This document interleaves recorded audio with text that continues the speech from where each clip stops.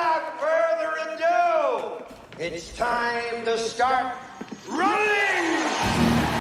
Hello, good morning. Welcome to the home of the Ghost Owl and happy 250th birthday, America. It's July the 4th, so happy birthday to all of you guys. Hope you're having a great weekend. Doge Lord already with us on Twitch. How you doing? Good to see you. Thanks for being with us. Yes, we're back. It's Saturday, as I promised, after having a few weeks off streaming due to family commitments, that we would be back streaming every single day, which is what we've done since we've been back. We're streaming every single day. We've been playing Dune. We played Planet Crafter yesterday. We've been playing some Mech Warrior. Today, back on Dune Awakening. So this is a follow-on from the stream that we did on Thursday, which is essentially I was going to play Conan Exiles, and I was going through a whole bunch of stuff, and I did really enjoy Dune when I played it before, and there were so many posts about all the things that have changed, and these are the patches and everything else, coupled with the fact it's going into a single player release with a change in server settings in the end of September. I was like, you know what, I want to play Dune. I want to see what's changed, what's different, and then that kind of also prepares me for when we do our single player playthrough, which will start in September. So we're on a public server. It is a complete fresh start. It was a fresh start to the point where we did the tutorial, and we're now out of the first zone into the second zone. We've built our second base, and we're now in that iron tier, working our way to steel and so on. So hopefully today I want to be at a point where we get ourselves at least our first buggy, because that's going to be obviously huge in terms of moving us forward. Maybe even further. We'll see how long we go and see how long we're able to stream. So, without further ado, where are we? So, we're on a Watchway Siege Tower. So, it's a normal public server. I was surprised. You know, I keep hearing about how low the player base is in the game. We picked a random server with a random siege. There's quite a few bases on it, big bases, which are still fully operational because their pentashields are still up. So, but yeah, we're going to play through. I don't know how far we'll get. We're going to play through as much as we can, just to see, like I say, what these differences are. So far, I haven't noticed any major differences in the feel of the game. Yeah, you've got things like base reconstruction tool. Obviously, there's no taxes. You know, those sort of things. But I was kind of expecting some of the janky combat to maybe feel a bit smoother. There's still quite a few bugs, how you're interfacing with the character, the controls and so on. So I kind of was expecting that to be changed. Maybe we're going to see that for the console and single player release. Anyway, this is where we are. So, right, have I done... Right, we haven't scanned the area, so we need to do a scan of this area. That's one of the first things we need to do. Oh, and we've got the Mithra thing that came up, so we need to go and do that as well. Yeah, so I want to go and do a scan of this place first. Right. It's always that thing when you come back into the game, like, what are you going to do next? We've got that. So I need a repair station. How do I get a repair station again? How do I need to research it. What's that? That's a repair station. What do I need to repair? I need iron ingots. Good. And repair station. And let's have that on our second floor. So I think I'm going to have... Where do I want to put it? Do you know what? I'm going to put it over here. I'm going to put it here.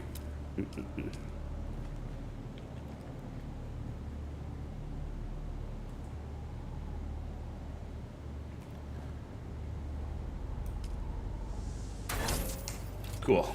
Right then. Blood extractor, yes. Power pack mark 1. Why can't I repair it? Okay, that lead to John. Why can't I repair that either? What is going on? Costs 1 copper ingot. And I have 54. Oh, the recipe's unknown. Ah. Okay. That's Power Pack Mark 2.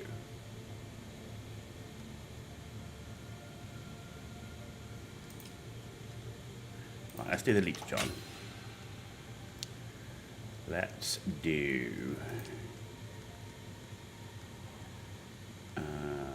let's do a shield. I don't have the particle capacitors, so let's not do that right now. Power Pack Mark 1. And the recycler.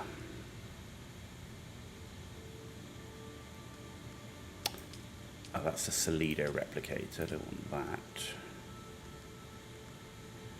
Oh, a leap suspense belt. Now we're still at the Emperor's Wings for now. And we're not blessed with a whole bunch of mats as we currently stand, so... Okay, obviously this is all going to be really important. We don't have what we need for any of that. Okay. Right. Let's repair what we've got. All those blood sacks are fine. All of that is fine. Okay, so that's all our gear is fine right now. Obviously, we're going to need to upgrade it massively, but we're going to do the Fall of the Mithra stuff fairly early. I do want to get... I need to see how much water I've got.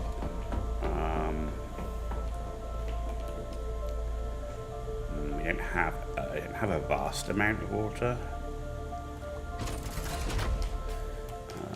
And then how are we doing for material?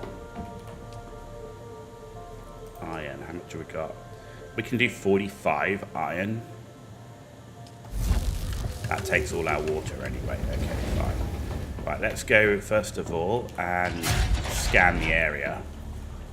Somewhere high enough.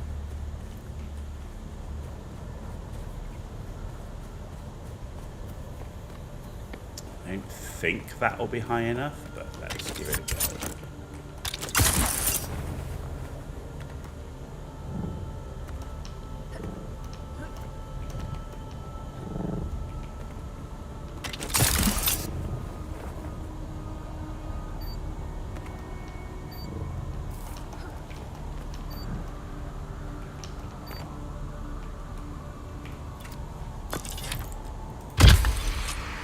Well, yeah, no, it is. That was one of the big bases I was talking about. This base is huge.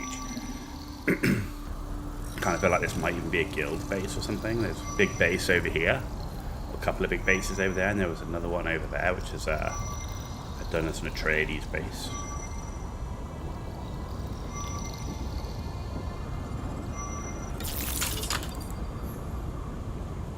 Okay, cool.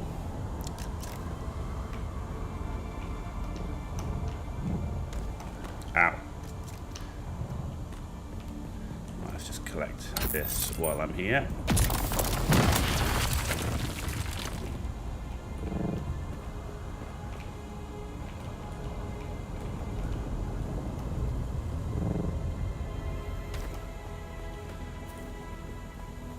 Where's the entrance? Down here.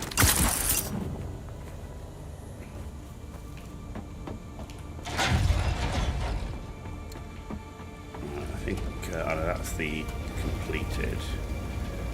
Just put that there. What do I need for a shield?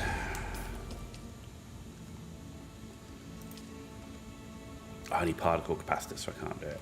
Okay, let's go and do this Fall of the Mithra thing.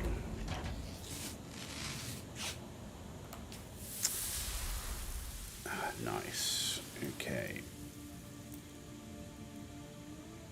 I need to pick up that package as well. Do you know what? I might go pick up the package and from there go to the Fall of the Mithra. Yeah. Yeah. Right, how much fuel have we got? That's the next question. And I've got none with me. Ugh. No, I definitely want to take some fuel with me, main. Definitely want some fuel. Let's take both of those. And let's make sure we've got nothing in our... Okay, good.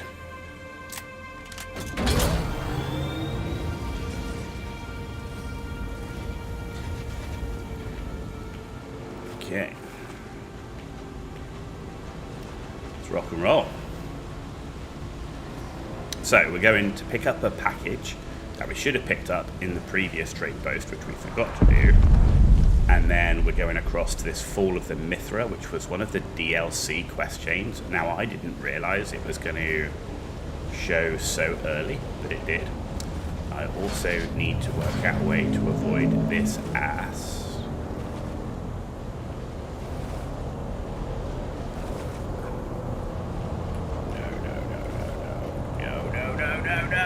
Oh, you son of a bitch. Man, it came far out onto the sand. You fucker literally came for me. I was skirting around it and that fucking bitch came for us.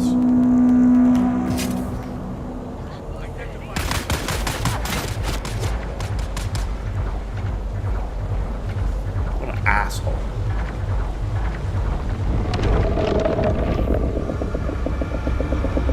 I was deliberately skirting around it as well. I was like, skirt around, skirt around, skirt around. Now, do you know what? I'm just going to follow you. Asshole. That's alright, we are away. Just about in one piece.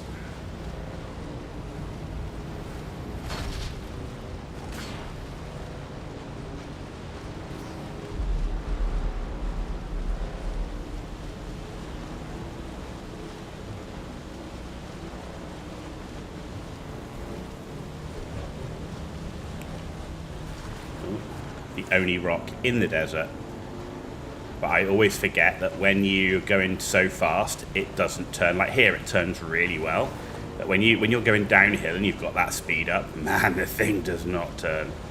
It does not like turning at that speed. Damn you. Okay.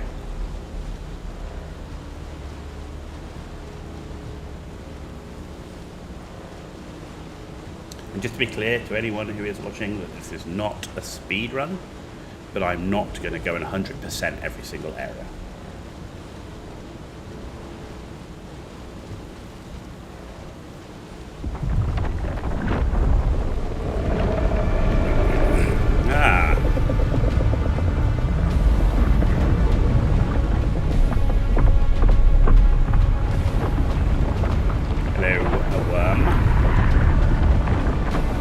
Bob the worm.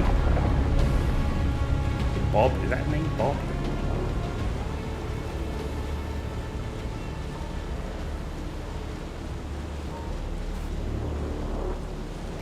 I guess it could be Bob the worm.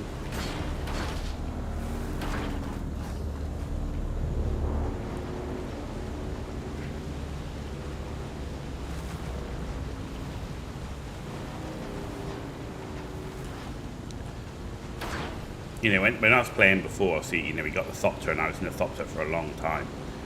And you do take the Thopter for granted, because I would love a Thopter right now. It would be amazing.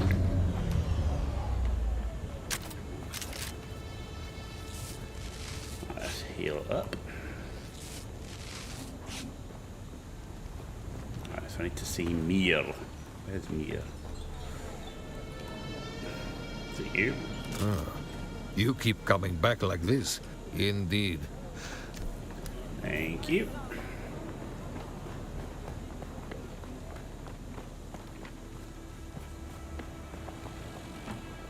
That was what I should have picked up last time.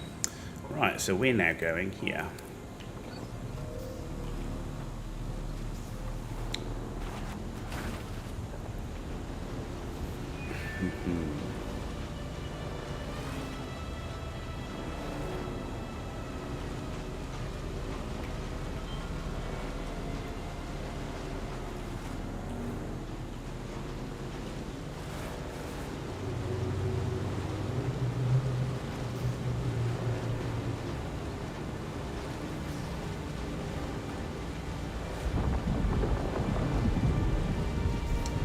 It's not that actually, it's not that far, but I need to find the best place to cross.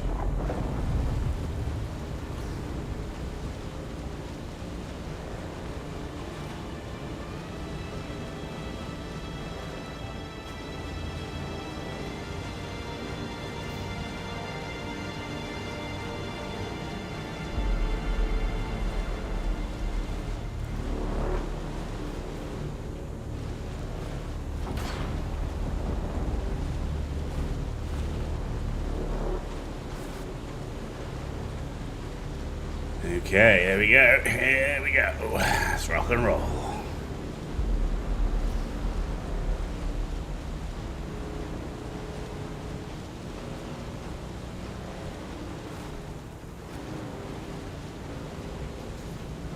$800 meters.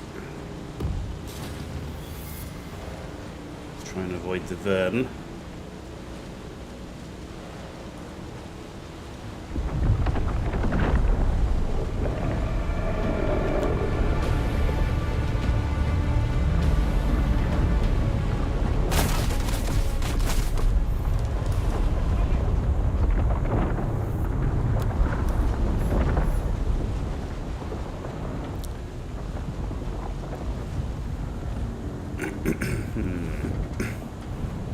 Where can we put you?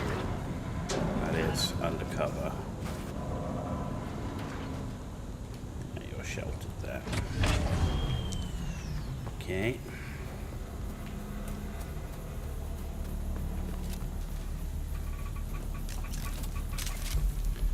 Ooh, some bandages. I will take that. Oh, actually, no, it's a medkit. Okay. No. Oh, you startled me, stranger. Guess I was lost in thought. Or some kind of delayed onset head trauma. Of course, both things could be true. I'm Nasher Hicks, quartermaster of the Mithra. Whatever's left of it, anyway. You can call me Hicks. Did the guild send you? Well, this goes against all known protocols, but protocols be damned. There are lives on the line. It's a shame he's not Corporal Hicks. I'll tell you what, stranger, we need all the help we can get. We're dying out here. The whole medbay side of the Harvester's sheared off.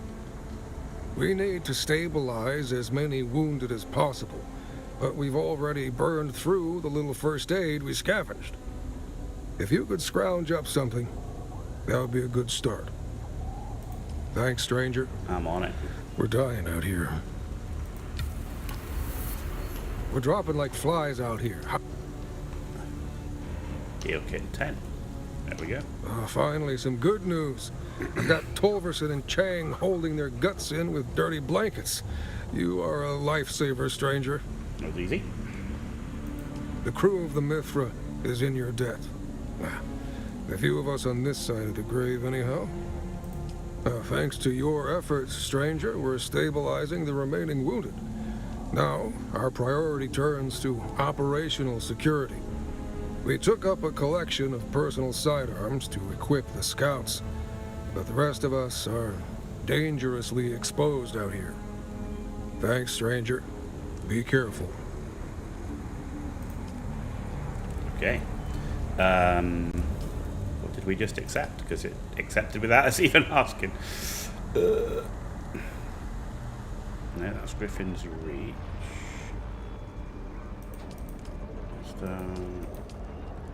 So I need 4 Mauler pistol and 500 darts. Okay.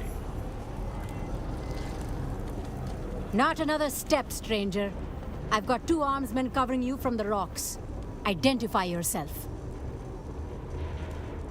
I'm the one asking the question, stranger. Who the hell are you? You do look like you can handle yourself, stranger. Very well. The crew of the Mithra thanks you for your assistance. No. It's one of those new CHOAM models with the Amaranthian diodes. Farther range than any other portable, but don't drop it or jostle it vigorously. Shooting it is also not recommended, as it turns out. Get us back on the air. If the Guild has an inbound recovery crew, they'll need a clear tactical picture to avoid suffering the same fate as the Mithra. You shot your radio. I think I can assemble a shortwave transmitter using a dead comms box and a few special parts from the Mithra's stores. If you can find them. That's the problem. The Mithra came down hard. Parts scattered across the sector. Now we're getting reports of Kirab bands creeping around the perimeter. Our scouts have seen them out there stripping the wreckage. But we aren't Sardaukar. If the Kirab have our parts, we can't just take them back. Thank the Emperor for your coming, stranger. I need a blue lattice Kyanite crystal, a Torsen sound shifter, and a twin polarity microfrag. My scouts report that the Kirab have made camps in the surrounding rocks. Seek and destroy, stranger. Now that I can do. Seek and destroy.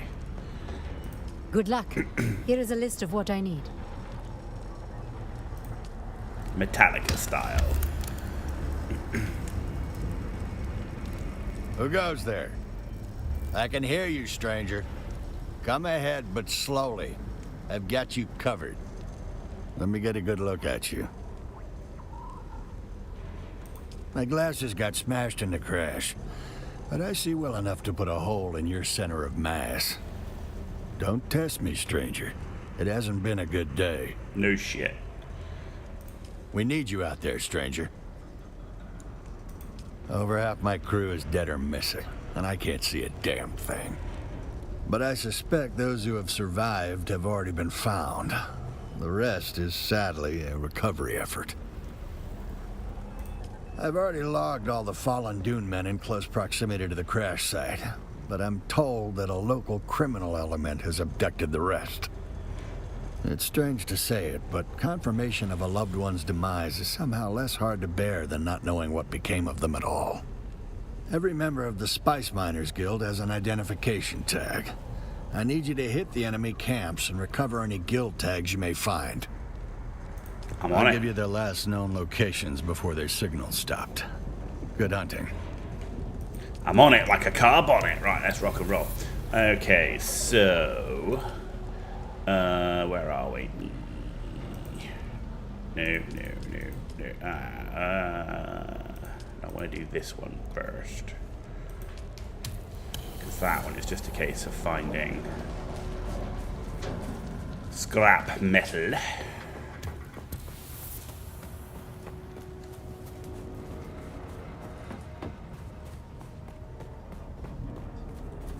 Says, thinking that there's literally scrap metal all over this place. But can we find one that we can actually loot?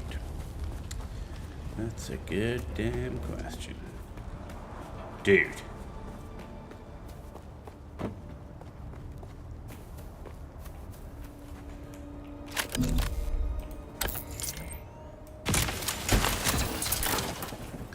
We'll need at least one more, I suspect. Fuel cell.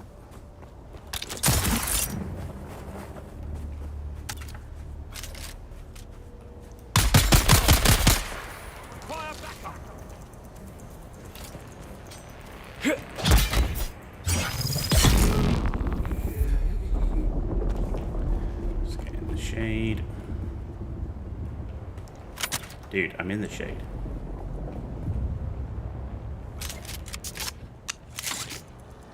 Ooh, a crashed Thopter. Now that is going to have some wreckage.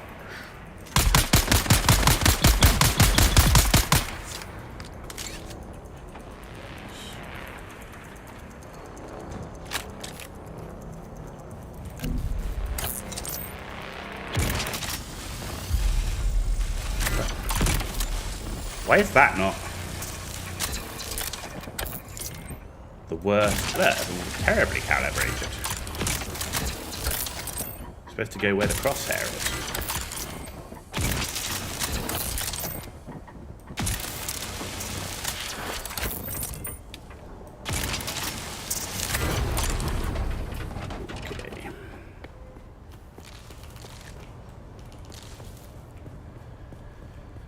Okay, right.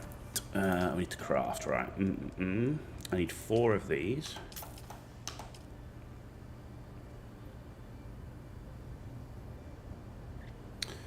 And then light darts, we need 500. I don't know, let's just do 10, which is 300. In fact, let's just do them all then. Okay, so while that's doing its thing, right, we're getting those. So let's go and do this one.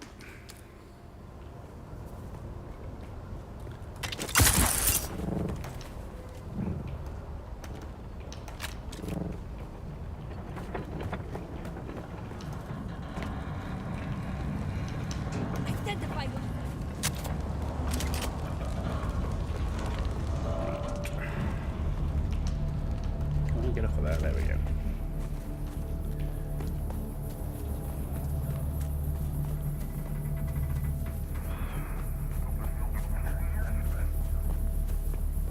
It's up here. Oh no, it's down, it says. Down here somewhere. Aha. Who goes? Someone's got them.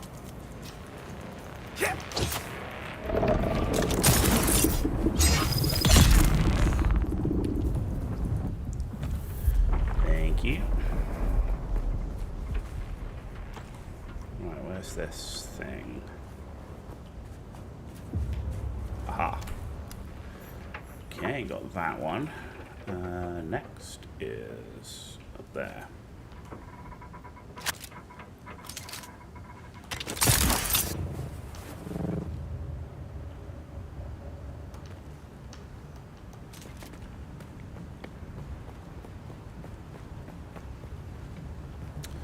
There it is. There's someone here. The hell was that noise?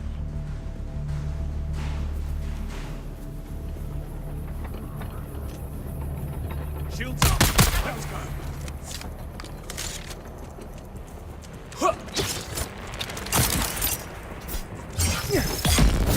Oh, come on.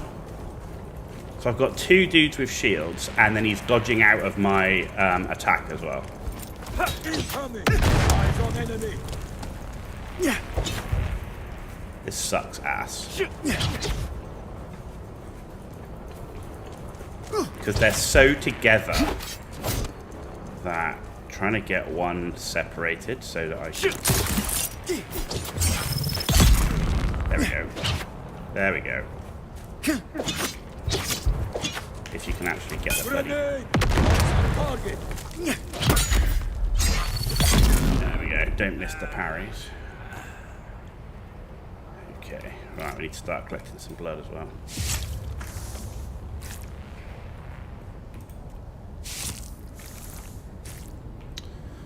Whew, that was a bit of pain.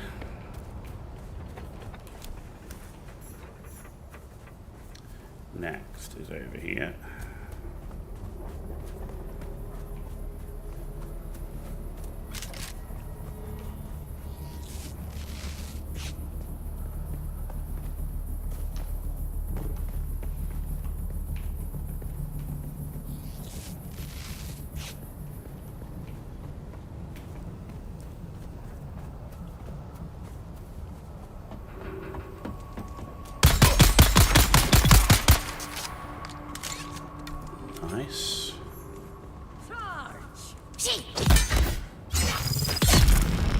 gotcha.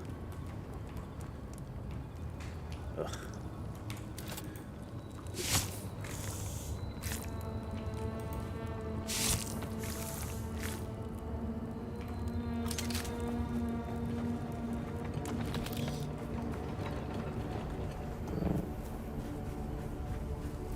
Ah, this was the other Thopter, wasn't it, that I actually dismantled for the thing. Aha. Okay, and there's one more. Is that it? Or are we done? No, we're done, right? Yeah. So the next thing I need to go and do is this one.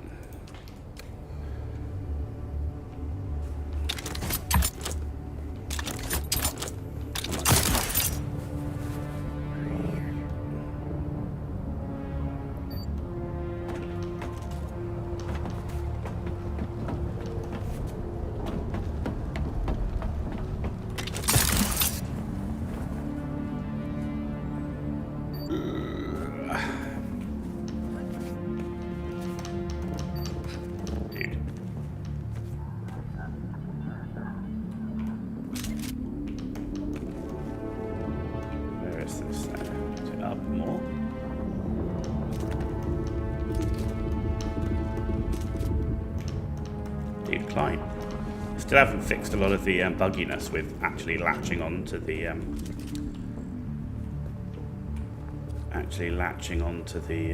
things.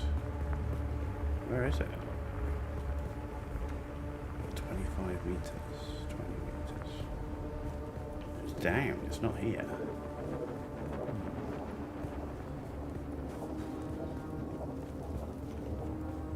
It's in the rock somewhere. Ah, it's down here.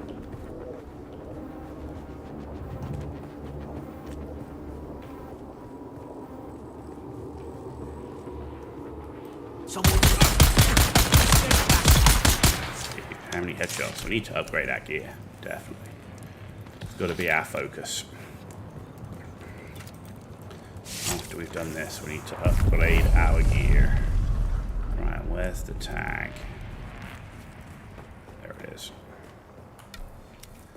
Next is over this way. Yeah. I forgot how gear sensitive the areas are. It's not that you can't do it, but it just makes everything take that much longer, right? There is quite a gear differential. A lot like Windrose, actually. Windrose is very gear heavy, right? We just did our massive base tour on Windrose. Enemy sighted!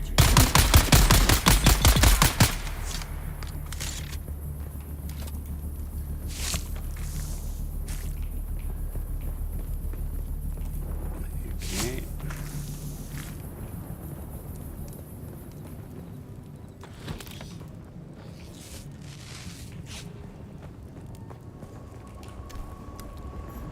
Next. Is that the last one, or is that... No, is there one more?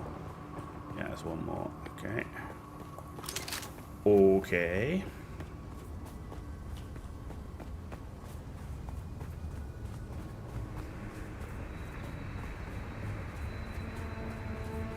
Question is, where is it? Where is it? That's not that far away.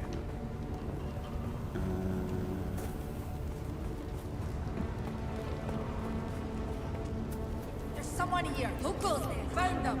I require assistance. Oh, fuckers! I hate it when they dodge out of the stuff.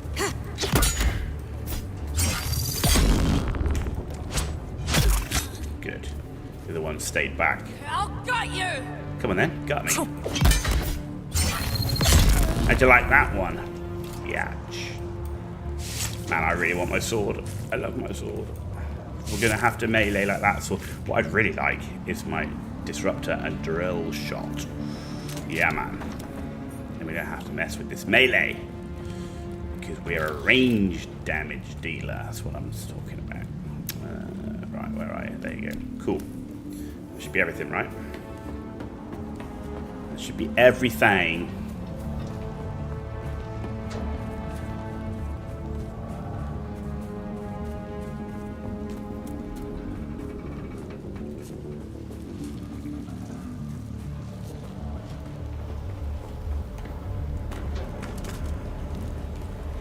The armsmen have established something. There we go. Damn fine work, stranger. Now we have a fighting chance. As an accomplished and meticulous weaponsmith, I never thought I'd be so happy to receive a pile of beat-up Mola pistols, but here we are. They're certainly beat up. They're made out of scrap. There is, if you're looking to knock some heads. The Kirab have found their way into the Harvester interior. I'm afraid they may use the access doors to come at us from all sides. Get in there and make sure that doesn't happen. Good. Okay. Be sure to give the bastards my regards. Give the bastards. Get those bastards. You're back? I am. Did you recover the parts I require? I did. Let me see. Very good, stranger. These will do well. No, we've only succeeded at generating a shortwave signal that doesn't even clear these rocks. We need to boost the signal if we want to contact the recovery crew. We deployed a relay beacon at a high point in the rocks, but it's not responding, and neither is the tech crew I sent up there to check on it. If you can fight your way up there and repair the beacon, I can boost our comm signal to reach most of the sector. Okay. I'm on it Best like of a luck, carb on it. stranger. Although something about you tells me you don't need it. I don't. Your intuition is indeed correct. Glad you're back, stranger. Well, that's the 10 million Solari question, stranger. Our mission tasking says we're supposed to be in the minor erg. But Hang on, the did we rocks not are all finish wrong. this? Hang on, hang on. Captain No, Malik, hang on. what we... Did we miss? Oh, we didn't get the fourth tag. Damn you. Damn you. I thought we got them all. Okay. Where's the fourth one? The fourth one's over here. Let's go do that quickly. Oh, I thought we got it. I did.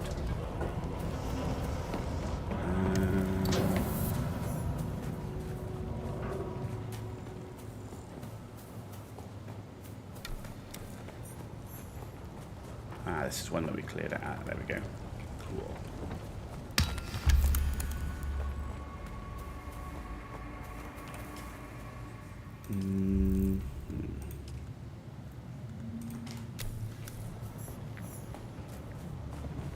Might as well do this one now that we're out and about.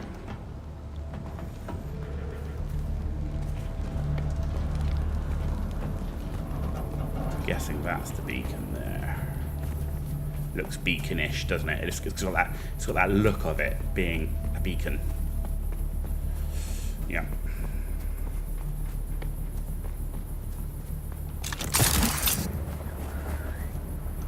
Bosh. Are you a beacon? Yes. Who's that?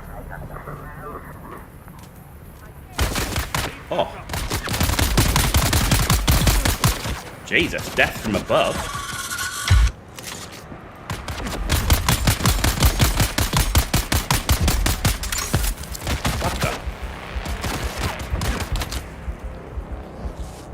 Jesus. That's what you call ambushed. It's been a grenade. Grenade? Shit. Oh, you bitch. That area of that grenade. It was all the way over there and it damaged me from here. Dude. Wish my grenades had that kind. Another one?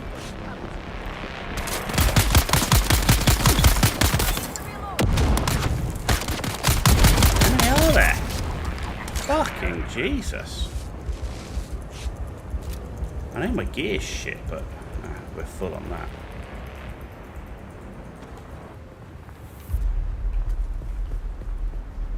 First of all, we got ambushed by the dude that jumped on us from above. We got grenaded from about 1,000 miles away.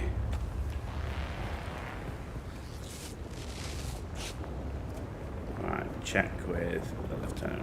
Okay, so back down then.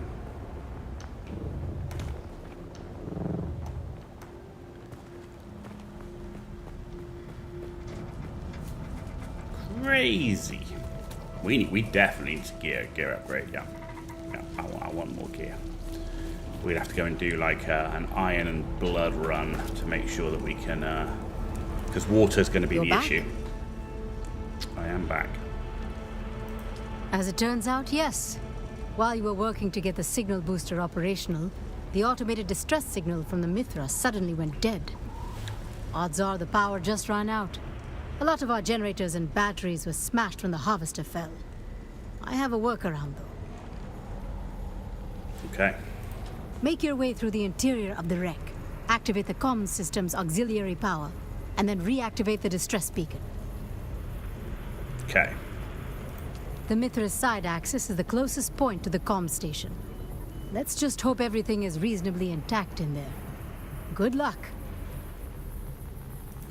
Okay. Glad you're back, stranger. Okay, what now? I swear to God.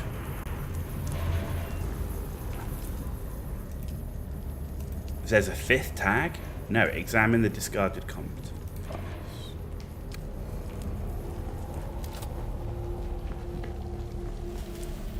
Fucking Jesus.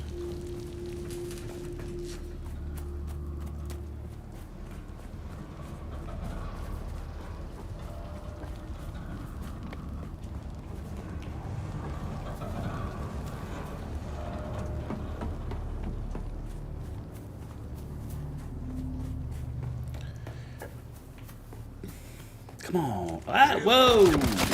Okay, you have respawned. That's lovely.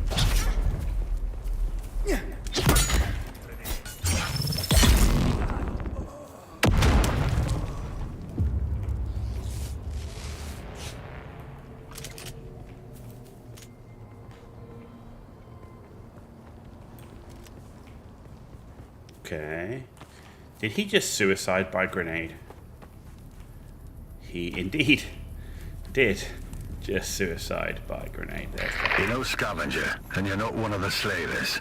That's all I need to know for now. This is Keith Villari, safety I see warden, someone. Spice Miners Guild.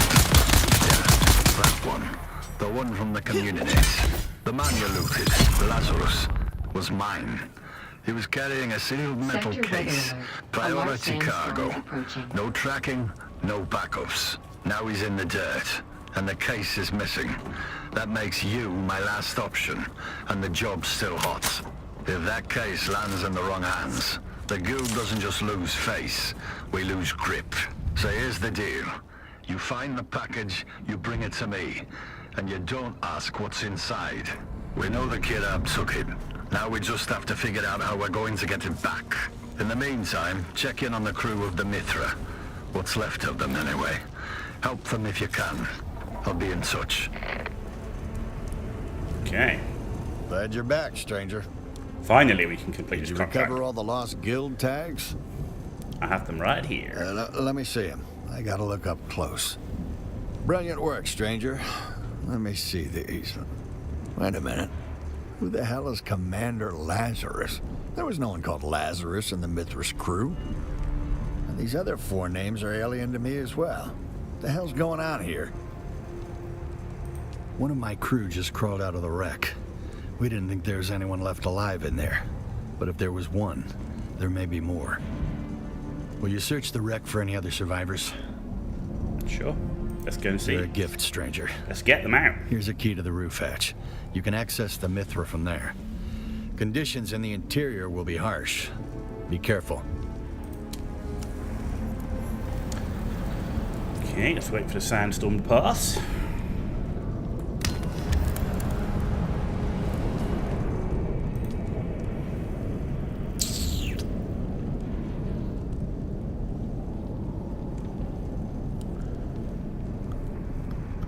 Yes, there's nothing else I really want there.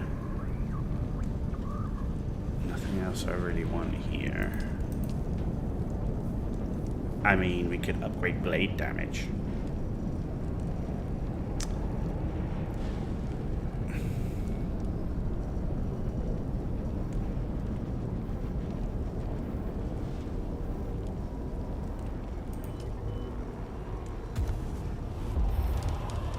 Could do retaliate, but I don't have the next skill.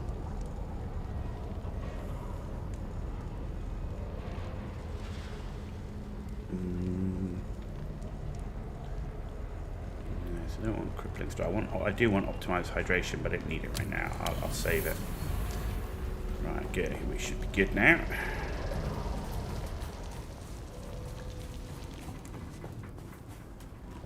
Where's the roof hatch?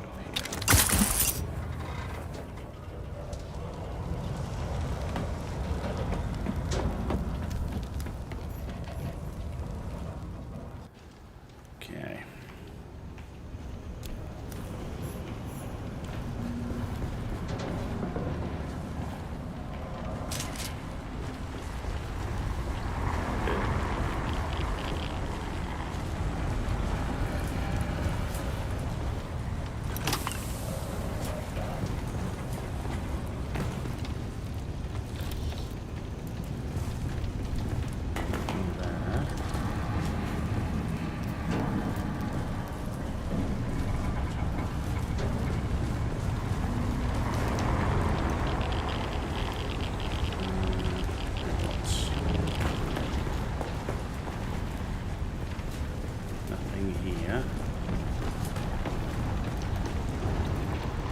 Okay. What are you doing?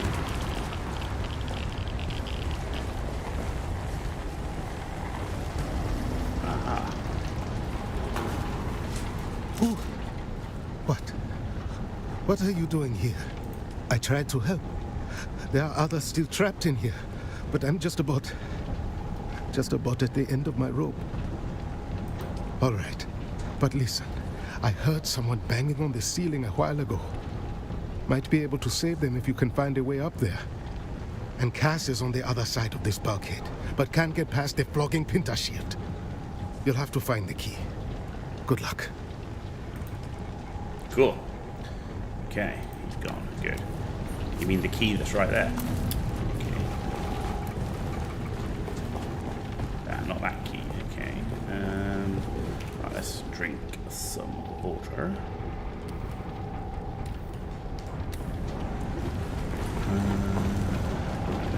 Where was it? Ah, it's here.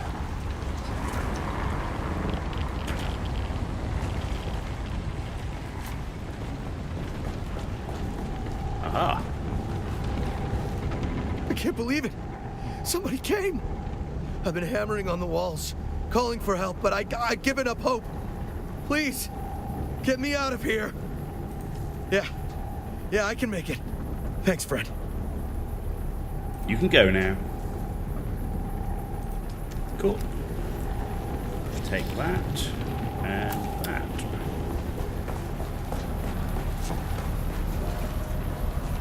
That should be the one that gets me through here right now.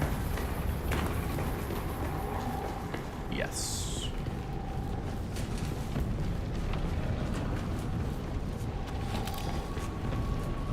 I don't know who you are, but if you have the Pentashield key, you're my new best friend. Damn thing sealed me in when the ship came down. You don't have to tell me twice. Get going then. Dude. Okay. Are we done? Yeah, we're done. Let's get out of here. Cool. That was easier than I was expecting. Yep.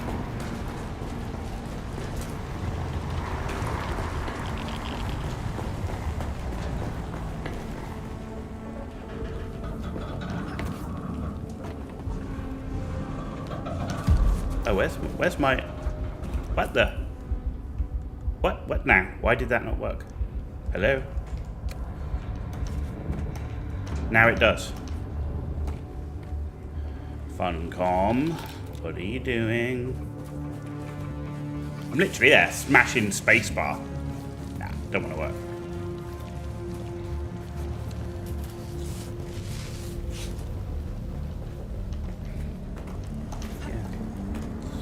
Weirdness right here. Glad you're back, stranger. Anything else I You can check in with Quartermaster Hicks or Lieutenant Drang.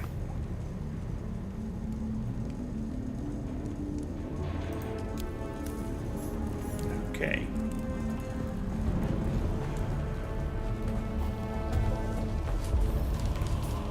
So let's track.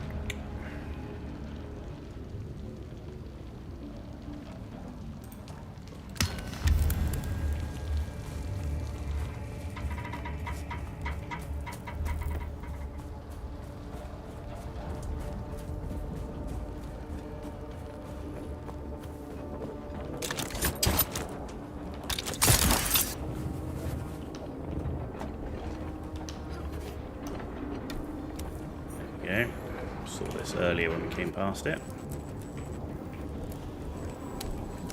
Why can't I equip my weapons?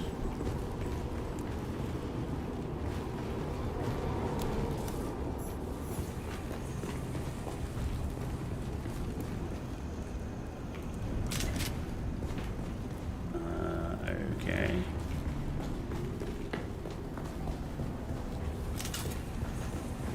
How do I get in? Ah.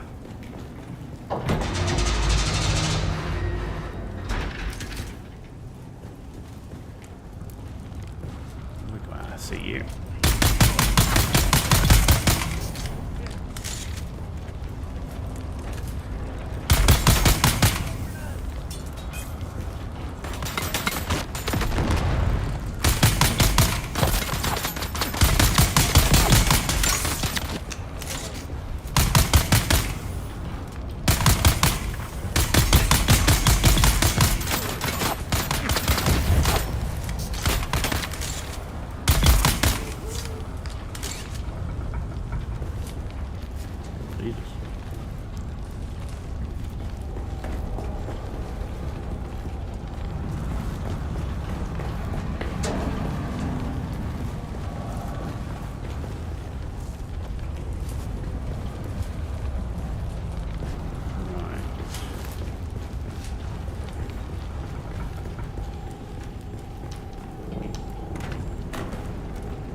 Aha.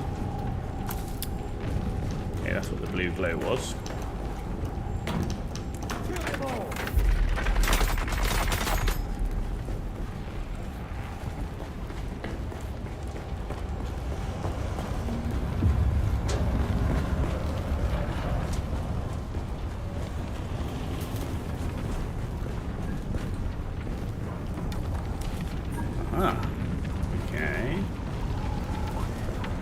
What I'm going to do is I'm going to change the other one because we'll kill people as we go through, but actually finding this stuff is going to be more important.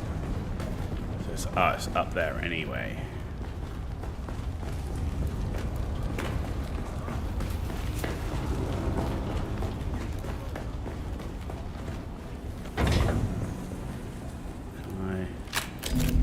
No.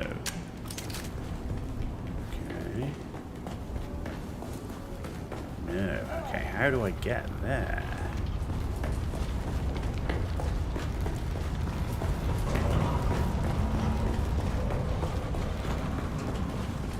Aha.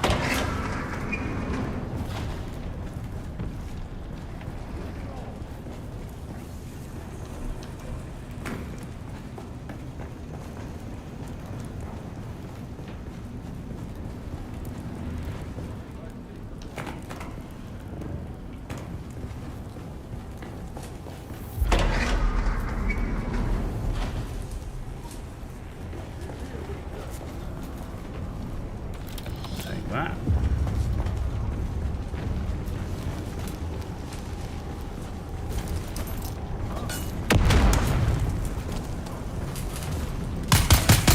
I can't shoot through it, he's just going to sit there, isn't he? I can stun him through it. No, I can't.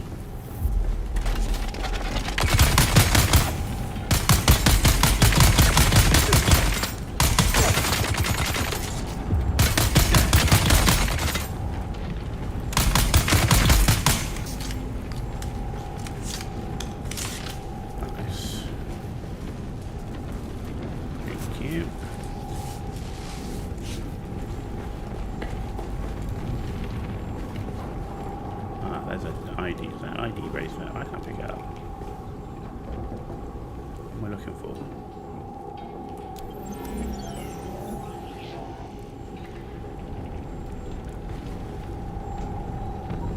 Okay.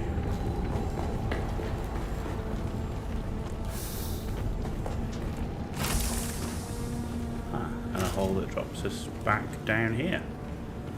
Cool.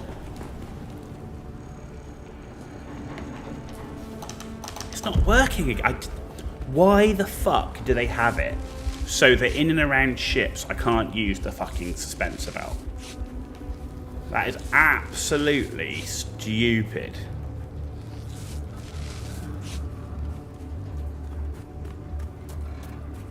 And I'm going to turn off your ability to use your suspense belt. For no reason.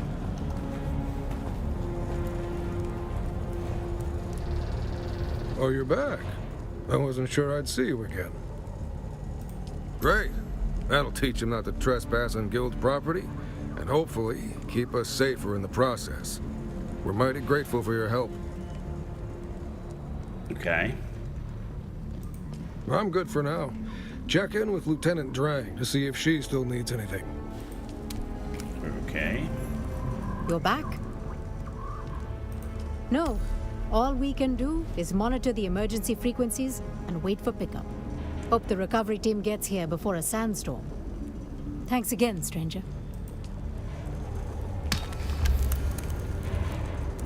Glad you're back, stranger. You've done enough, stranger. I owe you a night at the bar if you ever get to Windsack. The crew of the Mithra is in your debt. Don't worry about us. The recovery team will be here any time now.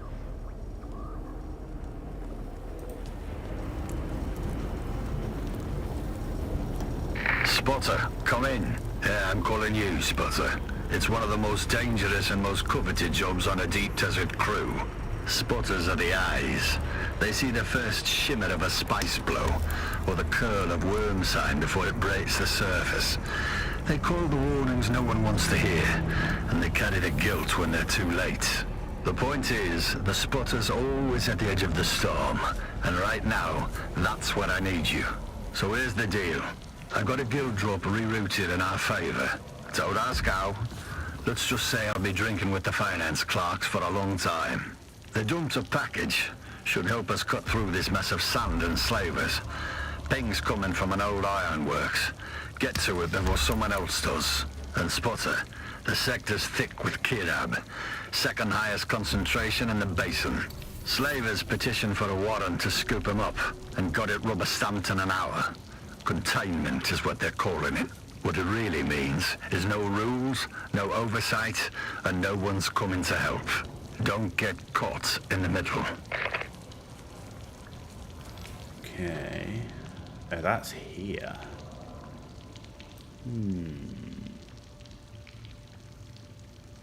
Okay. I think I'm going to head back to base, and my focus is going to be on upgrading my gear. Yeah.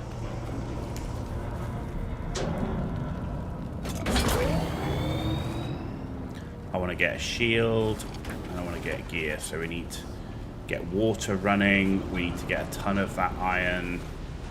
I mean, then the other question is do we try and go straight to steel?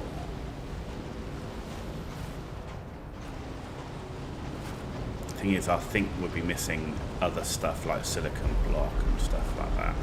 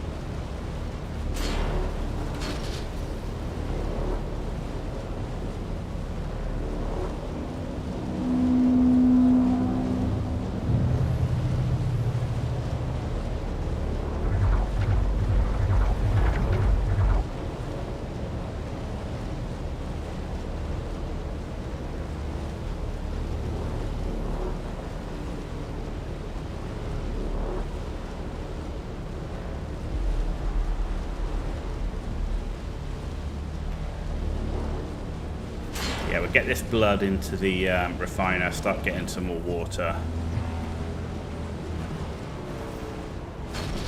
What the shit? Evil Knievel.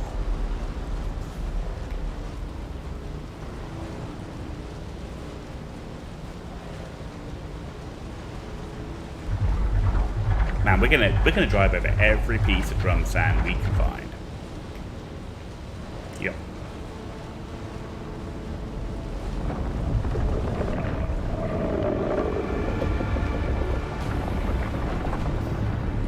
actually I could also do with mats from this ship, so I might stop here, pick up some mats.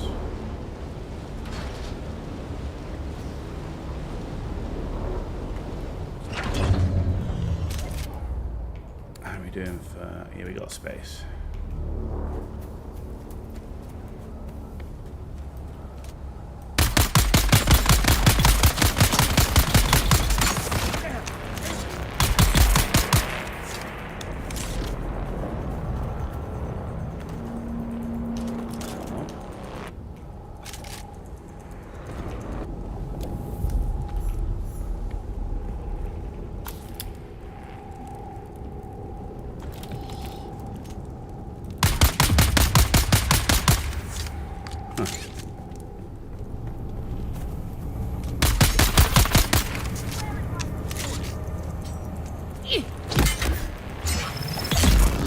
Yeah, man.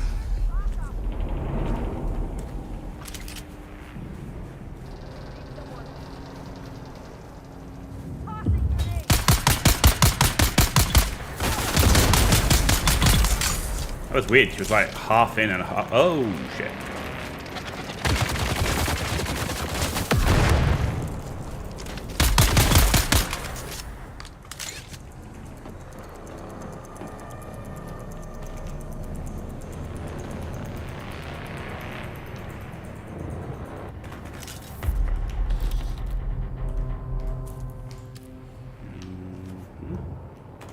Not there. Ow.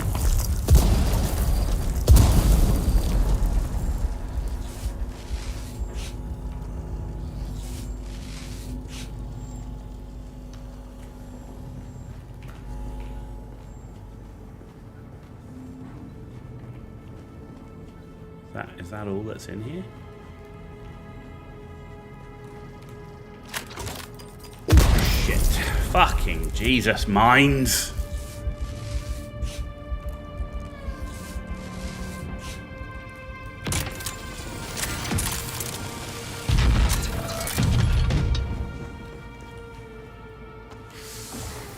Oh, and poison. Just add that in, shall we? Oh, fuck off. Literally, I'm like getting pissed off with this fucking mines, poison, mines, poison, mines. What the fuck? That's really not that interesting, is it?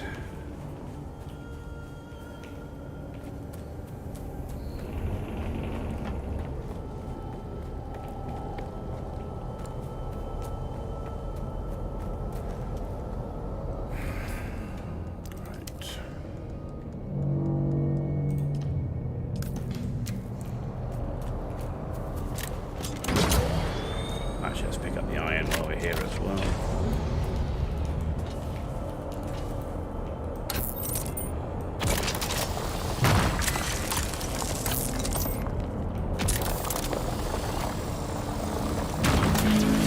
Oh, of course. Oh, of fucking course.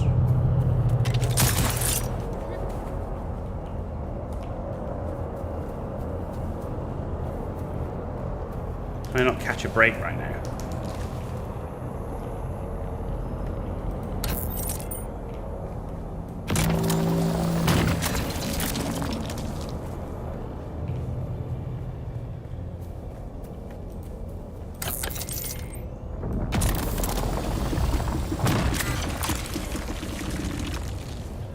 Okay. Good, we made it. Get out of here.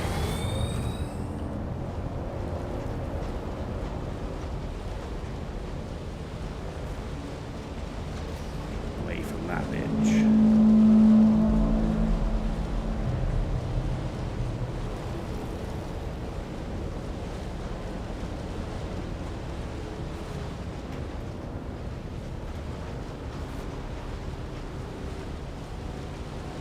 Suddenly the bike goes to a stop.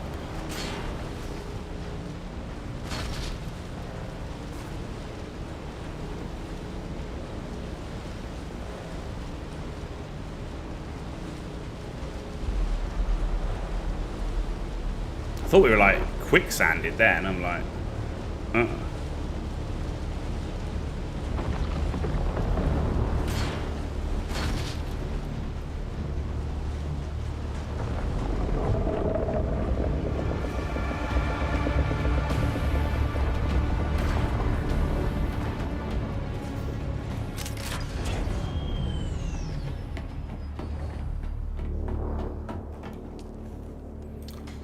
Deposit the blood. Deposit the blood.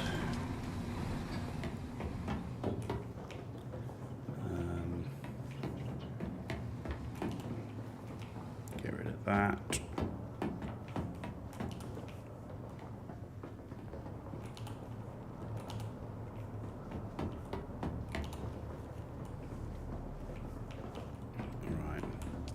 Yeah, see, I don't have the water right now to even make silicon blocks. Ugh.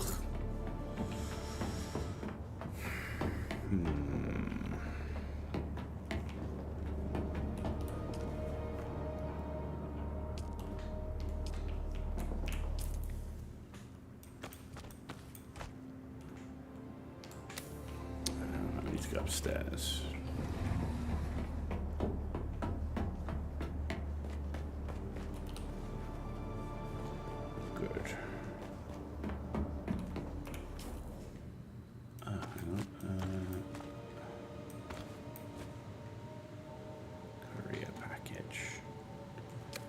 Standard mauler.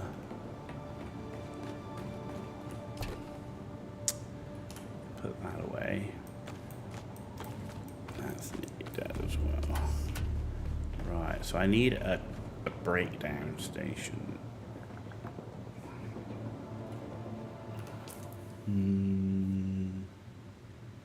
If I unlock that, I have. Doesn't look like I've built one.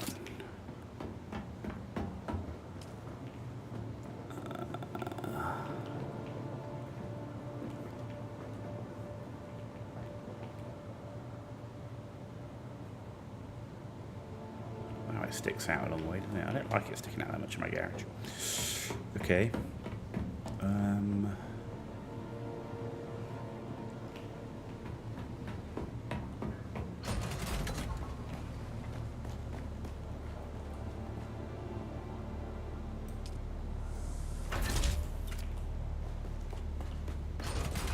Right, I've got a bunch of other stuff I can trash, right? But it should be in here.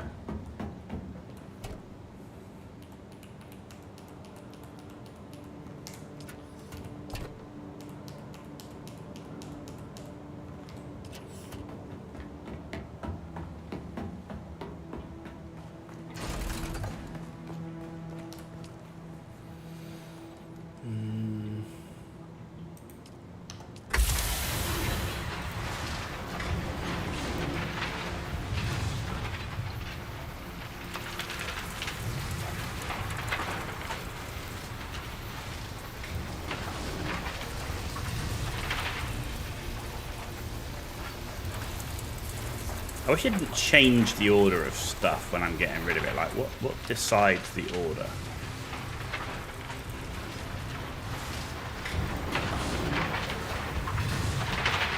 Either that, or it'd be good to be able to mark stuff as junk in your bags so that I can just go recycle in one go.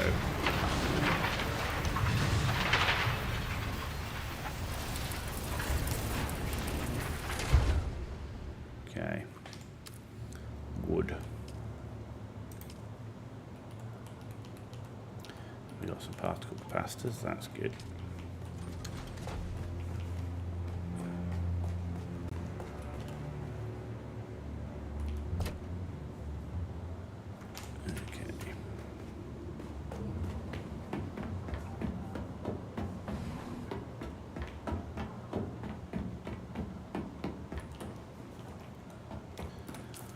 Right, let's have a look here then.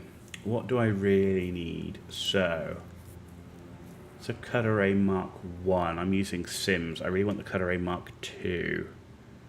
Right, because that one does carbon and erythrite. So I need to unlock that. I want a Power Pack Mark 2, definitely. Base reconstruction, chest. I can leave that for now.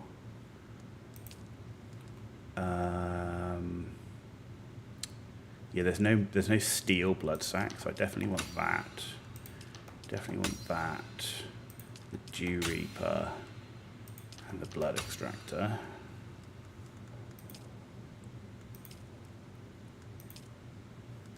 And Planar.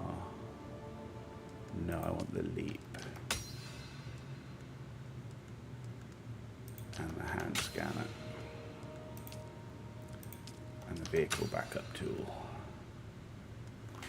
Right.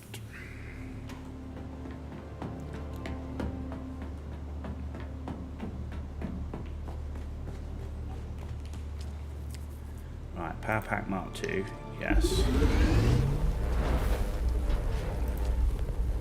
Blood Extractor Mark II, yes. Medium blood sac. 2 off at least. Array Mark II, yes. Resource scanner, yes. Vehicle backup tool needs particle capacitor. So does the leap suspense ban. It needs iron ingots.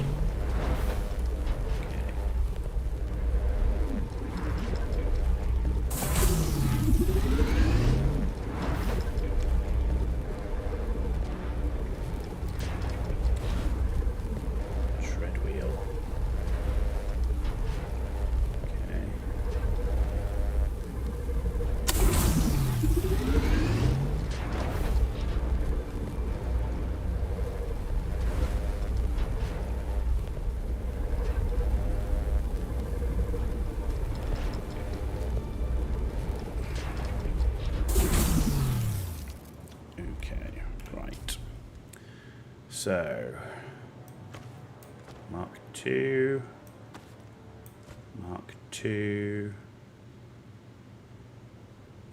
Mark II.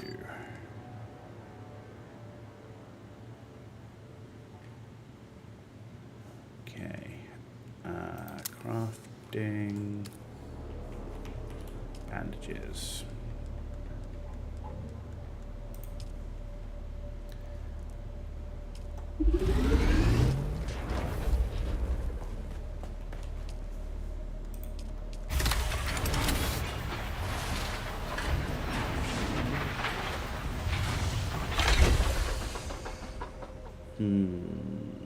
I might keep that as an emergency. We've got a particle capacitor, only one though.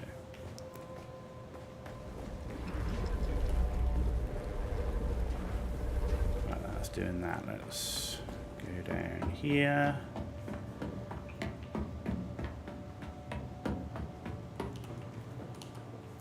Right, water's going to be the thing that's going to... Because I can mine to death, but it's the water, right? So what do I need to build the... Right, I need complex machinery and silicon block, and I need a crap ton of iron ingots. Okay. I can't fill that other container, actually. Takes everything. Okay. Yes.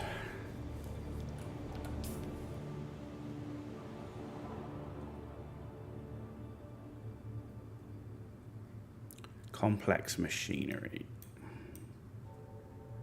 is in these places. So let's go and do this. Yeah, let's do this. These intel areas, and then this complex machinery piece. The other thing is I should have quite a bit of Solari, right? Because, yeah, I have a lot of Solari. Do you know what? Maybe we should go buy some gear as well. Because there's no taxes to pay now, right? Yeah. I've got to go over here to do a quest anyway. Maybe that's a route to getting a shield. I don't know what they sell in this area.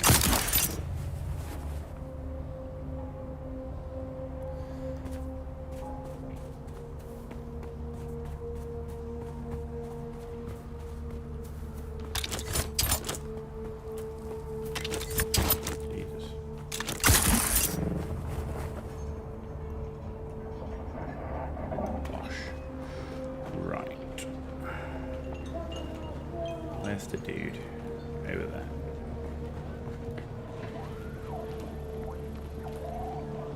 Still alive? Not too bad. We had a bet going.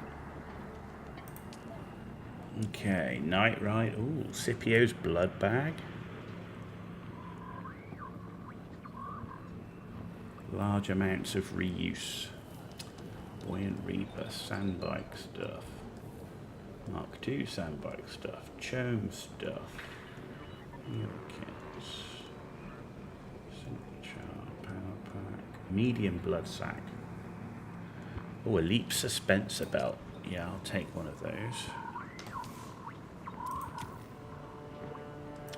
Dew Reaper. Shield.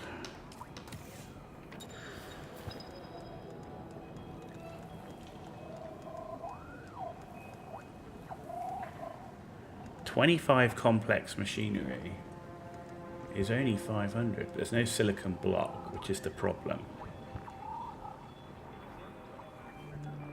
But I'm going to buy 50 particle capacitors, 50 servox, and let's buy 50 complex machinery.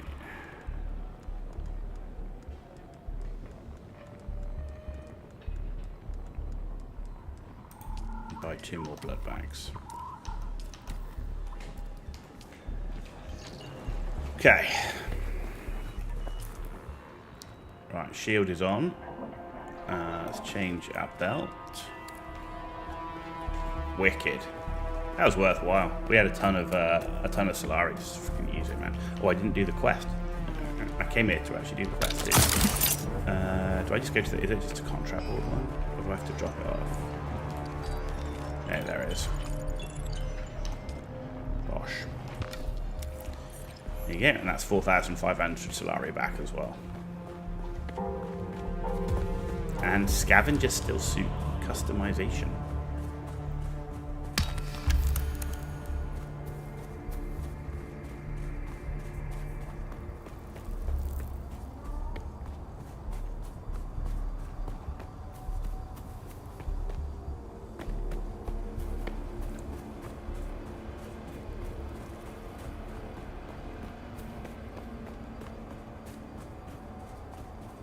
Okay. I need to find the Mentat trainer. Where's the Mentat trainer? I forgot.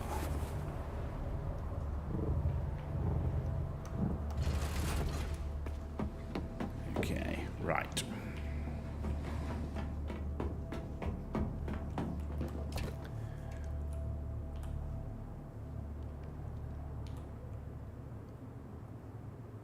Oh, he had 25. It's not 25 for that.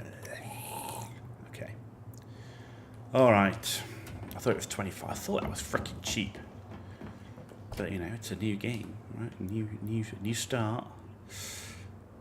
Yes, wasn't as cheap as I'd have hoped. Right, what else actually? No, that's full.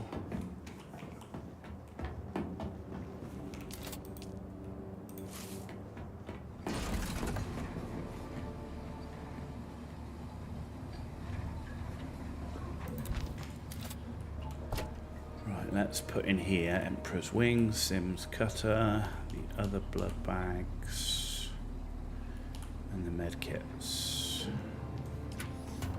Where is some wire? Good. Okay, and then I just need to put the flower sand in here. Right. Okay, so we're coming down to do this.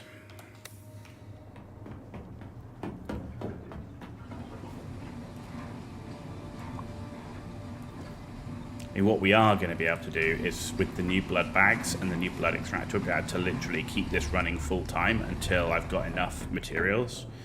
How much do I actually need? I need 40 complex machinery and 32 silicon block and the iron ingots. Okay. Oh, I didn't pick up my bandages. Pick up the bandages. There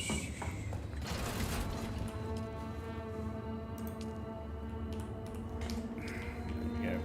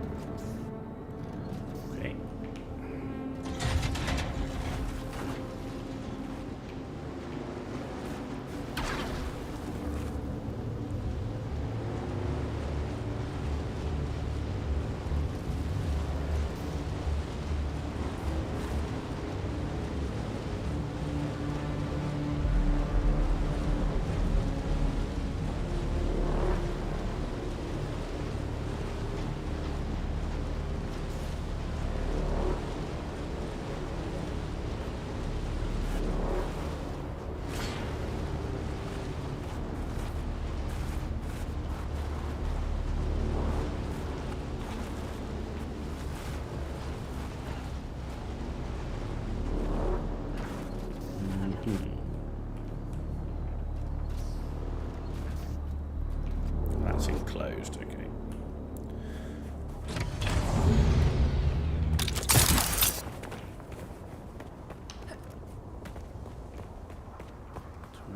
Down. It's over here.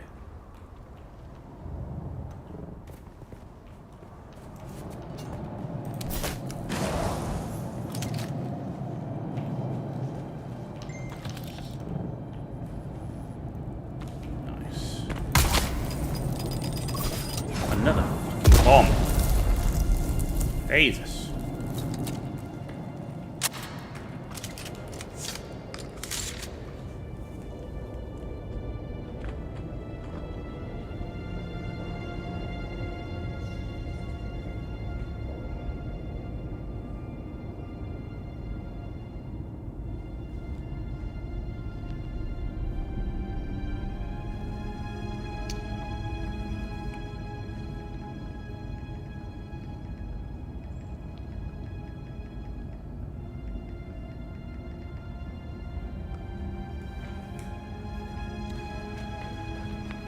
Okay.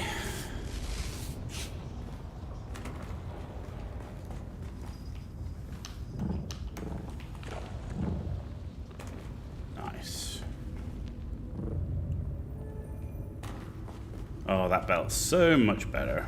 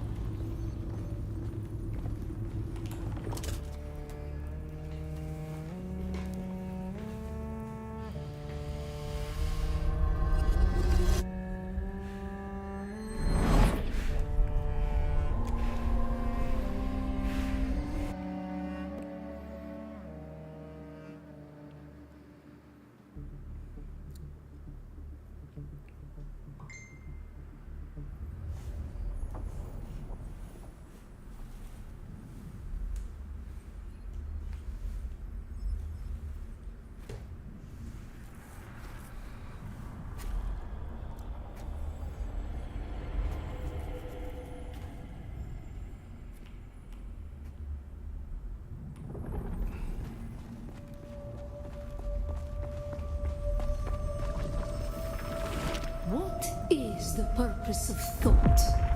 Ibn Kirdaima. Speed is a device of Shaitan. Our God gave us the gift of thought, and the words of the Kitab al-Ibar. Knowledge without action is empty. Bila kaifa. Bila kaifa.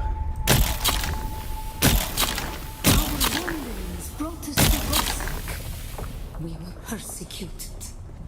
Our families burned in the fires of their ignorance. We learned the cost of inaction. Never to forgive, never to forget.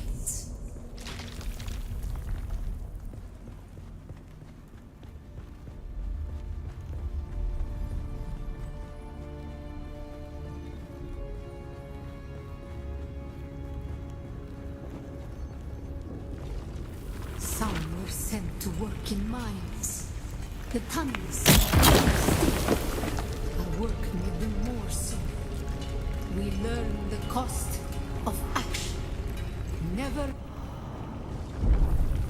It was on Rosak that the Sayadina created the poison drug. Words became meaningless. Through thought and action combined, we learned to create.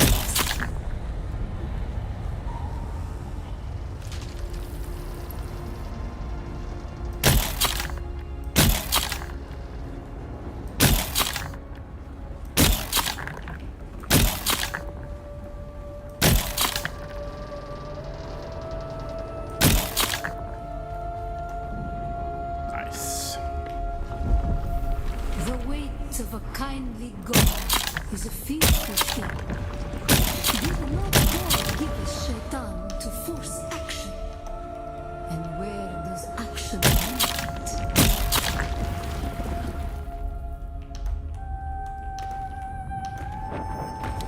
Damn platform games, I'm not a platform player. Man, Can I find all the obby stuff? Not my thing. Though this isn't the most challenging obby that you'll ever do. My daughter loves them. Thought and action lead to creation. What is the purpose of thought? To honor the creator. What is the purpose of thought? To honor the creator. To honor the creator. Remember Rosak. Bila Kaifa. Remember Rosak.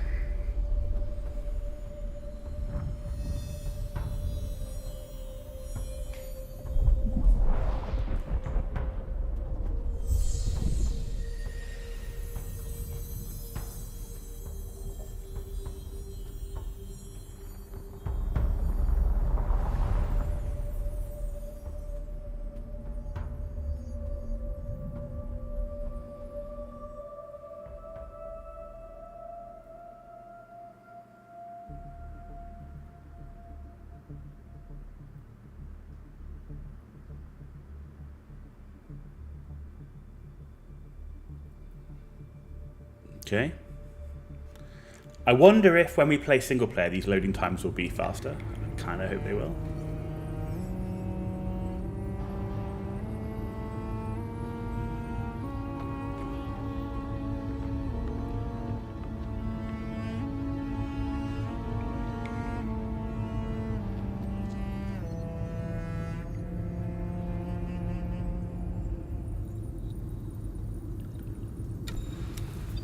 Good.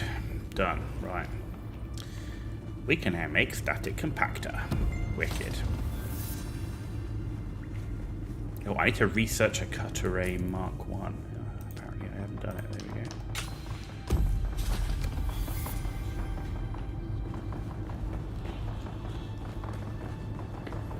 Research the Holtzman Shield Mark II. Activate it.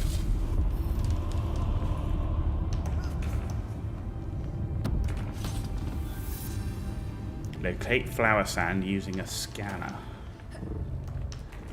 And then refine silicon blocks. Oh.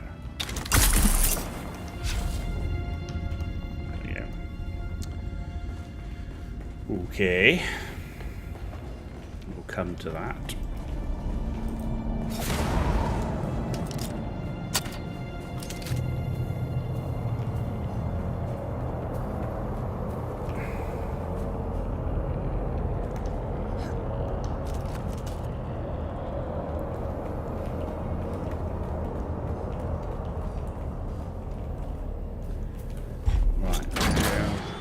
Go to here to do the intel. Actually, I have a Dew Reaper now, and we can. Did we fill it? Oh, we did. We filled it already. Damn. Okay. Right, we can fill our container. No, already full. Already full. Right, where's the route up to this place? Is it there?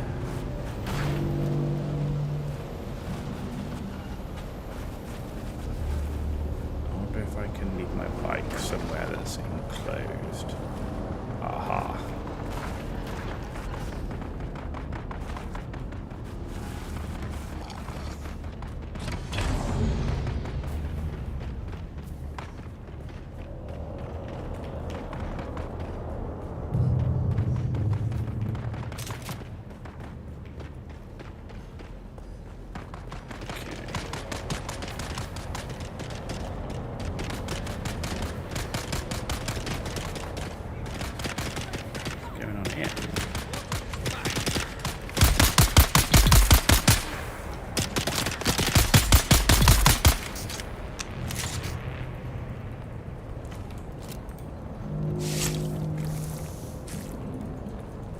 Start loading up on blood.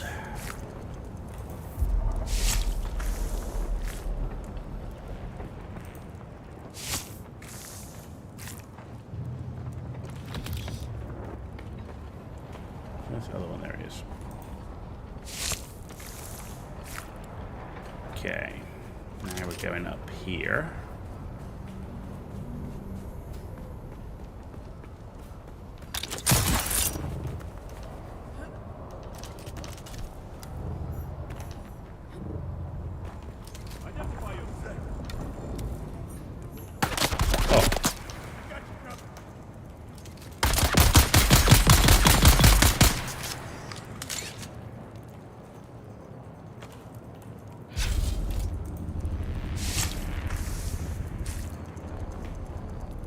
remember to turn a shield on now. I haven't had a shield yet in the game. Now I've got one. I've got to remember to turn it on.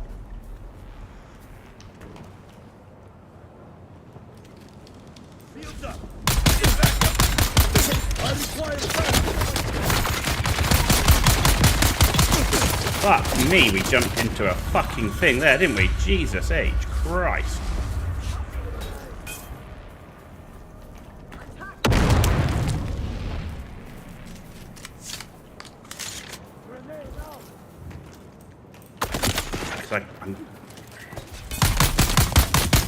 Oh, yeah, because of course it doesn't actually go where you aim.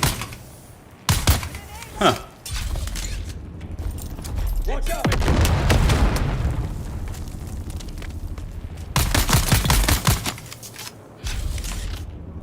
They're coming. Oh, fucking hell.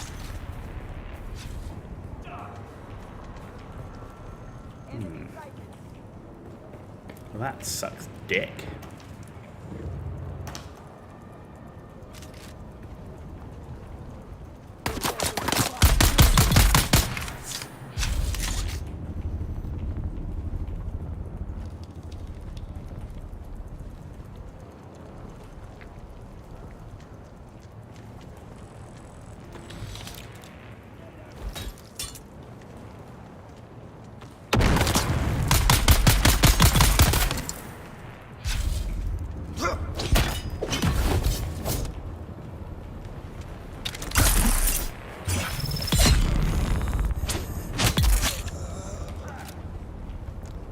Okay. Where is he?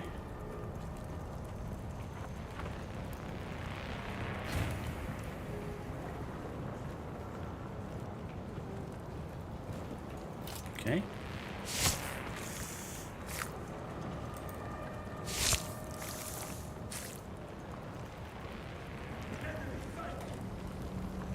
Where are you?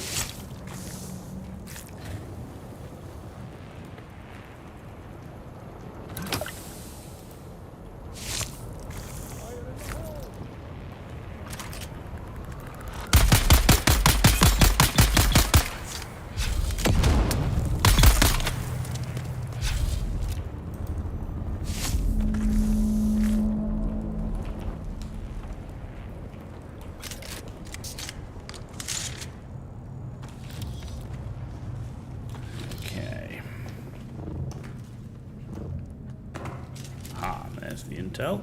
Thank you.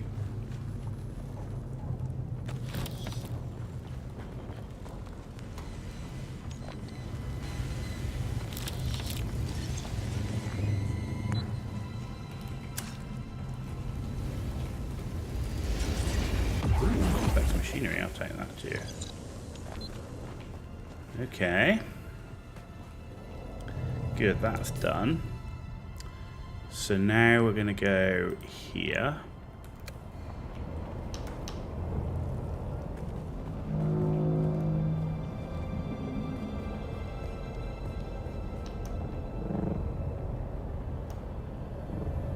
We're kind of going to leave our bike where it is because it was in a sheltered area. It was in fully enclosed area, so I'm pretty sure it'll be safe if we get sandstormed. Let's take some of that.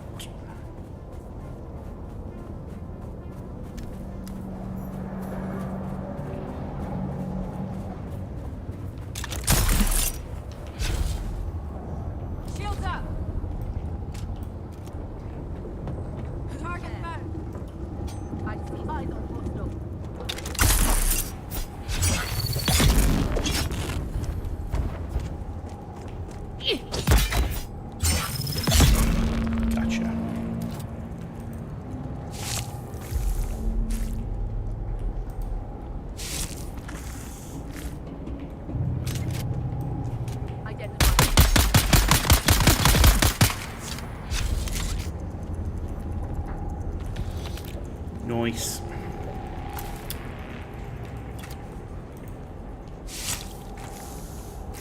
And we're collecting that blood.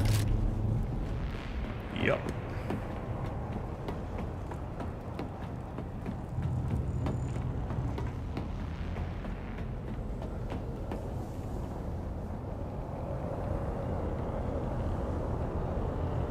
not a gain.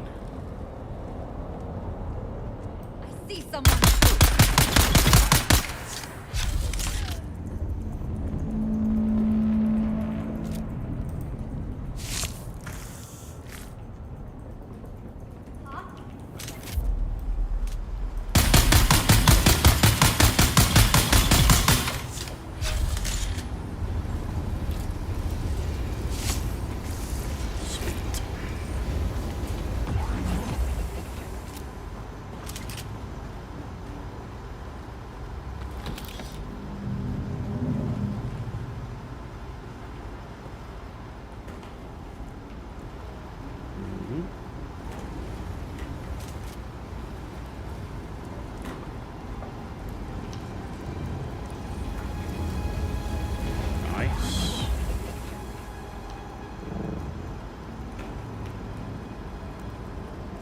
Taking our backpack full.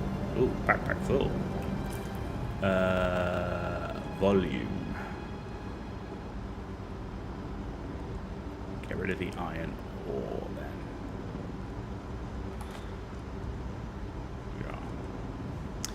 Yeah. And craft bandages. Because that saves space as well. So I'm not going to take the fuel cells. Is there any more?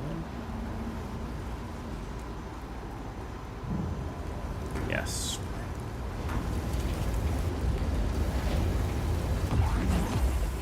Sector weather alert. A large sandstorm is approaching. Of course there is. Okay, we've got 43. That's not a huge amount, really.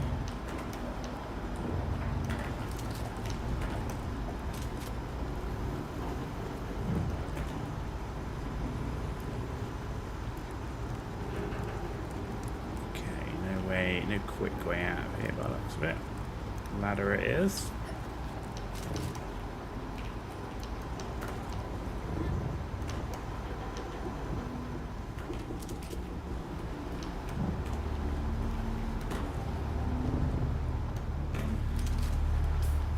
Okay. Do you know what? I might just head back to base. It's so close and our bags are pretty full. No point going to get more complex machinery when your bags are already full. Yeah. Sector weather alert. A large sandstorm is approaching. Oh, I'll just hide in here then for now. Sheltered. Closed. No, that was not what I wanted to do. C is crouch. C is not ability. Ah.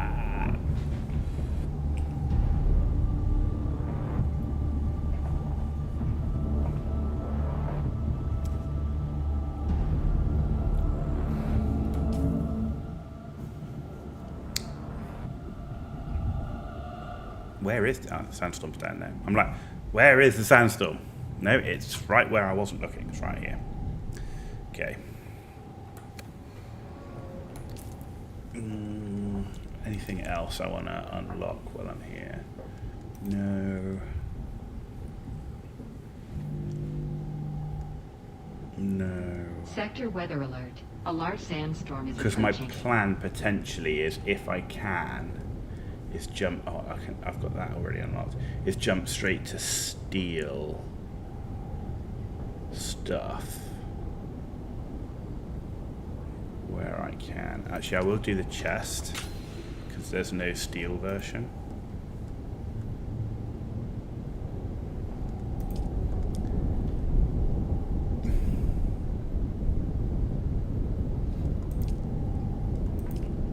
How much do I have to spend? I need to spend 11 more to get into the next tier. So let's do the heal kit.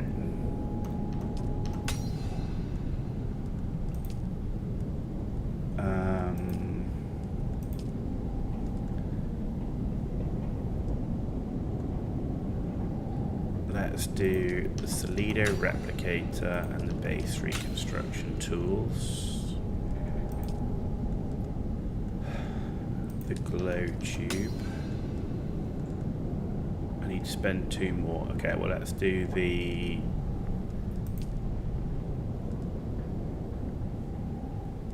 Is there a sandbike scanner? No, let's do the Mark II sandbike scanner then. There's a booster Mark III, and there's no buggy store. There's no sandbike inventory Mark II, but I've already got Mark. Next, I can't repair it if I don't have it, right? So there, good. Right, so let's head back for now. The sandstorm's gone, and then we'll sort out what we're going to unlock next.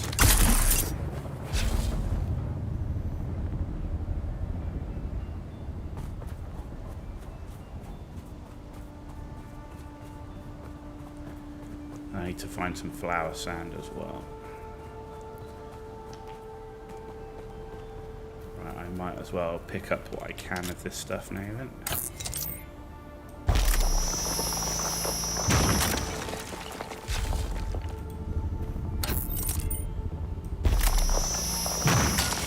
Because we're going to need a lot of this to make the steel, but we're going to need to make iron stuff first.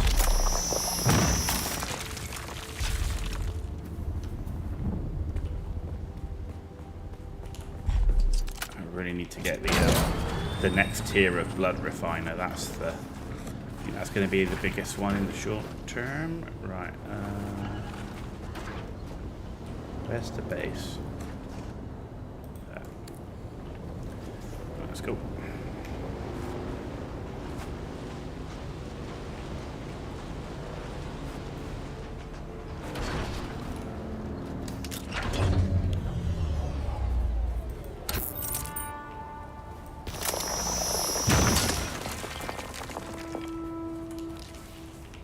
Okay, we're full. Good. The bags are completely full and it's a good run.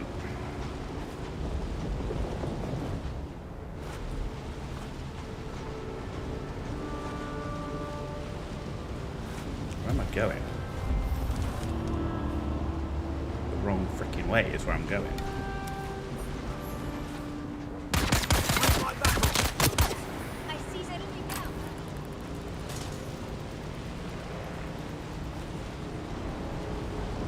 Like, all I can see is open sand. I'm like, I ain't right. It don't look right.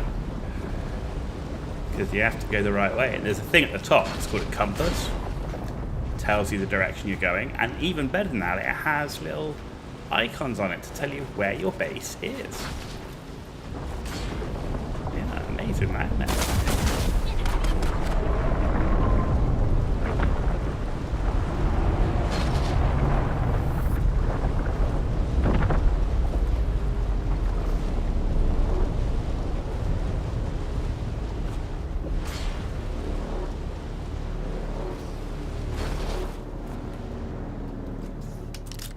Okay, first things first. Let's get silicon blocks up and running. We can do 8. And it's not a lot.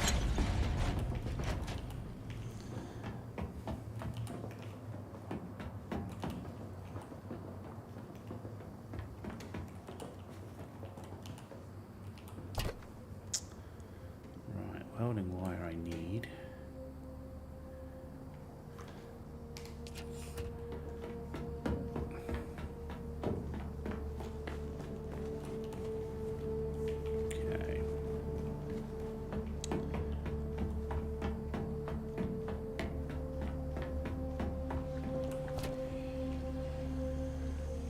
Get you in. Why are you full? Granite? What's in? Oh, the iron. Okay.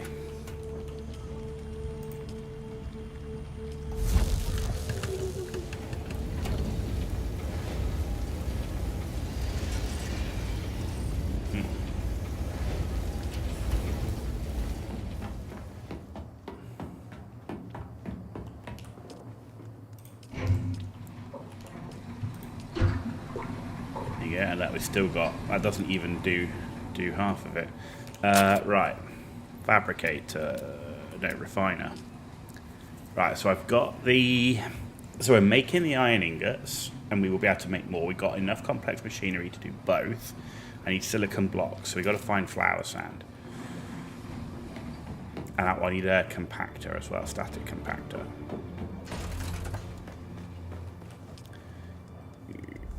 Okay. Oh, I never made Aaron's Vengeance. I can actually make that. Nah, because we're going to go to steel soon. Right, static compactor.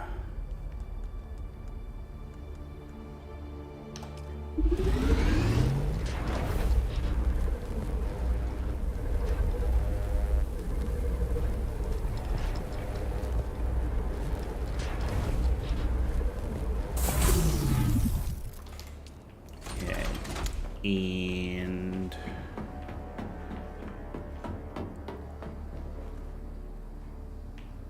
right, I also need to make more power.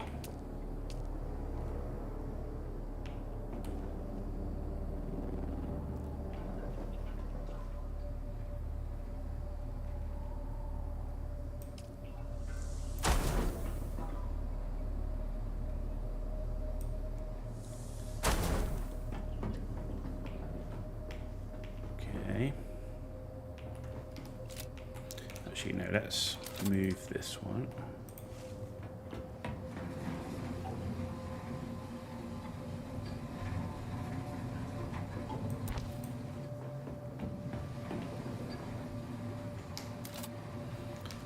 And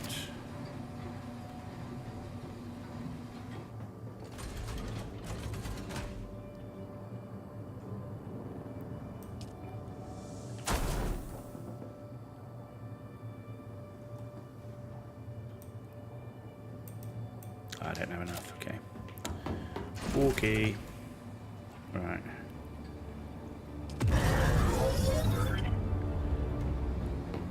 Now what I need to do is split, give me. Split, give me.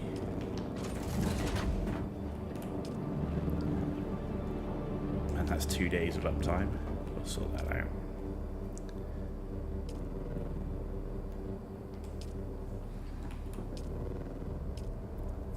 Days.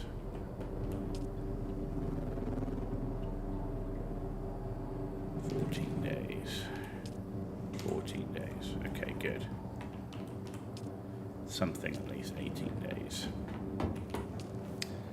Okay.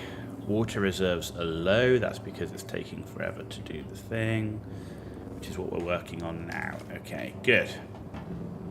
Good. Right. I need hand scanner and static compactor.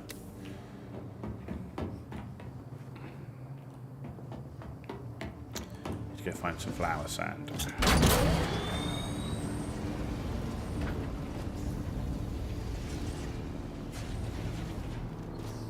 Oh, we got it here. There we go. There's often.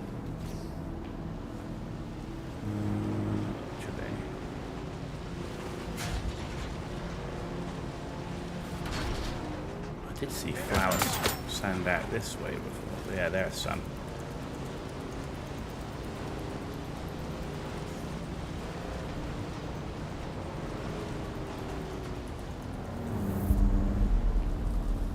Close enough that I don't have to take the buggy out. I can just use my grapple to get back. Right, 5, I need to scan it.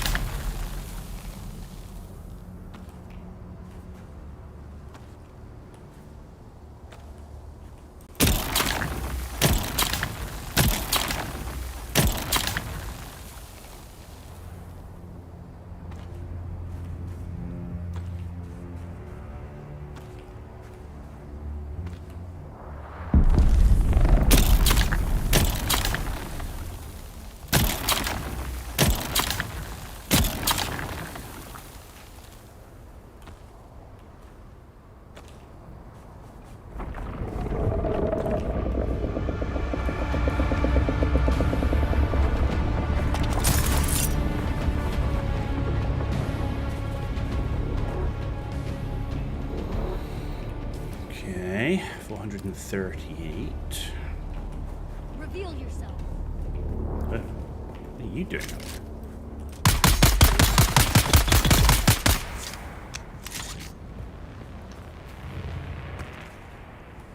You the only one? Looks like it. Oh, I'm not carrying my blood thing anymore.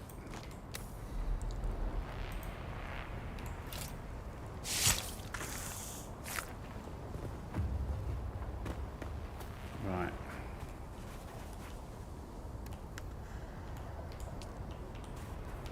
Let's keep going. Get what we can.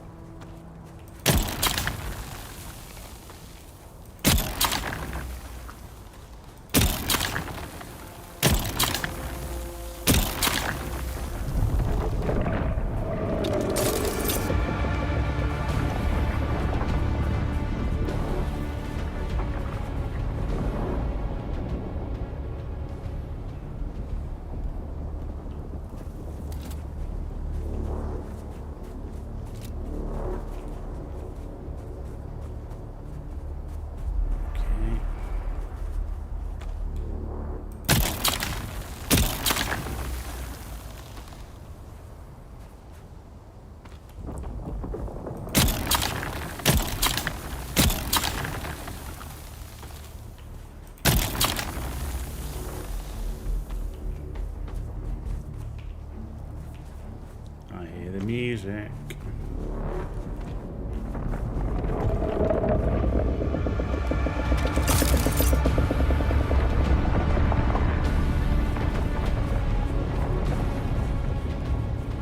How are we doing? Got over 1,000 flower sand, that's good.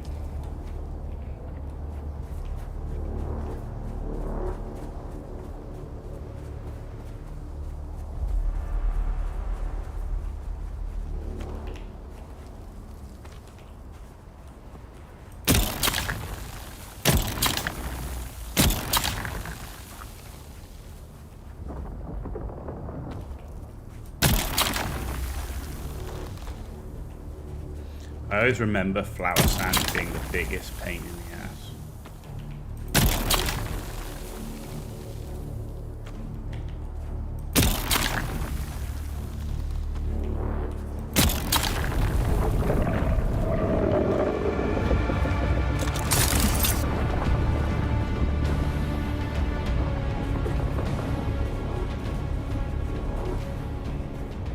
Nearly 500 done.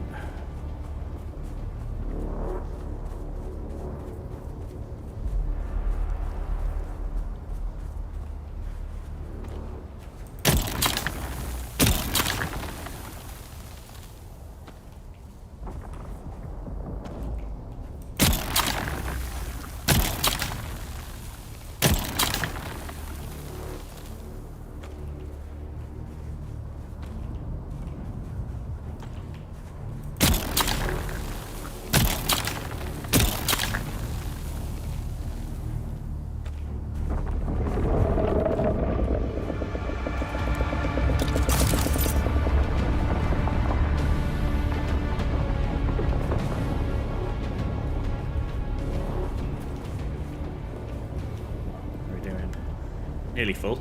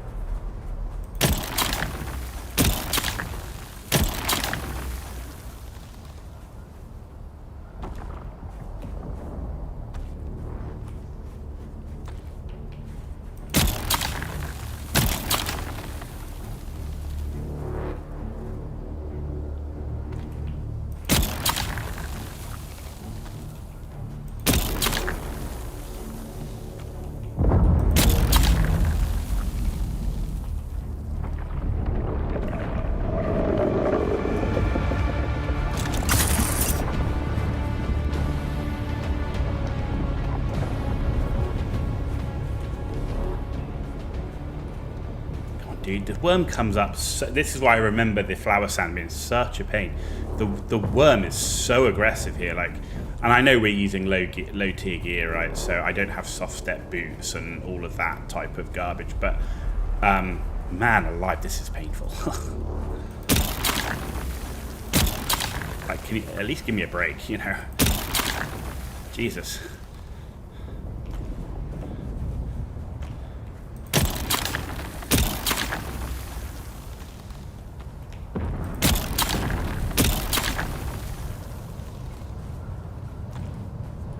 Like, you don't get much. Like, I'm getting about 500 if I'm lucky, and this time I didn't even get 300.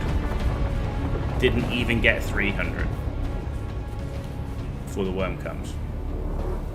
Storage full, so it's just what's in my inventory now.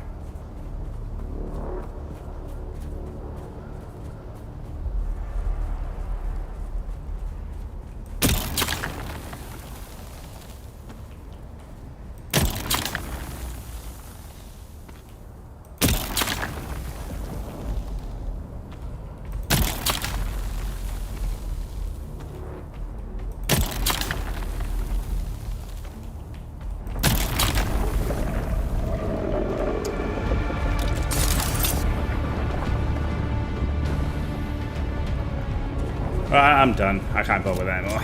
Not to fill up the last little bit of my bag. Screw it. It's a real pain in the ass. For sure.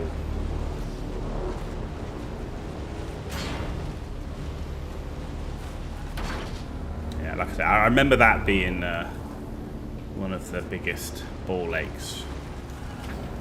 It's one thing farming mats. It's another thing when you farm mats but you get interrupted every 5 seconds. And you do get interrupted a lot. Right, that's full crap.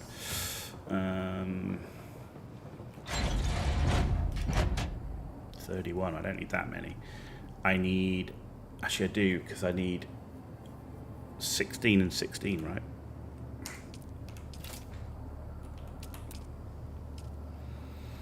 Yeah. So I need 24.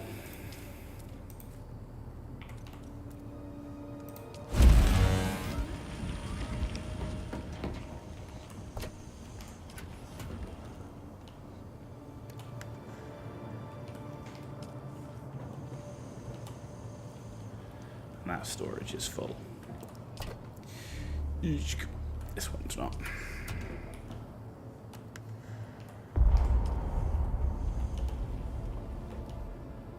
What am I doing? This is the long way of doing it. I'm being a muppet.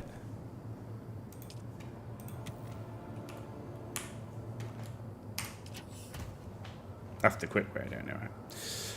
Okay, right. So we've done that. Let's get some more blood going in the blood thingies.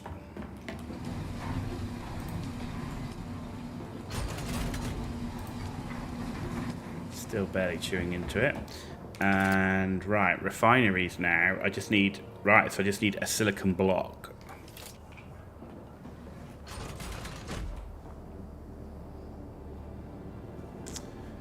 Right, so what I'm going to do is I'm going to move these to here.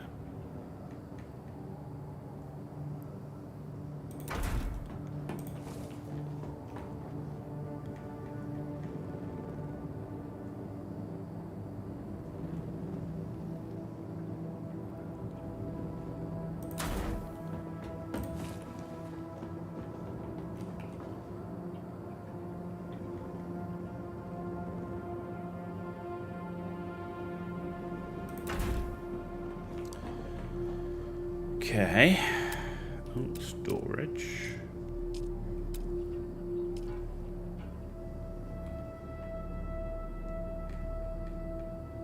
And these are big old beasts, aren't they? Shit me. Damn, I thought I was going to have enough room there. Well, actually, do you know what? I can. If I shift these over.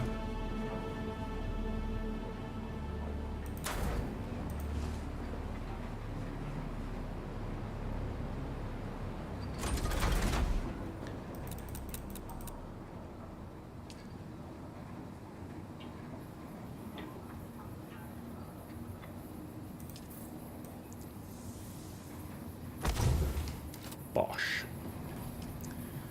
Right, deposit all blood. Oh, yes. Oh, yes. And power, still got plenty in the circuit. Excellent. That's really going to get our blood going, and I want to get another one of these. So I need another... what am I short of now? So we're making the silicon blocks, but I need 50 iron ingots.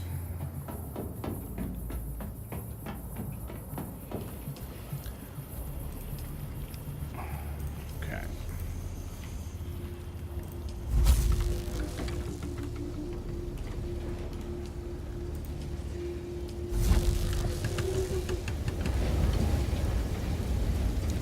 So what's holding me back here? I do have... Okay. Could definitely do with more iron ore, because we're going to need a way more anyway. So let's go and get some iron ore. Let's also kill these dudes to get a little bit more blood. Blood is life, any blood we can get.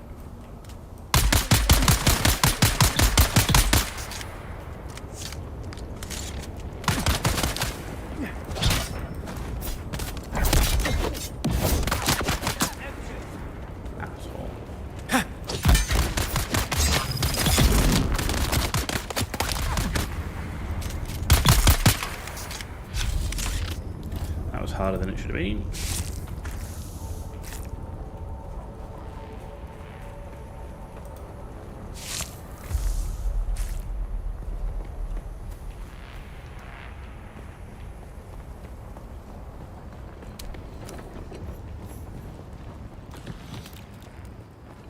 Okay, iron. I need my cutter ray on, which is where they're.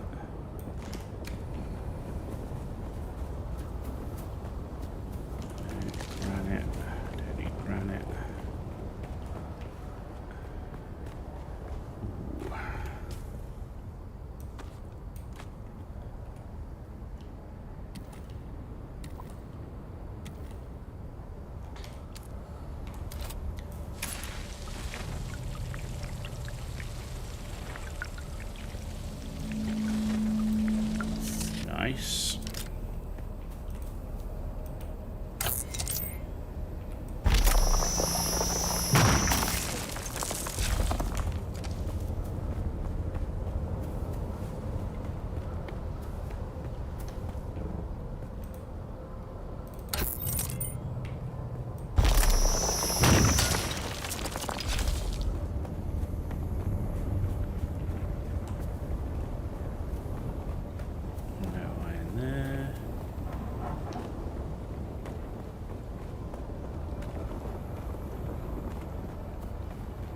Okay, not much iron around, it's a lot of granite.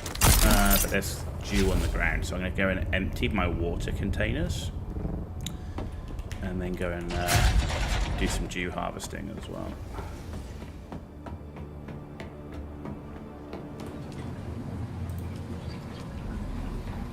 That'll massively help.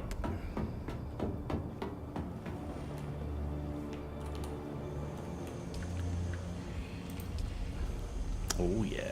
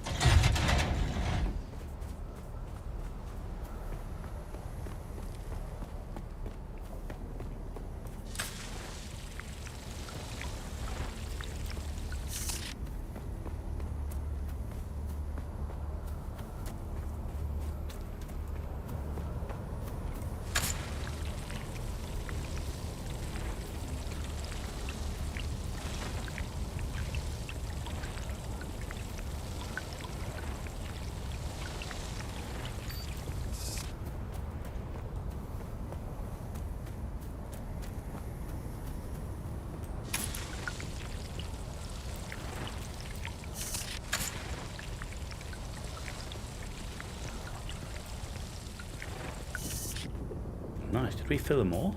We did. Wicked. We've still got time, I think.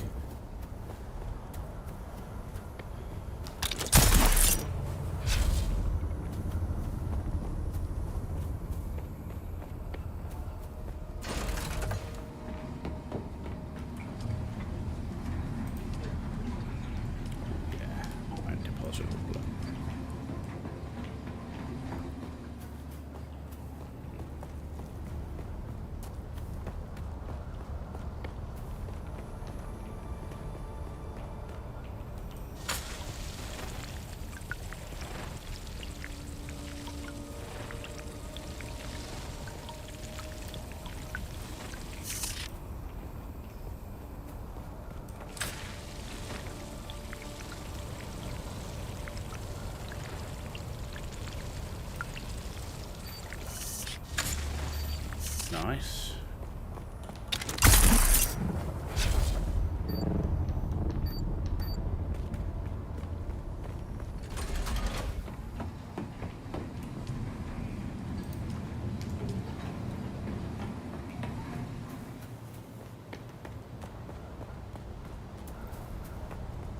It's been a huge increase in our water.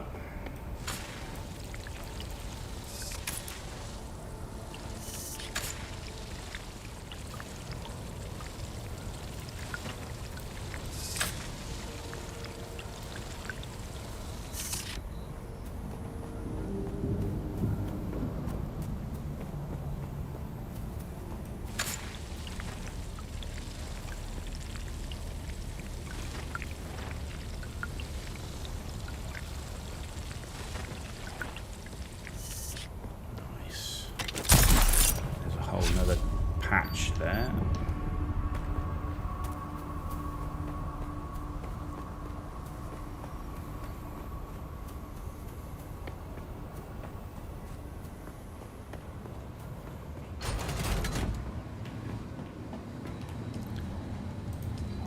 Cool.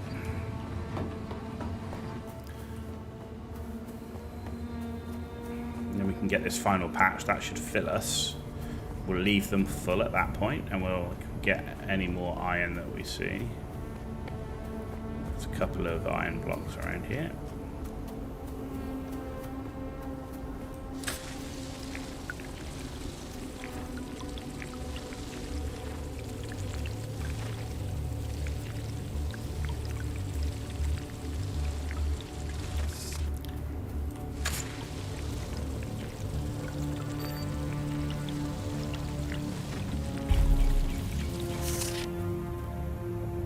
Need more power.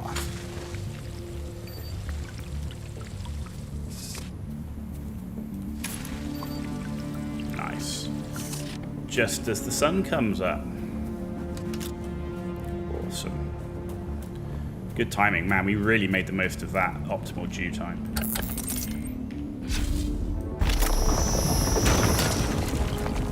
Really made the most of that. You gotta do it. You gotta do it. You can't just wait for those blood thingies.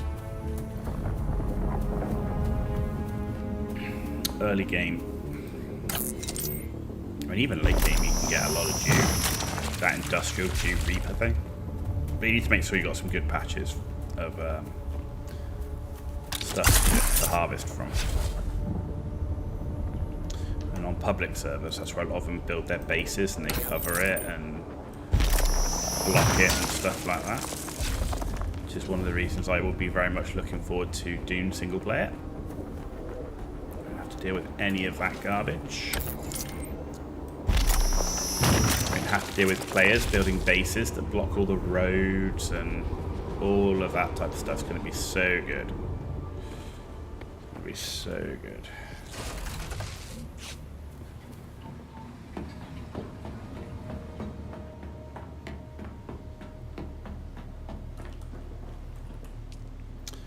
Okay, iron ore deposited. We can do another bunch here. No, I wanted that.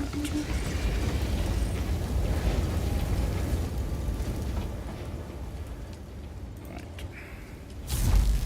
Okay, so that's cooking. I need to do. So I'm trying to get another blood refinery. Okay, we've got enough to do another blood refinery, which is the 2 that I wanted. So we'll put you in.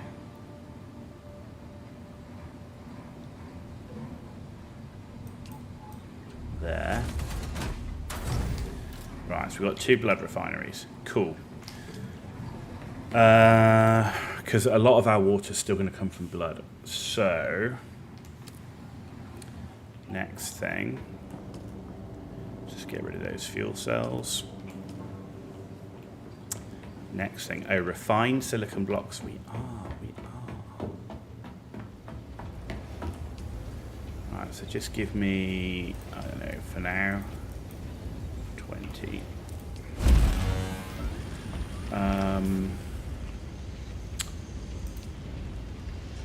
Right.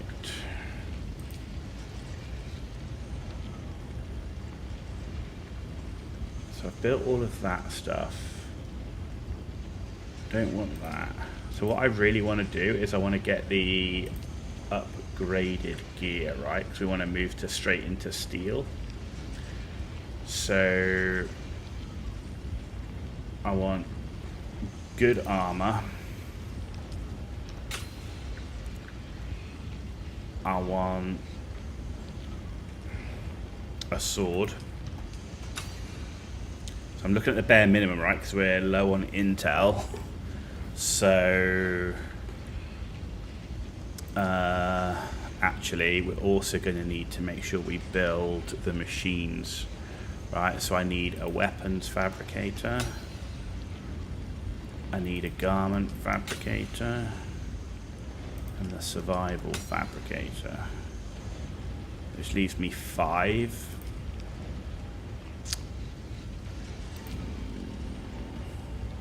We could, no, that's all 10.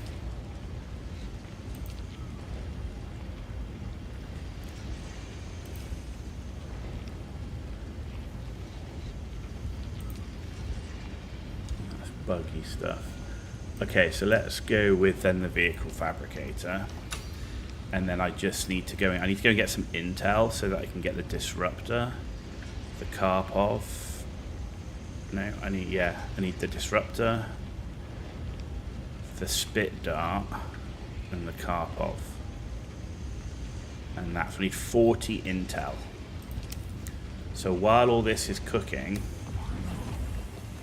the other thing is, what do I need to make those things? Fabricators, right? I need complex machinery. So intel and complex machinery. And then obviously the steel ingots for it. Right. Okay, so let's come down here. Let's do this. Actually, let's do these two, the Southeast Ironworks, and this is, I'll do the intel first, and then the Southeast Ironworks. And then we'll probably do that quest, and then we'll probably do that intel over there, and then that's those, and then this intel, okay. There's plenty of intel around, we just need to go do it. Have I got any fuel? I do.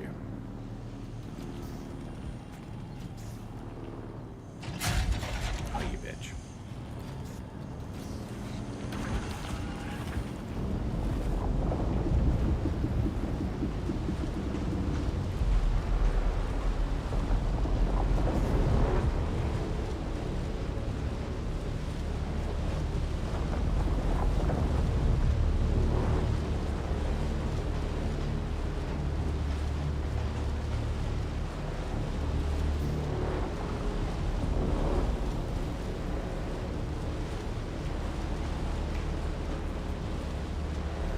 Okay.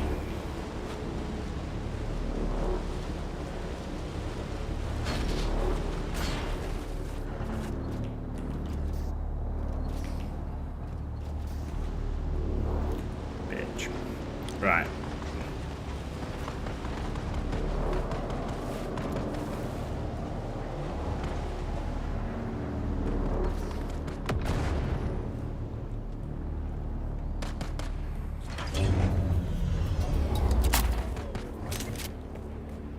Let's go.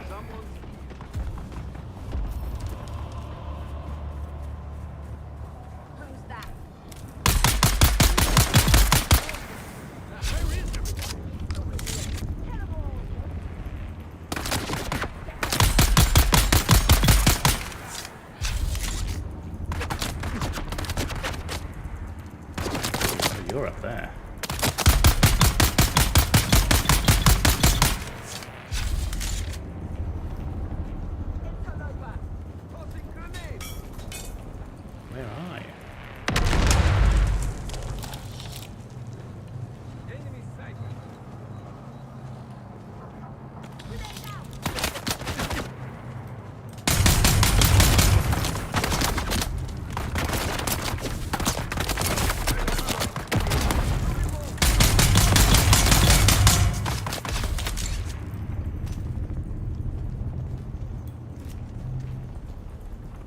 Where's the other one? There's another one out here somewhere.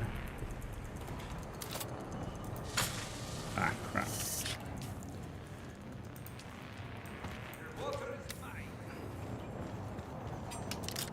Throwing grenade.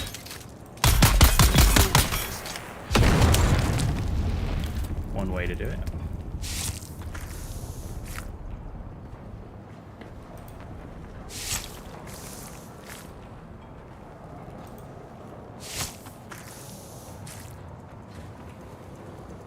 Your water is mine, I think.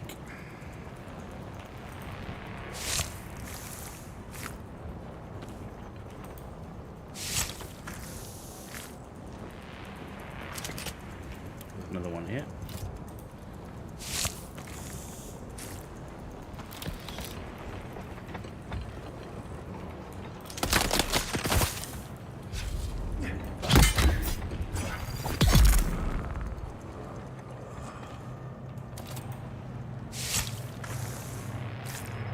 Nice.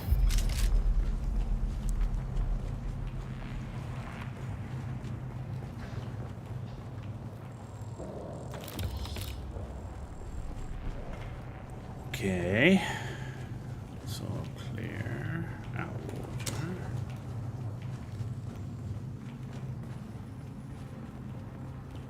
Nothing out here.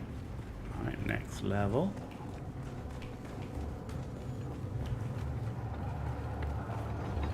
Where's the intel? Gotta be around here somewhere, right? Yeah, there it is. Bosh.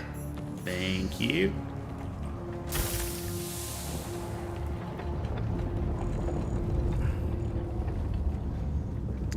Let's go and do the complex machinery.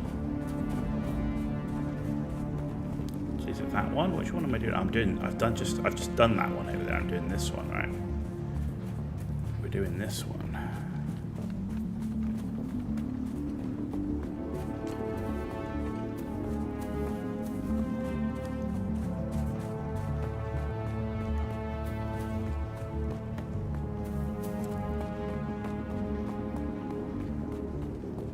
Someone's here. Someone is here. Huh? Who's that? Where are you people?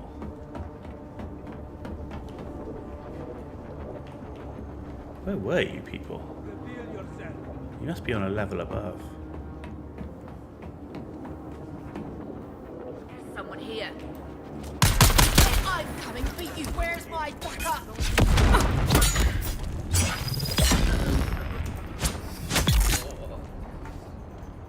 Wow, that was a slow death.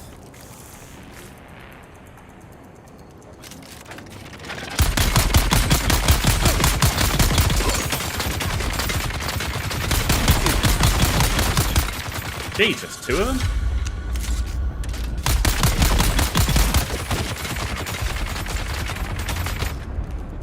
I had to finish him off because the guy that I bloody killed, of course, he doesn't die. He goes into down state.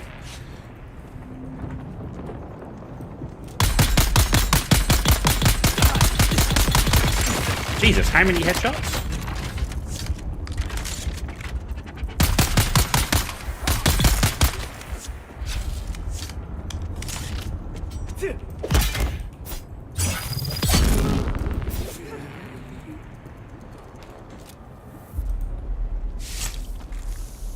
Now, we were headshotting that dude good, and he just wasn't dropping, man.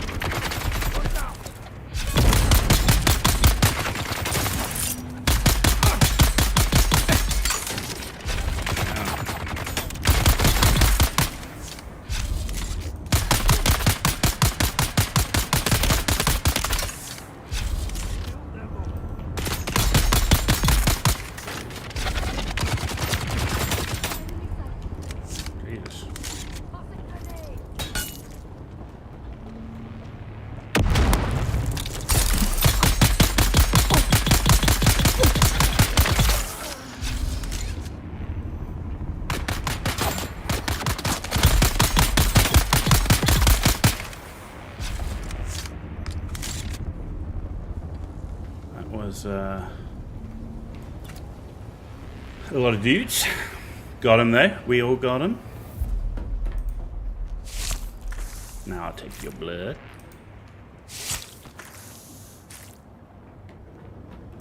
more like a vampire game, isn't it? The amount of blood that we take and we're drinking blood like all the time. Well, we're drinking water taken from the blood, I know, but still.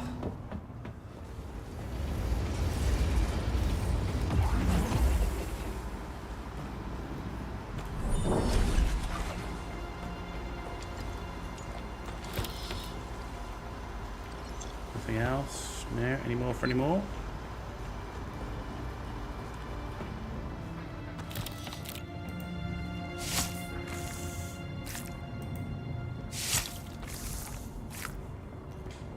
Nice.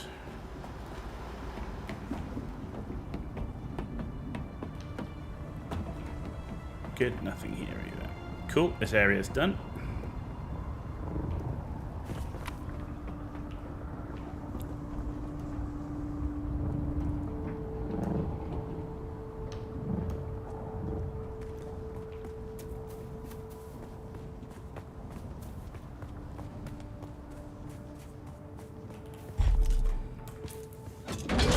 Right, so in this area, it says 2 of 9. Christ, we've got a lot more intel places to do. Okay, let's go and do this contract, and then we'll head across here and do this intel. I'm not doing that contract yet because I don't want to go in that testing station yet.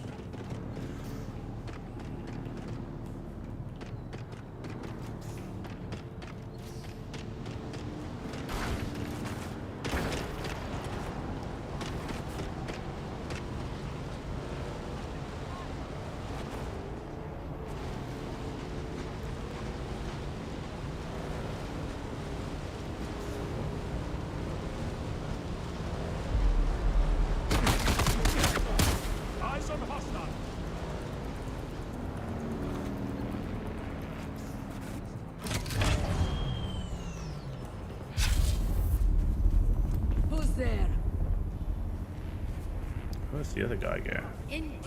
Back up.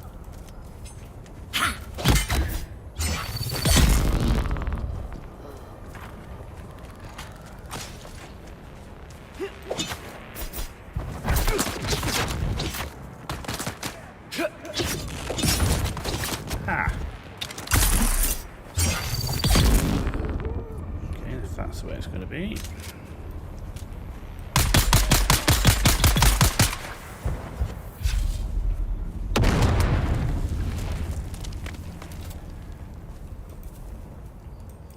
Oh, we full. Okay, we full on blood.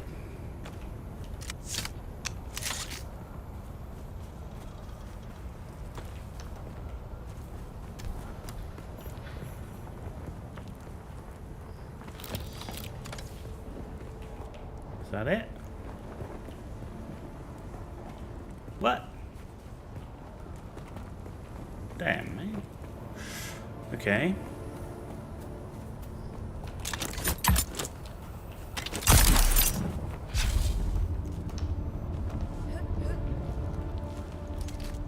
Where is this thing?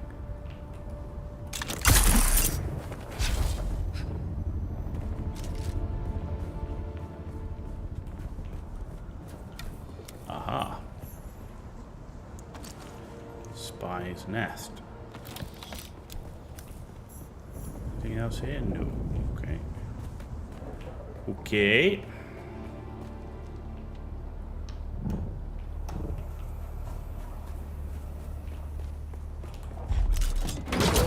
Right, we're now going to go and do this intel, but not the testing station.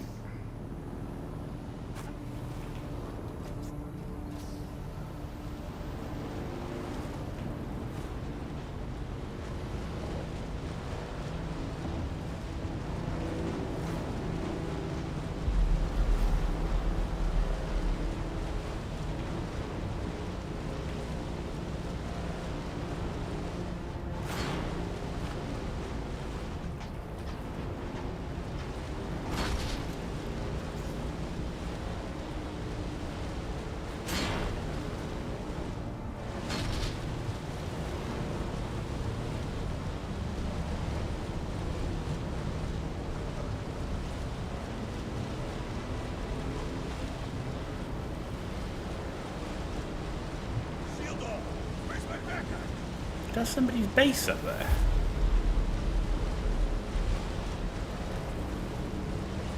That is somebody's base up there, look at that.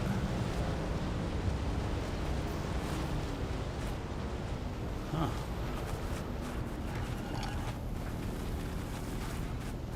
Well, actually, there's a nice little cubby hole for the bike. In case we get sandstormed.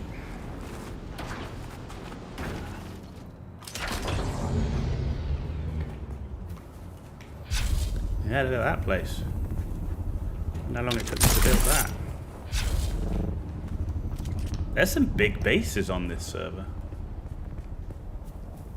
I mean, it's cool. I like the idea of the bases on top of the peak. The only thing is often I want to get my buggy out or whatever, so the only way of getting your buggy out of that base is if you have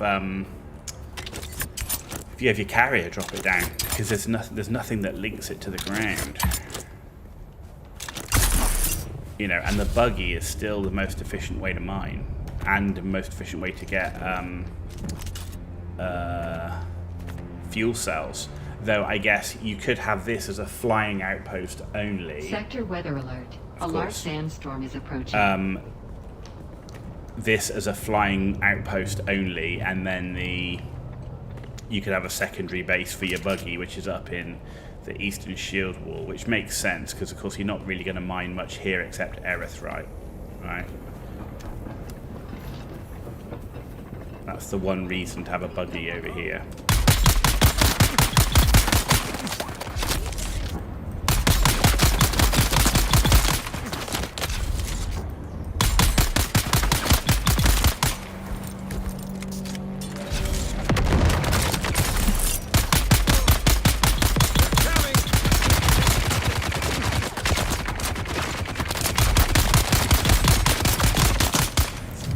Can't afford to waste. I've got 3 minutes. 3 minutes. Sector weather alert. A large sandstorm is approaching.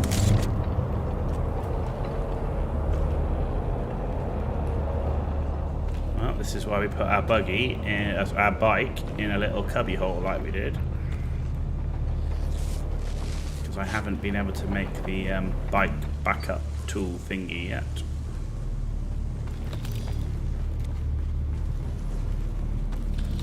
Plus, the one problem is, of course, is when you put your bike in your backup tool, you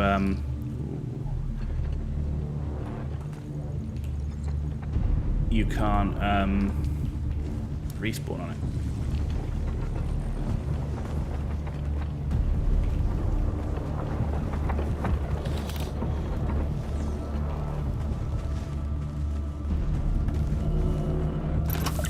Where's the freaking intel?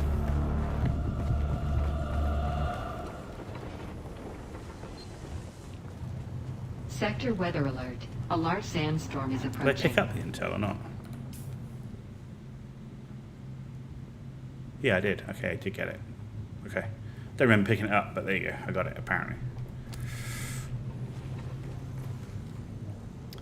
I've got to wait for that sandstorm to pass. So, what are we making in the steel? So we've got that and that as weapons now, right? So let's make sure we've got a research. Let's make sure we got the shield, right? That's really important. And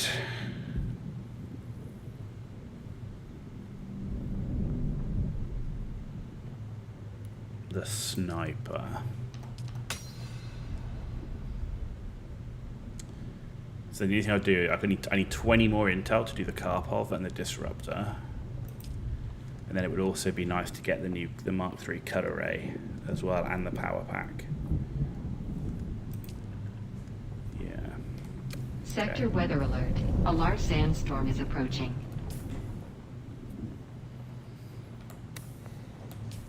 So we're going back to our base. We're going to deliver our missing spy report. And then we're going to come up here and do... We're going to do these 2 intels. And then we're going to come across and do these 4 intels. And then this... this contract as well.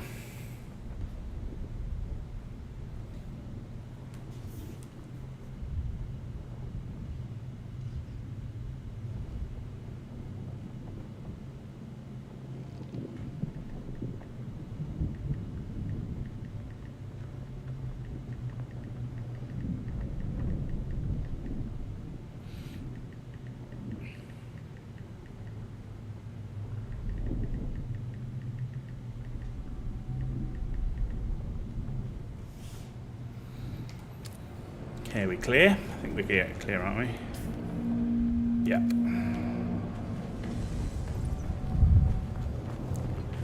Cool.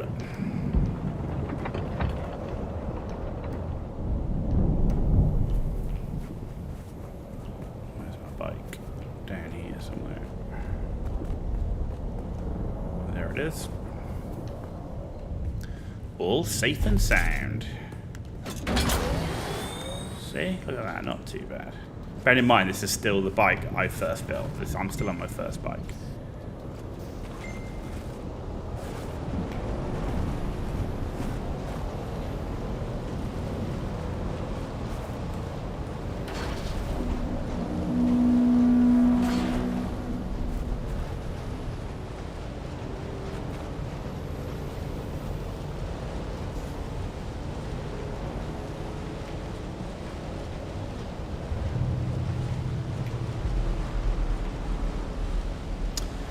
Isn't that the Harkonnen place? Is there not? Is the Mentat trainer not in that?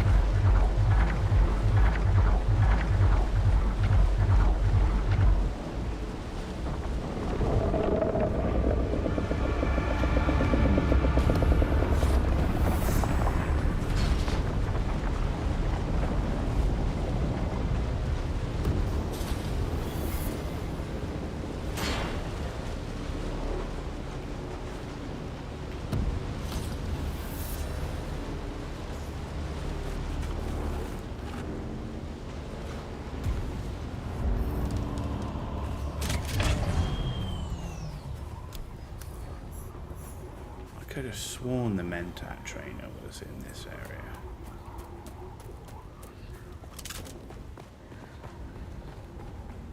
Contract board.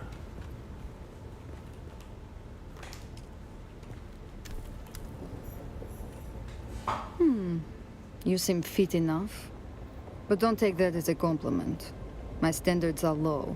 Care to train in the ways of the Mentat? Mentat trainer. Nice. Yes. Before I can teach you, I must know that you are capable. I have tasks for you that are exceedingly simple, yet necessary. Okay. First blood. What is that? What do I have to do for that?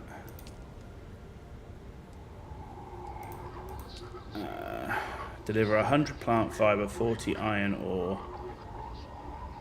Plant the poison and report back. Okay, where have I got to plant the poison?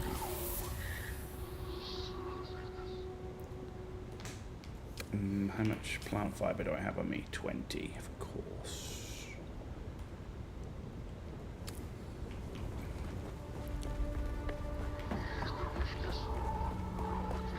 I've got the iron ore already on me, so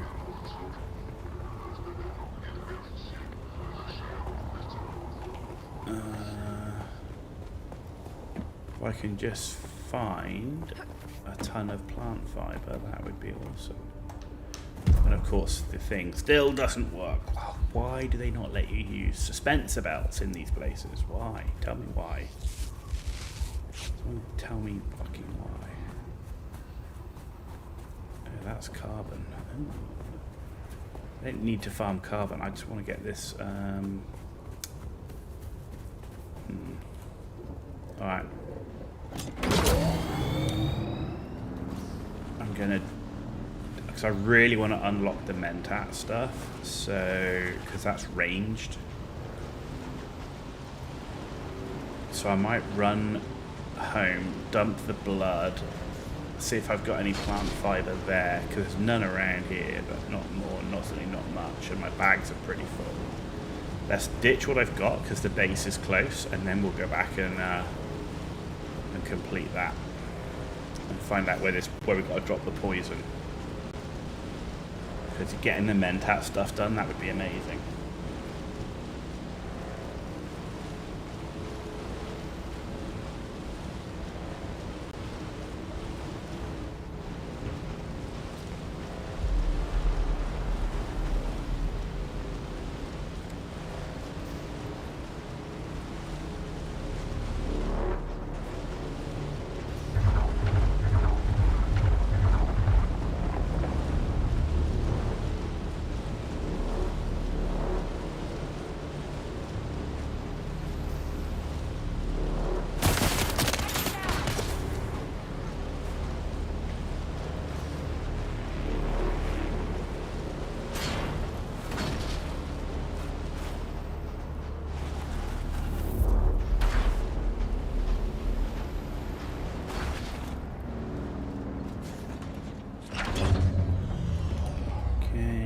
That.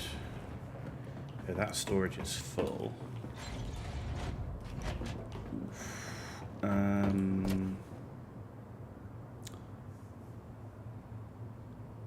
Okay, it's just that stuff that's full. Right, okay.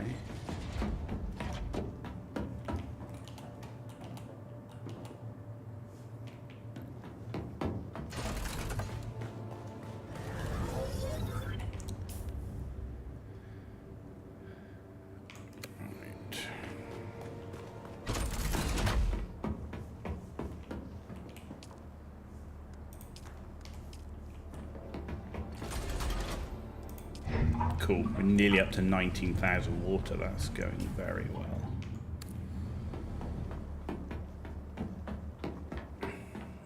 Right.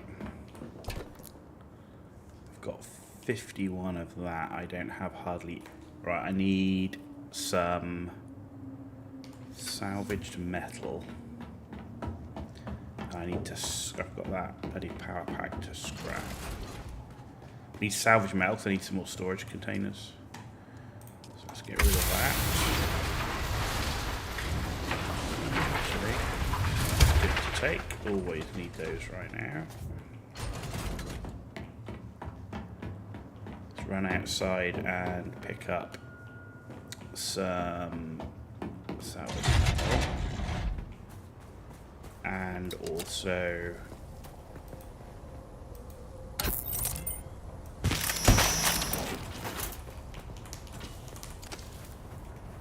we need more of this stuff because I need 100 of it. Because we actually, let's track that one because that's the one I want to track right now.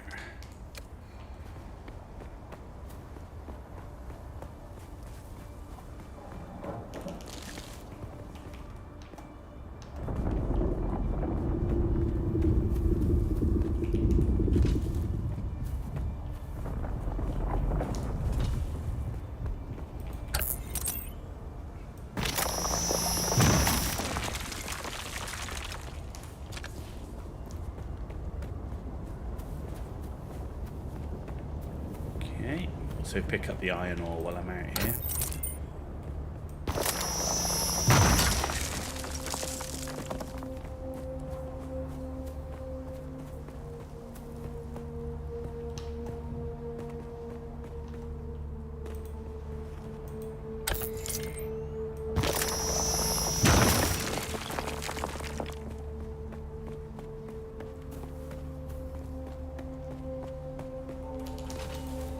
Cooking. And we're full.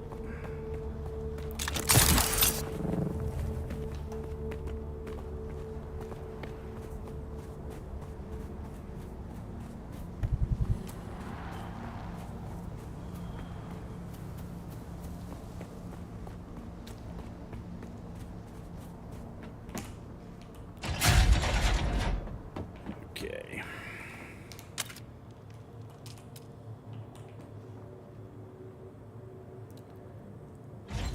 I know I can build the bigger storages, but right now I want to save that iron. So right, let's put you away. We need more of that. Actually, let's keep that one, get rid of that one.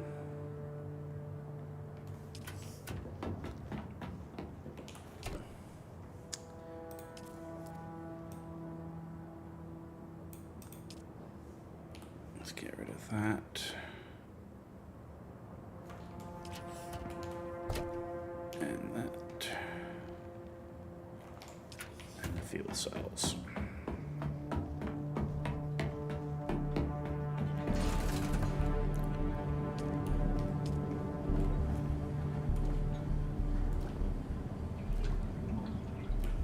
Okay, right, let's look for some more of this plant fiber.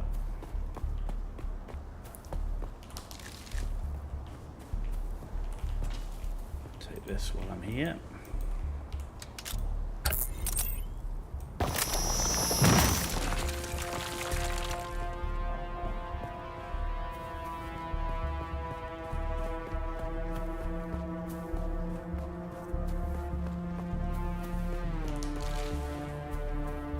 There we go, we've got 101.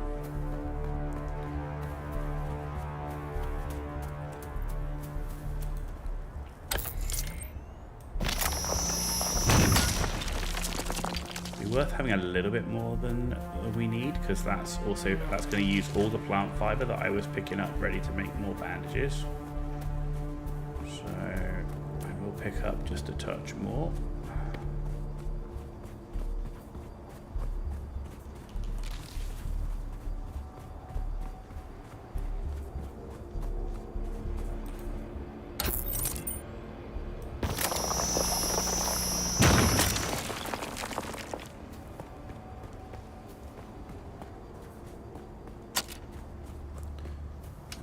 Let's pick up some of this as well.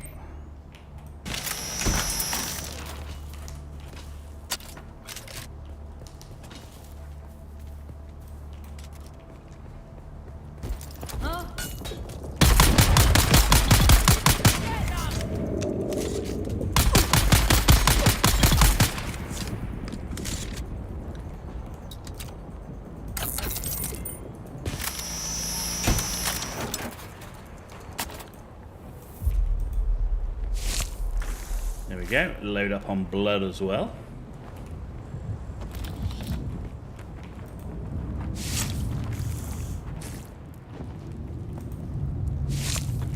There we go.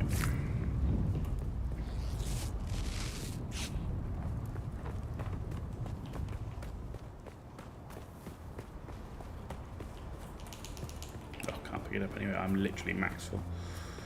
Not a problem.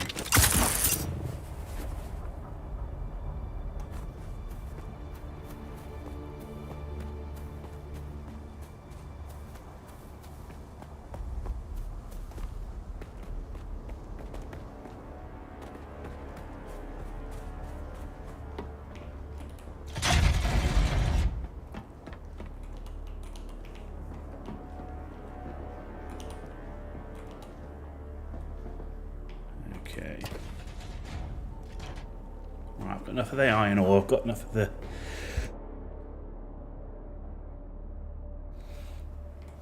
the plant fiber. Let's get rid of the Solari.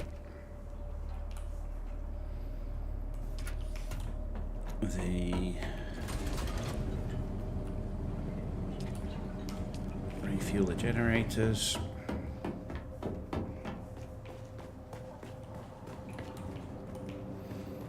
Blade and gun parts. Cool. Okay, let's now go and turn the quest in we've got into the Harkonnen dude.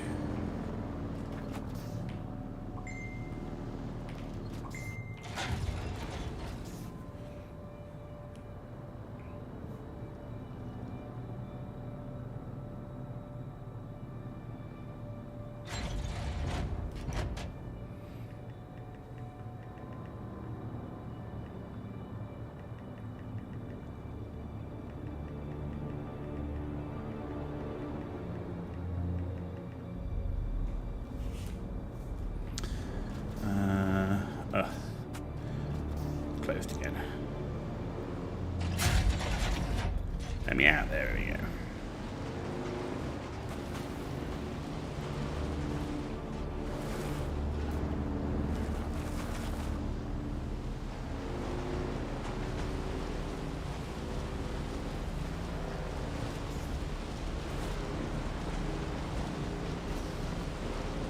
So we are going down the Harkonnen route this time. We did Atreides last time.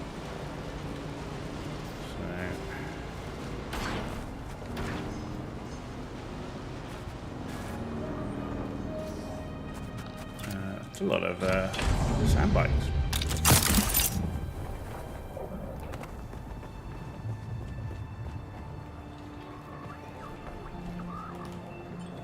Nice to see you again. Never a dull moment when you're about, eh? Oh, yes. Yes. Success is definitely my favorite drug. Now, give it to me. Give it to me. Give it to me.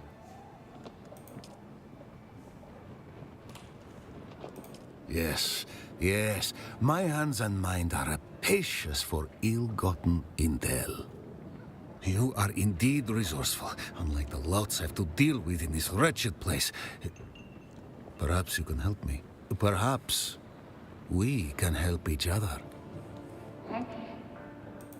Your presumption is sweet, but misplaced.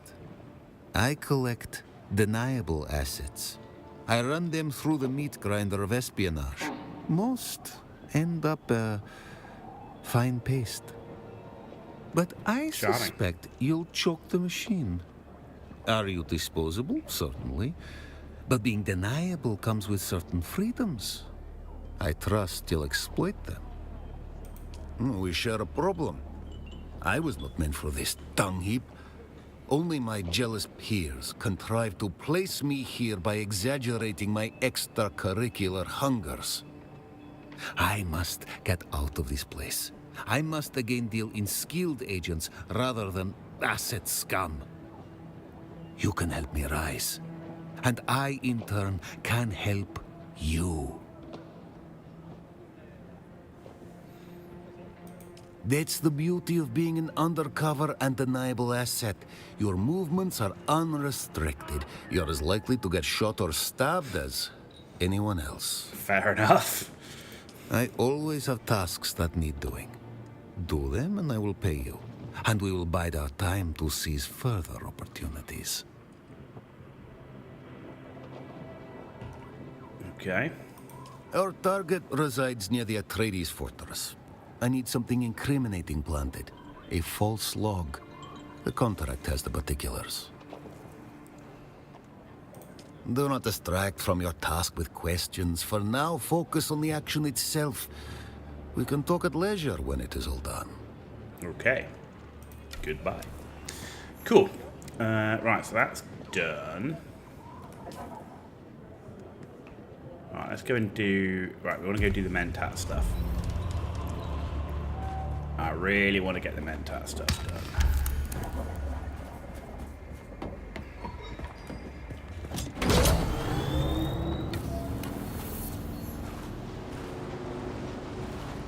There we go, we're now at House Harkonnen Mercenary.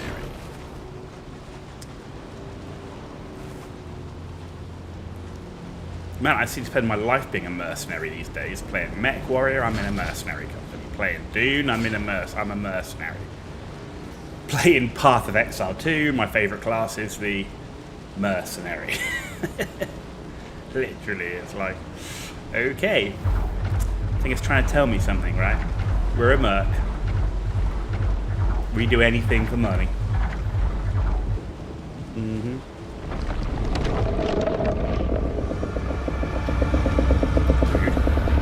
Wow, he came after us quick. He wasn't hanging around.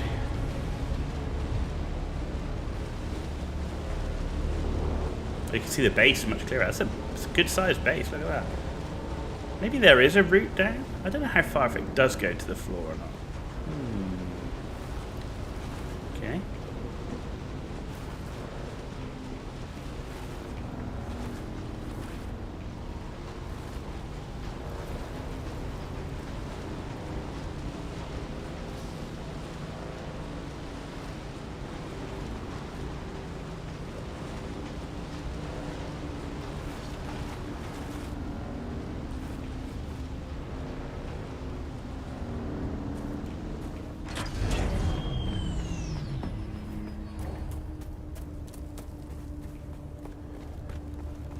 Okay.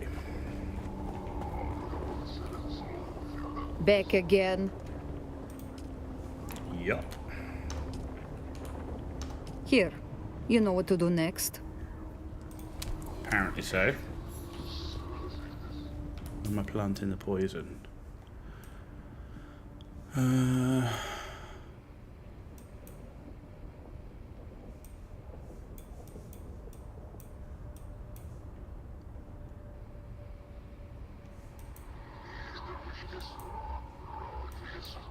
where am I planting the poison? Here. Okay. Okay. Right, well let's head over and do these intel places then. Get that intel and then we'll head over. Then we'll probably stop back at base, empty what we've got, and then we'll come back and do all this in one go. So I might as well pick up this carbon while we're here and I can start making our first bits of steel. Why can't I pick up? I can't use my cutter ray because of course you can't use your cutter ray. It's close to a base.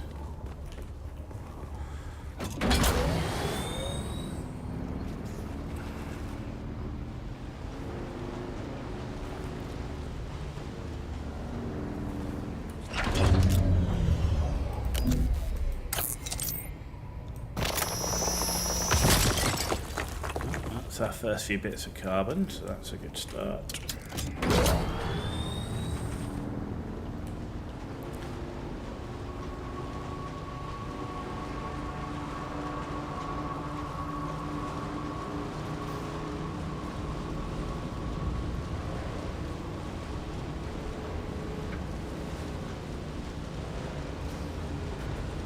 Okay, some carbon here.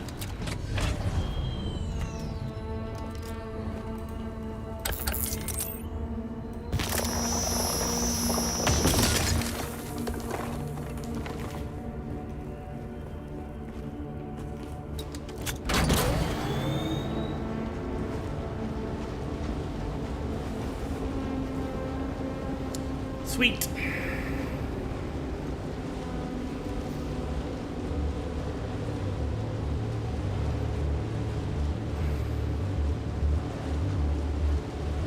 Yeah, unlocking the Mentat skill tree is going to be great, just because we can start really teching into some range stuff. There's some really good range stuff for rifle, headshot damage, that sort of thing. And that really helps out in alleviating lower gear.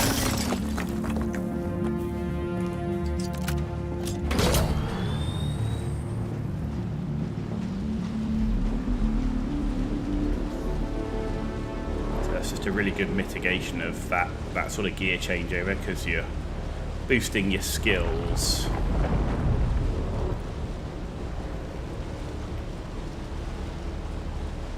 Whereas right now we're like the trooper just doesn't have great early range skills. Like it's got a little bit, but it doesn't have the bonus to like the rifle damage, the sniper rifle damage, you know, and all of that stuff. So which is what I need.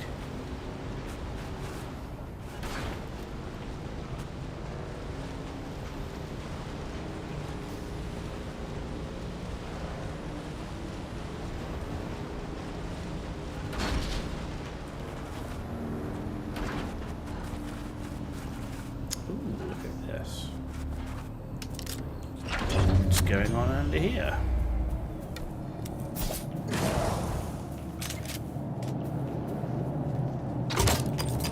Mine. Okay.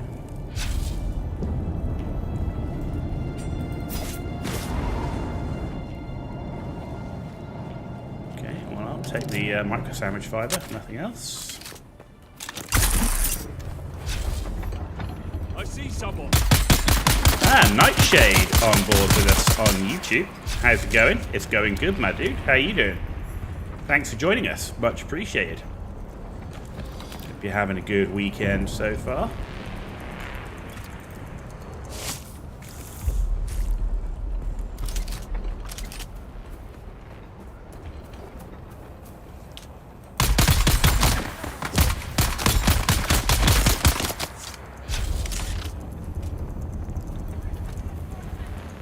seeing... we played the game on release, and we're seeing what's changed. Where'd you go?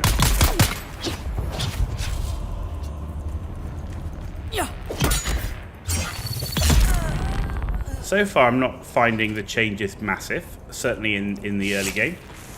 Doing alright, just getting ready to celebrate Independence Day. Well, despite the accent, I actually live in the US, so I feel you, my dude. I feel you. But obviously, I am not an American, as you can tell by the accent. So happy birthday to you and your country, my friend.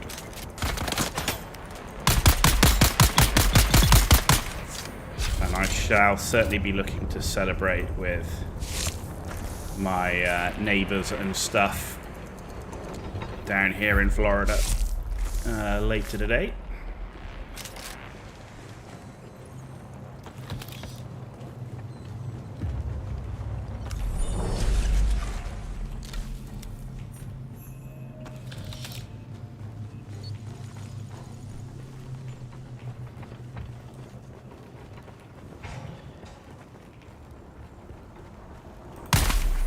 Oh, no, I wanted to suck his blood.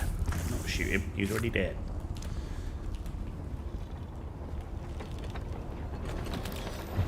Well, welcome.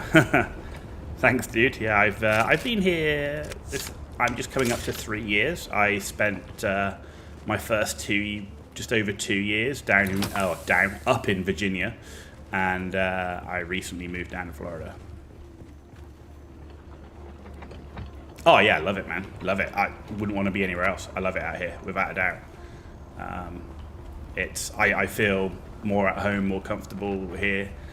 I'm a big ice hockey fan. I used to play ice hockey growing up, which is unusual for a Brit. I don't follow soccer, not following the World Cup or anything.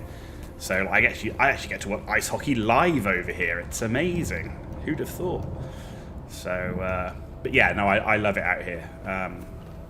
And I'm very much of the mindset when you move to somebody else's country, you embrace their culture wholeheartedly. Like you embrace, you must comply and be with that.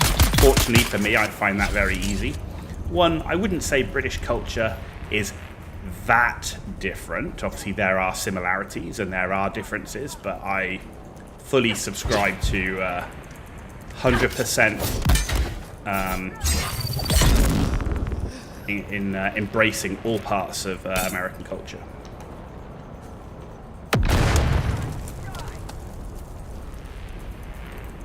So yeah, I love it here. Whether I stay here permanently, we're yet to be seen. I'm definitely going to be here for another 2 years. Obviously, I'm here with work, so we'll see if I get to stay any longer than that. But if I have the choice and I have the chance, yeah, I would love to be here on a permanent basis. But that's really hard. Well, it's really hard for a Brit. Let's put it like that.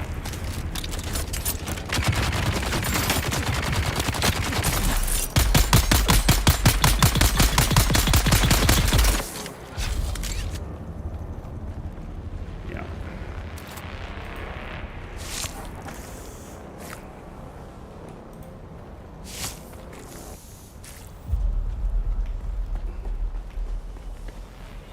And I think that's a good thing, by the way, that immigration is hard. Doing it the right way, because you got to make sure the people coming in are bringing benefit to your country, and I think that's something the UK have forgotten. Have you gotten chips? Oh yeah, for sure. So I'm not coming in completely blind, right? So my dad lived in California for 20 years with work. So growing up, I used to spend, I went to school in the UK, but growing up, I spent many of my vacations in California, in and around Newport Beach, Huntington Beach, places like that. That was my vacation. So, and before moving out here, I actually managed a bunch of sales teams in the US. So for 5 years, I was coming to the US 2 weeks every month.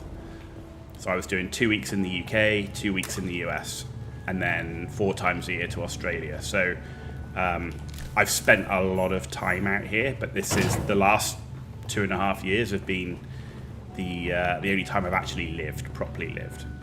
So yeah, it's not unfamiliar.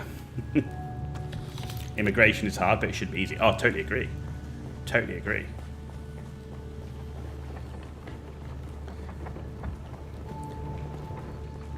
I wish it was harder in the UK to come in to the country for sure.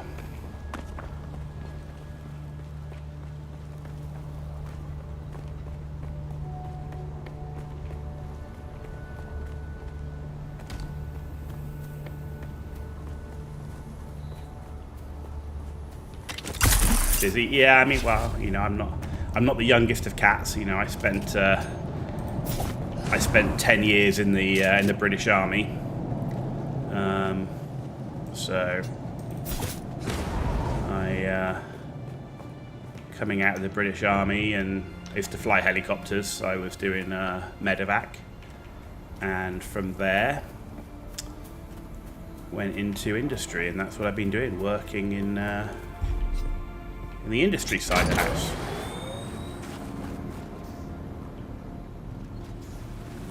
Well, if you follow the news in the UK, we have, unfortunately, too many of those safety risks becoming reality, and that's the sad thing. And the worst thing about it is those people that have proven to be a safety risk, you're not able to get them out of the country, which kind of sucks. If believe me, to be honest, I spent a significant portion of my time actually working with US forces, both in Iraq and Afghanistan. So yeah, I worked with your guys a lot. Yeah.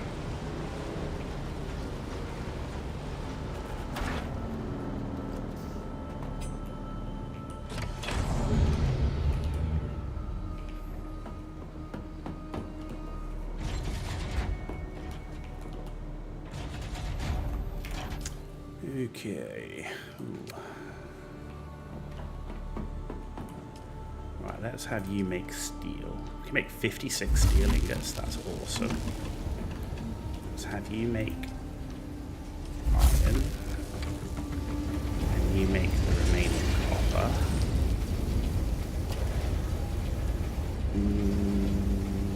Let's put you here. Cool. And let's put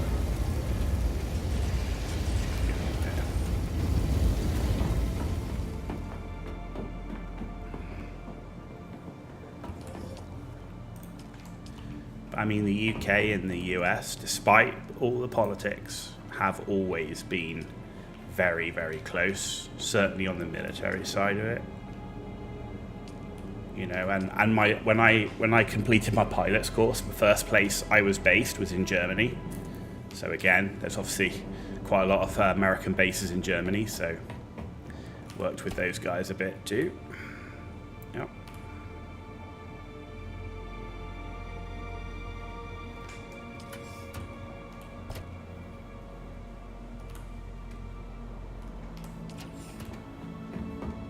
I've done quite a lot of things over my years. You've heard some cool stories about Brits assisting US troops. Oh, vice versa, all the time, man, all the time. Yeah, I mean, it's literally lockstep. You're working with each other all the time, helping each other out. Doge Lord on Twitch. So apparently there's going to be a free moon update for Planet Crafter. You don't know what the release date is, though. Probably sometime in September, October.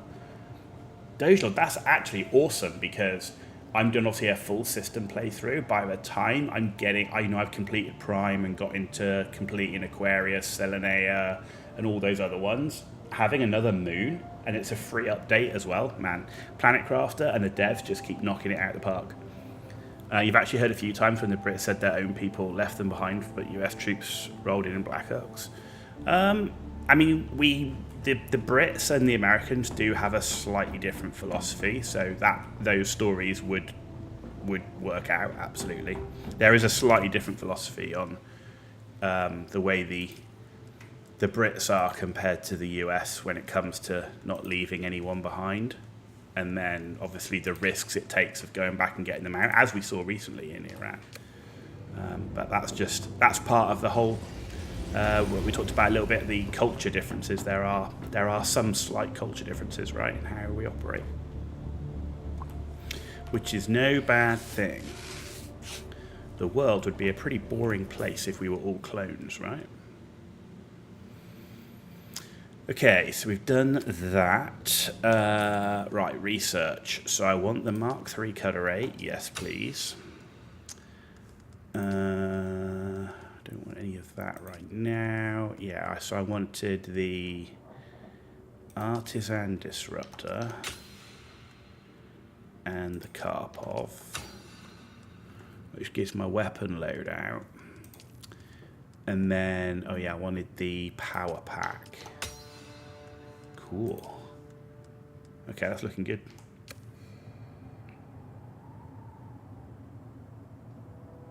I'm sure the reason the boys got left for a bit, was more likely plausible. Oh, absolutely. What server? Watch Taker? Watch something. US Eastern Watchway? I don't know. Watch something. The name of the new moon is called Skio. Ooh. I wonder what the biome is, Doge Lord. Do you know what I really want, Doge Lord? Is I want an underwater update. I want them to keep the habs that we currently have in Planet Crafter, and then I want them, instead of the normal sliding doors, I want them to have a hatch. So like I'm on Prime right now, and you think like Selenea, and you think some of the other planets where you've got these big open water areas that you can actually build underwater and not have it flood, and actually have more things underwater would be really cool. Because if you look at all the coral and stuff they've now put in, like on Prime, that grows, it would be really cool if you could actually build underwater and see it. That would be awesome. Because you can already build underwater, right? I just need a way of not having the habs flood. So if we could change the normal doors for like an airlock or a hatch and then build underwater, that would be amazing. Yeah. And then like have an animal update with underwater animals and stuff. That would be very cool. You're on Stoneheart, currently working on moving from Siege Abbott to Hajar. So I have two characters. So I have a high level character, which is on a private server, which is what I played with originally. I have kept the base going. So even after all this time, even though I haven't really played that much, like when they did like an update, like a big content update, I came back, but only briefly. I've managed to keep my base going, so I have a massive base, which is an Atreides airfield. But I haven't really played much of the Landrad. I didn't really enjoy that much of the Deep Desert. What I'm really looking forward to, I'm kind of checking out what's changed in the last year, and then the plan is obviously single player comes out in the end of September, so I'm really looking forward to the single player where you can change the settings on the server. So for example, what I really want is I want power to matter. But I don't want the base to decay. So I want to make sure you have to have power to run your machines, but when you run out of power because I'm away with my family or work or whatever, if my shield goes down, my base doesn't decay, right? Because I'm also a variety streamer. I play lots of different games. So the fact I don't play this game for a month or two, I don't want my bases to disappear, because I like building massive bases that take tens and even hundreds of hours in some case. Like I did a huge Windrose base which came up on YouTube yesterday. It's like massive, it's like a whole island base, well, I don't want all that work just to disappear because I just don't log into the game for a couple of months, right? So I obviously no taxes, but I do want the sandstorms. I don't want to turn sandstorms off. They're a key part of the game. Same as the worm, wouldn't want to take that out of the game.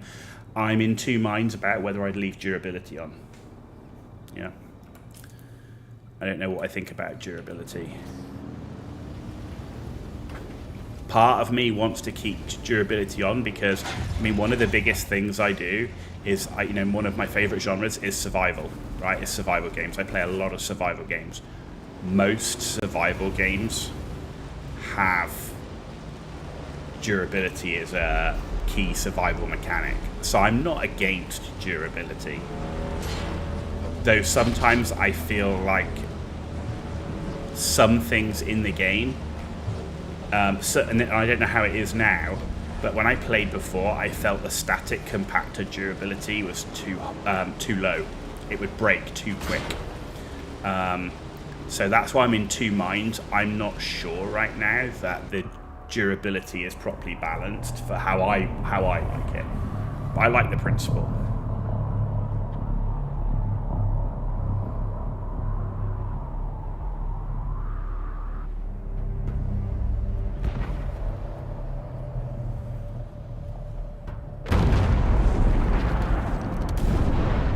And I'm doing Harken in this playthrough. So in the other playthrough I did, when I first played, I was Atreides.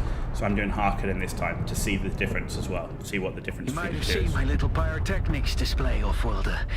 But whether you did or not, the long and short of it is that I must go. And quickly. The Sardaukar have my scent, and the Emperor's hounds are not known for their mercy. I do not know when we will meet again.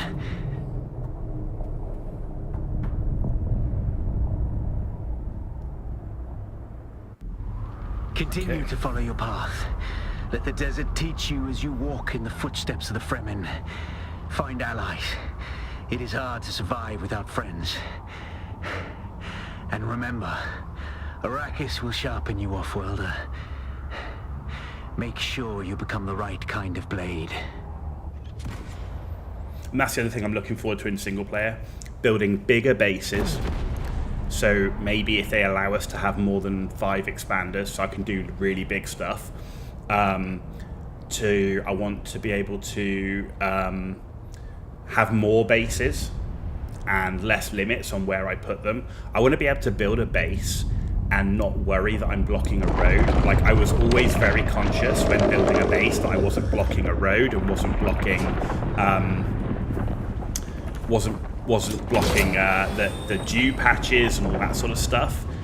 So that's another reason why I'll play single player, plus the fact that while I respect those rules, there's a lot of players that I'd come across when I saw public servers that didn't stick to that, and they would block off patches where you can get dew and important resources and all that sort of thing. So it's another reason why I'm really looking forward to single player, is not having to deal with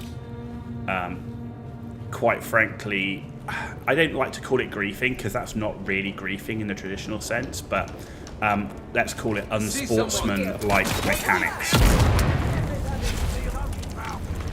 because I think they were unsportsman-like mechanics.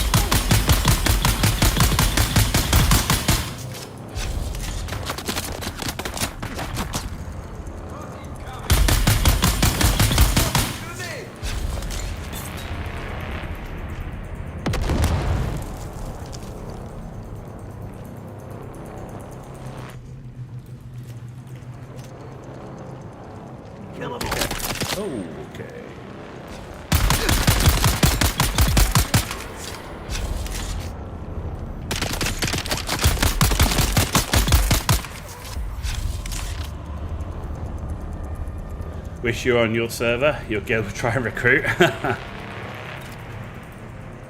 Do you know, I have never been in a guild in this game, even on the private server that I'm on. And it's actually a private server that's run by another content creator. I have always been in a guild of 1. So I've never actually been in a guild. Yeah. Do you know, when was the last time... I'm trying to think. When was the last time I actually played a game that I was in a guild? So, obviously, I did a lot of World of Warcraft, where I was in a guild. I did a lot of Star Wars The Old Republic, I was in a guild. EVE Online was where I first started doing that. Well, I was in clans in the original Call of Duty Modern Warfare, so COD 4, and I was in a clan which was Genesis Knights. Then I was in Spray and Pray for Counter-Strike, but that was back in Counter-Strike 1.3, 1.5 days, not modern Counter-Strike. So, have I been in a clan since? I was in Merc SOT for Joint Operations Typhoon Rising. No, I haven't been. Oh no, I was in a clan in World of Tanks. I was in a clan in World of Tanks, which was Band of Fathers, which was a casual clan. And that was around the time when obviously I had my daughter. And then I was also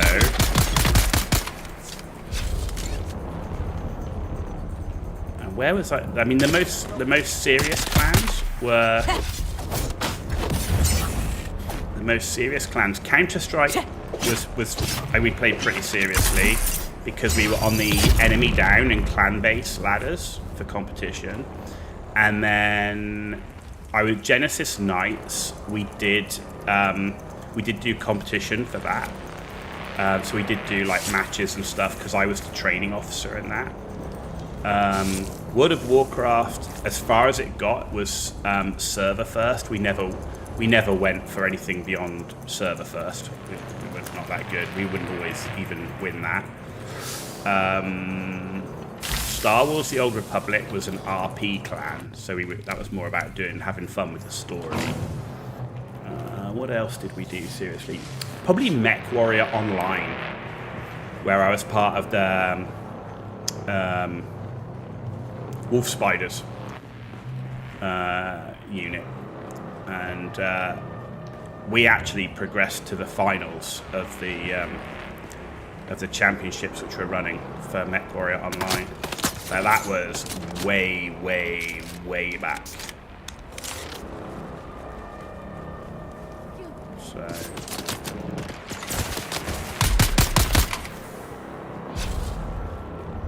same name on Twitch, yep. Yep, in fact there should be a Twitch link straight from my YouTube and vice versa. You started your own guild but ended up disbanding because you were the only one getting on frequently, so you joined the guild you're in now. I mean, that's often the case, isn't it? Starting your own guild is always hard, even if you start with mates, particularly on a new game, because you never know if people are just going to stick it out, because it's, you know, one of those things. You don't know what the end game's like, how it's going to pan out. You've been in some Halo clans and now Dune. I never played Halo multiplayer. I love the Halo games, and I intend to play Halo Combat Evolved on live stream when that comes out at the end of the month. But I've never been in a clan or done a multiplayer of Halo.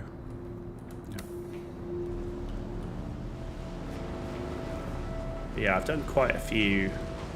I think about it. So I first started online gaming, like properly online gaming, in about 1997. Because I was doing Counter-Strike when that was a mod for Half-Life up until like 1.3, and then 1.5 I played all the way through 1.5. 1.6 is kind of when I left, and then I was playing Command & Conquer, but Command & Conquer Red Alert had a mod called Eagle Red, so I was playing the Command & Conquer Eagle Red mod online. There were 5 of you personally friends with that started the guild, but no one gets on now. I mean, Dune's kind of in an odd place, right? I mean, let's face it, it's in an odd place. It lost a lot of people because the end game, let's face it, was not great. Which is why they've actually done quite a lot of work on the end game. Cool. Oh, come on. I need to get rid of this guy. Oh, now I'm reloading. Come on.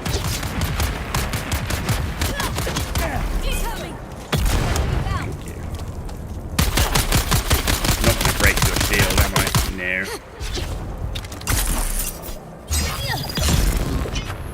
Oh, just.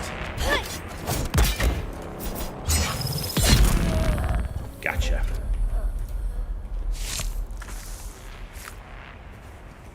But I definitely, I mean, from the changes I've seen to the Landsrad and stuff, I'm definitely more interested.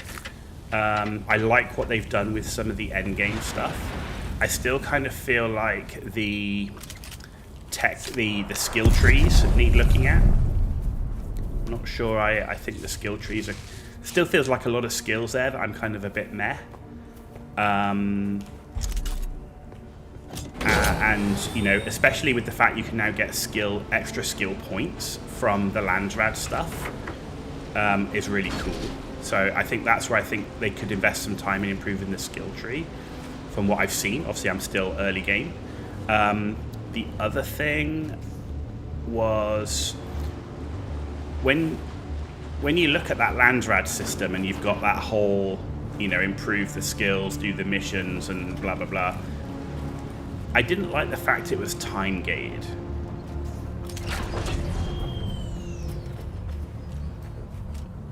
Like I'm. What are you people? Are you friendly? Who are you?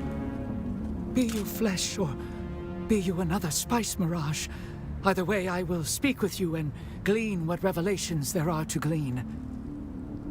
Flesh is real. Illusion is also real. Yeah, so... But I take it you meant that you are of flesh and substance. I will take you at your word. Welcome. Keep your weapons lowered, if you please. I am Ishmar, and I travel with these kind souls before you. We are on a pilgrimage. Like the You've nothing to capstone fear skills, from us. I think are the big ones. We are on an inward journey, a dark night of the soul that ends in the dawn of revelation. Be welcome and rest here.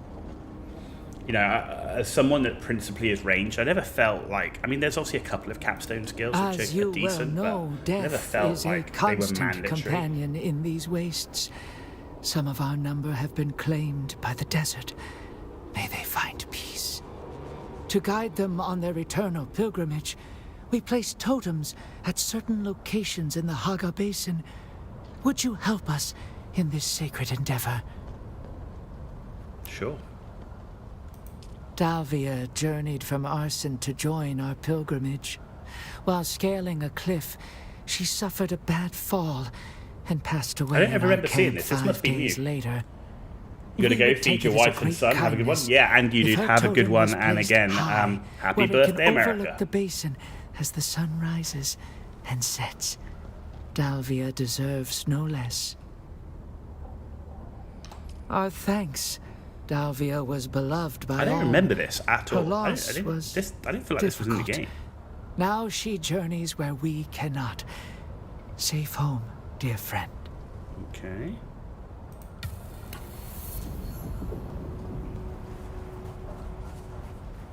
Reveal yourself. Nah, he's got the emotes. He's got those American flag emotes. I see him. I see him.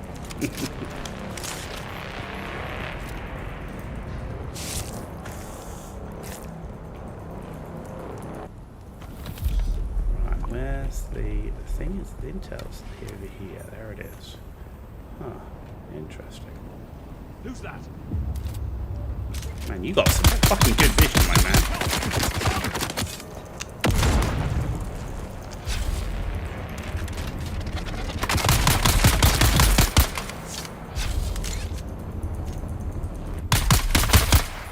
There's your shielded.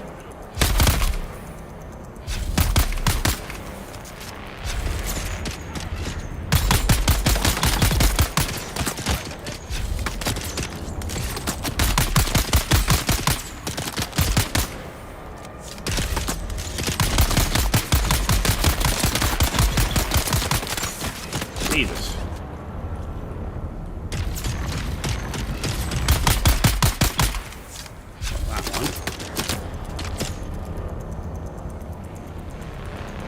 Show yourself.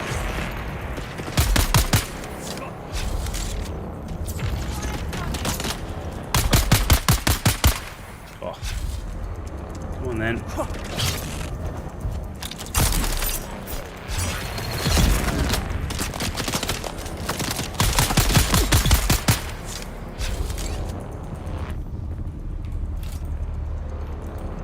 Oh, no compatible container. We're full.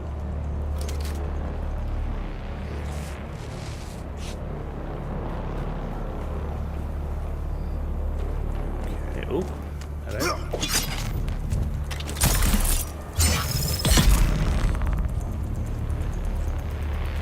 Nice.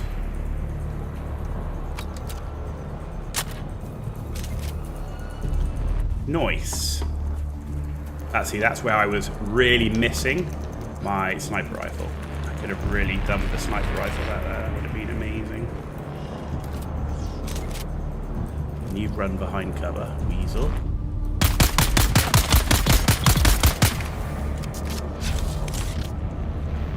Where did you go?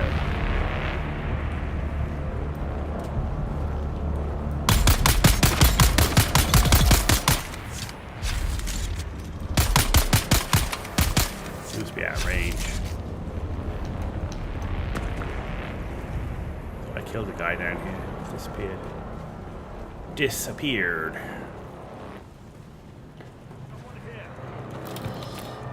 You're right, there is someone here. You are not wrong. Reveal yourself.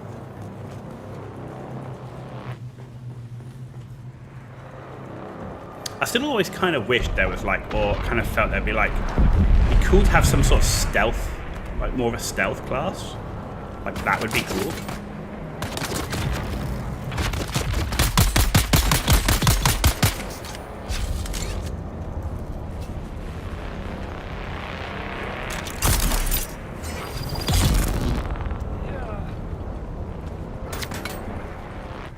How many more dudes are there?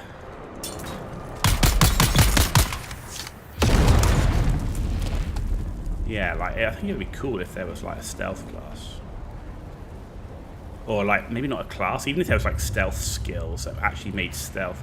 Like, because I mean, I guess part of the issue is how the AI bots right now detect you, because their detection is like amazing. Though I understand in the Landsrad, some of those new Landsrad skill things. Actually, you can get a lower detection range, so maybe there is the option to make a more stealthy build where you can try and keep out of the line of sight.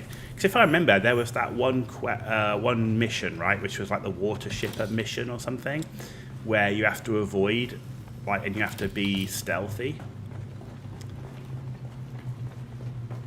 Like maybe that's, I don't know, maybe that's an option. That could be quite cool or different. I mean, they always talked about bringing a third faction in, right? Which, of course, third faction, Fremen, if they ever decide to do it, maybe that's a thing. Maybe that third faction with that, the Fremen is a stealthy thing, because it would kind of make more sense, right? To be like a stealthy Fremen. Stealth is in the Landsrad. Yeah, but that reduces just detection range, right? There's no actual stealth skill. Or chameleonic skill, and there's no is there any like skills that are specific to backstab and stuff like that, or like quiet footsteps or something? Because I mean, you walk around underneath right now and they're like instantly on you going you know, oh, there's someone here. Like, is there anything you can, I don't think there's anything like that right now in Landsrad, right? And good to see you, Stephen, as well. I've seen you sneaked in there. Right, where is this thing? Where's the entrance? It says the entrance is up, right? I'm assuming that it's in there.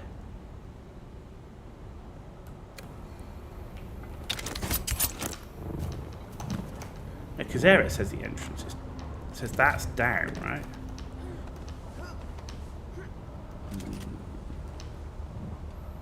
I mean, I suppose we can always go in like this.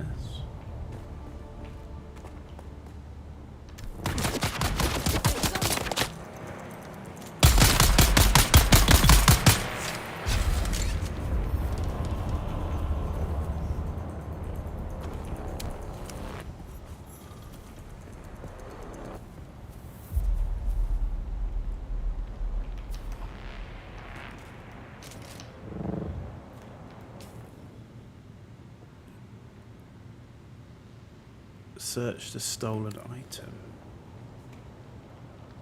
Still says that's down. Alright, let's have a look what this place is.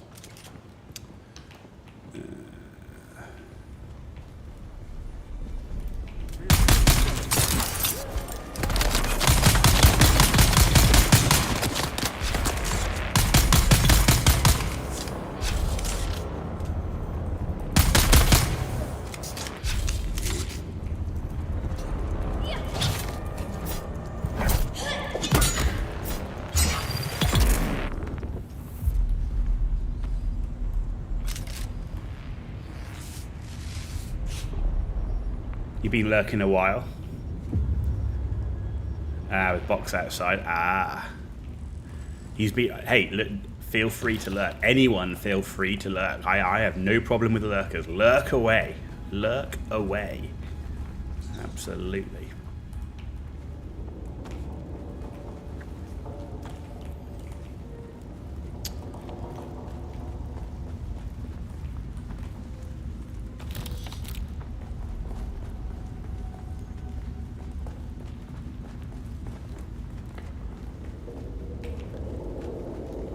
Anything else here? Nope. I think that's everything. Box outside. There we go. As you say, box outside. Thank you very much. Right, okay, so that's that one done. Cool, Communet.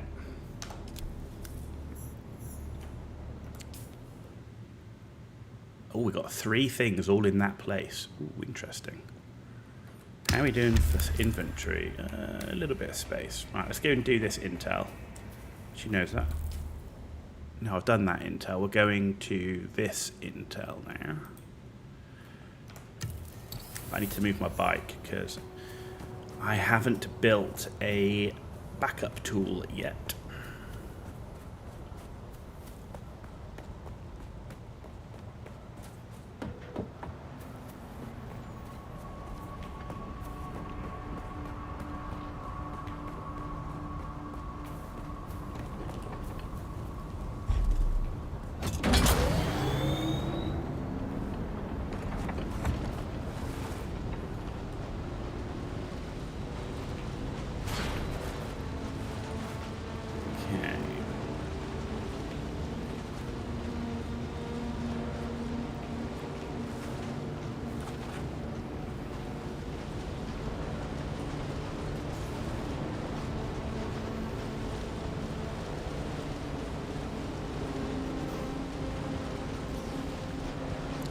Be the intel camp up here, right? Yup. Do we see any little cavey areas? I don't, unfortunately. If you want to sniper early, you can go to the Arctus Cavern at the north end of the rift. I mean, I know what you're saying. I'm just going for all the steel stuff, to be honest. I mean, it's always good getting a sniper early, but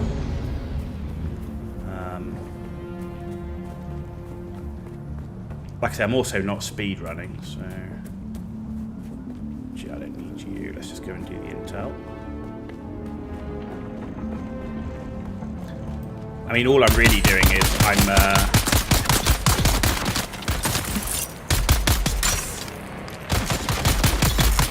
all I'm really doing is skipping the iron tier of gear because I don't feel like I need to do the iron tier of gear, to be honest. Oh shit!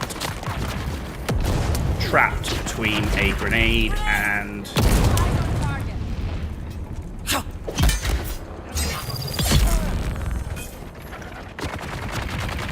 Oh shit, what a time to give me a... Ah!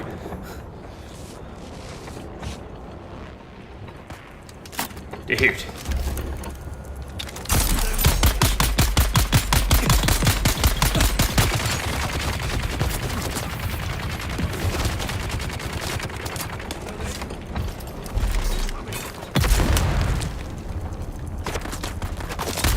Man, we got a full-on war going on here. Where did you go?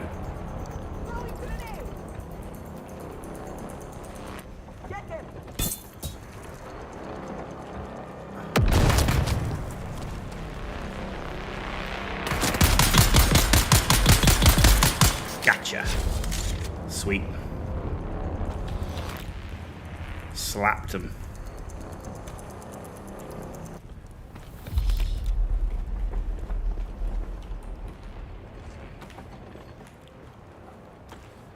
See, I mean, at the moment, I don't feel like... I mean, while having the next level of gear would make this a little bit easier, I just don't feel the need to have the iron level of gear to do this stuff. Like, to do the testing stations, yeah, I could feel it. I mean, maybe even the 2 of the testing stations you might be alright with. Certainly not testing station 10. But, okay...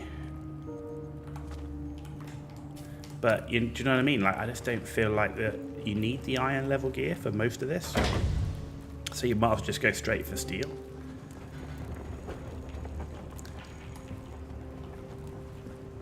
Alright, I think we've completed that one, right? Yep, that one's done. So we're now going here. What do I need to research? I need to research a standard sword. I researched that. Oh no, okay.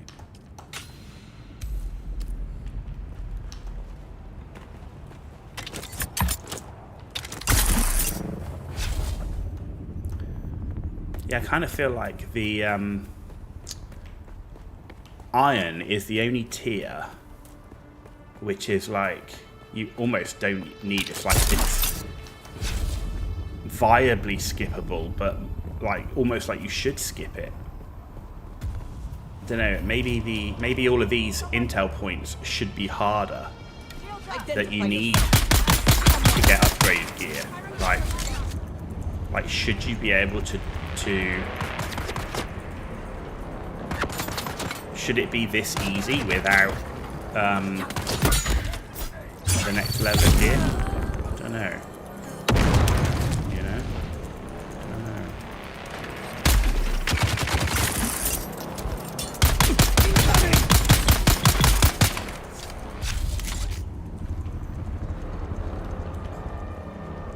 Of course, I'm going to die now that I've said that.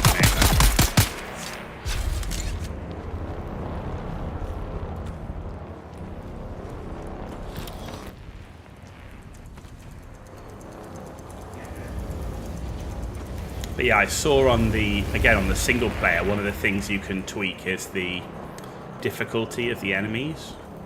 Maybe if you push up the difficulty of the enemies, that will mean that you need. That will mean that you need actually need the next tier, the iron tier of gear to do this. I don't know.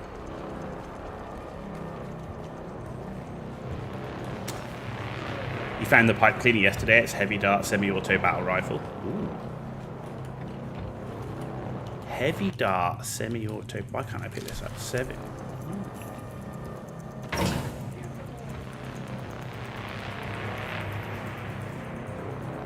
As a ranged player, a heavy dart semi-auto battle rifle definitely seems like something that would interest me for sure.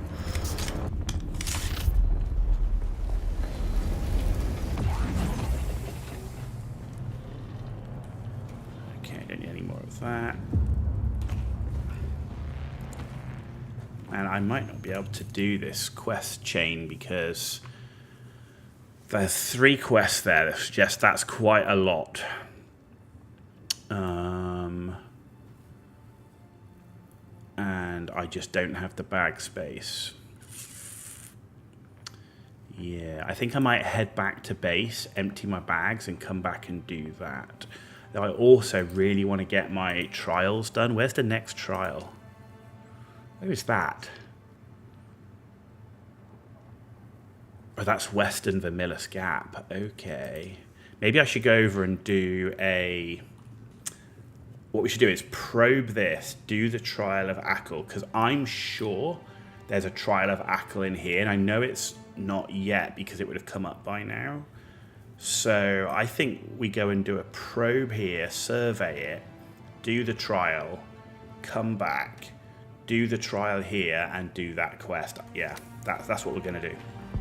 We've got a plan. We've got a plan, Stan. We've got a plan.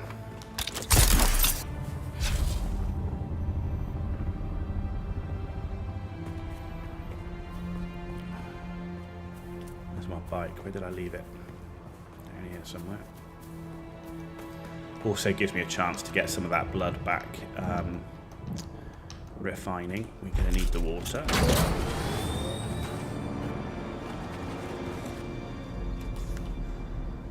Cool. Right, where's our base? Base is here.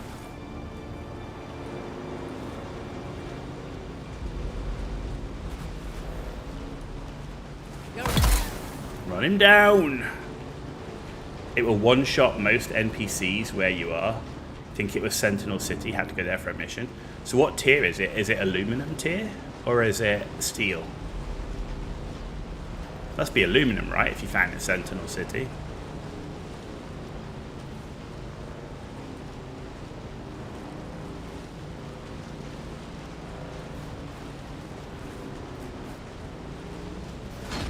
Ooh. That rock was just too big.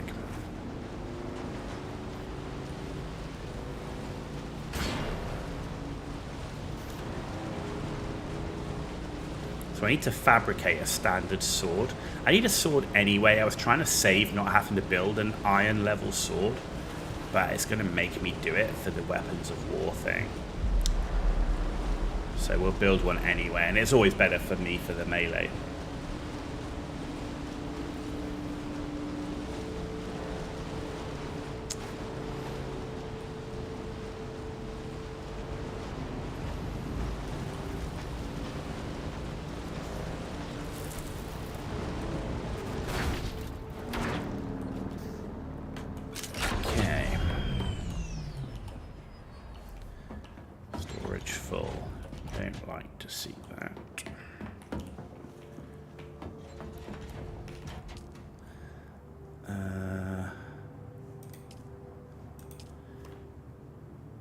Don't have the car. Okay, so that's fine.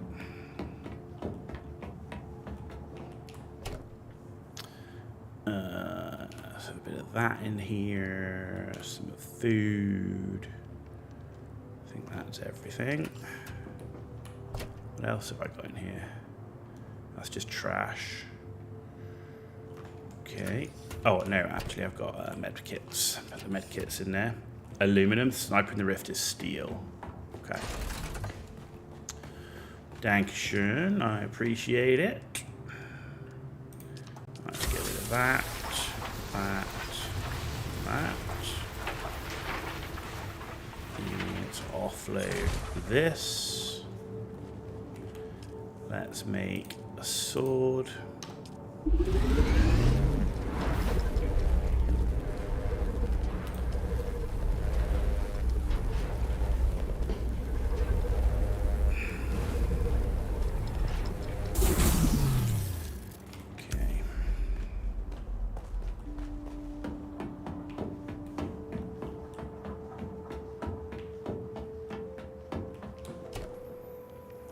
That away and that away. Let's keep that. Switch this over. Gonna keep this for now, this dagger. Maybe get rid of it later. Let's get rid of those fuel cells. 20 days. Right, deposit all blood.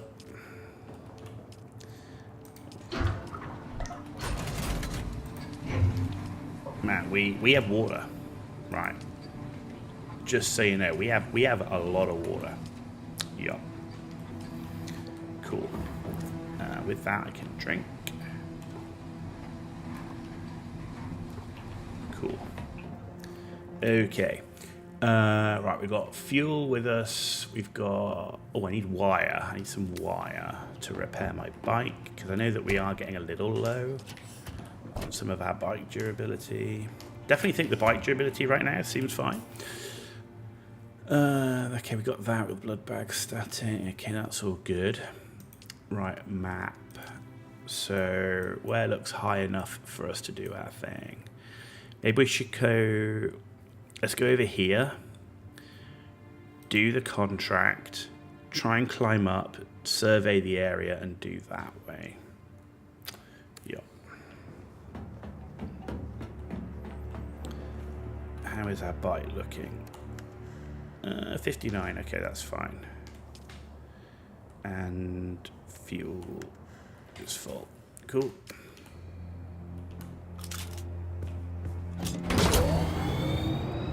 Open. Okay, we'll go this way then. It's the way we're going anyway. Right. Spice blow.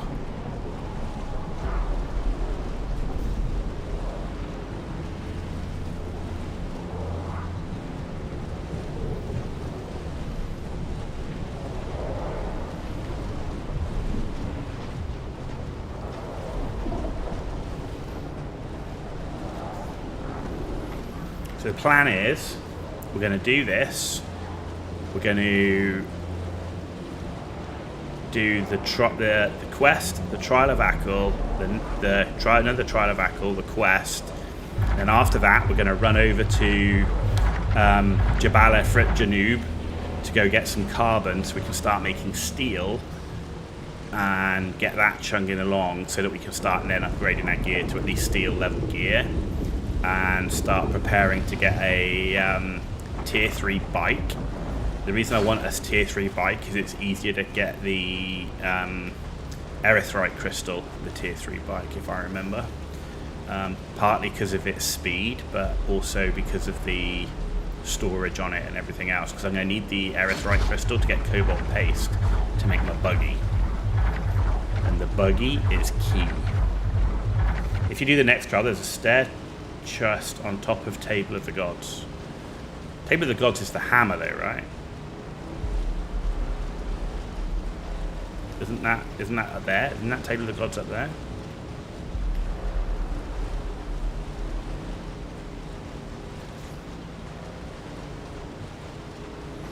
I'm going to do the trial, which is over in the western Vermillis Gap somewhere.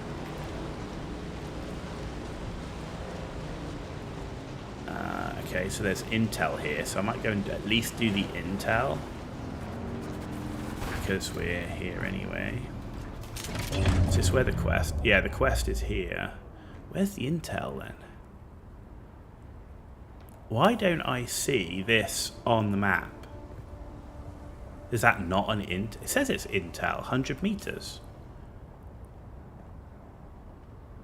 Oh, because I haven't surveyed, that's why. Muppet. Right, do you know what?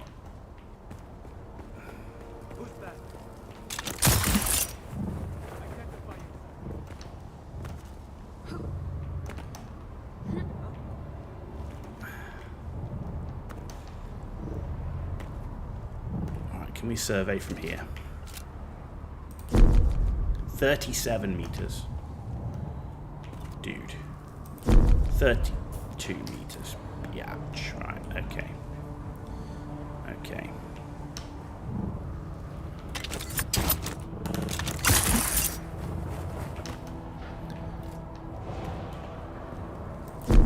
$11 meters. Come on, you're killing me, dude.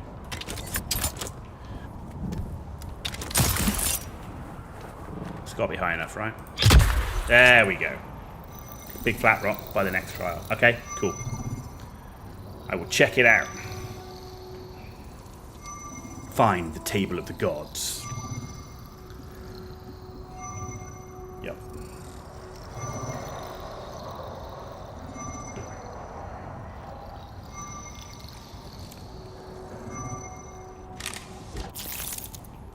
Cool. Oh, look. The intel thing appeared. Right, so where's this thing? What does it look like? So this is a defining feature here. That looks weird. So we've got a big thing, that weird feature, and a bunch of things.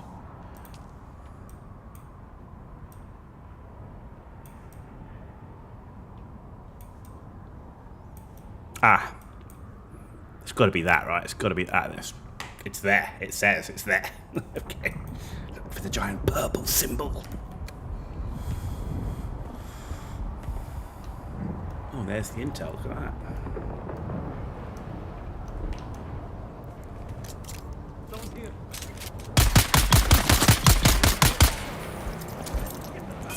That was the worst grenade throw I have ever seen. Limp. Limp!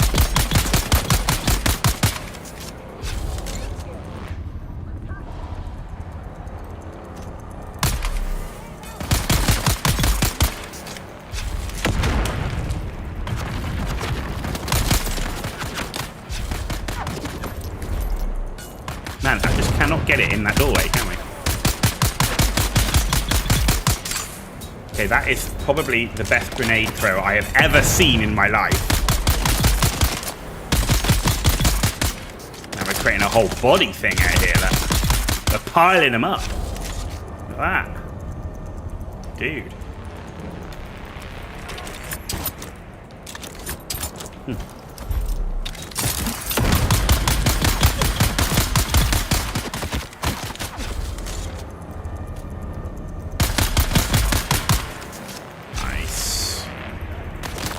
Dude, another one. Oh. You got me.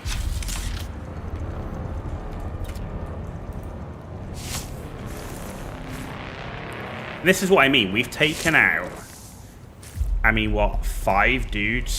7, 8 dudes here. All, like, fighting them almost simultaneously. And without any real trouble. And they're all a tier higher. You have to climb a pillar next to it and sugar wire over to it. Okay? Sounds good. And this is where I kind of feel like to do it as easily as I've done it, I think it should be more difficult. And if it was more difficult, you'd then want to get the iron level gear rather than just skip it and go. Why would I, like right now, why would I go through the hassle of having to mine double the amount of iron when I can just not make any of the iron level gear and just save that iron, turn it into steel and make steel gear? I'm saving myself a significant portion of mining, refining, water gathering time by skipping the the iron level gear. And I kind of feel like I shouldn't be, you know? So I think that's one of the things when we go to single player that I'm going to look at is pushing the difficulty up, because I know that you can do that with the enemies, right? Right, I think that's everything here, right? Right, let's go get the bike and then we'll drive around to this.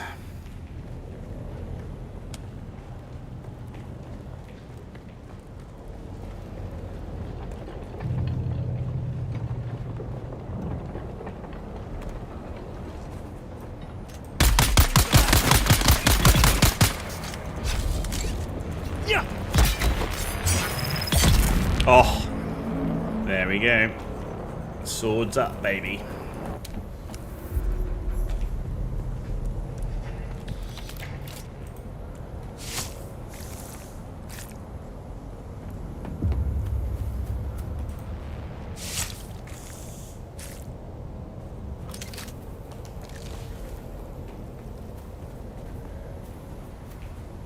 And this is one of the reasons why I'm excited a lot about the single player is one of the things I like the most about games is the ability to choose how you play. And it's one of the things that pisses me off the most about Battlefield 6. Like, it's not the Battlefield that I remember. It's definitely different, and it feels different, but it's still playable. but I detest the challenges and battle pass thing they've put in there, where it's got to a point where they're telling me how I have to play to get these weapons and skins and everything else, rather than just playing the game the way I want to play it, with the classes I want to play, and, you know, with the with the weapons I want to play. And then when I play a recon, if I want to play it as a special forces dude rather than a sniper, I should be able to do that with the C4 and everything else, right? And Battlefield is just terrible in telling you how you have to play. And then you always get these games, like particularly with like all of these online games and survival games, stuff like that, where it's like, you know, people are going, well, this should be harder, this should be easier, you know, and all this sort of thing. Whereas, and you had this on Dune as well, right? It was telling you, people were saying, well, it should be like this, and it should be PvE, and it should be PvP, and everything else. But by having the single player experience, where you can tailor how hard you want the game, how much of a grind you want the game. Like, I don't mind resource grinding, because that's what I do. I've played a lot of EVE Online, I've played a lot of games and survival games where resource grinding is the thing. So I have no problem grinding for hours to get resource stuff, right, to build bases and everything else. And it's one of the things I really liked on Windrose. So I can play Windrose and I can tailor the game how I like it.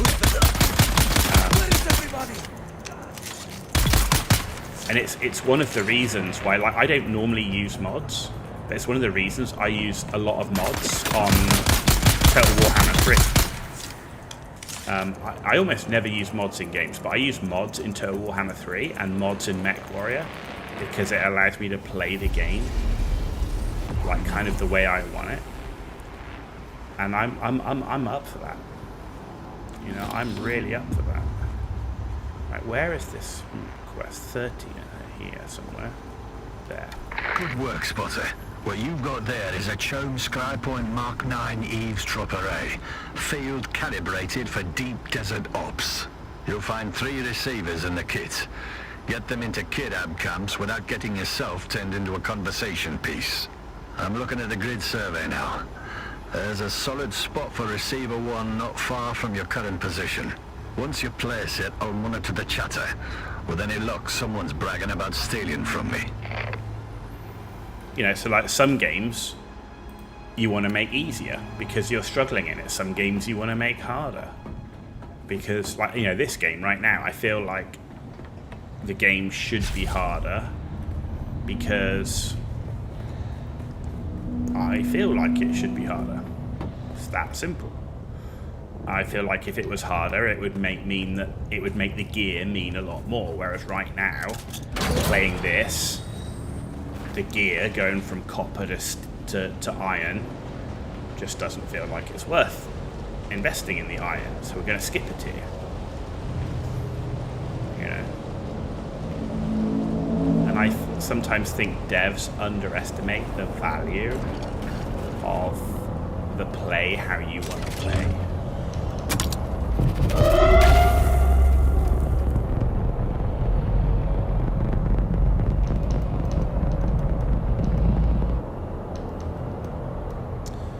That was less than ideal.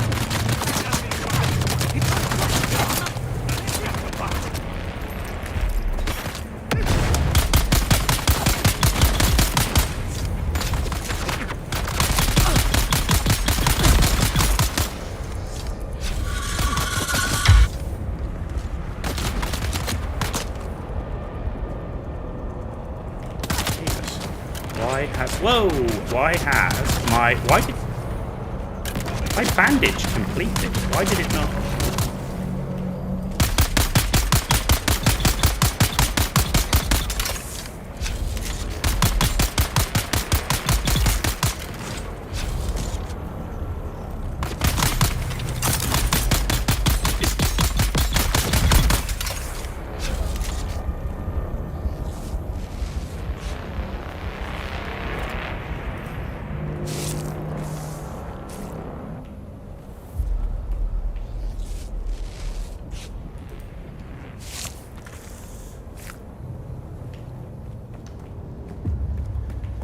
know, again, those are like security troops from something that I should be avoiding. And you take 4 of them out simultaneously in previous tier gear. Is that right? Is that right? You know, should I not really be thinking about running away at that point?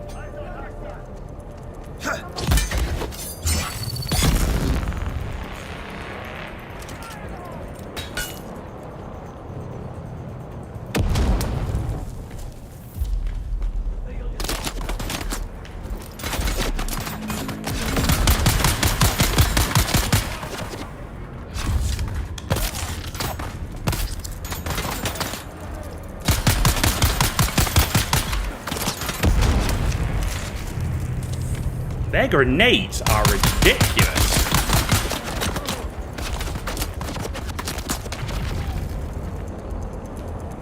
How the hell did his grenade literally take all my health off through my shield? And it was way behind me. It wasn't even close enough. Dude.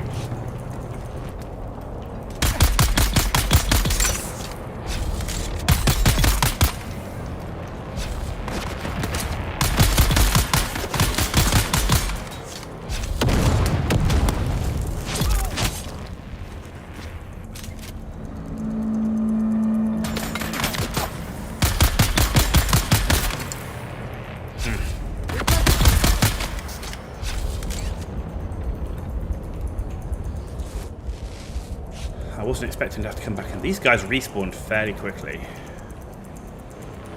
I wasn't expecting to have to come and fight them all. Come in, Spotter. You did good. That placement was clean. Signals cutting through like a crisp knife through boot leather. But one ear on the sand isn't enough. I need a triangulation fix. That means placing receiver 2 northwest of your current position. Well, I'm going that way anyway, so that's fine. Okay.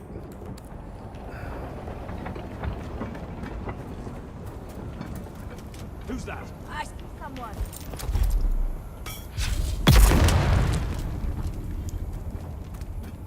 Fair enough.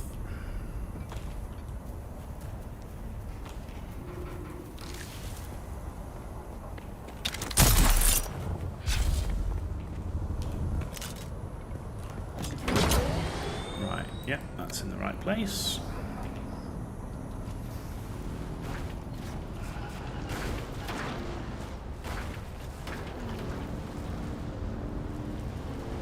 It's one way to drive your sand bike. Upside down with your head in the sand. That's what you call burying your head in the sand, literally.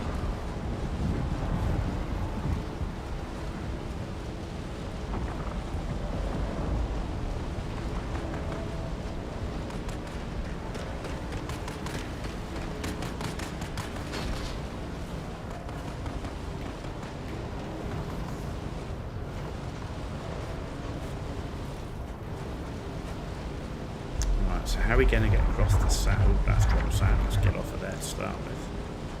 What route are we going to take? So we're going to go to here. So as soon as I get to this corner, then we're going to shoot across. We are going to get through drum sand, but that's right at the end. Okay.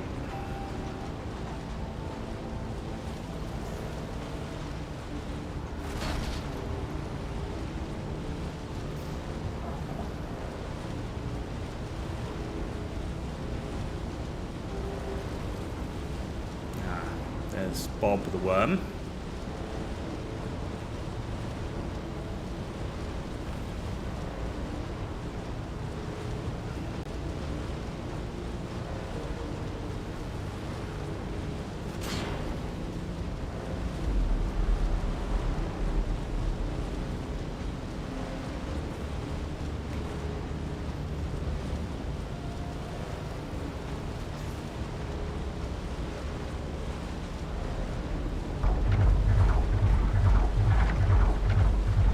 See, this is the other thing with the Mark 1 and Mark 2 bike, right? I'm still in a Mark 1 bike. Why? Now, the Mark 2 goes a little bit faster, yes. But the Mark 2 inventory thing is has the same capacity.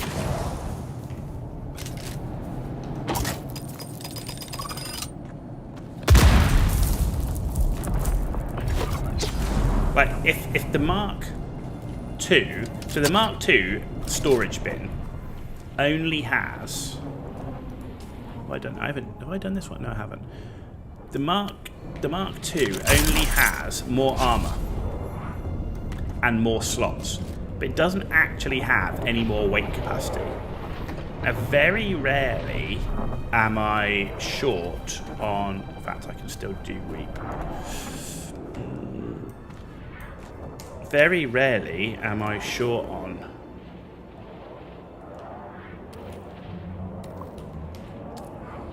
slot capacity. Oh, literally, as I drink, the dew just disappears. Talk about shit timing. Damn. You know, I'm normally short, not on slots, I'm normally short on weight. So again, I have no reason to go for a Mark II bike. Plus, you can mix and match Mark II and 3 gear, which is also different.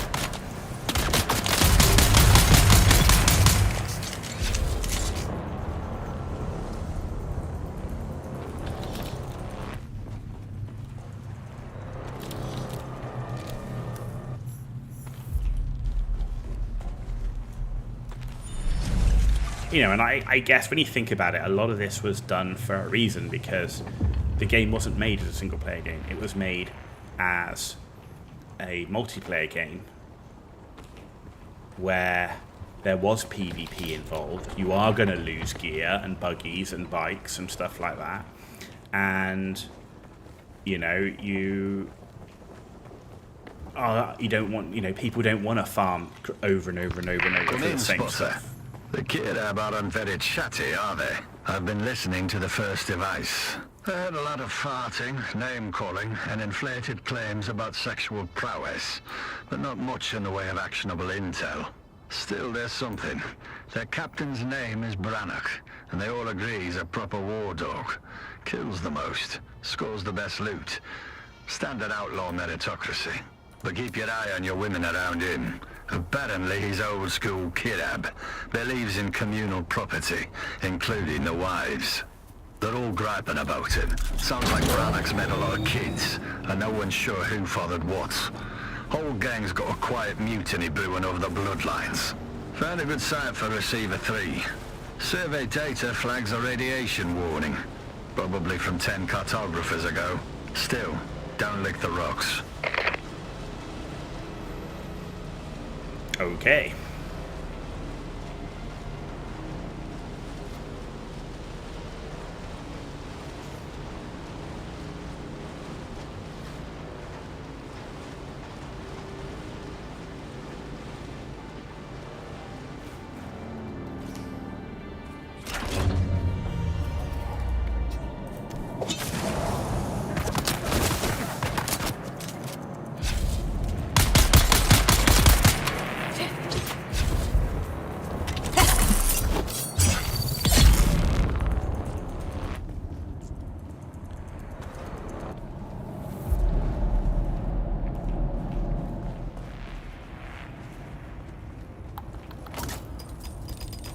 Oh, bomb.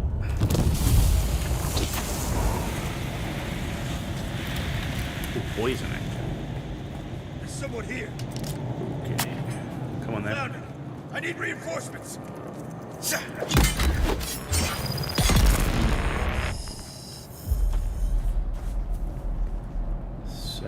that's there.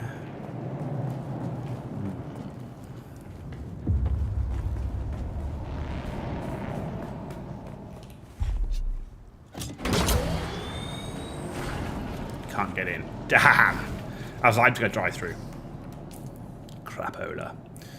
Maybe I can get around this way.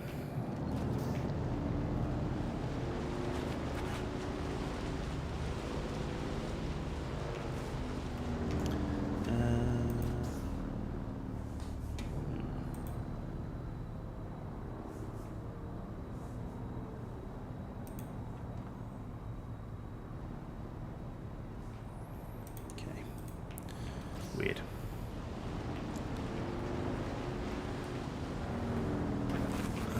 Maybe I can get up here.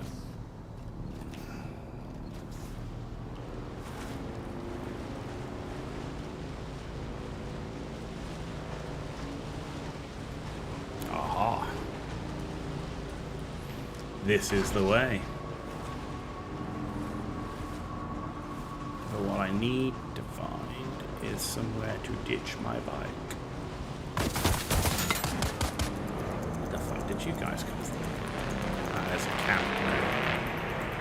Right. Oh, come on. There's not one little area where I can hide my bike. Dude. I guess I really need to make that bike backup tool, right? That looks like it's got bad dudes.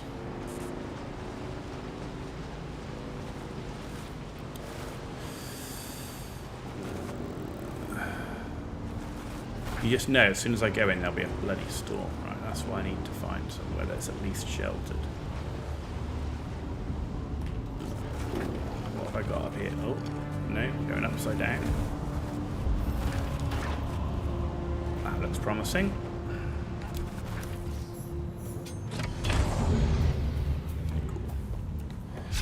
Cool.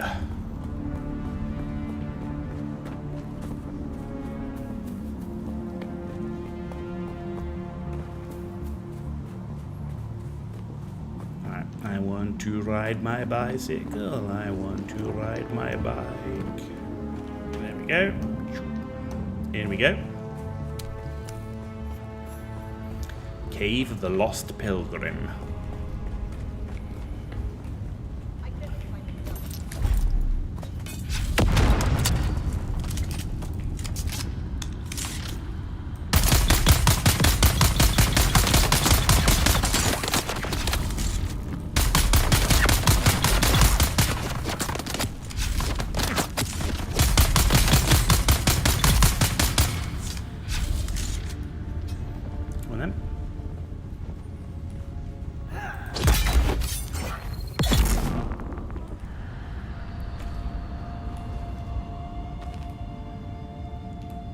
That? A GRDA 44. Give it to me.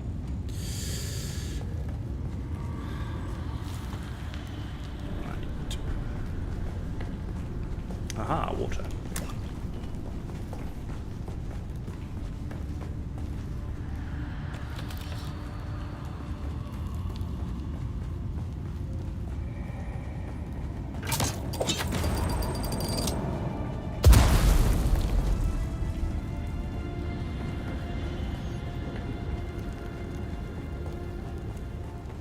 There we go.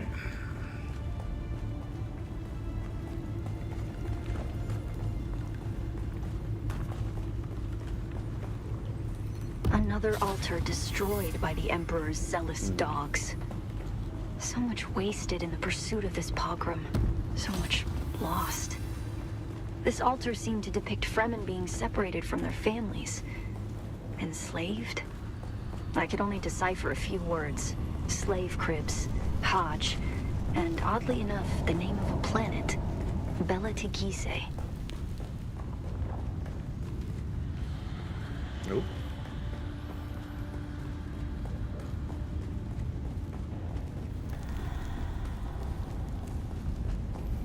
Right, let's go and do the intel that while we're here.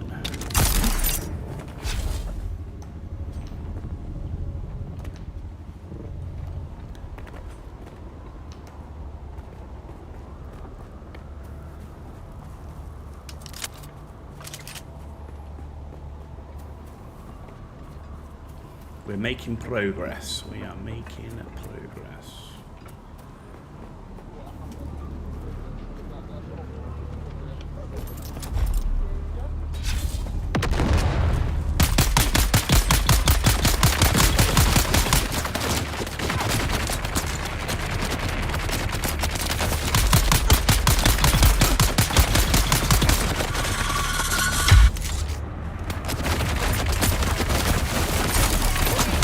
Whoa.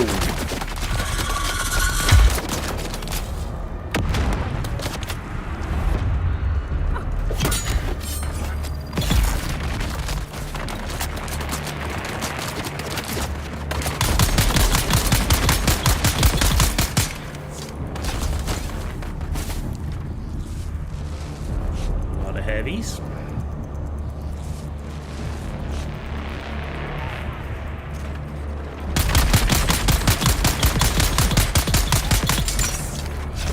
Right. Yeah.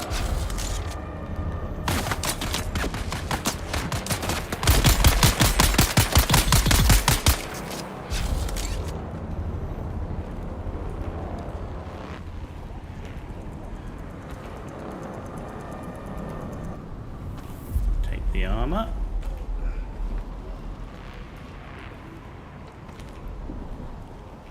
What did I leave on him? Ammo. Don't care about ammo.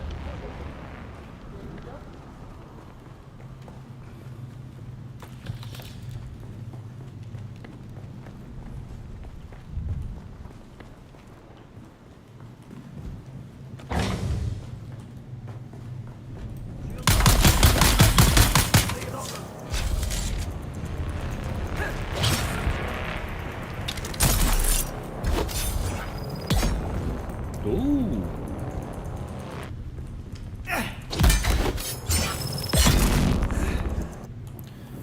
Try again.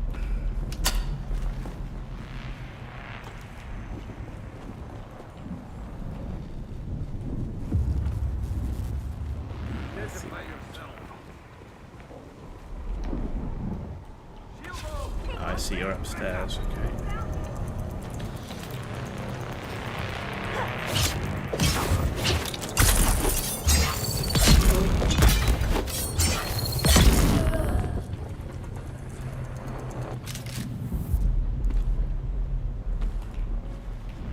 Nice. There's the intel. Another Dune Reaper.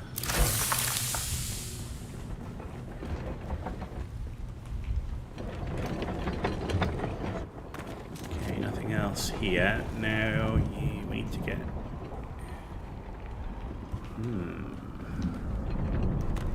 So you said we need to climb a pillar next to this place and launch ourselves onto it. The question is, which one? Is it this one or this one? Let's try this one since we're here.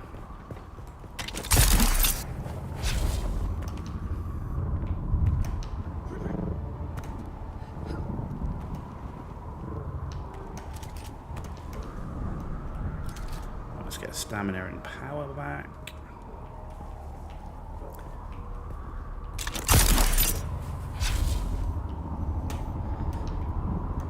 Okay. Question is now, can we catapult ourselves onto it?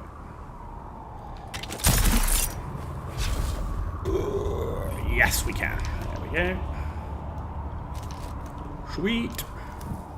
Oh, baby, look at that.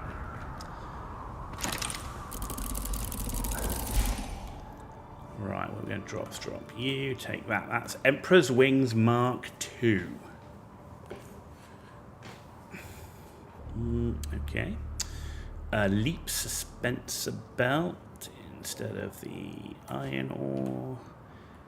And we don't have space for the Holtzmans, really? Let's ditch the fuel cells. I made it. We did make it. We did make it. Is there anything else up here, or is it just trash? I mean, obviously that was a star chest, so I mean, it's a good thing. I don't see anything else.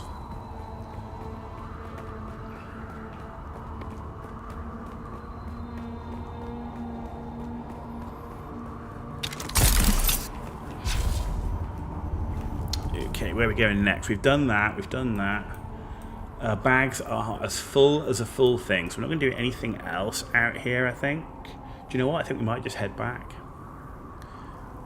Empty our bags.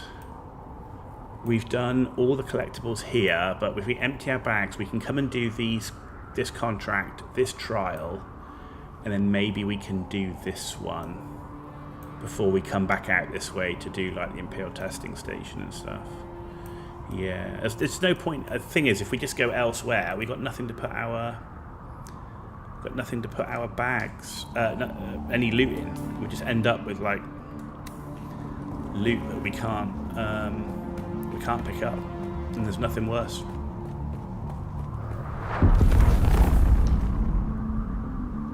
Geronimo!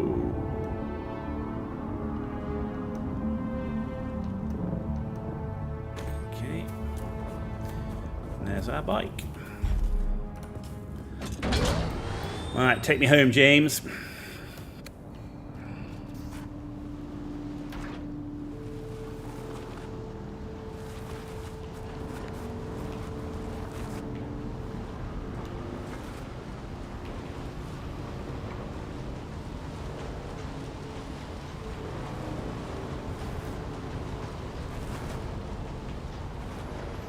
Actually, what I might do before we do this next thing is I might go and do a run for carbon, because then I can have the steel cooking while I'm out on a mission. I think that's what I need to do, because I'm full on water, like, and I can't use, like, and my blood things are full as well, right? So I might just be better going to get mats that I can cook, so that we're actually, so that we use some of the water, so that the water can be refining. Well, that's what we've got to do. That's what we've got to do. Fuck me! Could you be any closer?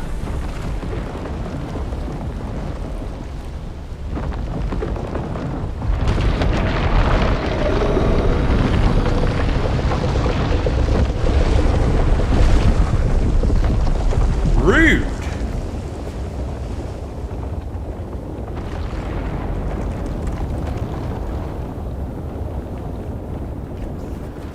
Wow. He emerged literally next to us.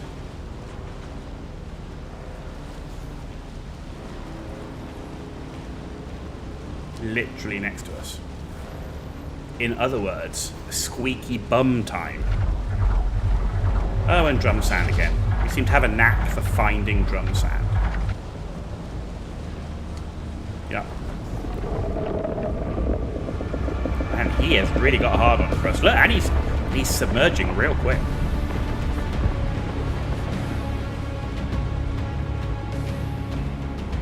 Yep.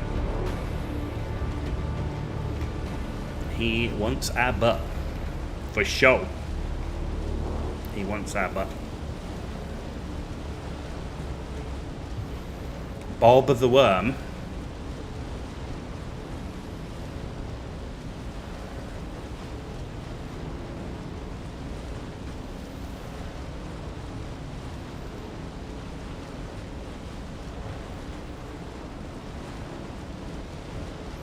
Right, I wonder if we've got enough steel now, enough mats to make a Mark III cutter ray. I don't know if there's any other weird component that I need for it, because it'd be really good to have a Mark III cutter ray to go and start farming some carbon. Yeah.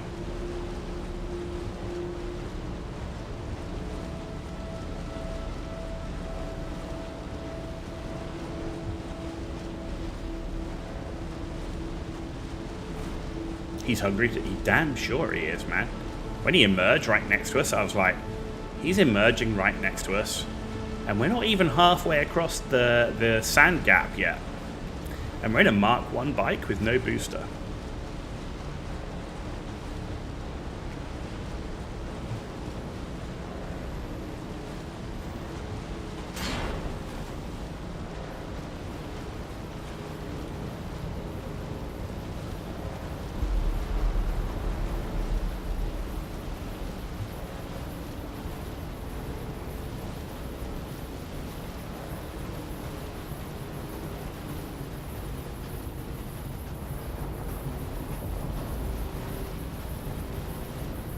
And we're home. We survived another day. Mm-hmm.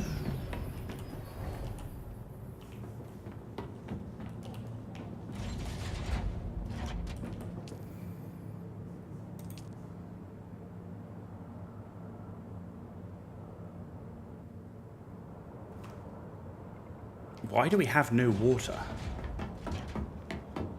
What? We got more water than I know what to do with.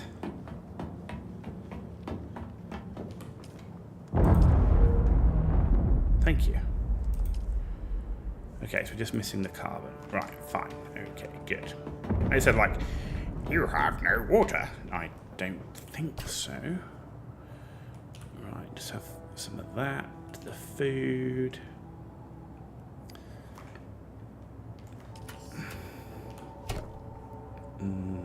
Medkits.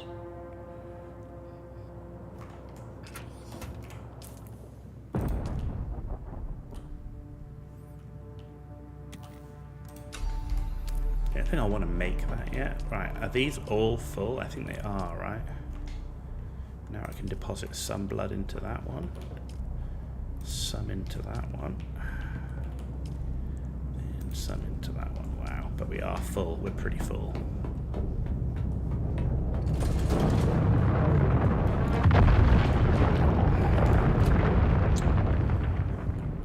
Right. Armor plate, some of that. That and that. Okay, we just need to destroy those.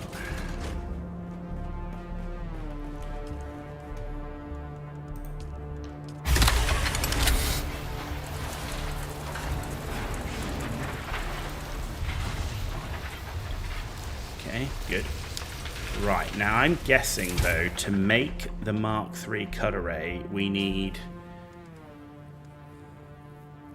That's going to have to be fabricated in the fabricator thing, right? In the survival fabricator, probably. Yeah, okay. Can we make a survival fabricator? That's the next question. We can indeed. We can indeed. Let's put the survival fabricator here.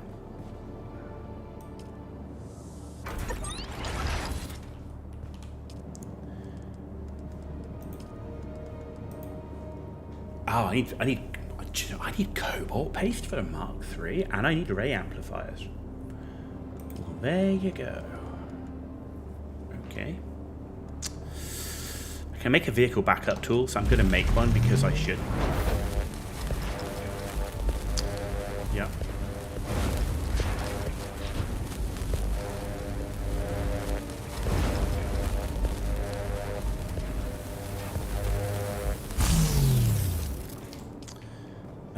Right, and then... So that one, we need steel ingots for that, and we need steel ingots. So we just need a lot of steel, which is carbon. Because I think we've got a fair amount of iron, right? How much have we got? We've got 112 iron in that one. And another 21 iron in that one. We've got 16 steel, which is nowhere near enough. So before we go out and farm carbon, I'm going to go out and farm some iron and get some iron cooking.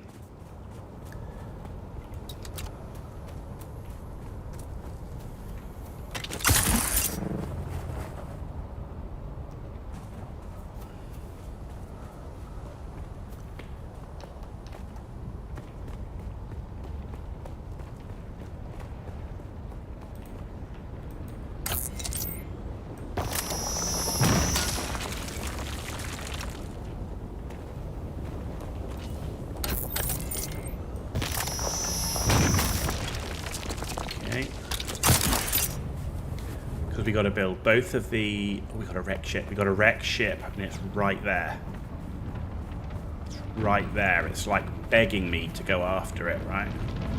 And I should be able to whip back with my sugar wire.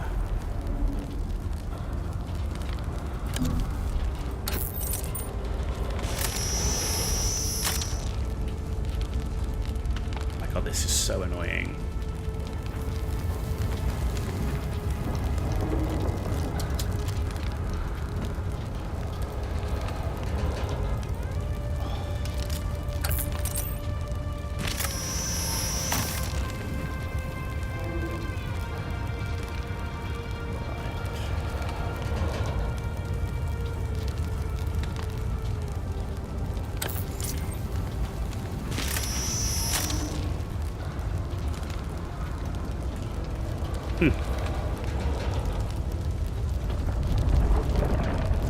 bitch. You bitch.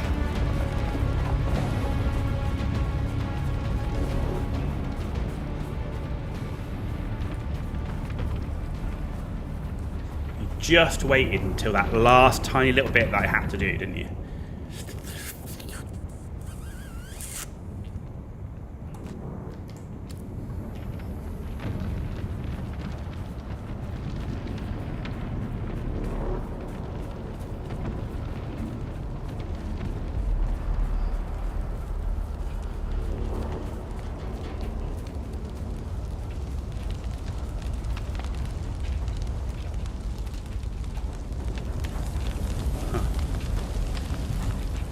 God, I tell you, these wrecks are the most annoying things I've you ever come across.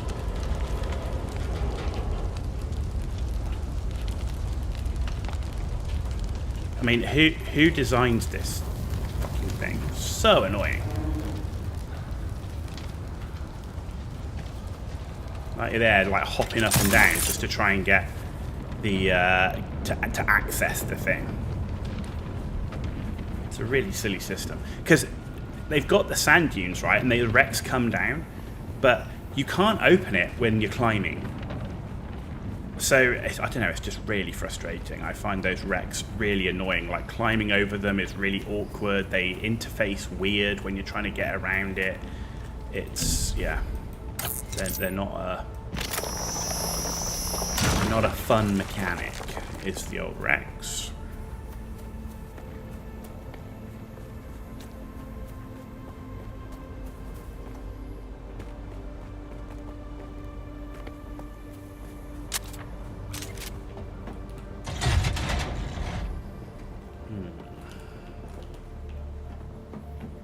More complex machinery.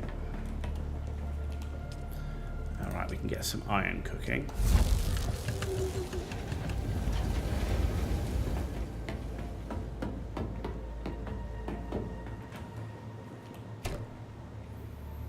Alright, what did we find? We didn't get any Solari.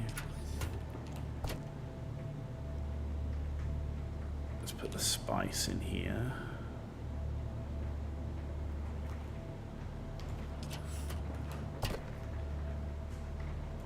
Along with actually in the ship manifest.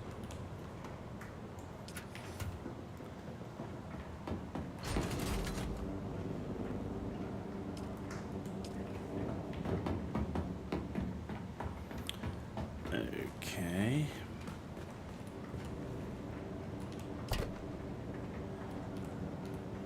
We got ray amplifiers, which is cool. We just don't have the cobalt paste to do the cut array, but I do need another storage thing here for now.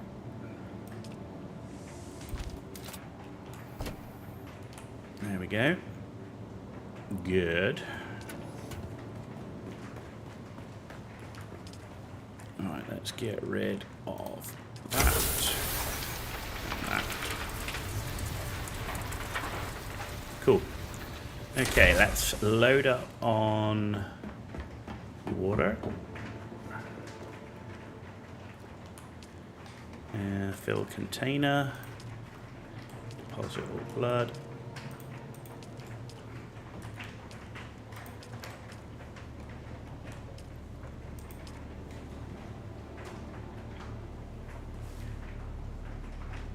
Oh, there's a full-on storm outside. Lovely. That rain is coming down hard. Right. We're going to go get some carbon. In fact, I'm going to take while I'm here, I'm going to take a quick bio and I'll be right back. Don't go anywhere, because I'm not.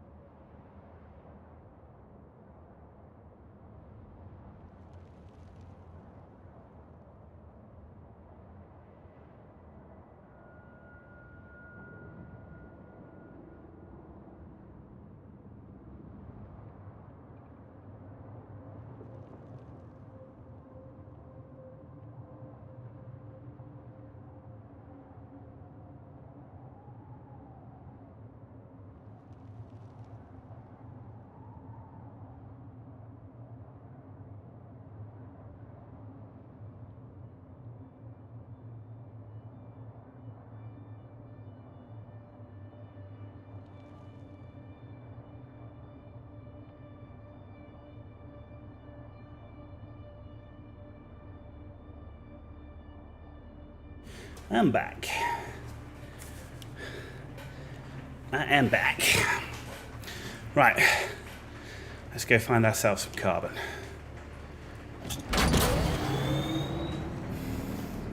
Fuel. Let's make sure we got some.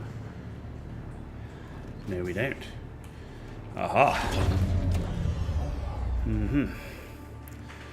Let's take that and that.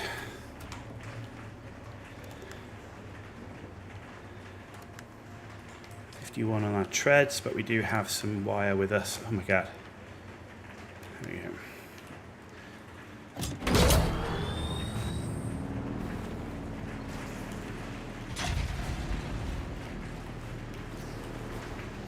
Okay.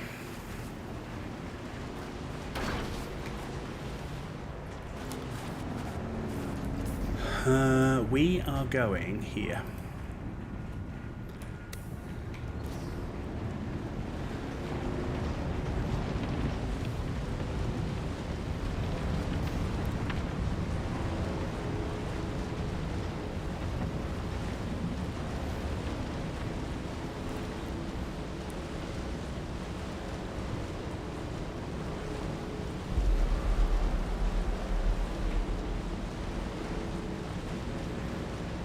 I see carbon already.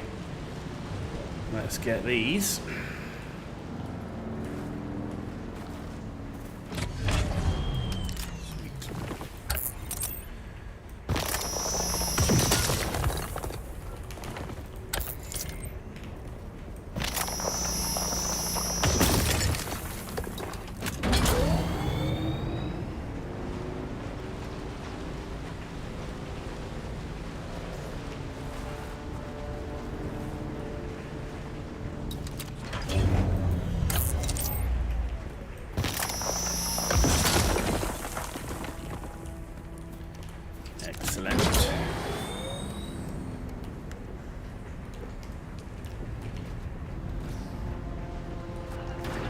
Whoa. Boink. So this is the question. Are they ever going to implement fall damage on vehicles? I kind of feel like on ground vehicles, they should definitely implement fall damage. I think it would be quite punishing for people flying Thopters to have impact damage. But I kind of feel like you can really take the piss with the ground vehicles damage.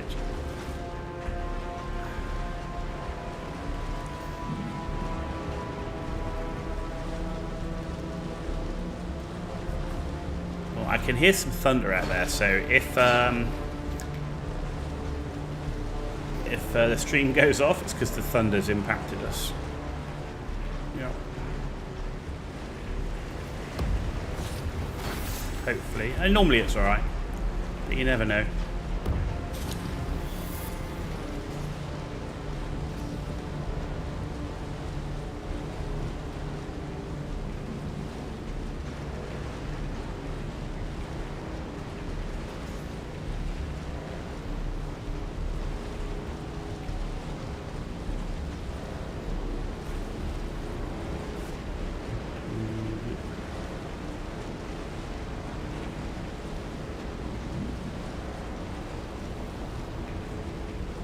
It's really thundering out there early morning.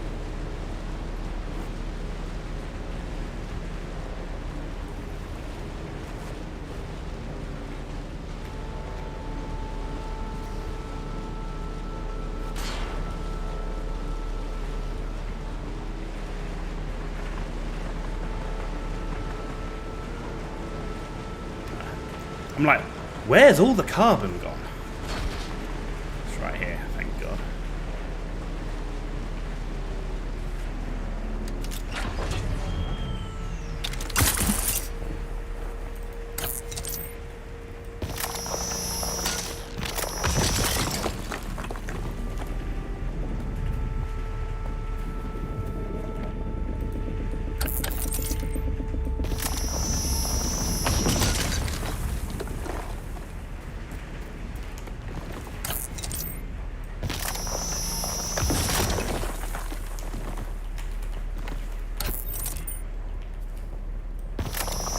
happy 4th of July. Big, massive storms. Oh dear.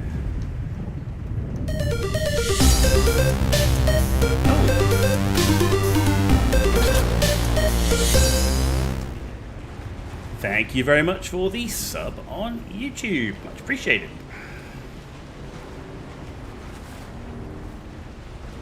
Hope I'm worth it. Hope you're enjoying the show.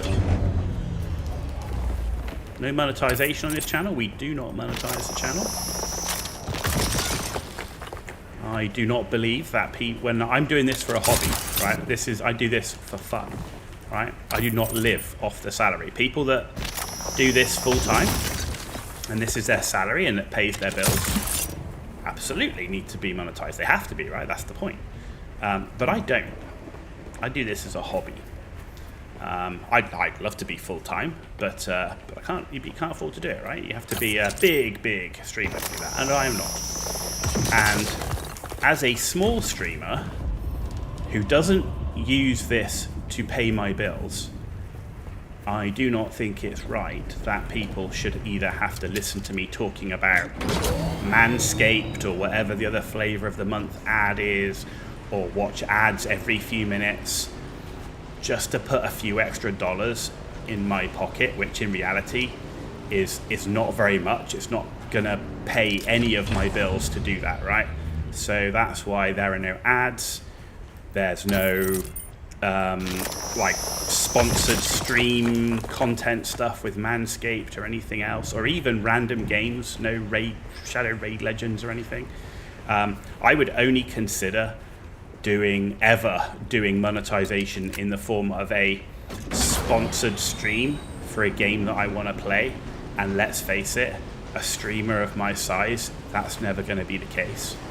So yeah, there is and there will be for the foreseeable future zero monetization on this channel. No ads, no sponsorships, no having to listen about Manscaped or some VPN service or whatever. Not going to happen. So, and this channel is all about video games, playing them, discussing them, having fun with them. It's as simple as that.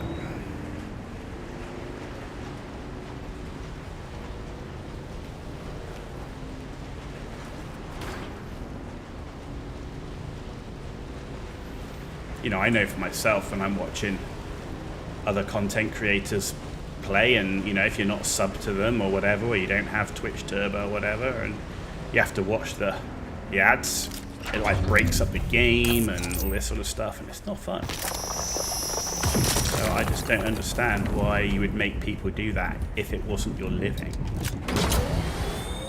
You know?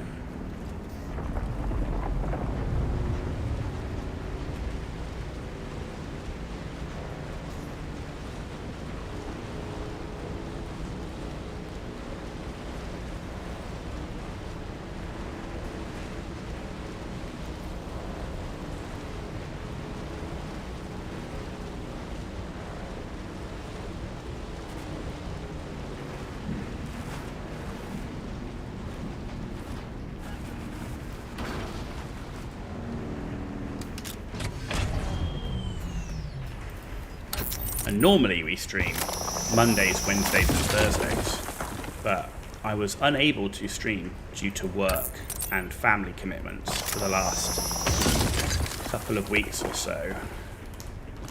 So I'm kind of playing, I'm home alone because my family's away, and so I thought I'd play catch up for about 2.5 weeks where we're streaming every day. Yep. Every single day we're streaming, and we're currently streaming Dune, Planet Crafter, where we're doing a every planet playthrough, like a full system wide terraformation playthrough. We're doing Mech Warrior 5 Clans and Mech Warrior 5 Mercs, where we're doing a full career playthrough with full mods and everything, and like doing a bit of mech collecting. So that's what we're currently playing. And what have I got on the radar coming up?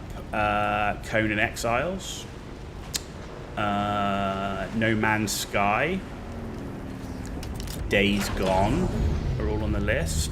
Black Flag Resynced, when I can afford to pick it up, because obviously, so you got Black Flag Resynced, which is at the beginning of the month, and then we've got Halo Campaign Evolved at the end of the month, but I can't afford to get both full price, right? So my plan at this time is I think I'm going to go with the Halo Campaign Evolved,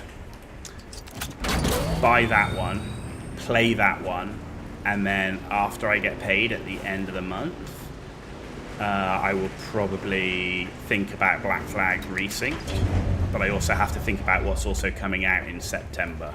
One thing I really do want to pick up when it comes out on release is Ace Combat 8. I really want to get that game. And the deluxe edition comes with a Ace Combat 0 on PC, which is huge. I also want to get the game that I'm waiting for the most right now is Total Warhammer 40k. I really want to play that game. Really looking forward to that. I'm not looking forward to the fact that Creative Assembly have a horrible record of releases, so that I'm expecting it to be a mixed bag on release, but maybe 6 months after it's going to be amazing. I really enjoy the Total War games. Total Warhammer, Total War Rome, Shogun 2, Medieval 2 are some of the highest amount of hours I have in any game. So yeah, I'm super looking forward to those releases. I mean, there's a whole ton. I think I've got like 120 games on my Steam wish list.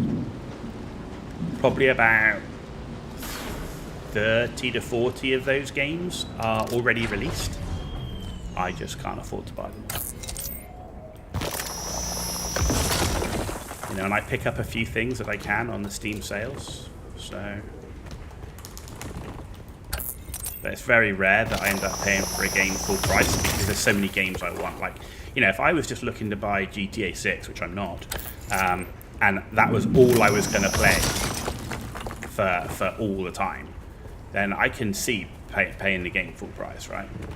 But when you play as many games as I do, as many different games, man, there's no way I can afford to buy them all full price on release. I have to be very choosy about what I want to buy.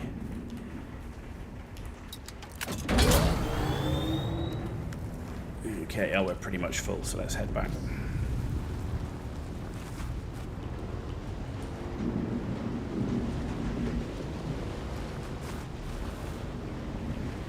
And that store must be literally right over the top of us right now.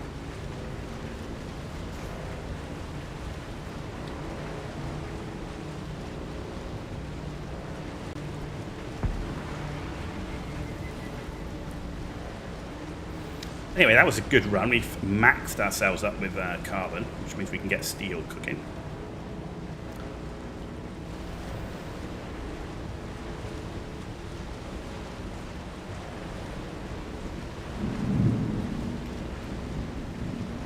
I don't know if you can hear the thunder in the background. Might not be, because I do have some like suppression software on.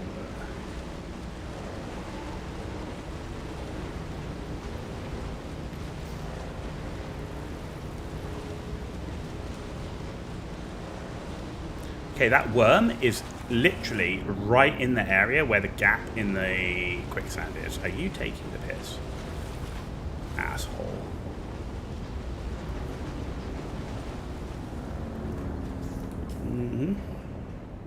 Let's go over a bit. Ron Clark on YouTube. Just bought this game yourself. Looks like you're having fun. How fast do you think rookies should rush through Hagar Basin South? Okay, so I will preface this to start with by saying I am not a speedrun person. When I play games, particularly survival games that have a good story and everything else, I like to take my time. I like to explore everything. I don't think you should try and 100% trying to find every scavenger base. but I do think you should take your time to explore it, find the lore items.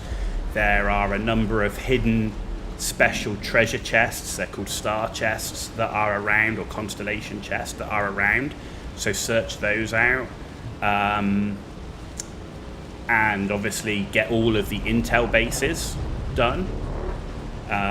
So I think, yeah, get all the intel bases, they're really important, get those done. And then have a little bit of a search around the place. And then probably look to move on. I mean, the game is pretty good with its quest system, with Zantara's story stuff of helping you and telling you when to move on. Though the story will normally progress before you've got all of the intel. So make sure the very minimum you've got all of the intel stuff before you leave to move to the new area. But yeah, I mean, it's quite a subjective thing how long you want to spend exploring.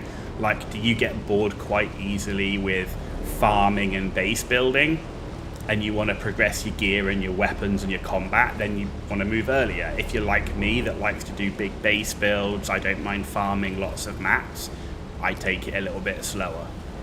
But the bare minimum is make sure you've got all of the intel sites done. In every zone you go to, do all of the intel. There is, as far as I remember, there is not enough intel in all of the Hagar Basin map, in all of this map, to unlock everything. You have to go to the deep desert to get additional intel to unlock everything. So you don't want to miss any of them. Hope that helps. Hope that helps. Bit of a rambling answer. Right, the steel. We can get 109. 50. And 59.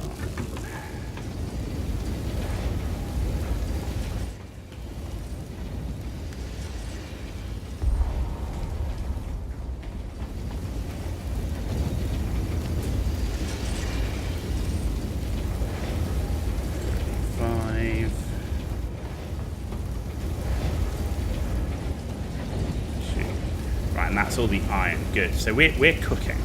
We are cooking. That's awesome. Right. That was a really good amount of carbon that we picked up. That's going to see us going for quite some time.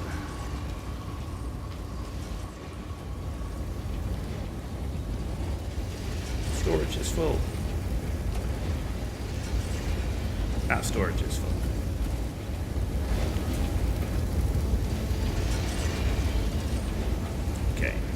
Right, so that's going to be building us our steel. I'm glad we got all... Look, we used nearly 10k of water just doing that steel. So I'm glad we have all of the blood stuff that we've got going here, because we would run out of water really quickly. Sounds like great advice. Ah, no worries, dude. Anytime. Always happy to help. Always happy to help.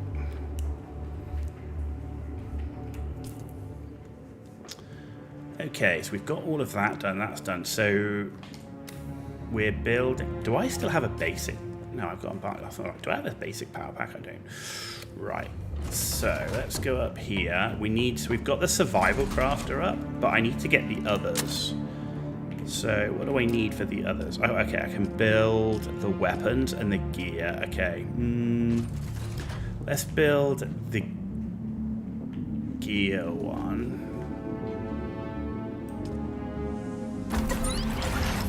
And the weapons one. Good. Right. There we go. So the slaver stuff's coming up, which is steel. We're going to have plenty of the armor plating. Silicon block, we might have enough. Plasteel microflora fiber, 8, 15, 19. 25, 32. So we've got enough to make a full set of gear. Slaver gear.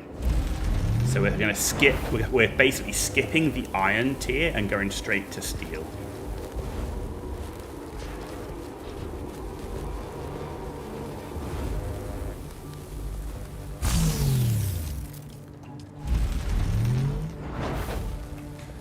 Straight to steel.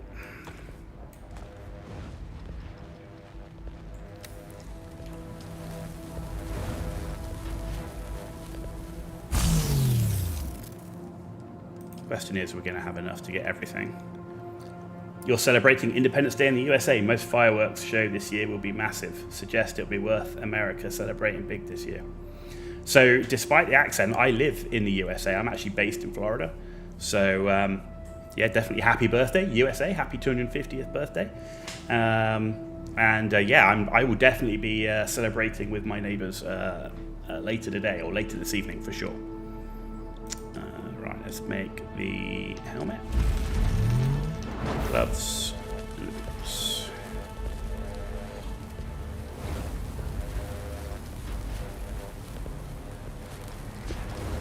But yeah, big happy birthday to the USA. 250 years. It's not a short amount of time, right? It's not a short amount of time.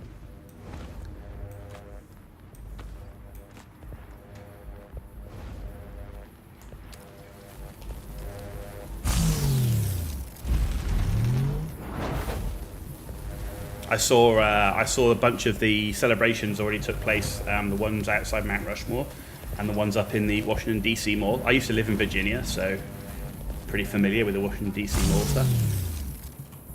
Yep. There you go. We're fully slavered up. That's good. Right. So let's trash. I can tell you what's going on outside right now. It's not fireworks. It is one big ass thunderstorm. You just upped your water storage to 400,000, getting ready for aluminum. Stephen, have you seen my Atreides airfield base I built? Maybe you watched it on YouTube, I don't know. Because that's got a bunch of water stuff and that in it. Right, customization. Right. Yeah, you saw it, okay. Yeah, I ended up having a whole building just for water storage. Right, okay. Smuggler Heavy, Sardaukar, Tharox. Right, let's go with the Mauler Swatch on the Smuggler Heavy. You live in Texas, you're home of around 10,000, had a 2-hour parade this morning, cop cars leading, volunteer. That's cool. That's cool. I was in Texas a couple of months ago, actually. I was in Dallas. I was doing business there, but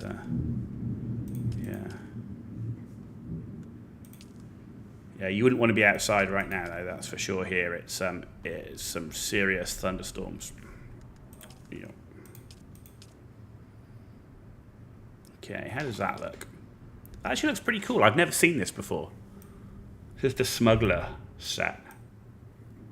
I actually quite like it. It's nice, and with the Kira, with the what is it? It's the Mauler Swatch, which I like it because it's similar to my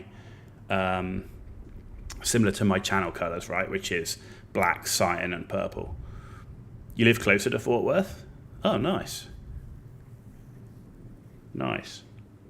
Yeah, that's where I tend to do business when I'm down in Texas, is around that area. Cool. Okay, so we've got ourselves a new set of armor, at least. Heavy armor. That's the way I roll. We go heavy. We go heavy. Do you know what? That's a little close. I want to move that. Let's move that to there. Cool. Right then. So weapon-wise, I want a disruptor. I need silicon blocks for the disruptor. And I can make the Jabal spit dart. So let's make that. Heavy darts.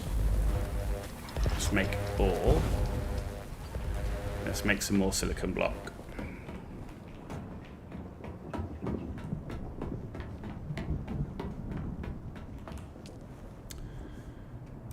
Let's make, I don't know, let's make 50.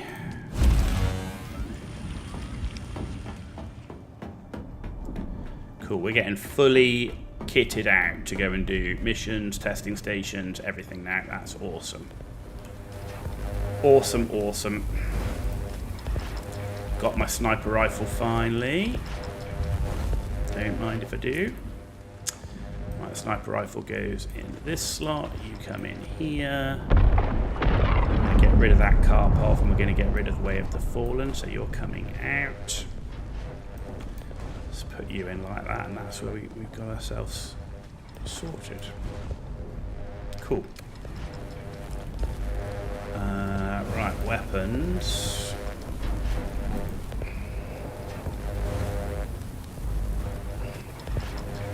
Silicon block.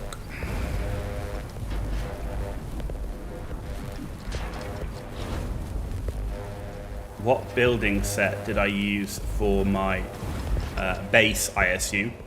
I used the... Oh.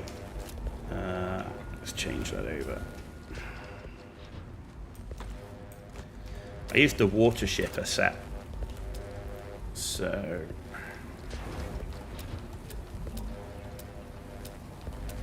this one. So it's these foundations with these walls, wedge walls, roofs, inclines, and then special. So this is all water shipper here. So you've got, I like the fact you've got a nice big long double window. These corner ones are also windowed. I like the fact you've got roof windows as well. They look quite cool along with the roof lights. The way the door opens is pretty cool as well. Actually, that one's already open, but if we come down here, it's pretty cool. Big enough door to get a buggy in and out as well. If you want a buggy early, you can steal one at Camp's Tower. It's in rough shape, but it will work for a while with a little repair. I thought they, did they not fix that? I thought they were going to fix that so that you couldn't do that anymore.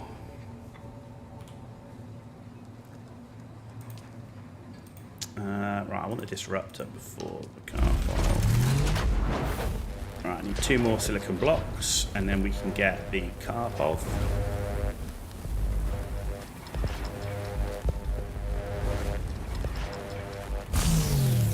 How much can you play this game single player? Given the fact that they are releasing a proper single player client in September 22nd, when they release the game to consoles, you can play all of this game single player, or from September 22nd, you had to play all of this game single player, right? As of today, you can do pretty much everything single player because you don't have, so all of this map that we're on right now, that you can do all of this single player, the whole map, all of this can all be done single player, 100%. When you go to the deep desert, you can do all the deep desert pretty much single player.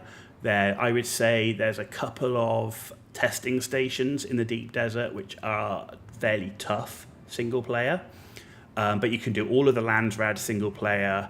You can do all of the Landsrad missions single player, and there's a couple of these like dungeon-y type areas where you increase the difficulty, and you choose to increase the difficulty.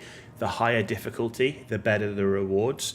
And I would say some of the highest difficulties of those dungeons is almost impossible single player, except for the ultra skilled and best kitted out people. So what does that make it? 95% of this game can be played single player, but the 5% that can't, you're not going to see for well over 100 plus hours. And at the end of September, this game you're going to be able to play, it's going to have a dedicated single player client, right? Where you can tailor server settings for having no base decay, turning the worm on and off if you want, sandstorms off, decreasing the difficulty of mobs, increasing the difficulty of mobs. So, to be honest, in my mind, it's a full-on single-player game if you want it. It's definitely, originally it was an MMO. It's not an MMO. It is a survival RPG with occasional encounters with people in the world. And it's like, can you play it co-op with friends? Yes. Do you have to? No, absolutely not. And you will not miss out on anything. Hope that answers the question. Is it from the game or from a Twitch prize? I think the Smuggler set is DLC, I think.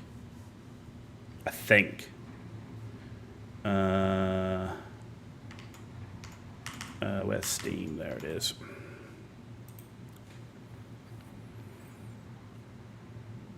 So I've got, so the Water Shippers is DLC.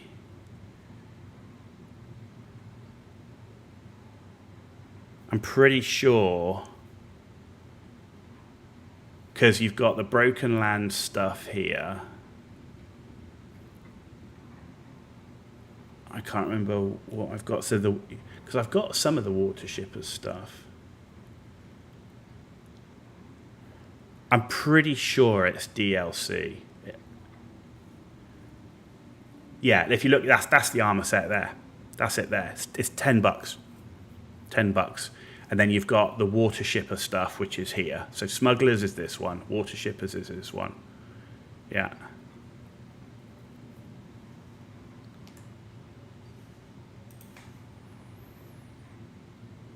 You can buy all the Twitch drops at base vendors now. There you go, Stephen. Thanks very much. That is incredible. I didn't know that. That's useful.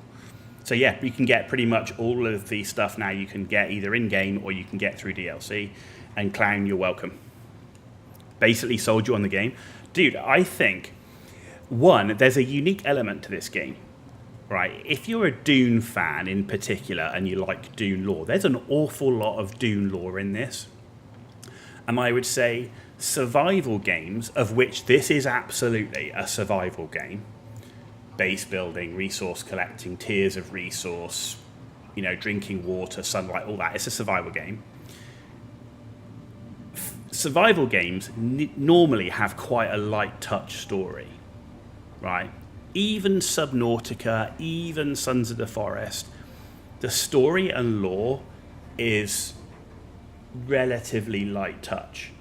This game has some of the deepest lore and story and RPG elements I've seen, which make this a relatively unique survival RPG.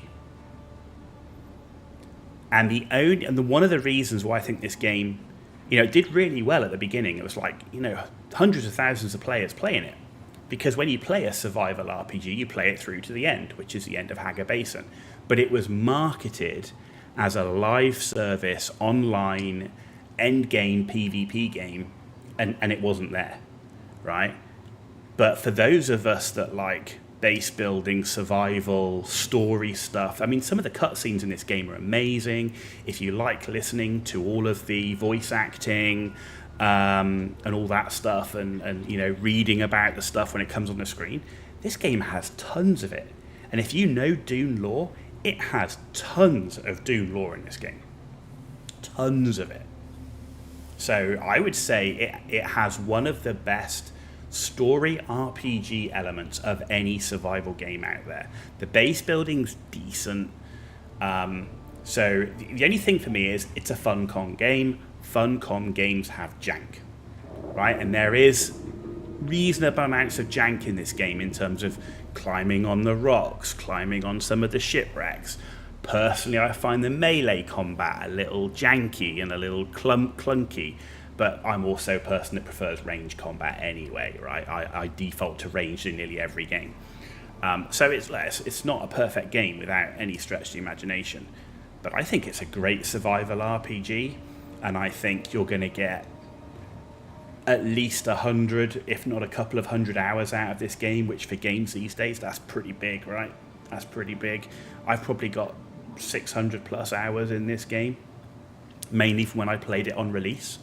And all I'm doing now is I've come back now to check out what's changed in a year, because the game's been out just over a year, to see what's changed, hence doing the fresh start. And also because I know that I'm coming back to play a full single player experience in September. Yeah, where I can then tailor the server to how I want it. But I think people underrate the Dune lore and story elements of this game for a survival game. You're at 3,500 hours, Stephen? Holy crap. I play too many different games to be up at that. Jeez. Right, okay, right. So we've got now sniper rifle, assault rifle, disruptor for shields, the sword. We are fully kitted out pretty much now.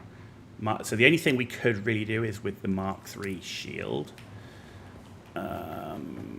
That would be nice. I'm not sure I can get the Mark III shield yet, though. Where's the Mark III shield? Yeah, I need the cobalt paste for the shield and also for the power pack. Cool. Okay, so we're sorted. The books are huge and take forever to read. The movies are based on the first book, but there are at least 2 TV miniseries that cover the first 3 books. Yeah, so there you go. I mean, like I say, if you're into Dune lore, there is an absolute ton of it in this game. You already got a year's worth of DLCs as well. Jeez.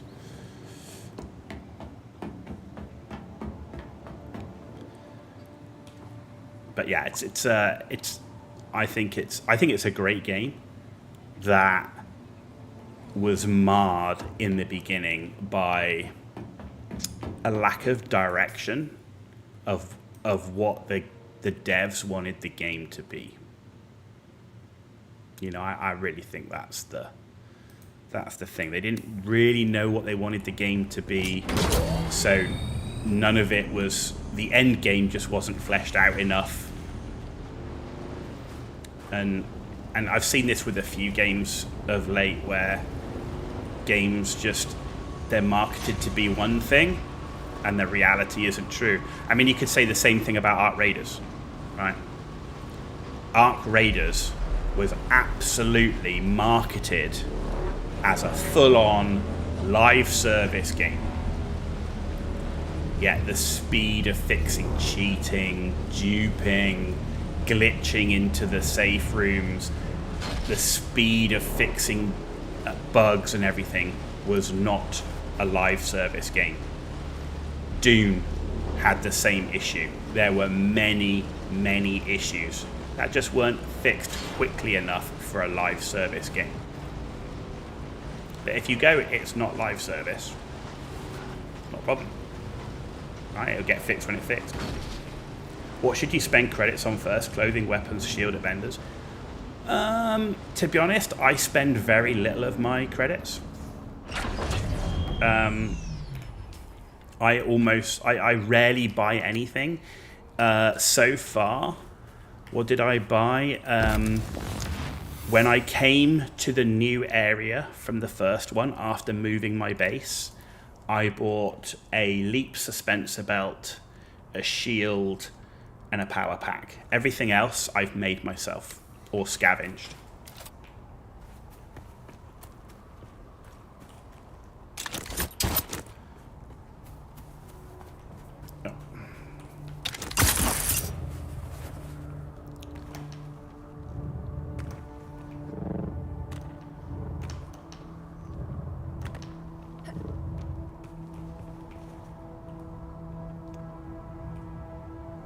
It just depends on how long you want to grind and farm mats for as to, you know, should you buy stuff or not. I mean, what do you really need credits for now there's no taxes in the game? Buying furniture and decoration items are the big things, I would say, going forward. Paying for taxi rides early on from the Ornithopter taxis to go to Arakeen before you've got a Thopter. Do I have to? I have to start down here, don't I?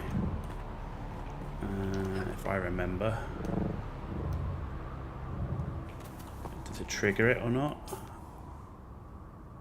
Maybe it does. Maybe not.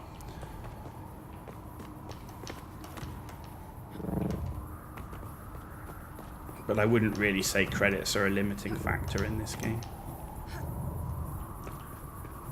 More becomes something that if you're playing on online servers where there's a market, you know, when those unique items that you really want, particularly in the end game, it's spending credits on buying those unique item blueprints on the auction house stuff and the market, and potentially buying spice if you don't want to go farm it yourself, and buying furniture and decoration stuff. I'd say that is the bulk of what you need credits for.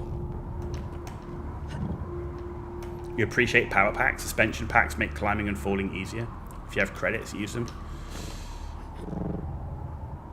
Yeah, I mean, like I say, I prefer to make my own stuff, save most of my credits, and I'll save that for the because I'm saving it for the end game, so that I can just go buy, when I do my big base build, I can go buy all the decoration items I want.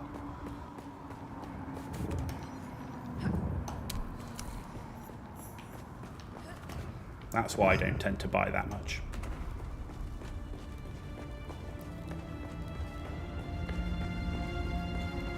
Here we go. Spy stream time.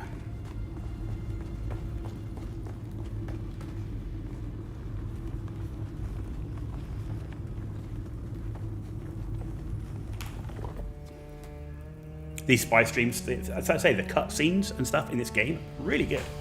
Really good.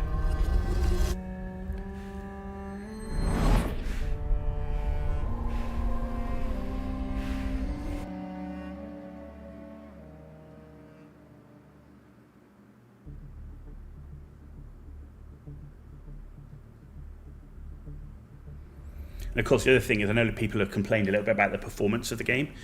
Hopefully, single-player client, you're going to have a lot less performance issues if you've got a half-decent rig. Third ability coming up. Don't spoil it. Don't spoil it. I'll take a third ability. Yep.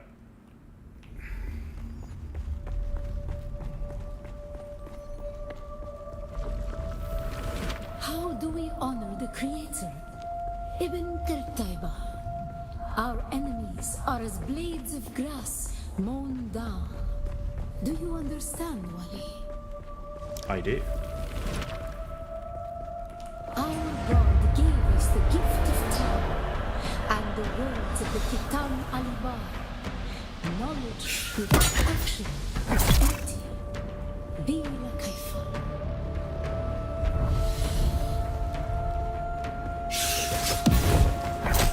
Ow.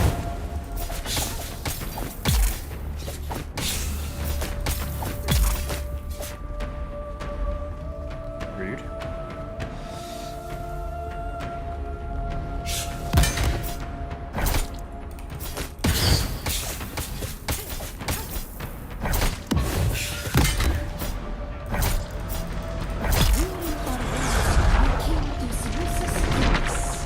It was a place devoid of gods, where the Oh, missed. of war constant, and violence was the religion. Bloody Sardaukar.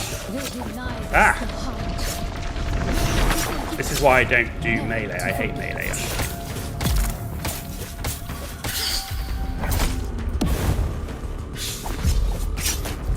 My parry timing is awful. Give me a sword.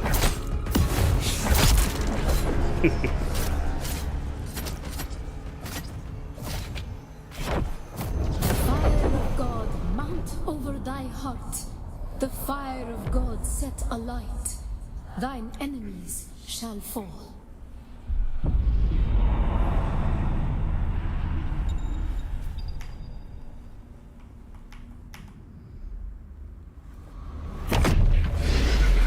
go.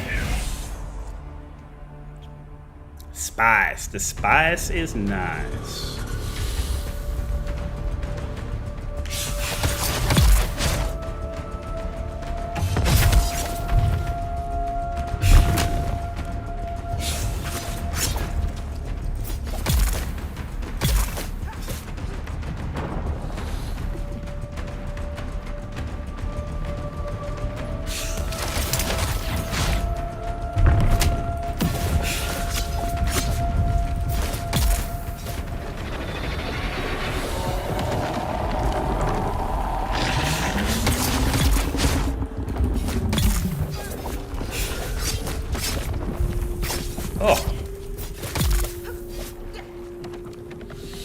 Gotta watch out for those sides.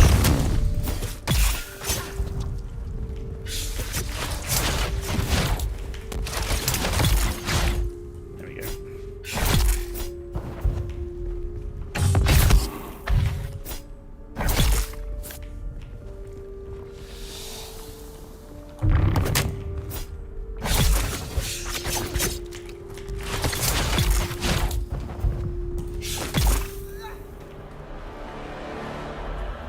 There we go.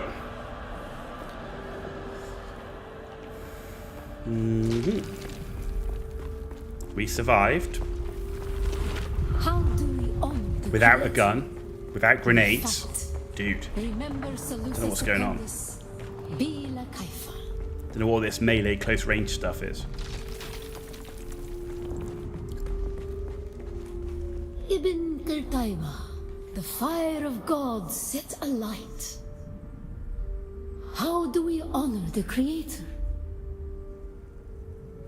We fight. We fight. Remember Salusa Secundus. Bila Kaifa. Cool. Another trial done.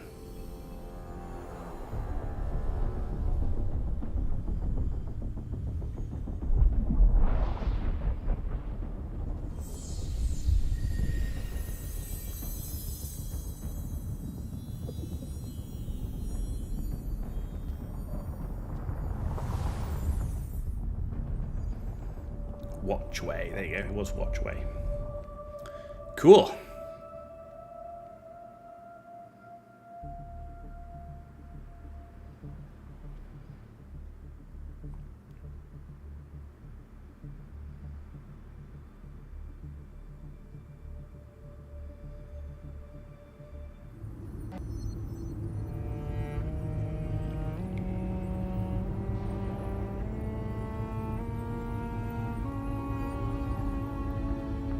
Man, I'd had a headache too if I was taking that much spice in. Holy moly.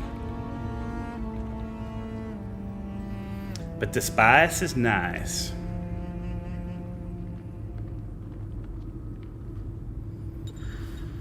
Okay.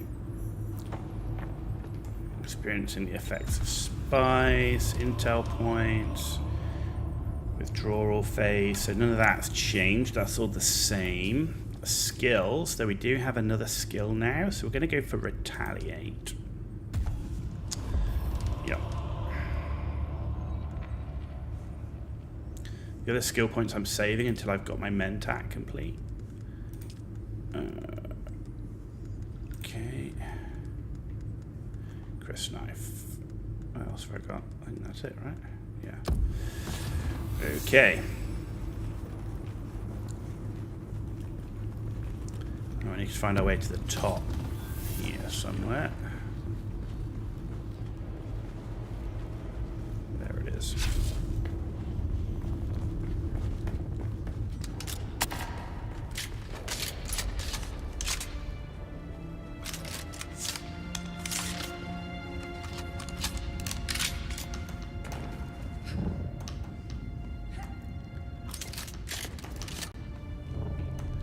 Okay, go to the top of the cliff.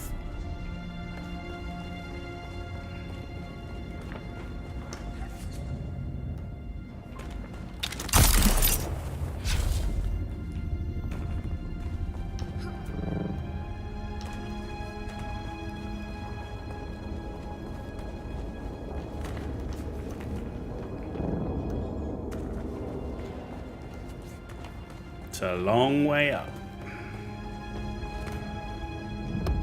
Which it should be, because this is the highest point on the map. Oh, hello. Ah, there's normally an ornithopter here that somebody must have salvaged. What did we get? We got an old Sparky. Okay.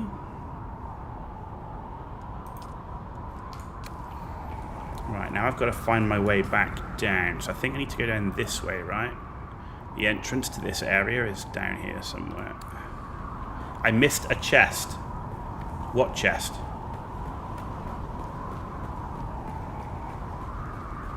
Where did I miss? What, a star chest?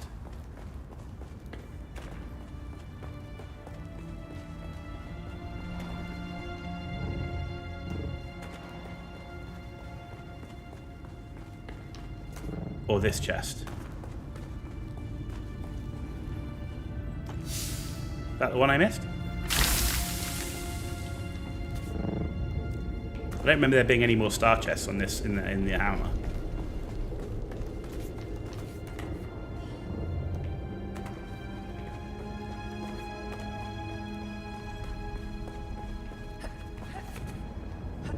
You believe you'll have trouble with the knife sword fighting, preferring to use dart spitting guns. Which abilities would you choose to upgrade first? So I am exactly the same as you. So what I have done is I started as a sword master, and the reason for that is sword master and Bene Gesserit,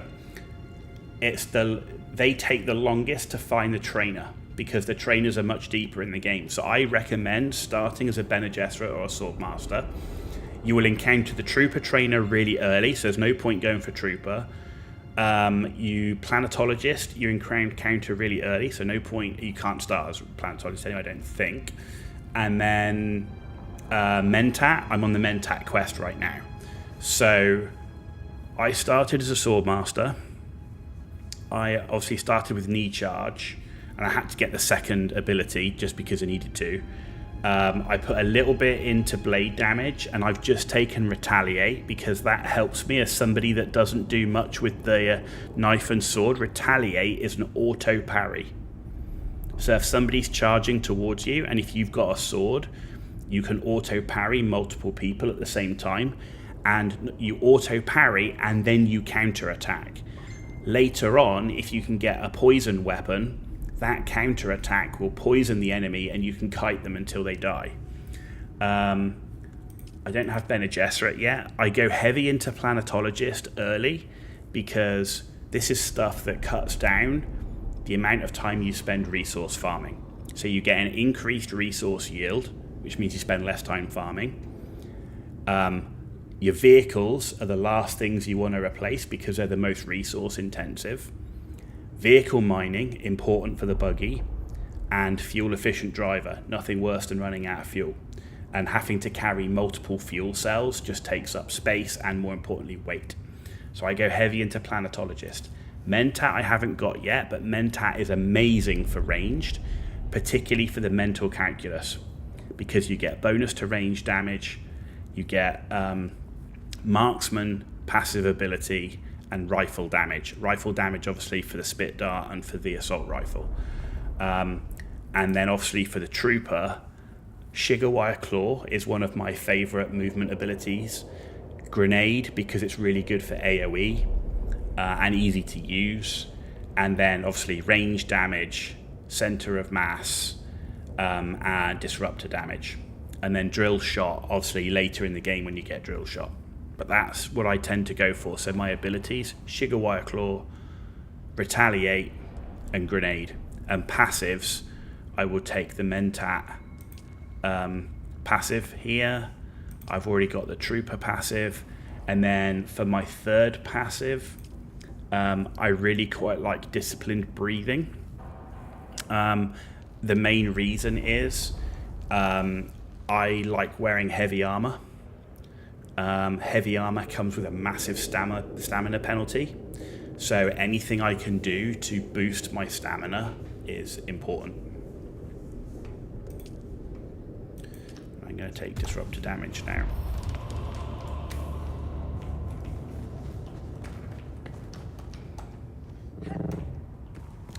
Right, I need to go this way. Passives are the round ones, yeah.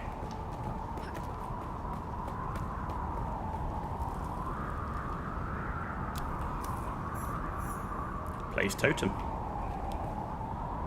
Okay.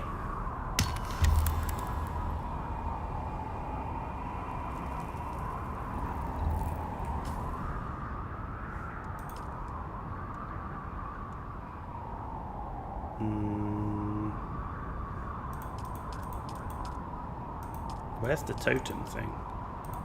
Here's the totem one.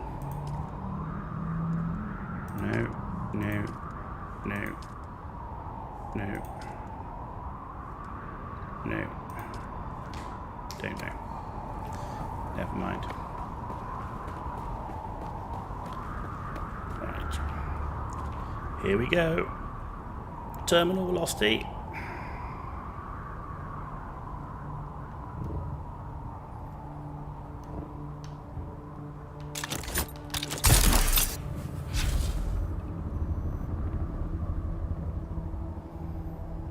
The only thing to remember, if you're going on the ranged build, some of those ranged passives have negatives. So the ranged passive for center of mass has reduced headshot damage. The headshot passive has reduced center of mass damage. So if you're going to take those, you need to either make sure you're aware of where you're shooting, or you make sure you buff those areas which are negative. And if you buff the negative is always less than the buffs, so you'll still get an increase. You'll still get an increase. Okay, and actually the other thing I need to do here skill-wise is I need to unequip. I want that and that.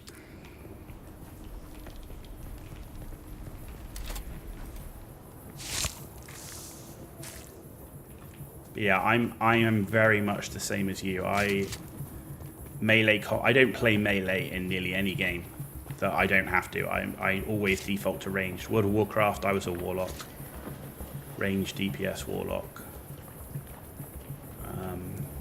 So yeah, where I can, you'll find me playing a ranger.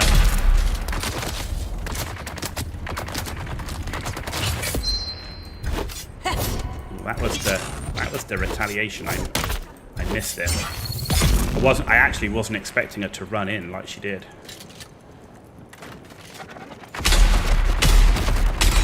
Oh my god. Worst aim known to man.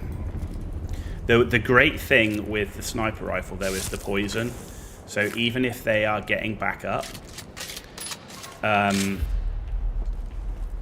the poison just takes them down.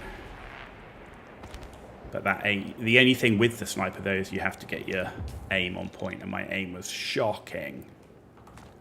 Yeah, just saying.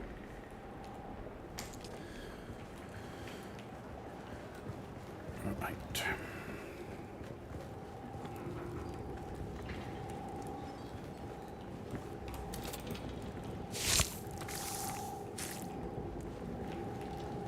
It's also why the Mentat skills are really important, because the Mentat skills give you bonus to headshot damage, and with a sniper and making sure you do hit the head, it's very good.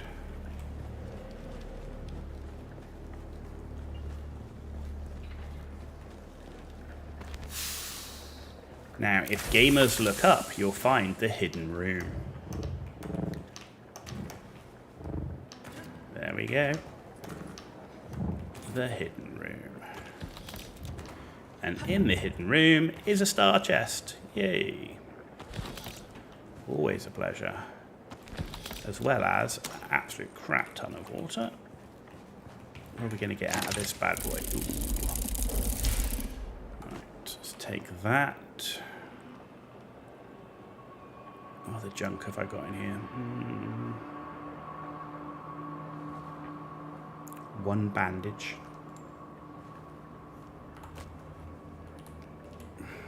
Don't want the blood bag.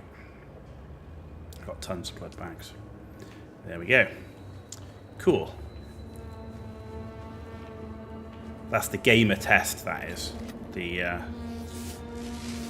gamers don't look up test.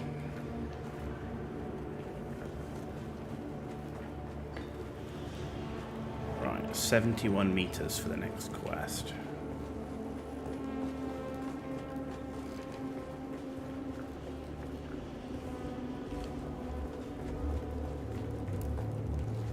Shield off! Identify yourself. Found them!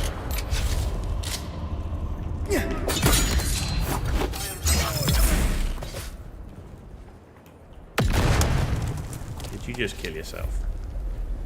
You did, didn't you? Yep.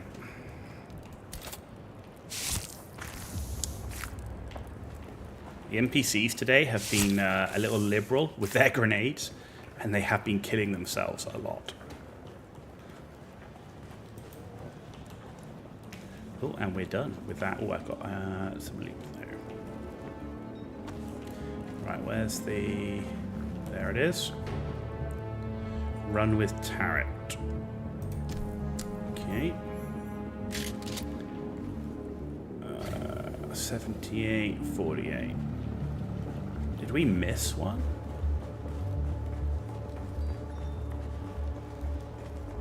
Some NPCs are stupid. They can be. Yeah, I did miss one. Rude. There we go. Plant the poison. That's the Mentat quest. Good.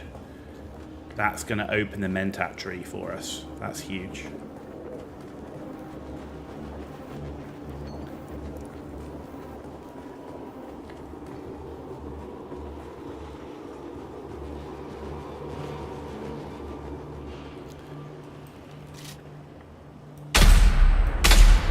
Oh, you moved.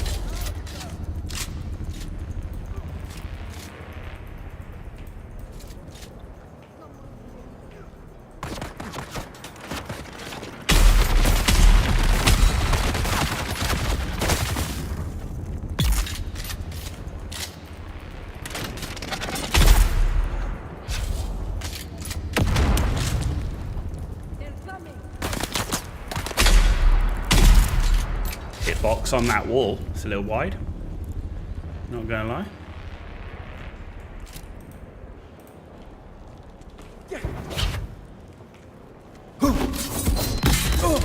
The other thing with the retaliate skill that I just used there, which I took, the retaliate skill automatically gets your sword out or knife out as well, which is amazing. Like I say, if you've got a poisoned weapon, you poison them and you can then just kite them because they are poisoned. So I really like the retaliate skill. Like I say, one really cool thing about it is it gets your weapon out, and it gets your weapon out quicker than you switching weapon.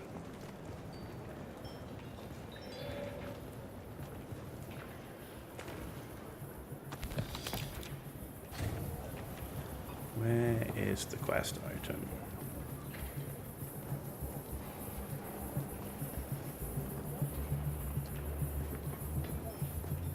See, there it is. Get the best loot with Drot. Okay. Call now. Set contract. We've got any more contracts in here? No. Okay, so that's everything. Oh no, it's down in here now. Dropping drop. We've got to go there and kill that dude. So let's go and do that. Which is... no. Yes. We'll do that before we head back to base. Right, where's the way out? That's where we came in.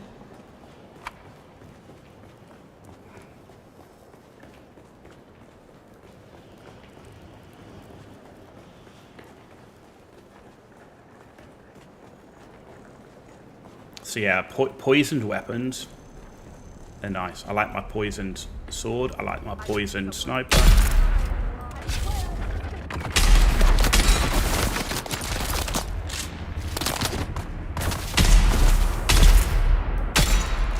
See, now you could, in theory, just sit here. There you go, and he's dead. A lot of the time, you only have to hit them once, and I find that really useful later on. What's he carrying? GRDA? Don't care.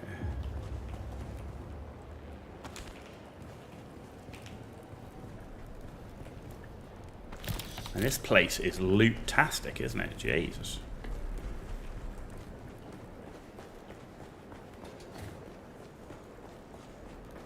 Yep, that's everything. This would be a good place to come if you're farming for mats and loot and stuff. That would be a good place to go.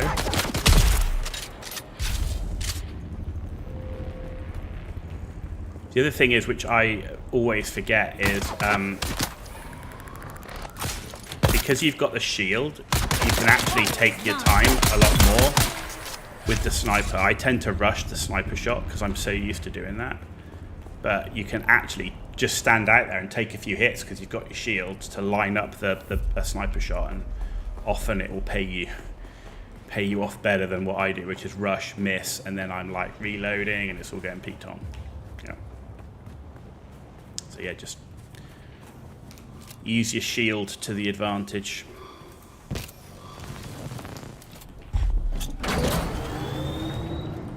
Alright, let's head back.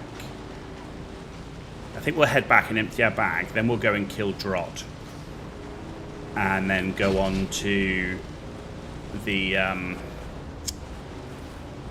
get the rest of the intel from the other zone. And then we've got 3 testing stations to do in this area. And that should complete this area. Retaliates looks awesome. Retaliate's brilliant. If you're struggling with parry timing, Retaliate's great. And I find Retaliate gets really good when you've got, like I say, a poisoned weapon. If you've got a jolt sword, it can increase your stamina a little bit with the parry, but for me it's the poison weapon because it counterattacks and you get the auto hit. You basically, it's an instant poison.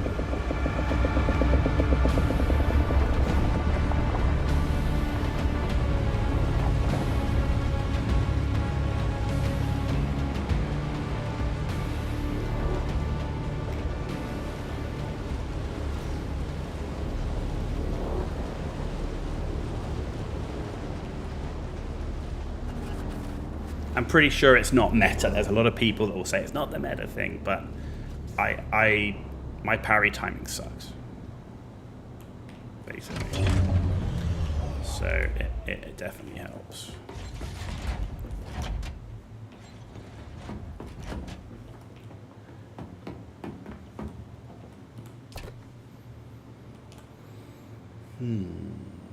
Okay, so there's none of that there. Oh, we do have spice-infused iron.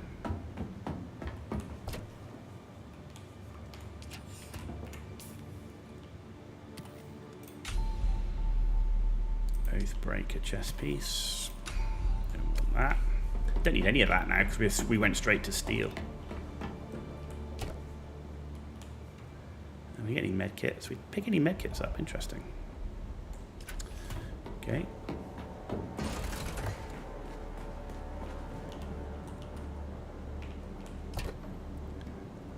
So it's just getting rid of those items. Do I play the marketplace much? I rarely play the marketplace much. In fact, the only time I really have spent time on the market is when I first played the game. I obviously got to the end, didn't really enjoy the deep desert, but wanted to keep playing a little bit longer. And to be honest, I used the market to buy spice and occasionally buy a blueprint that I wanted, like for a unique item, but generally not. As somebody that generally plays the game solo, and also spends a lot of time playing survival games solo, the market's not something I pay that much attention to. You need the iron to upgrade chest. Oh yeah, I know I need to upgrade the chest, but I'm kind of saving the iron to turn to steel to make a buggy.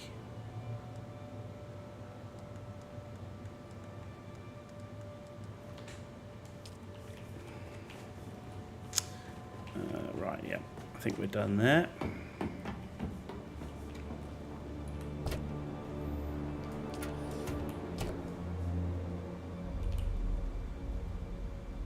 Okay.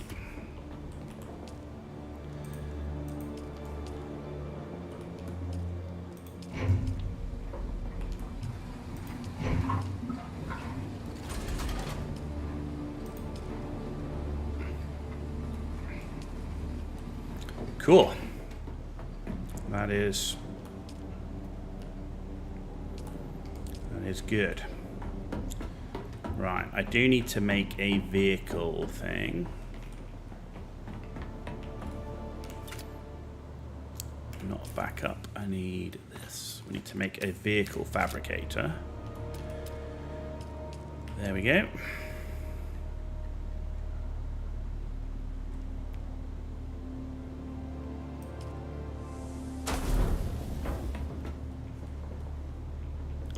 That was out of line then, but it's not. Right. So, cool. We are... I need to research stuff. So we need to research buggy. I need to research cut array. Buggy storage. And then I want a welding torch. The Sandbike Mark III. Sandbike booster. The only thing I don't want right now is a buggy booster. Okay.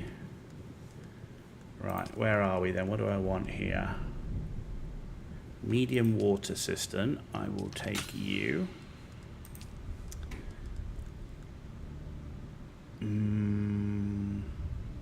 Nothing else I really want from here. Pentashields. Yes, please. Staking set. Don't really need that right now. And wind turbine, yes. Sector weather alert. A large sandstorm. Personal light, yes.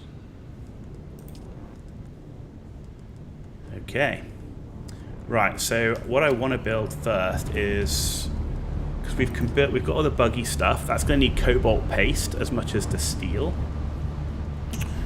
So what I really want to start building is a Mark III sandbike, so I can go and start farming paste.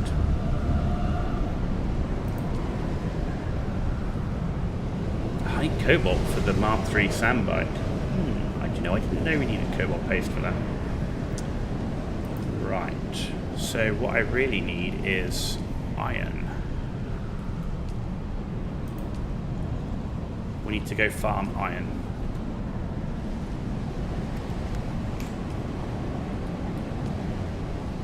Because we've got a bunch of carbon still to turn into steel. So as soon as this sandstorm is finished, we're going out farming iron. And then what we'll do is we'll get those iron cooking while I go and do a run with the buggy into Hagar Rift via the Mentat to pick up some cobalt paste. Yeah, I think that's the way.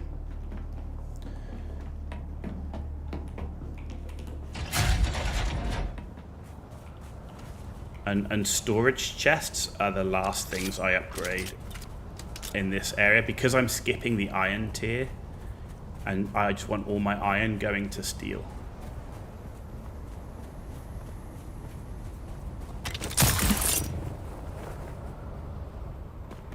Until I've got a buggy built and ideally a Mark III sandbike.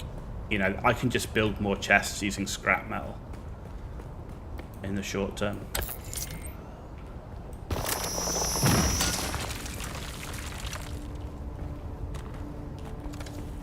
know, when you start getting to your bigger machines and you need more space, then yeah, then we can sort out the storage situation.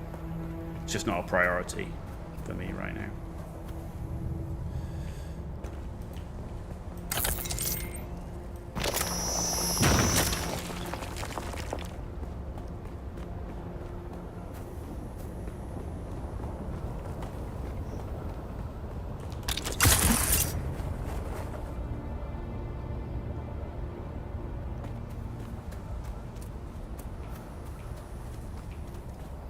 Show me the iron. There's a lot of granite around here. There seems to be a very unlucky spawn of raw mats.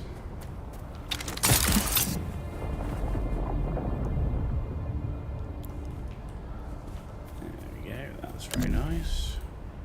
Dude.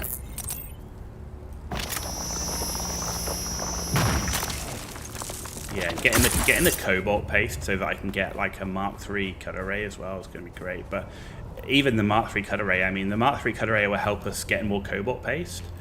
But the buggy is key because the buggy mines more mats than any other cut array. So the best way of doing any of this is with a buggy. And it's got bigger storage. It's faster. Just that's why the buggy's so important, because it just the rate that it increases your material input is so big.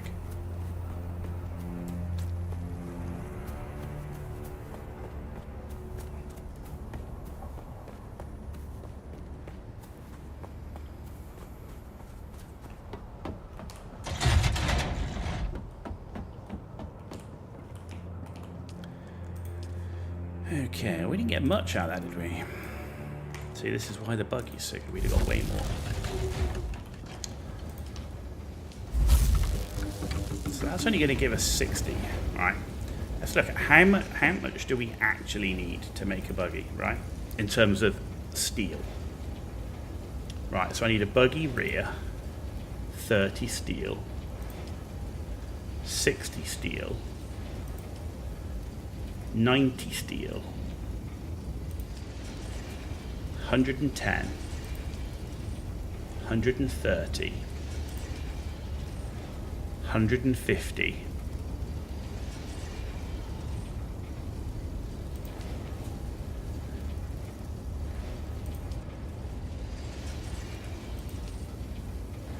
180, 210, 210 steel. Plus, we need a crap ton of Servox, which is 12, and that's particle capacitors. So we're not even, so we're going to have to do a bunch of runs of the testing stations to get all of that. So let's go and see if we can find some more of the iron.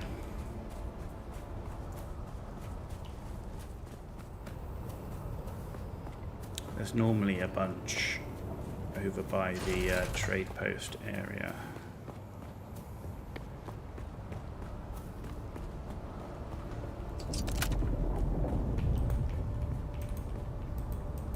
Dude, why is that not working? There we go. So you need a lot of, you need 210 steel, which means you need 210 iron. So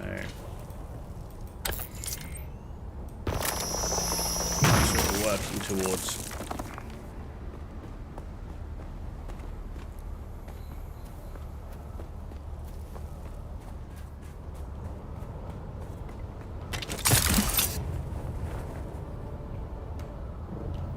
Good, there's iron here. Dude. Man, there's some weird bug with the cut array. It doesn't always analyze for some reason.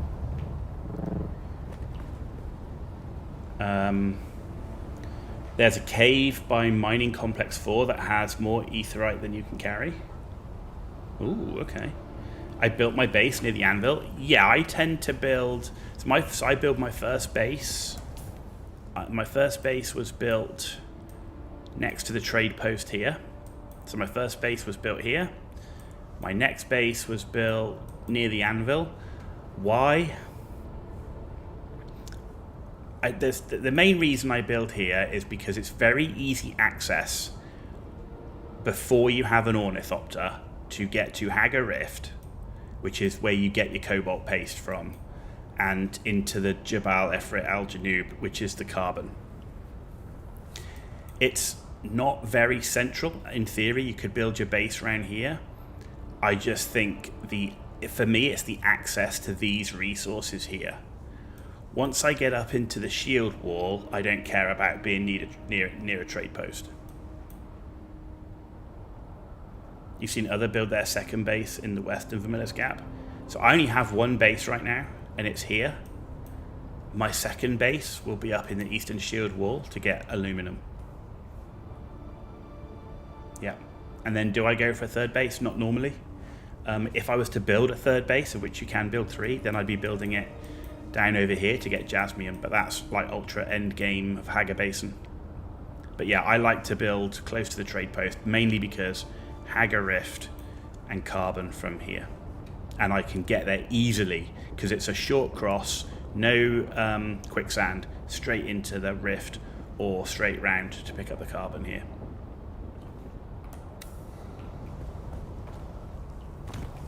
So that's why I like this. And you're close to the trade post where you can sell stuff, buy stuff. You can use the taxi, ornithopter taxi, to get around.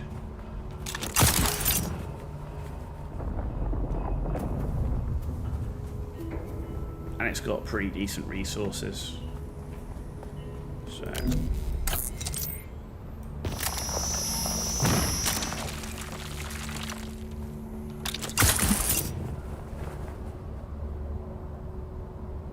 but to be honest, with a bike, with a buggy, you know, once you get your Thopter, it don't really matter where you build.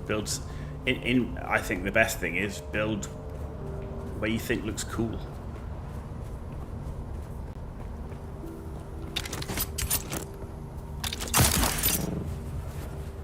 You know, in reality, in terms of time you're saving by building in a particular place, at this stage in the game, you know, you're talking about saving seconds out of driving a buggy or driving a bike.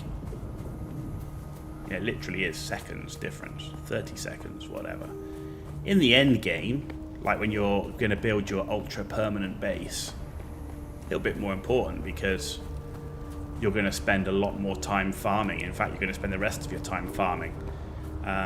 The main consideration I have for my endgame base is easy access of getting off the map. Like, I would never build my endgame base here. I would always build it in the shield wall, my endgame base, because that's where all the high-end maps are, and it's very easy access of getting out of the map into the overland map to get to deep desert and all those places.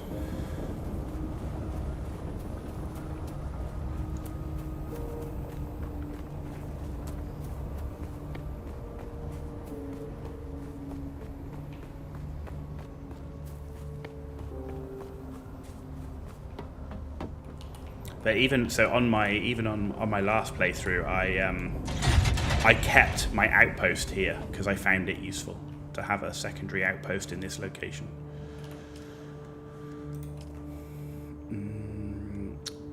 Right, actually, let's craft. You can craft all. And we'll have you craft all the steel. That's 61 steel. We need a lot more, but that'll keep us going for now. Let's go and let's get this done. This. And this. Actually, no, before that, I need to turn this quest in so that I can get my Mentat skills. Then we'll come back over and do these. Yeah, I want the Mentat skills. Let's get water. I need water.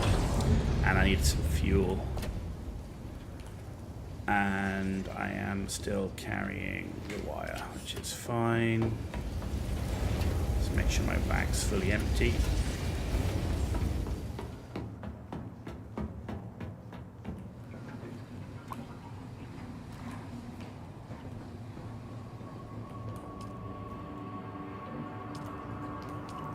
And are my blood bags fully empty? They are. Excellent.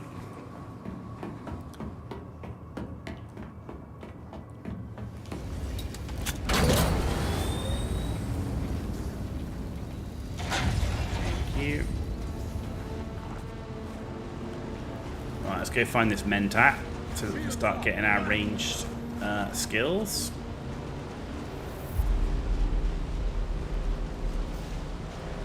Someone's built this massive base here. It's huge.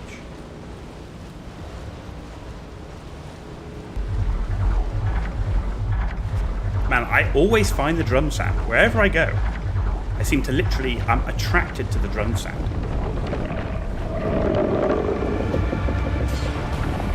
I feel like Austin Dangerous Powers.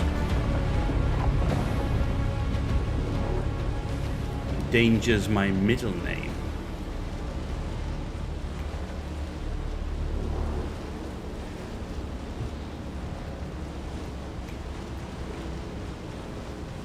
Do you know what? There's carbon here. I'm going to take that.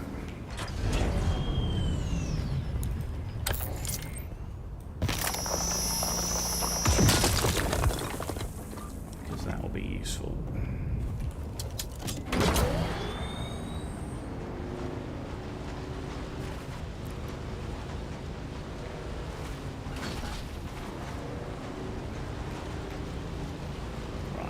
All the way up here to our Harkonnen Mentat. We are going Harkonnen this time. First time we played through when the game released was a full Atreides playthrough, so now we're doing Harkonnen.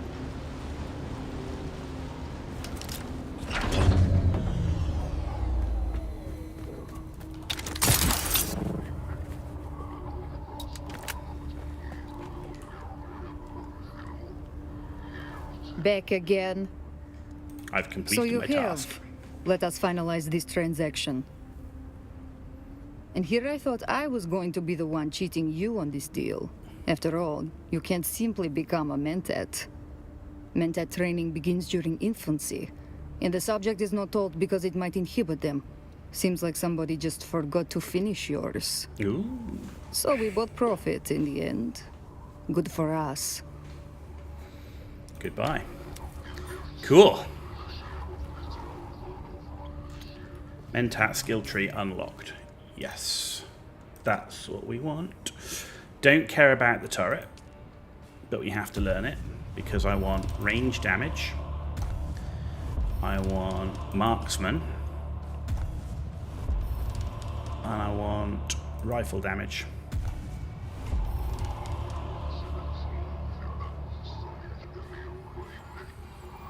And that's the headshot damage.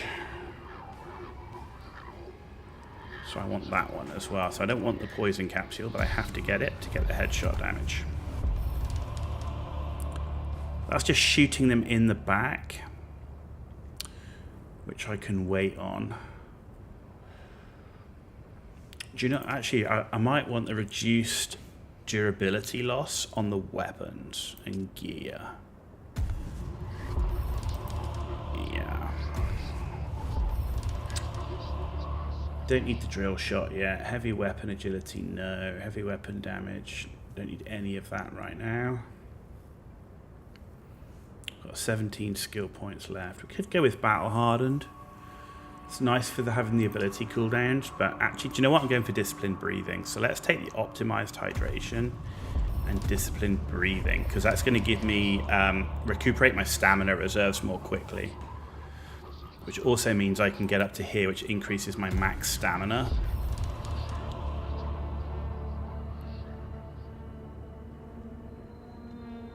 And of course, you can redo these skills anytime, so that's nice. Long blade damage, because I now do have a long blade. It'd be nice to get the Bene Gesserit stuff, but we're not quite there yet. Sandcrawler vehicle scanning, don't want any of that. More power in the... Yeah, let's have more power in the power pack. Bearing in mind the power pack does everything. It's mining, static compacting, it's your shield. All of that's useful. Reduced durability in the garment keeper. Yeah, why not? We have the points, like I say, we can redistribute. I don't want to do the exploit weakness. Don't use the pistol.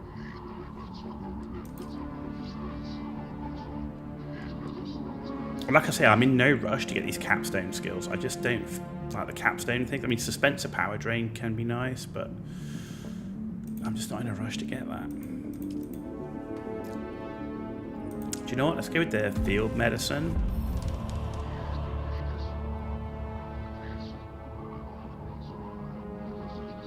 I'm not dehydrated that often, so I'm going to leave that for now. So let's just leave it as it is. What keystroke is used to jump? Jump is just spacebar. Yeah.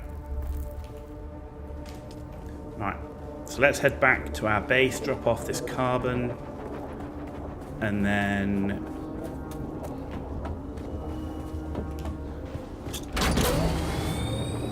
if you're thinking about how I'm doing the big jumps, what you do is you use the you need a suspensor belt, and you use the sugar wire claw to propel yourself forward, which is an ability. So I press the C button for my ability, and use the momentum combined with the suspensor belt to fling myself across the map.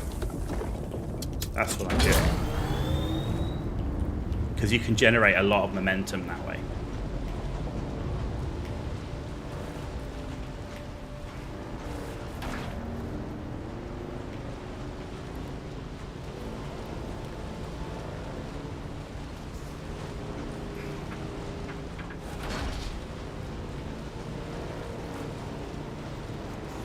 But I've got the skill points, so I might as well take the might as well use that. But once you start unlock the trees and you get the higher tiers, you will want to redistribute your points to the priority skills.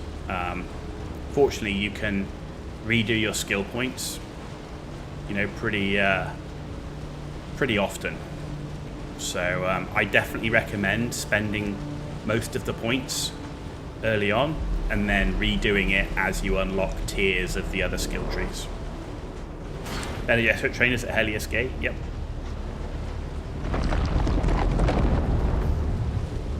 But that's why I started as that's why I recommend you start as a Sword Master or Bene Gesserit, because you're not going to reach those trainers until much later in the game.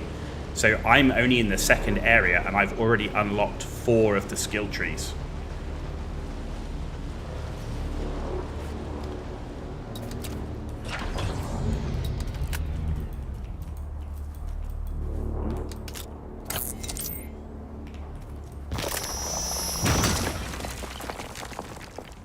Now, it's a bit of a con in a way, because it's like a lot of people are going to go, oh, I want to be a trooper, right? Because I want to do range combat trooper stuff.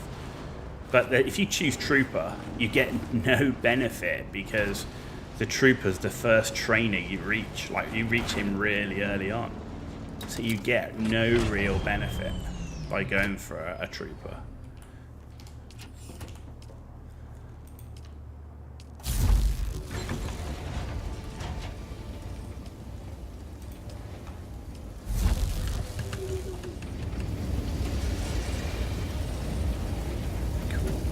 Go.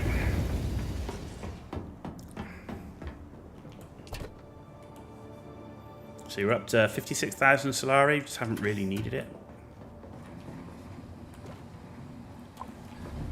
Okay, right, let's go kill Drot, which is here, and then we're going to go on and do this intel, and then probably do this testing station, I suspect.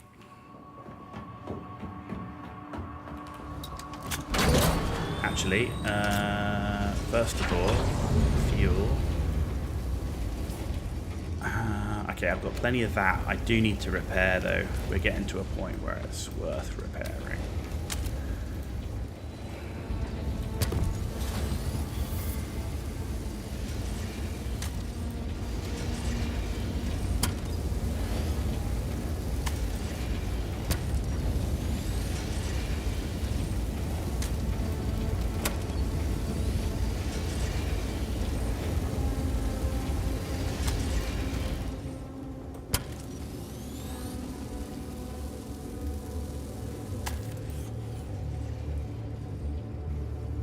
Okay, good, that's the bike pretty much done.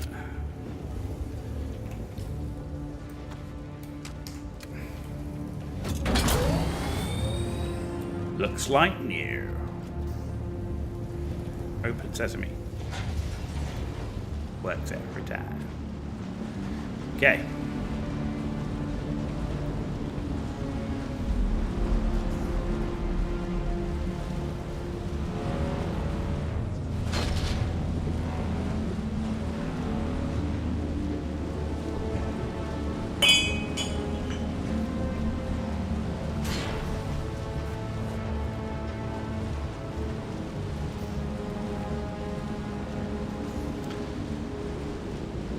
So, you repair every time you ride because durability loss is less. Durability loss is less? Sure about that?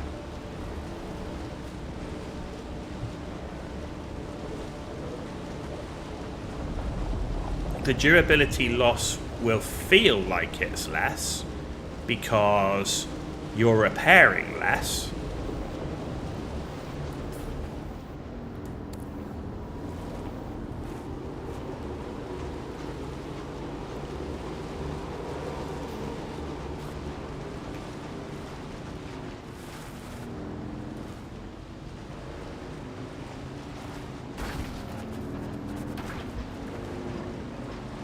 But I'm pretty sure it doesn't make a difference because it's a percentage based upon the amount that's been repaired on the vehicle.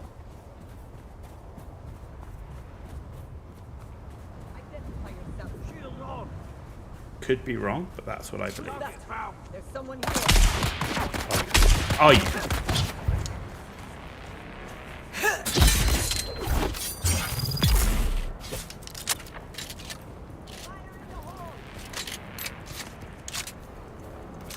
Where did you go?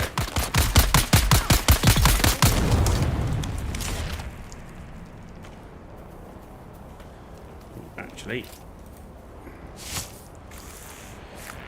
man, my aim sucks ass today. What's going on, man?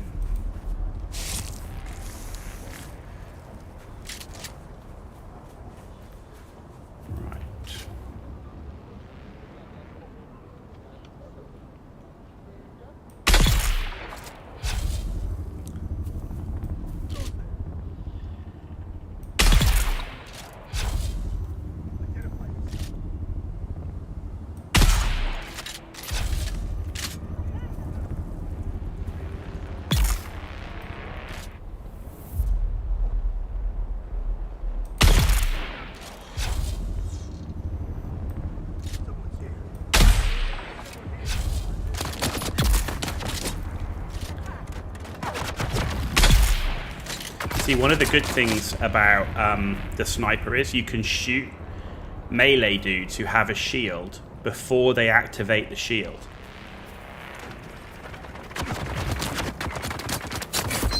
Oh, no, it's not what I wanted to do.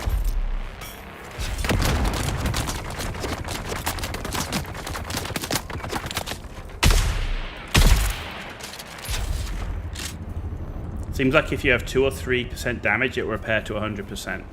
I think that's because you only have 2 or 3% damage. It should be a percentage based upon the damage that the thing has taken.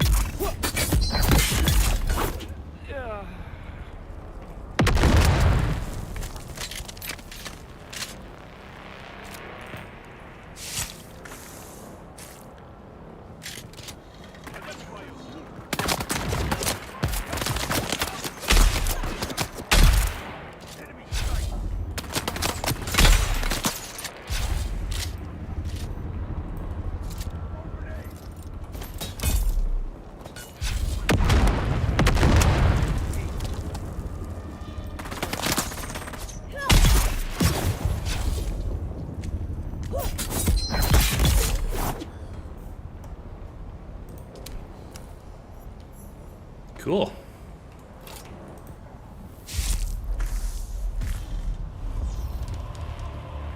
Level 48, no less.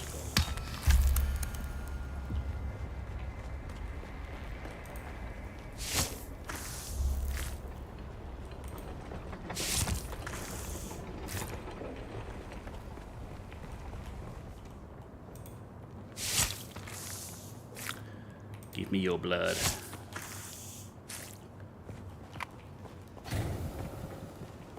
The only downside of sniping everybody like that is the bodies disappear so fast that if you are after their blood, there's often you'll run to where you shot them and the body's already despawned.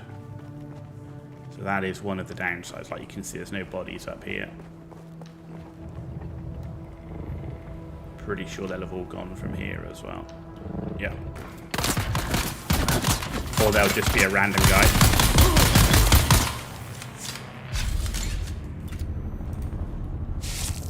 So that is the one downside. If you're going to take on a big outpost like this, and you're going to snipe them all at range, there's a good chance you'll only get half the bodies.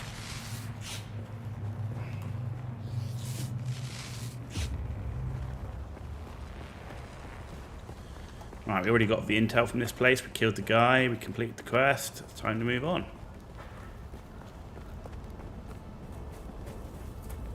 The only thing to remember when you start using the sniper rifle in the earlier areas is that you can't, there's no one that drops heavy darts, and there's no heavy darts in the ammo containers. So you will not pick up ammo as you progress, and you'll only get light ammo. So you need to always make sure you've got enough heavy ammo with you until you get to the later areas.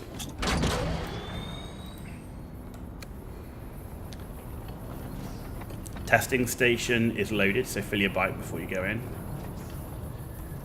Yeah, because I've taken quite a lot of stuff, so you're right. I'll have to stash it somewhere.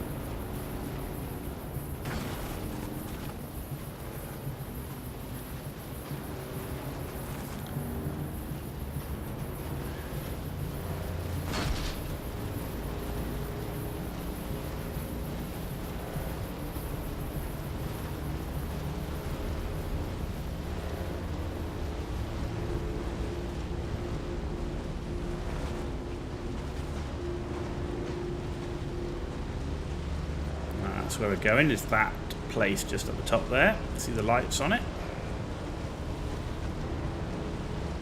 Just as a security ship comes round, of course.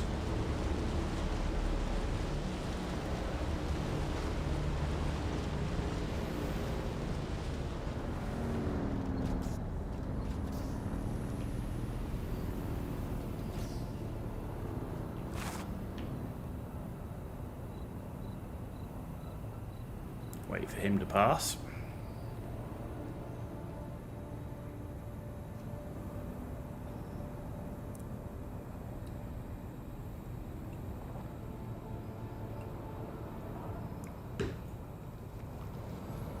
You done yet?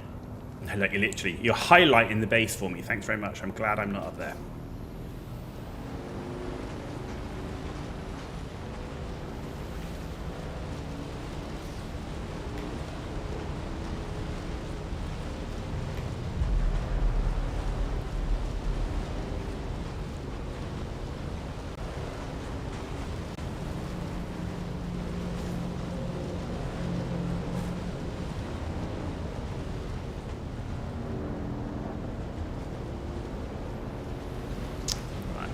Best way to get up here is here.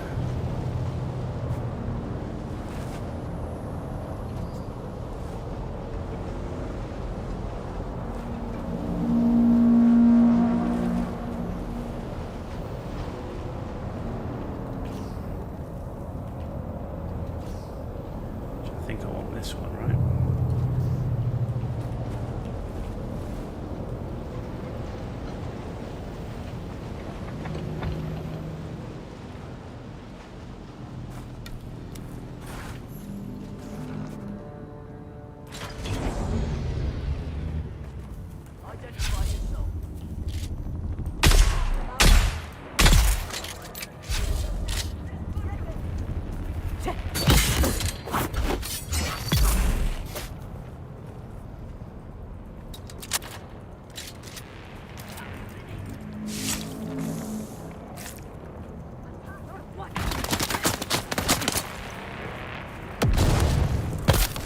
Oh, you bitch. Just as I was about to shoot.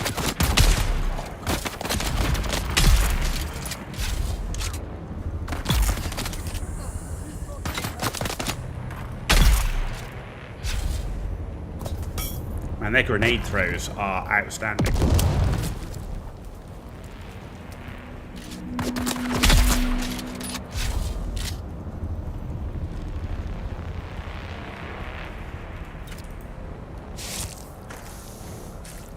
The one downside, of course, of the sniper has only got 3 rounds.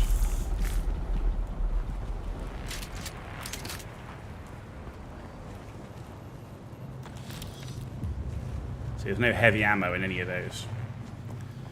So...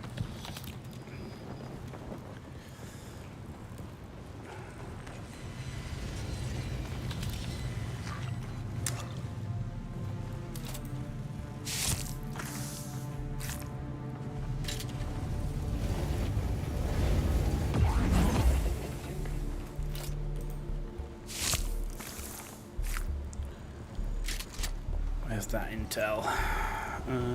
Where is it? There is the intel. Is it on this one? Ah, it's on this one. I bet it's on this one. Maybe not. Ah, I know where it is. It's this one. It's this one. Yep. There we go. Cool. That one's done. Testing station.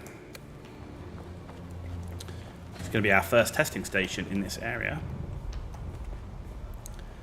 So, yeah, we're going to need to stash a bunch of stuff in the bike. So, stash that. That, because it's very heavy.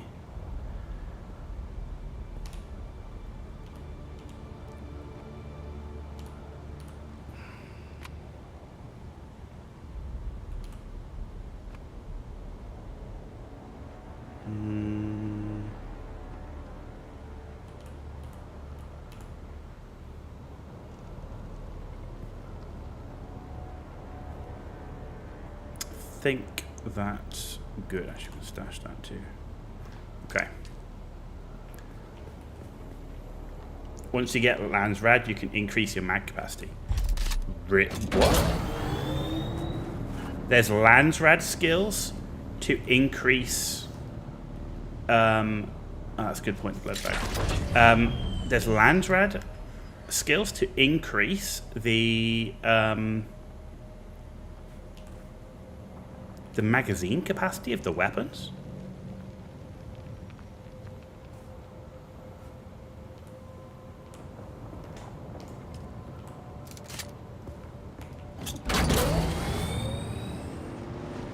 Wow. All weapons or just sniper rifles and stuff? That seems like crazy. Like that's, I mean, one of the limiting factors of the sniper rifle being good is how through augments. Okay. So if I'm augmenting magazine capacity, I must be trading something else. Like, I must be not taking the augment for damage or not taking the augment for whatever, right?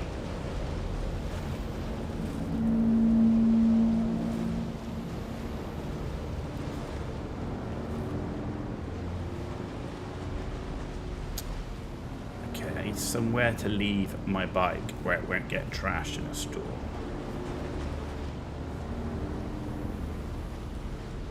Aha! That there looks like, if I can get in it, like it's been made for me.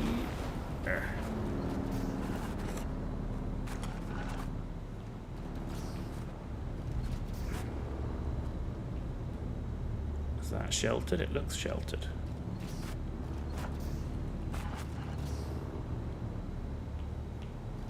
Doesn't look as sheltered as I first thought. Says it's sheltered. Should be alright.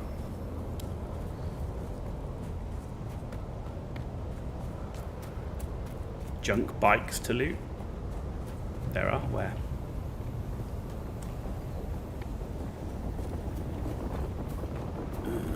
Right. Ah, there they are, yeah.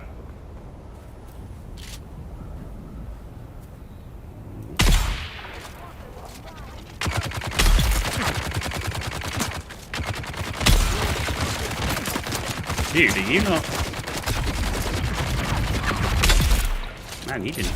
I obviously failed with the poison roll on the first one, which was rubbish. Oh, hello. You're shielded.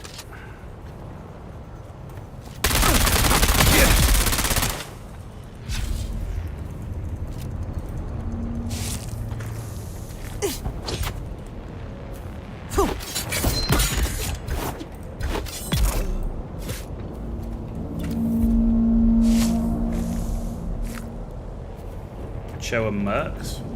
Oh, they are Cho and Mercs, but I'm like, I hit him square on with the sniper rifle, but it's chance based in terms of the poison. Unfortunately.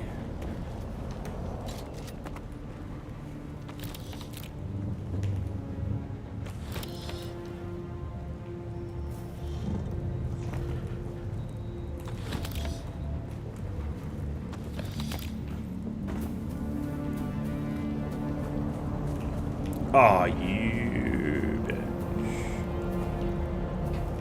That was lucky.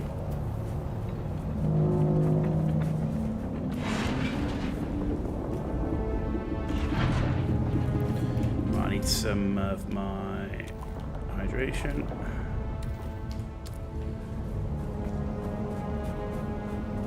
Alright, let's see what else we've got around here before we go in. Bandages, always useful.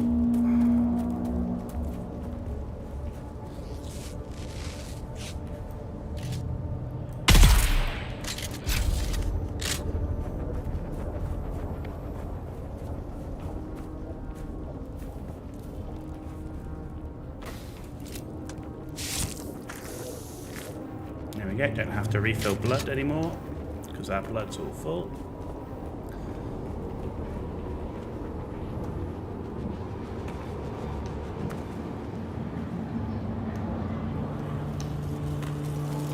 The contracts have all been signed and certified, Captain. And your advance has been passed on through Cho channels. This operation is costing me a fortune, so I expect quick results. My agents have located the hideout of the Kirab who hijacked our water transport. Your force is to punish the bandits and recover what water you can. Remember, any necessary correspondence is to come directly to me. Not anyone else at the guild. Yep. Hello, Derek. What are you doing here? Don't shoot, don't shoot. I'm unarmed and... Oh, it's you. My erstwhile apprentice. It is. Keep your voice down, please. I'm still trying to complete my audit, but the difficulties continue to mount. The Cho mercenaries up top sneered at my Imperial seal, but they let me past. But as soon as I went inside, people started trying to dart me. So I retreated, and I've been here considering my options. Until you showed up, my well-armed friend. Oh, Derek. I'm just remembering how competent a certain somebody was back at testing station number 2. Maybe we can revisit our arrangement? Sure. Here's what I am proposing. You get inside the testing station and, just like last time, find me the mnemic films containing the reports. In return, I'll teach you some more about the practical applications of planetology and ecological systems. Planetology level 2. Sounds good to me. Once again, I am in your debt. I'll wait here then, shall I? Sure. Thanks, Derek.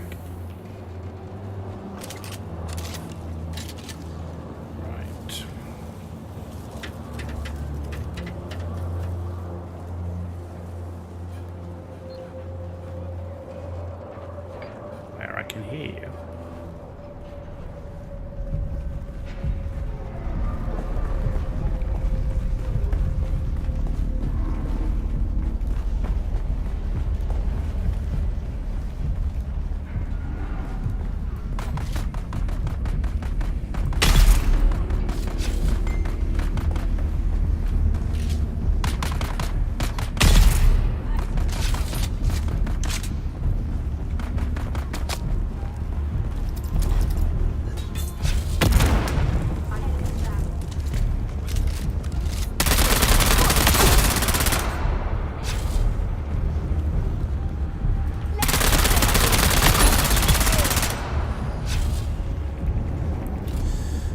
You.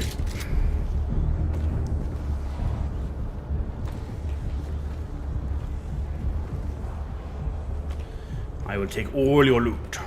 All your loot belong to me. Servox and particle capacitors, much needed. We're going to need plenty of those for our buggy build.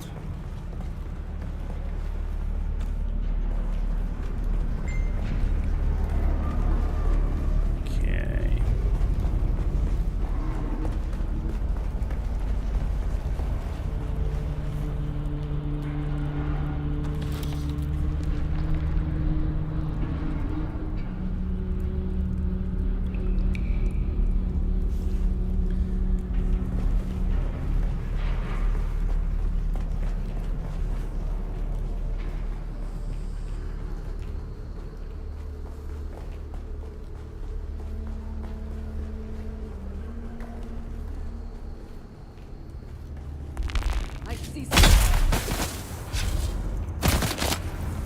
Why is my scope not working?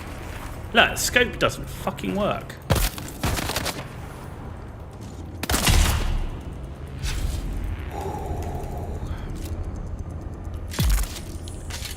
How there can still be these bugs? Now it works. I have to change weapon and reselect weapon to get the scope to work.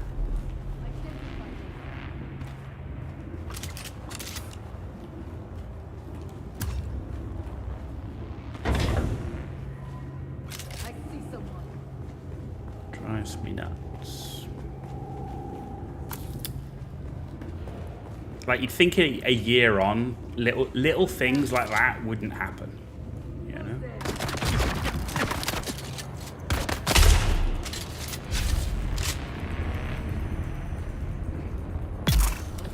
Access granted.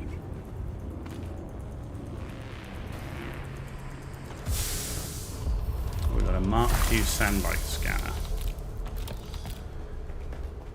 Okay.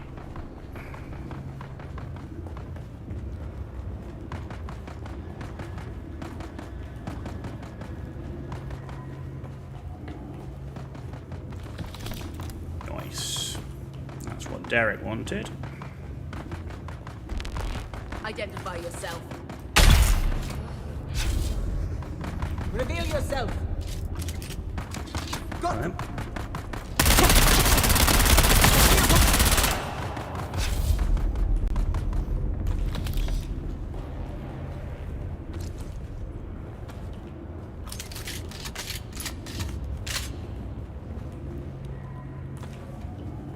Cool.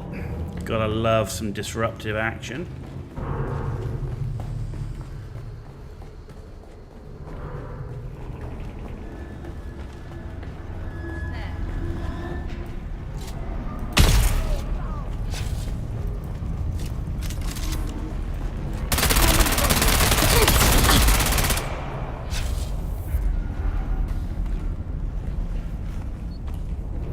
But if you are going to go into the disruptor, you do need to tech into the additional damage from it, because you just won't take people down quick enough.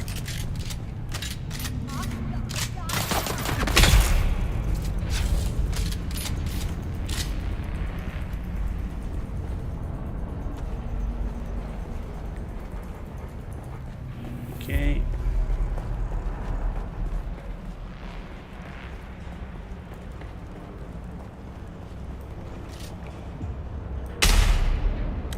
Oh my, he fucking crouched. Did you see that? He literally did a Jedi mind trick on me and crouched. Just as I fired my shot. Rude. Absolute Jedi mind tricked me. It's like, you know, when you see the movies and there's like, you know, the guy like is lining up his shot and then he just crouches and the bullet goes over his head. It was exactly that. It was exactly that. Disgusting.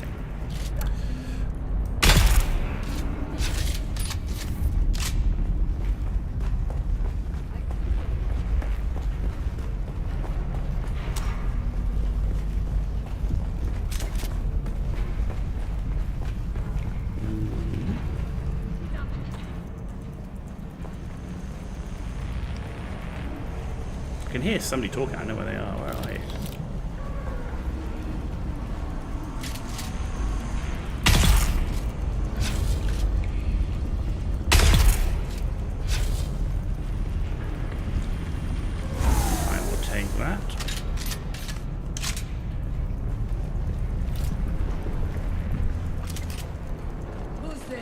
Oh, hello. Oh, where did you come from? Holy shit. That was rude. Literally, where was that person hiding?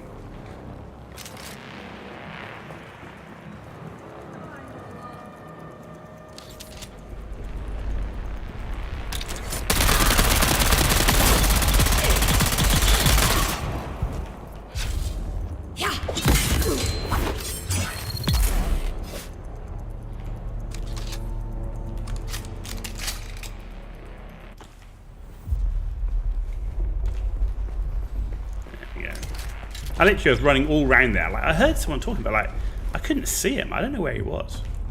And it's like suddenly he's behind me with a minigun. Dude, I need some of his chameleon shit.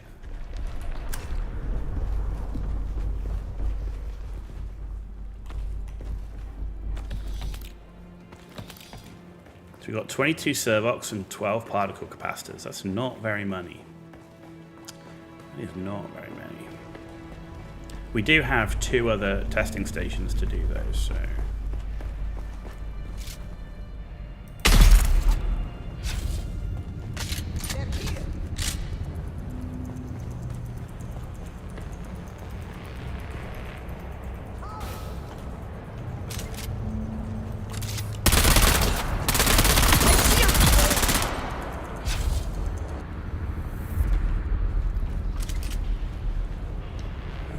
Anything up here? Just ammo, just ammo.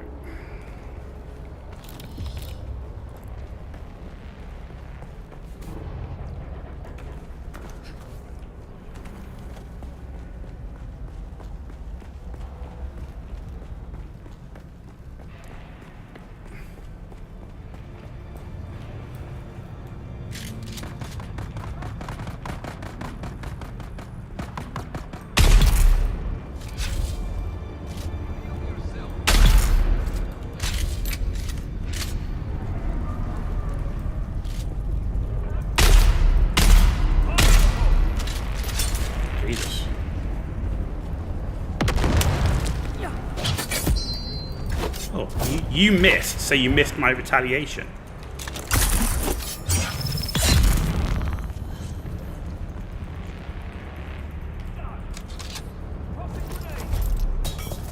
I got a grenade too.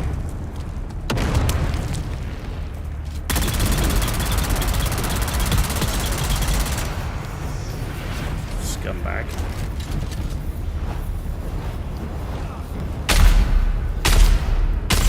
Man, I'm not... Oh, there you go. She is thingy now.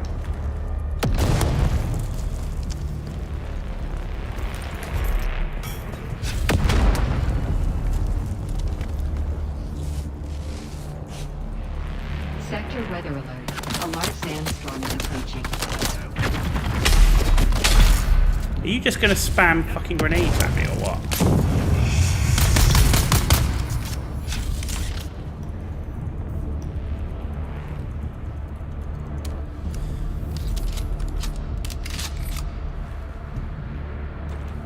You didn't think they were hiding? They like to spawn on you? Maybe. Maybe it did spawn. I don't know. I think it's I could hear him talking though. I think it was just me being blind.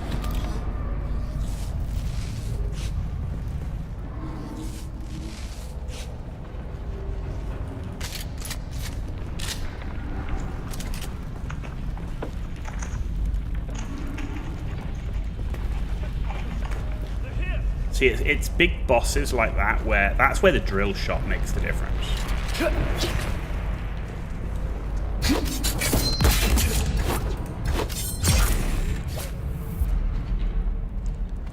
Like having a drill shot there is how I normally deal with the big bosses, is just drill shot them.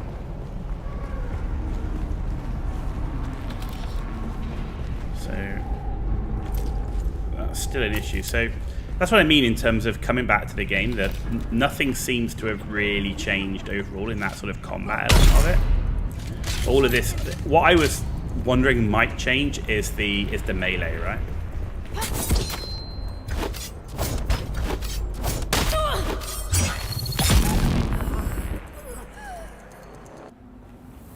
Whoa, that was a performance drop. Jesus. You know, our rig it's not the best rig in the world, but it's not a bad rig. It's having performance drops like that. Still doesn't have the best performance. Like I say, hopefully that will improve with the single player client.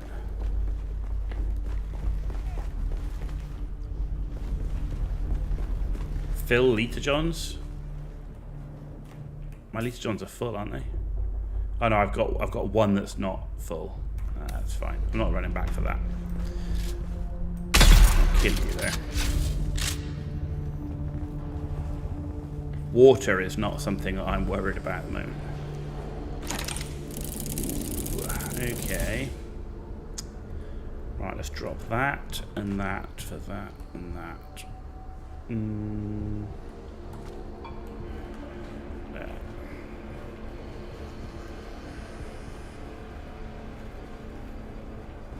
Is that all that's here? Just ammo. Man, Stephen, you're going efficiency. We got Lagrange on as well. Morning.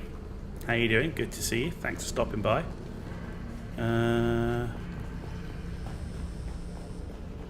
Anything down here? Yeah, it's the chest. What is that? Sandbank Mark II engine.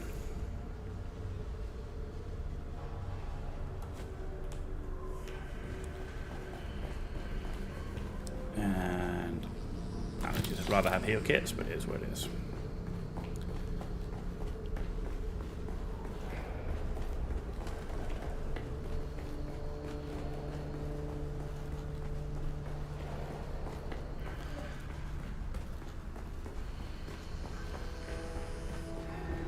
And it might be morning for you, dude, but yeah, it's not quite morning for me right now. We're kind of past morning. I am US East after all.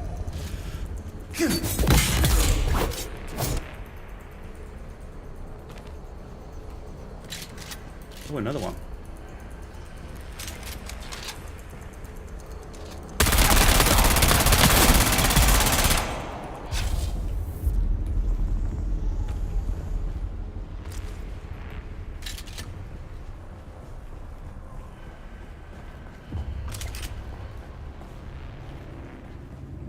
Okay. 40 Servox, 24 particle capacitors.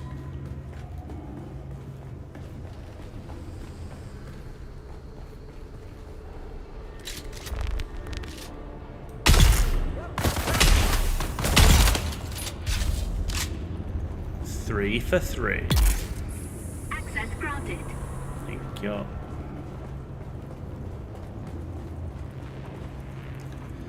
That's why I say if you've got the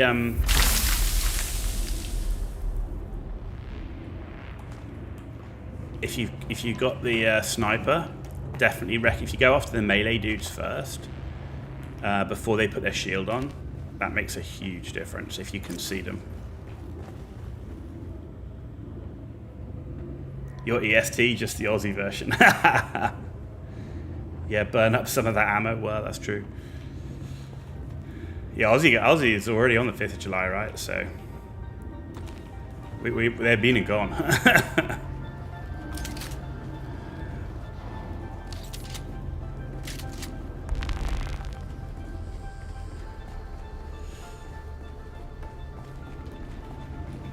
Welcome, visitor, to Imperial Desert Testing Station. There we go, all done.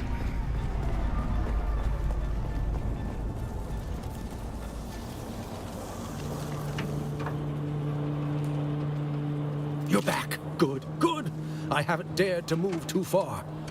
I don't think I can rely on my Imperial credentials around here. Okay.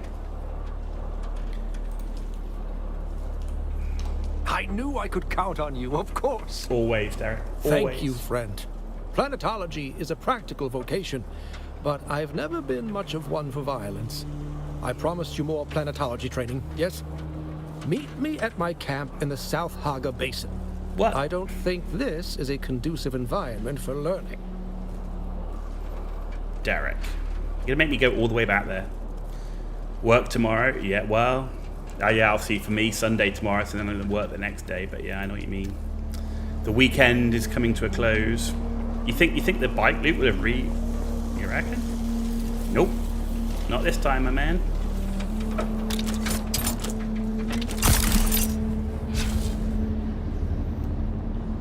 I see someone.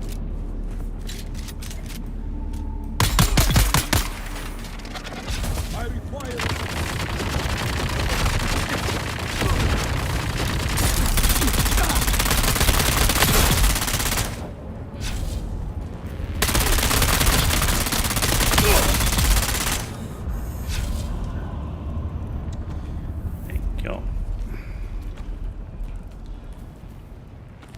We don't have that much ammo anyway. What are you talking about? We've only got like 1,400.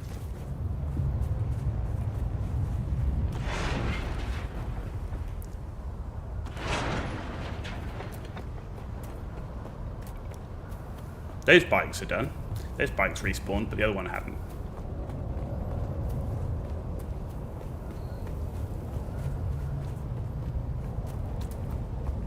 What's my weapon loadout?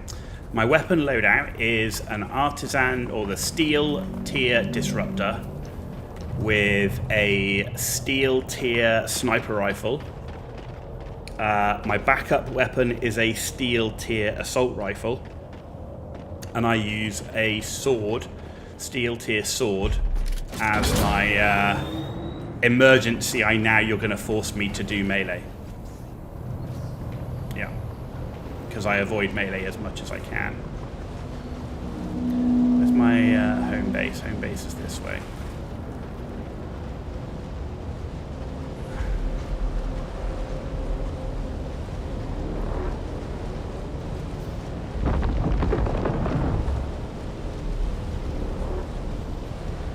So yeah, that's what I'm normally using. Looks like my sand bike took damage. Because that back wheel is damaged, yet it said it was sheltered. I'm going to need to check the log.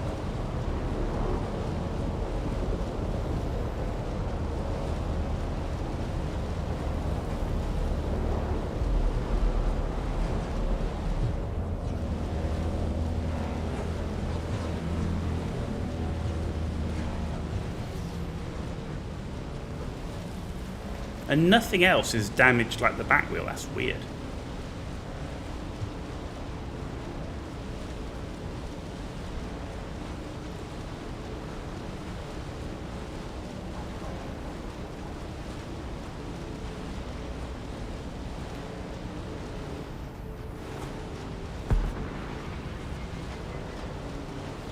It does seem to if you get shot at. Well, I don't think it takes that much damage, right?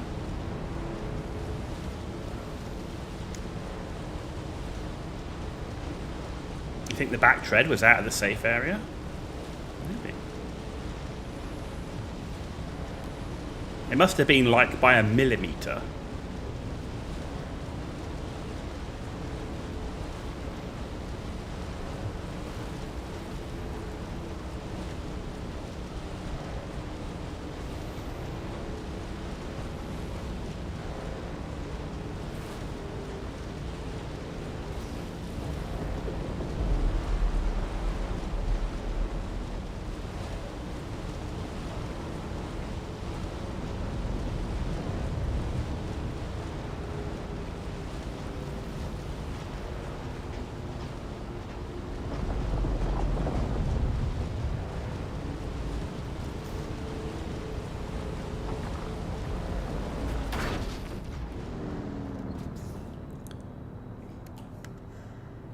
Took 50% damage.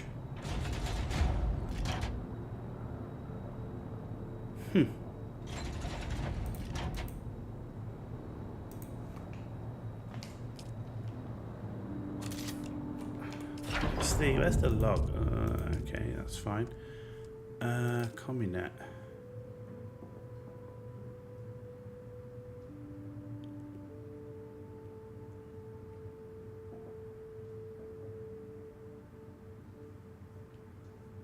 No, that's the event log.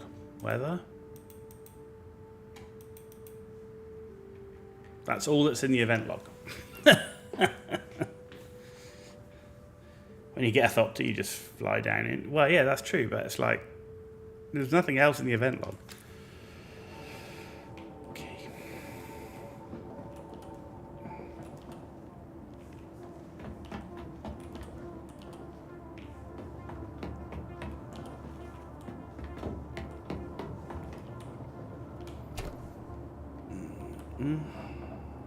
Anything else to go in here?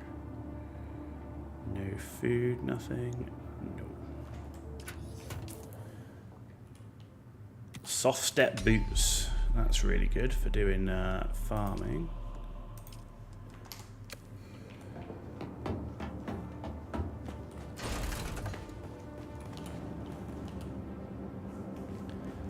Right. What are we going to melt? Melt that. We'll melt that. That.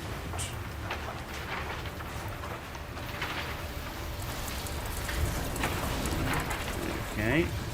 You don't think it records unless it's destroyed? Really? I thought it recorded all weather damage. Right, what else have we got in our bags here? Just those silicon blocks. Ah, and the heal kits.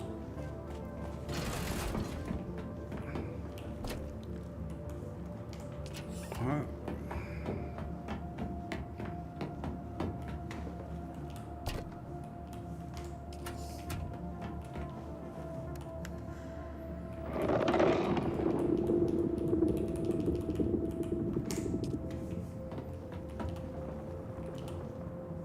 Storage full?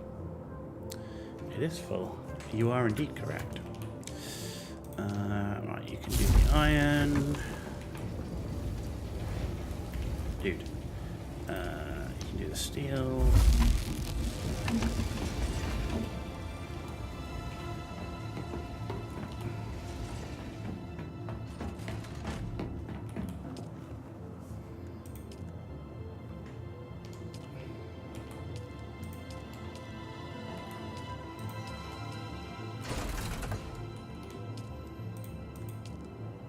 There we go.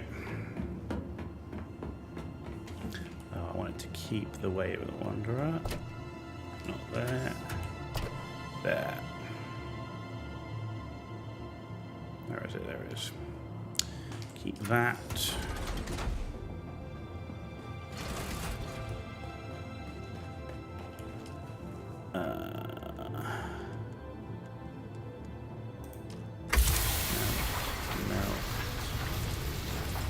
One, two, three, four good blood sacks. So this is the fifth one we're going to get rid of. Okay, that should be everything, right? Right, let's empty this.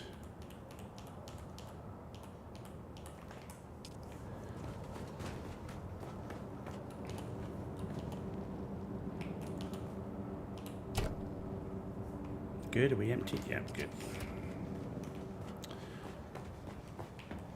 Man, post-mission bloody admin. Okay.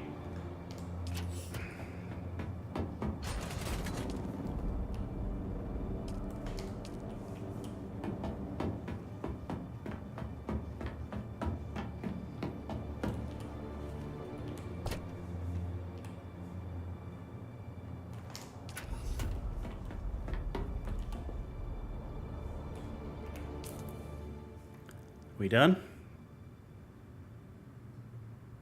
Yep, I think that's everything. Okay. Let's do some bike repair.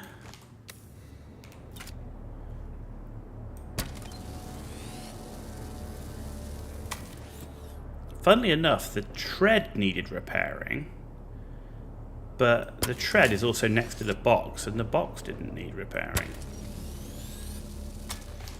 Very strange. Okay, right. How much steel have we got now? We've got another 14 here, so I've got 57, 58 steel there, and we've got another 62. Okay. So we're coming up to 100, over 100. Have I decided where to do my my high tier base? Yeah, I'll be in the shield wall somewhere. eastern shield wall, most likely. You don't think... Have a good rest of your day off for 4th of July barbecue. Stephen, no worries. Enjoy your barbecue. Enjoy. I shall be doing my own celebrations later.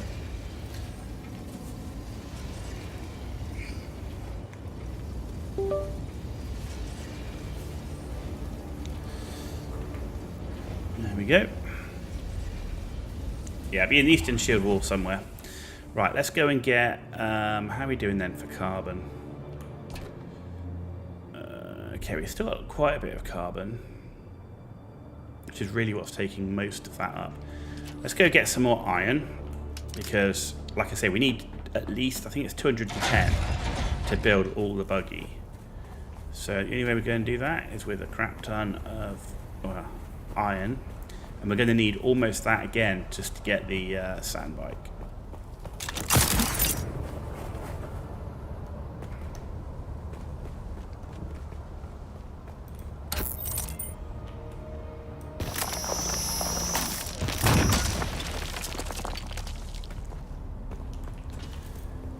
But buggy is key. Buggy is key.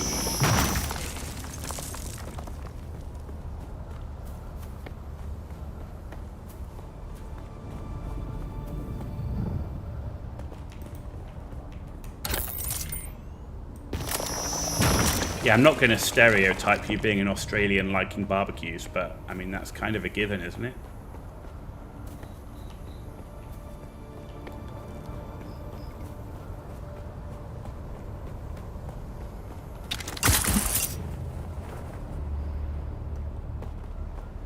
Shrimp on the barbie, isn't that the thing?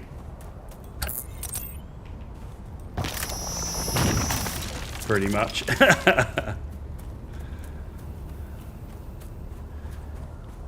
You mean like Brits with beer and fish and chips, right?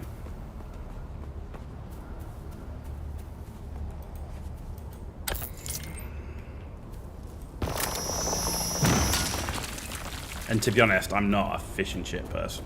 I'm really not. I'd much rather have a nice roast dinner. That would be my... If I want British food, that would be roast dinner. But I do like Marmite. I am a Marmite lover. Love it or hate it, I'm a lover.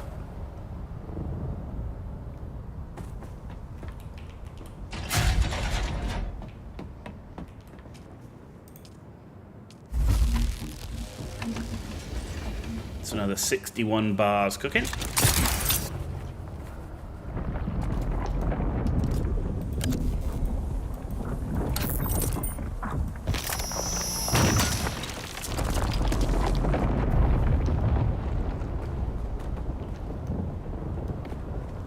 All are good except Marmite. You're on the hater. Ah, yeah, it's a love it or hate it, right? It is a love it or hate it. There's no doubt about that. Though I do prefer Marmite to the Australian Vegemite, right? It is different. It does taste different.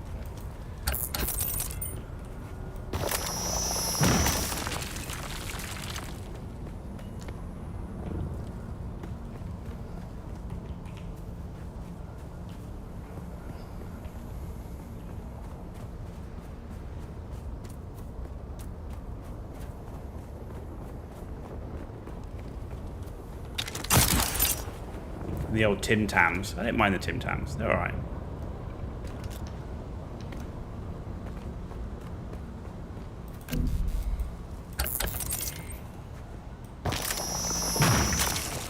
And I have to say, I'm not the biggest tea drinker for a Brit either. Like, you know, I don't mind a cup of tea. I generally drink more coffee. And if I do have tea, I actually prefer like more herbal tea. I actually been into mint tea. That's I was traveling to Singapore Airlines, and they gave me mint tea, and ever since I've been a big fan of mint tea. Yeah.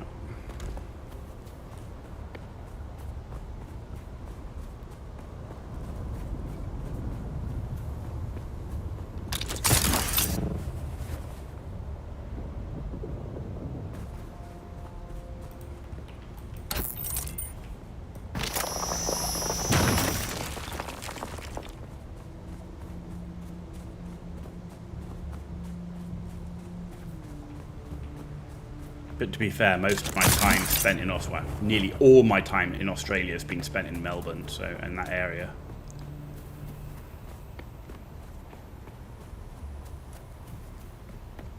which I used to go to 4 times a year. I don't travel to Australia anymore, but I used to. It was a long old way from the UK, not gonna lie.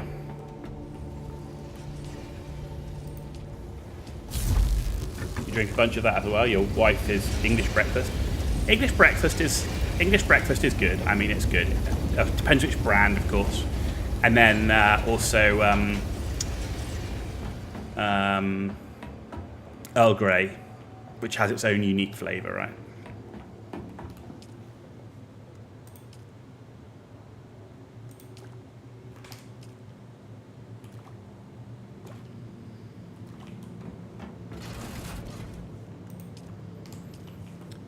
Okay, that one's done. Right, they're cooking. How much? Okay, we are eating through the...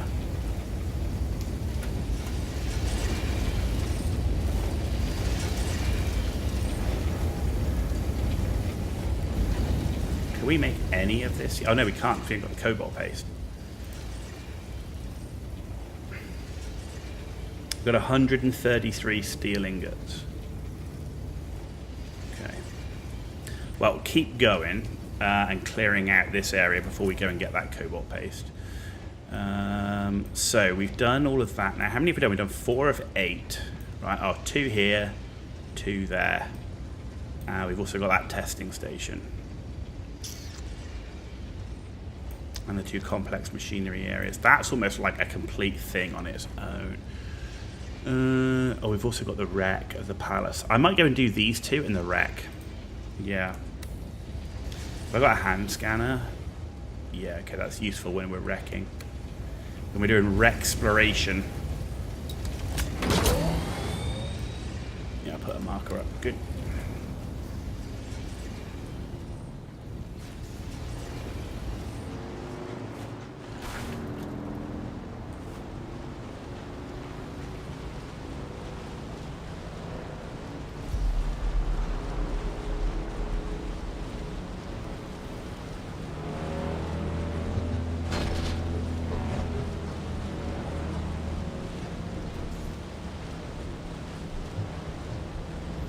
Need to run back down to the starter area as well to go see Derek so I can get my next tier of planetology.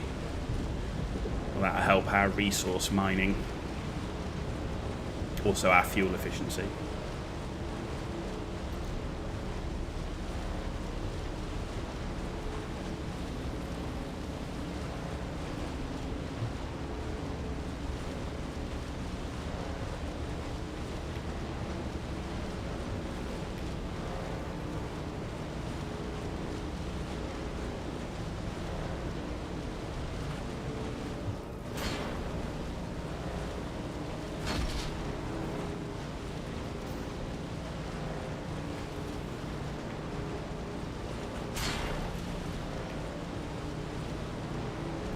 Right, let's choose our place to cross. Going to cross here, shortest distance.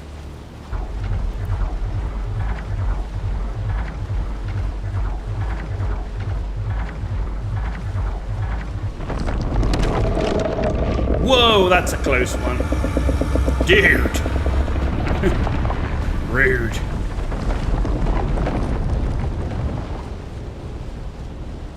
Rude, I say.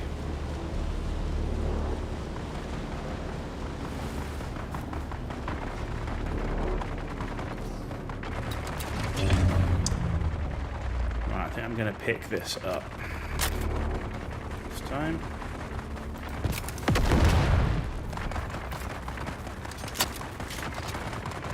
A full-on war going on over here. Look at this lot. I love this faction defaction stuff.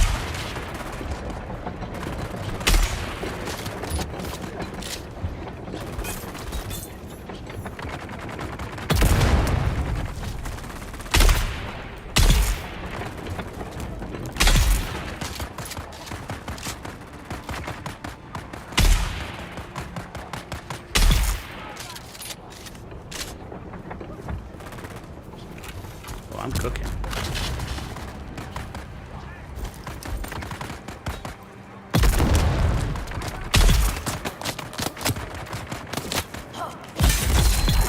Oh, double kill.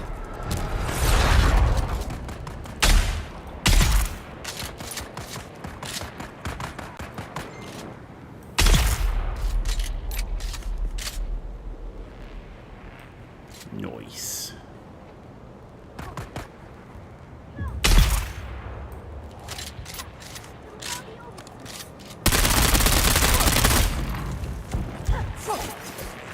Dude. What the?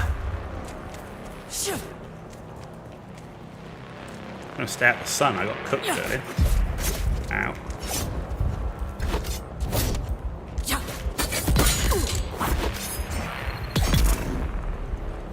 There we go.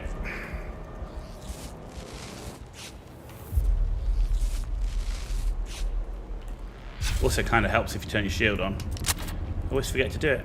Get off the. I run around with it on, and then I get off the vehicle, and I forget to turn it on. It's kind of useful.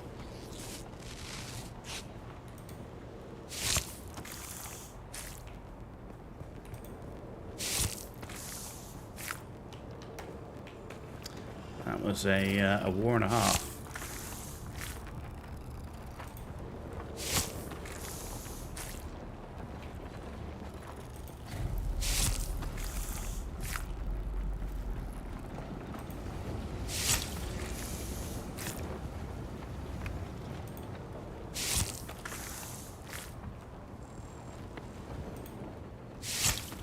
The body, man, we're going to be full on blood, literally just on this lot.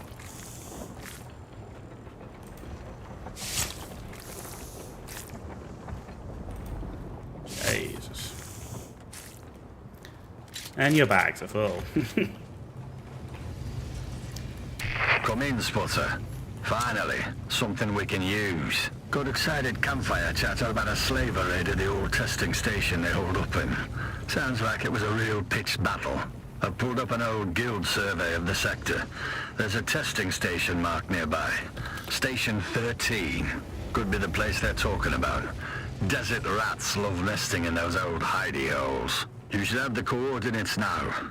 Go there, recover my package, and Spotter, don't die. Don't die. I will take that to heart. Yep. Why is that still there? That's kind of weird. Huh. That's definitely a bug. Right, so that's done. I need to get through to here. Now I do know there is some loot in that area. It's also radioactive.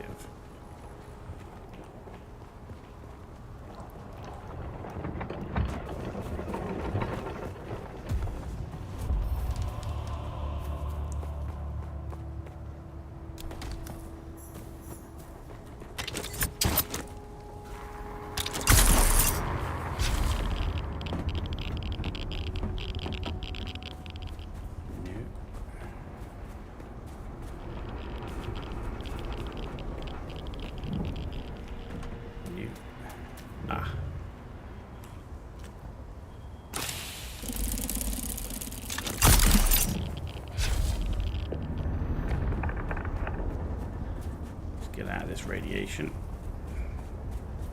Are we still in it? There you go, rat.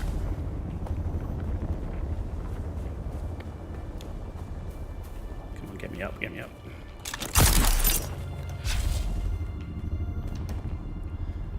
There we go. Before I cook again. No one likes to be cooked from the outside.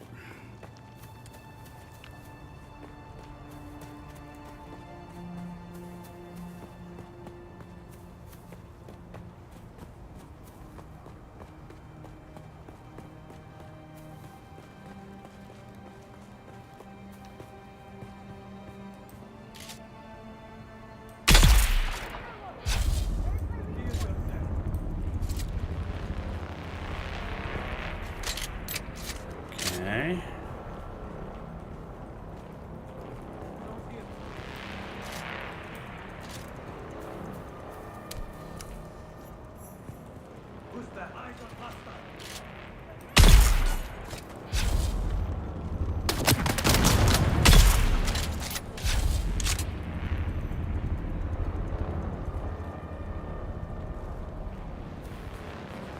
Well, you have to get moving. You'll be on occasionally. Have fun. Yeah, no worries, dude.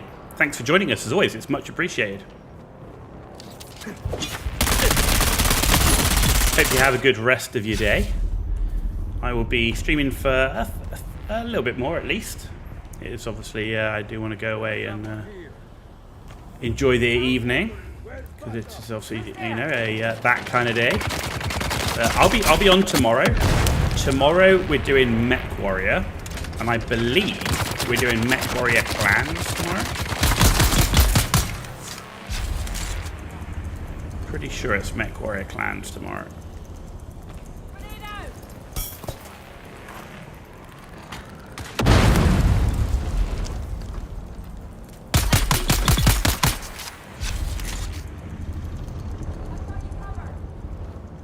Where are you? Why don't I see you? There you are.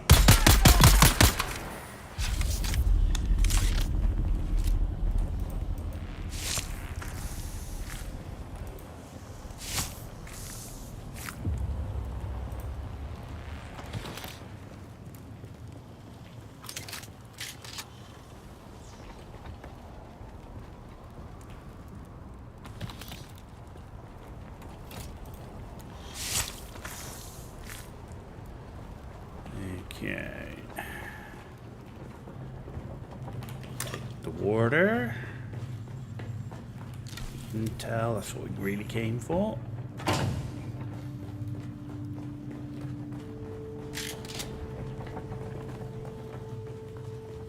Grey Mouser's back. Hey, Grey Mouser, how you doing? Good to see you on Twitch. The Beige World. Yeah, we're on the Beige World, my man. I'd been seeing I was going to play Conan Exiles, which is made by the same company, and I was seeing so many posts about this update and that update and everything else, and I was like, do you know what? I actually want to come and see what's changed in the year, coupled with, because obviously the game has also just been out for a year, it's like its anniversary, coupled with the fact in about 2 months' time, so the end of September, 22nd of September, they're releasing it on console, but with that, they're releasing a full single-player standalone client, and you can change some of the server settings, like you can increase difficulty, you can change base decay, size of base, number of bases, that sort of stuff. So I kind of wanted to play the game as well a bit before that, so yeah. Yeah, but yeah, we're back to the Beige World. I'm also back at streaming. I'm not streamed for like 2-3 weeks because I had family commitments and work commitments. So yeah, we're back. We're streaming every day until the weekend of the 18th of July, because that's when my family return. And so I'll be back to normal streaming then for a bit.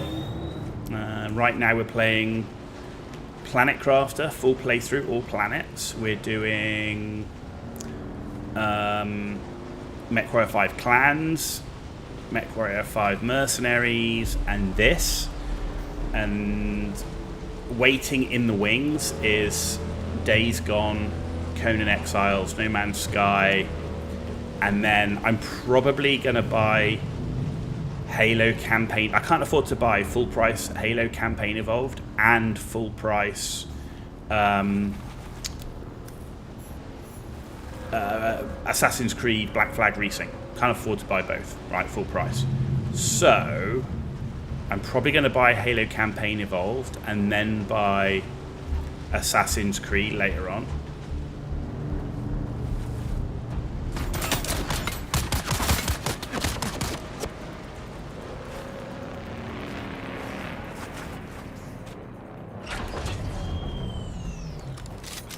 But I do want to play both of those. But I think I'm going to go with the Halo Campaign Evolved first.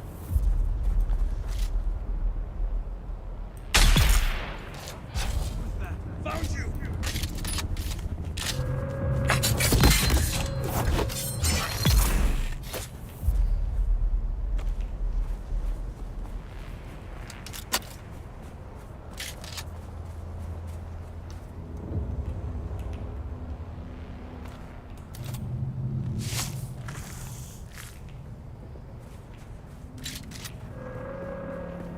So that's kind of the plan.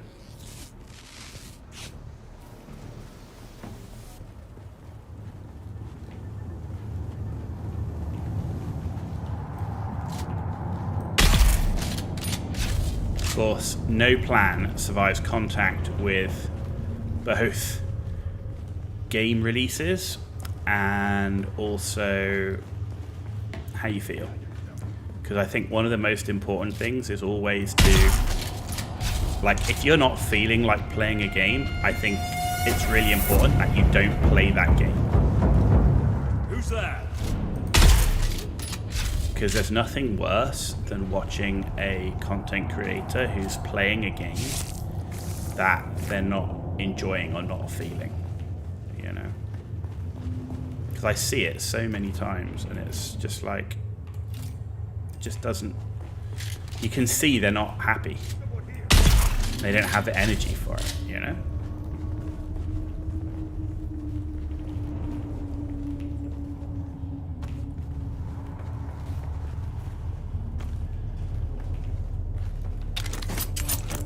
Shields up! I got you. They're coming.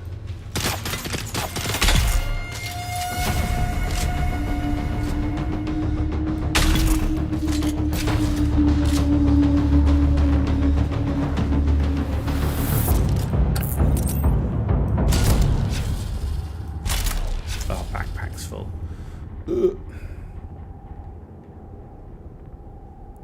What can I ditch? Let's ditch that.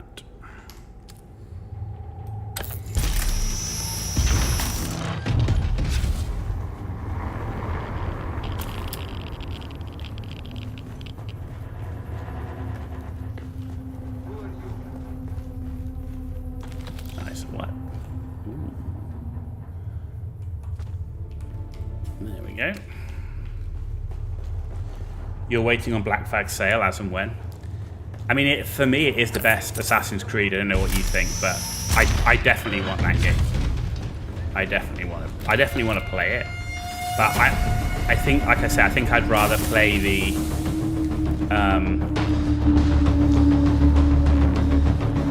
I think I'd rather play the Halo campaign Evolved first.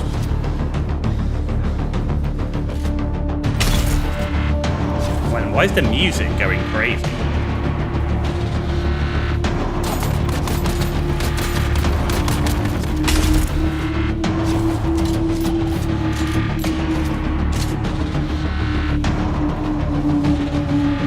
feel like I'm about to get like some major boss fight or something.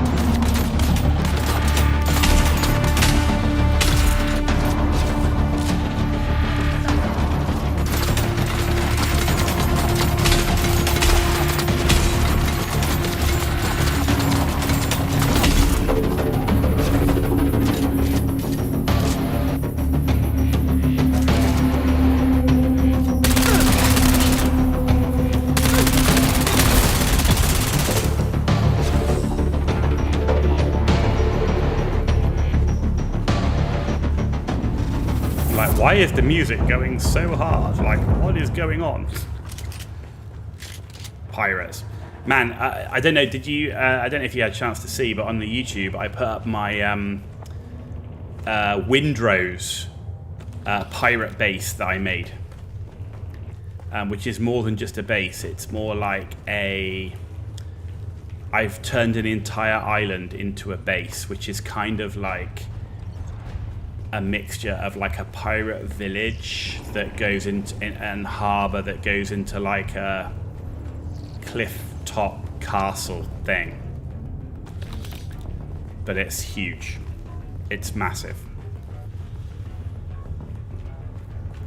It definitely took me tens of hours to build. Yeah. And it's certainly one of, I'm sure it's not the biggest. Someone's always done something bigger, right? Always. But it definitely, it's the biggest Windrose base I've seen. Though, like I say, I'm sure there's bigger ones, but I haven't seen any. Shields up! Found you!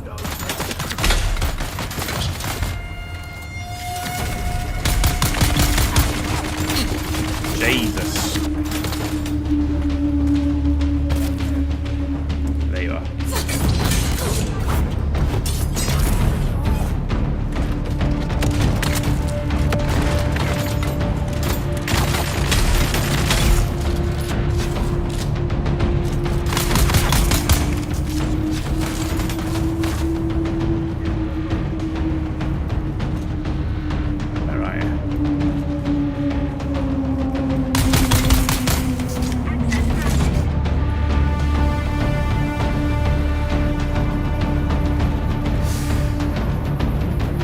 remember making the video, when I was making the video for my mega base tour, it took 20 minutes to make the video to walk around the whole base. So that's how big it was.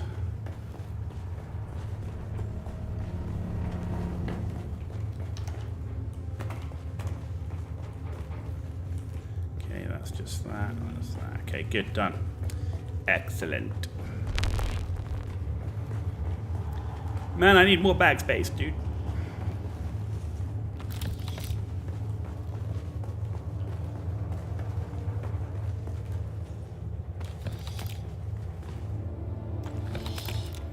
Nothing like some OCD action.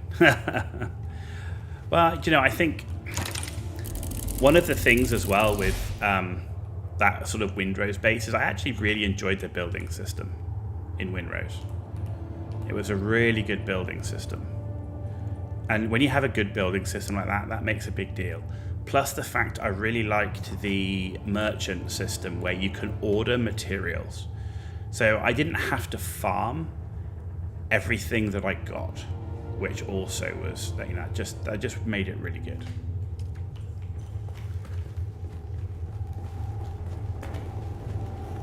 Like I could order like a ton of rock, and in 70 minutes it would be delivered. So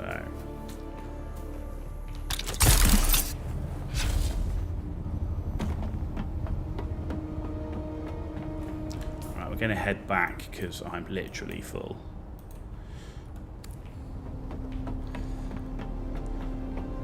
Need more inventory space. And the other thing with Windrose, it's got a lot of good like decorative pieces already, and it's in early access. So like I'm really hopeful when they fully release the game into 1.0, we get tons more decorative pieces. We get tons more pieces with curves, and because I think that's what it was lacking a lot of angled pieces and curved pieces, and some decorative pieces. So a lot of it is square-ish, and not going square is a challenge to do some sort of something that's not just a box. But I think we achieved it in broad terms.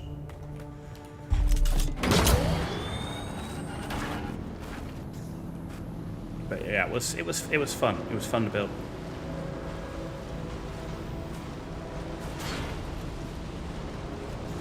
As I say, I'm really looking forward to what they can do with that. Windrose is a good game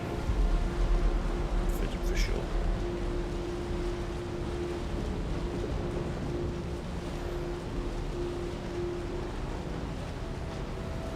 YouTube address. Hang on a sec, I'll bring it up for you.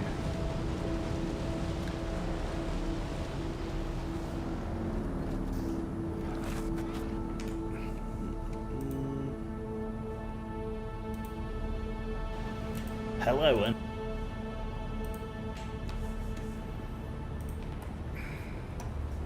there you go.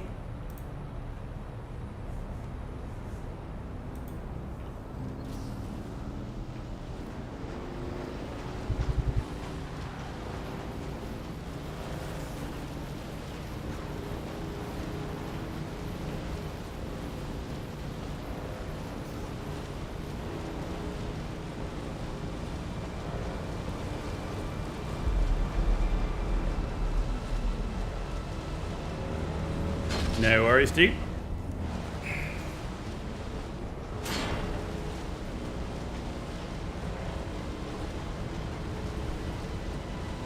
Sector weather alert. A large sandstorm is approaching. I'm no way I'm gonna make it home in time. Shit.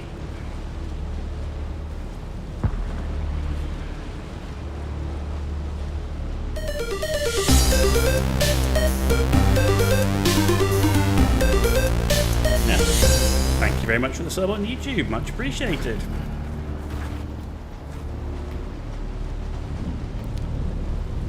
Where can I go? Where can I go? Can I go in here maybe? That says sheltered, right?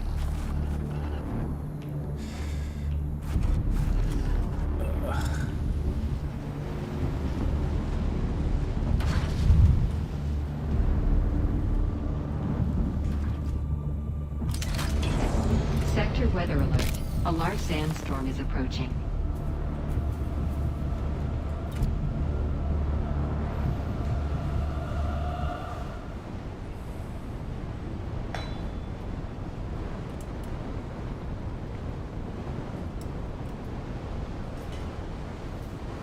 There you go. We got a big sandstorm rolling.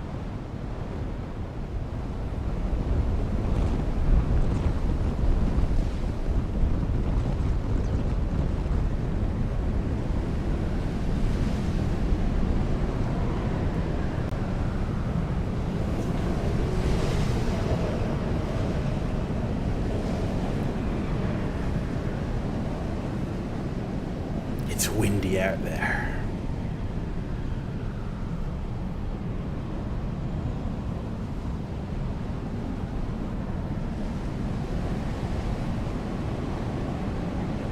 But like, some people are like, oh, you know, when I get to a single player client, I'm going to turn the sandstorm off.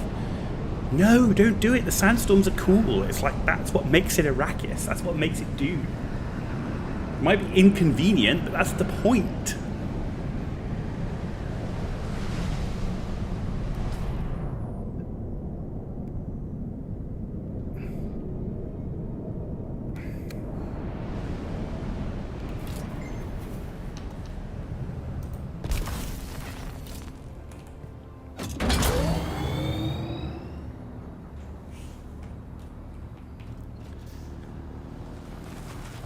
More beige.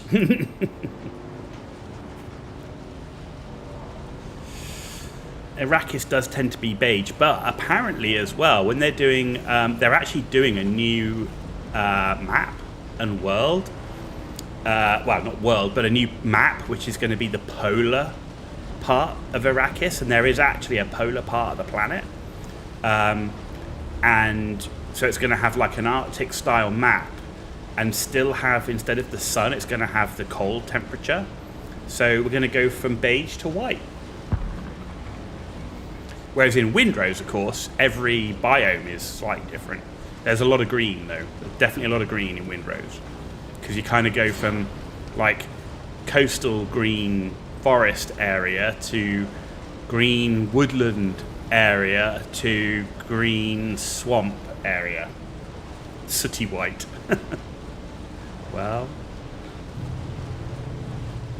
man, we're low on hydration. Holy moly, we can do it.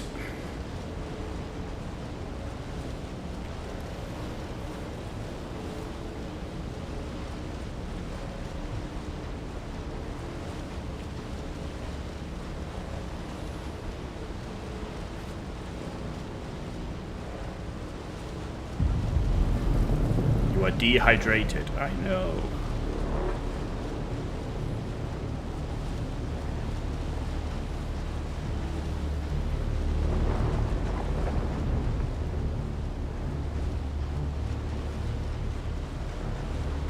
I love how the vision and everything changes. It's so good. Bosh.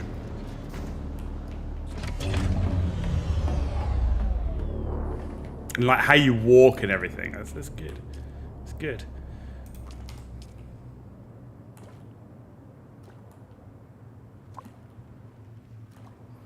We are no longer dehydrated, ladies and gentlemen.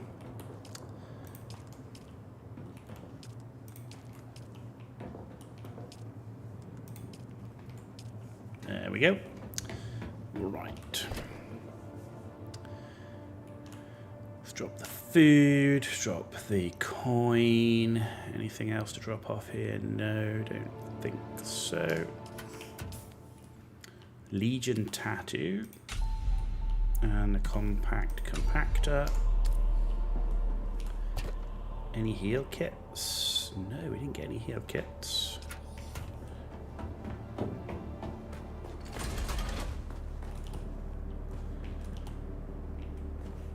Okay, anything else here? So we've got those weapons to get rid of. Okay.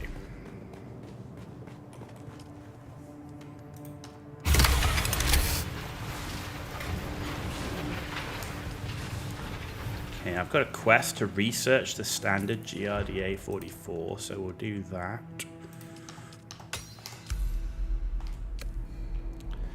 And then I have to make it.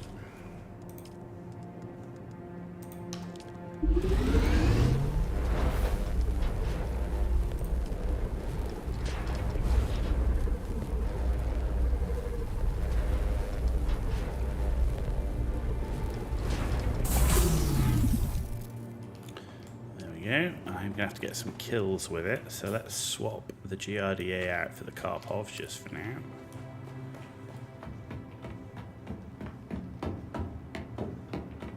Okay, spice infused iron goes in there, and the flowers. Oh, we've got flower sand there as well.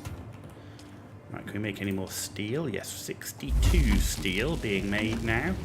So that's 62 on top of the 165 we've got. We're nearly there, man.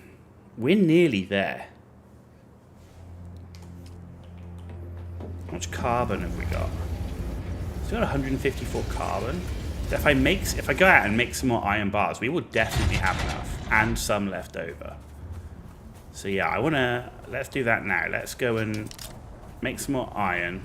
So by the time we come back, we can make the remaining steel, and that should give us everything, all the steel needed to get a buggy. And we'll go off and do the other intel areas while we're waiting for that to cook. And then we'll be able to come back and we'll cook the iron into steel.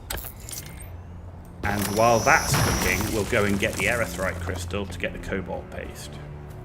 Or maybe we should get the cobalt paste first. Do you know what? We should get the cobalt paste first, because that will take some time to... because I've got to use the chemical thing.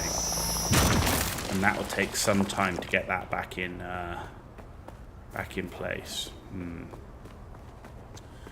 Yes.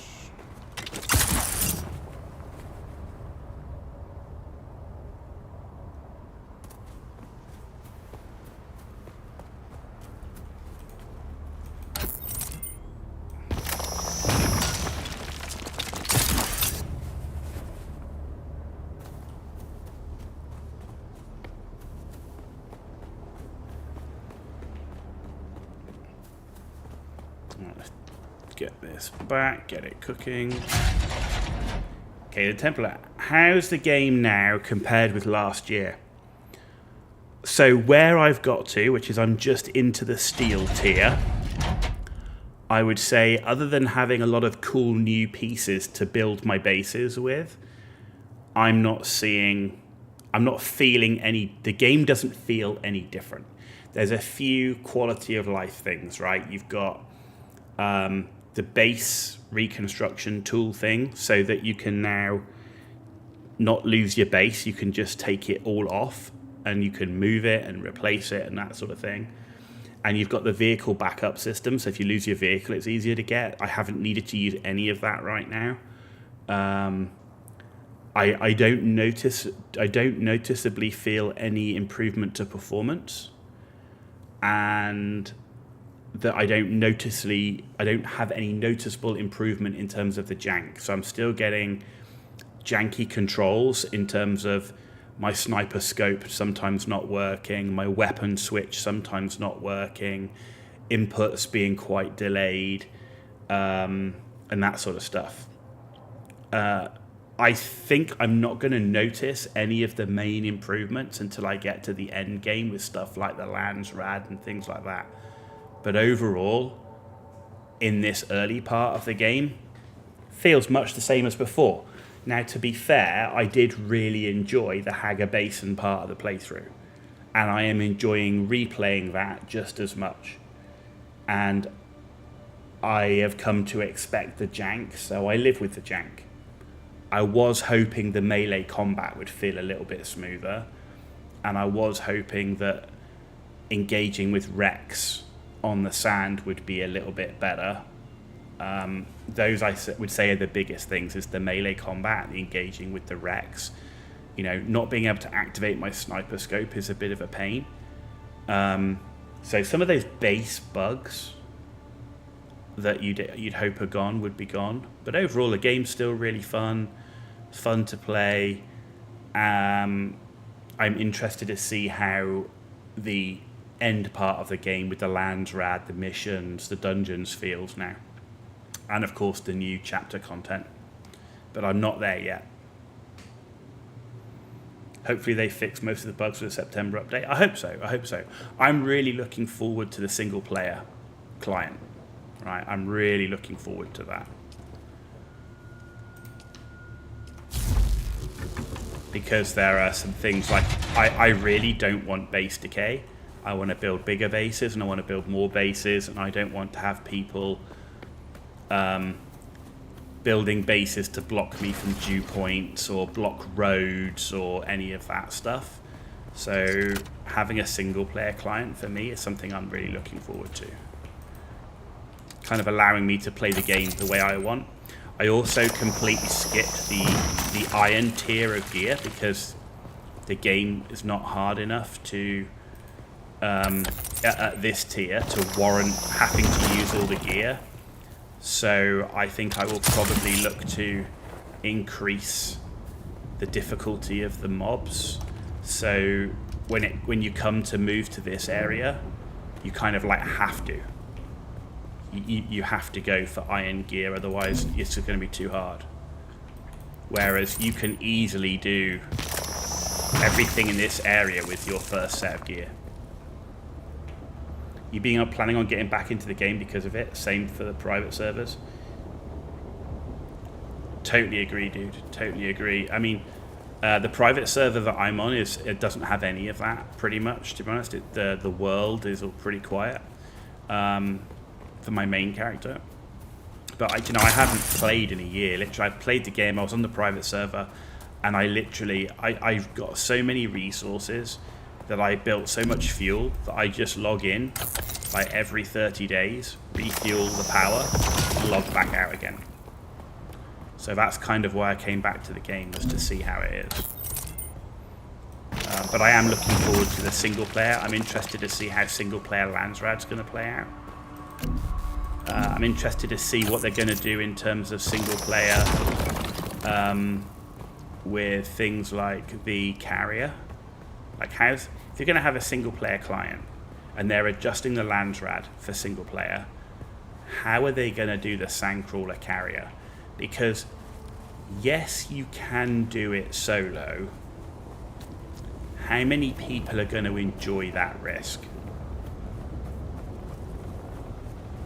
You know, how many people are going to enjoy the potential of having a performance issue when it comes to getting the Sandcrawler docked back in the carrier quickly enough to not get eaten by the sandworm?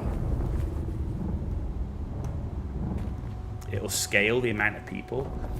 Well, no, because you've got a single player client, right? There's nobody else on your client, right? It's just you. It's a single player game, right? Which is what they're doing, a completely single player experience. How do you do a single player experience with a carrier and a Sandcrawler?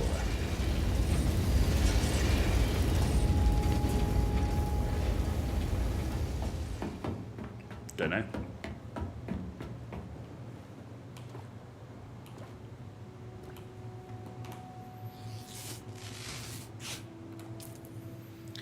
I don't know is the answer to that.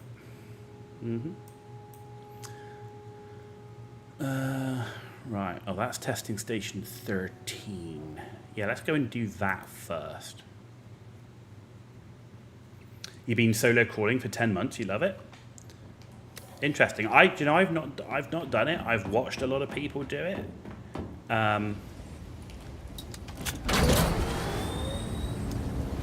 The question is, right, so Dimwolfen, you love doing it and that's cool.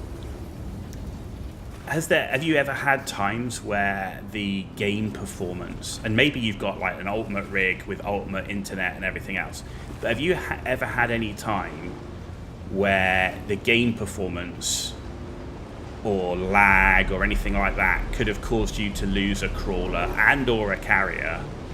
And how happy would you have been if you had lost said crawler and carrier?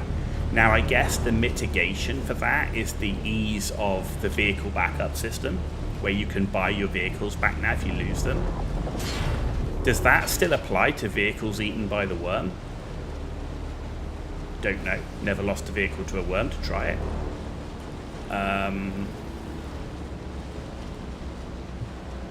So, yeah, I don't know. Don't know.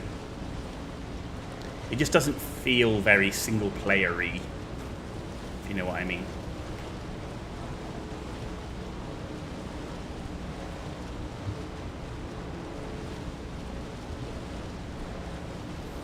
You only lost your stuff because of bugs, i.e. getting stuck in the crawler mesh. But did you ever get your crawler or carrier eaten by the worm? And if you did, could you buy it back through the vehicle backup system?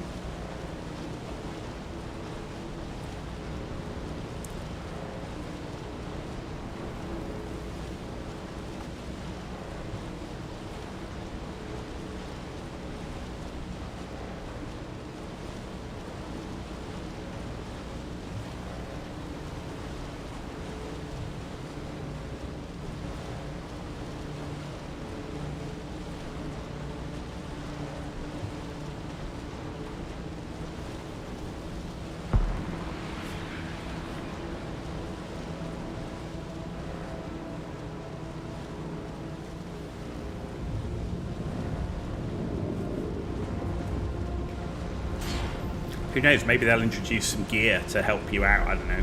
Or some skill that you can train that means you're an expert sandcrawler driver, which means you can massively reduce the amount of threat or worm detection or something, I don't know.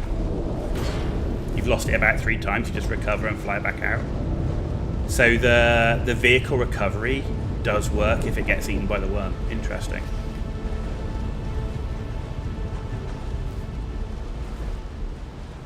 Interesting. I wasn't expecting that, I have to be honest. Having not engaged with that mechanic, I don't know what I was expecting, but kind of thought anything that was eaten by the worm wouldn't be given back, even through the backup mechanic.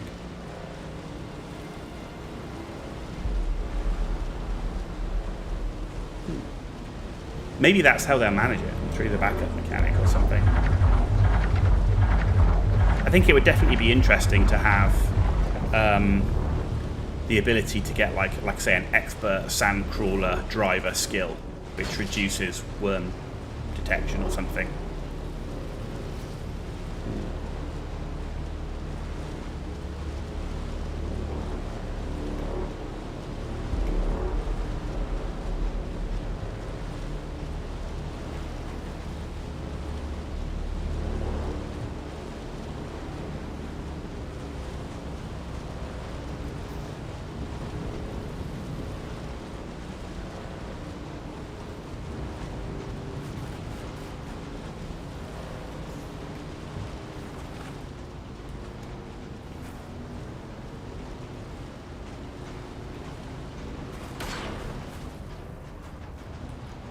We'll definitely give it a go.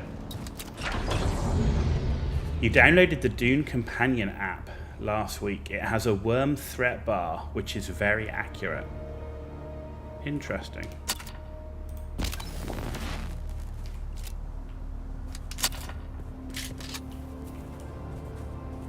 And is that a third-party app, or is that something that's in that's done by Funcom? Where's the entrance? Over there.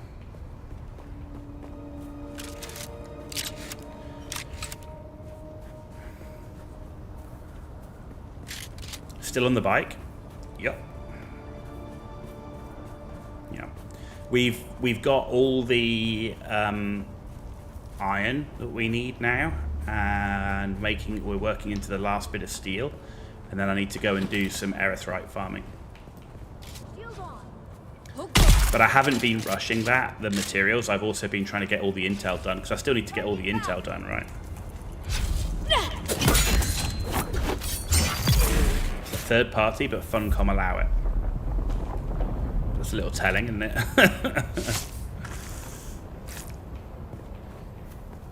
You just gamble crossing the sand. It's always gamble crossing the sand.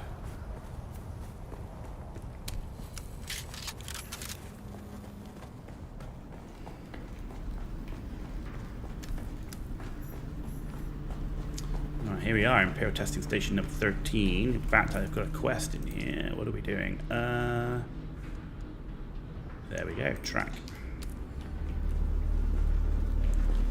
Search testing station for clues.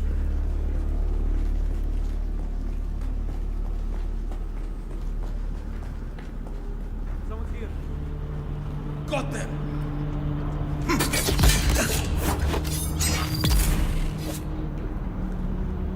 Am I supposed to kill 15 people with this GRDA when everybody's bloody shielded?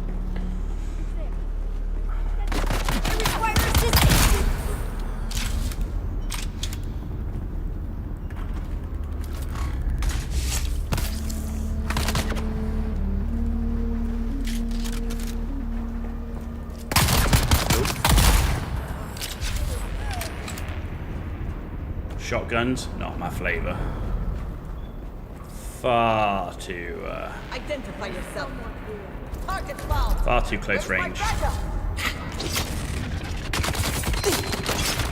Oh, dude, disrupted my thing.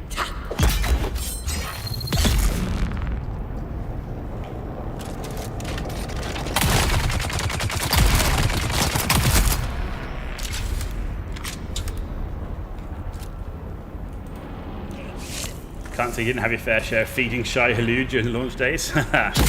We all did, didn't we? The first time that you ever drove into quicksand, right? Because you explored before doing the mission that had the quicksand in it. You know, the Spice Dream thing.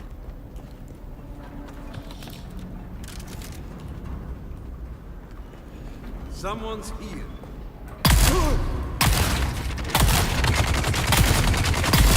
Jesus. Dude was tanking it all.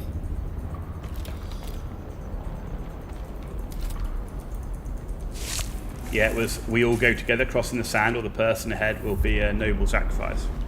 Or you can do the other game, isn't it, where everybody's naked and you all run out onto the sand and you keep running and the last person alive wins. There. Got too close.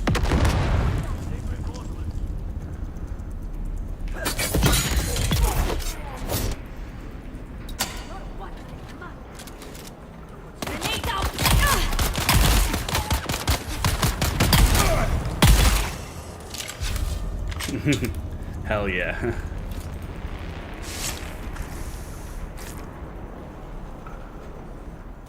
This is the way.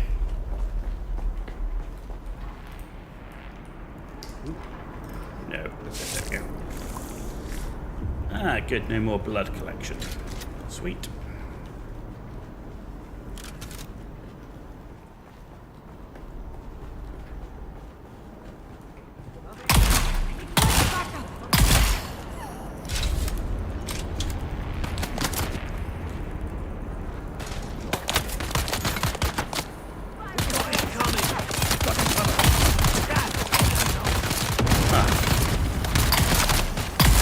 Man, this thing is shit. I don't like it.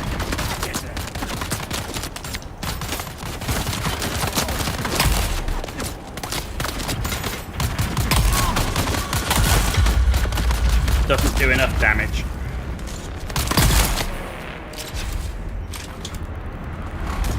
Oh, fuck. And it's not poisoned.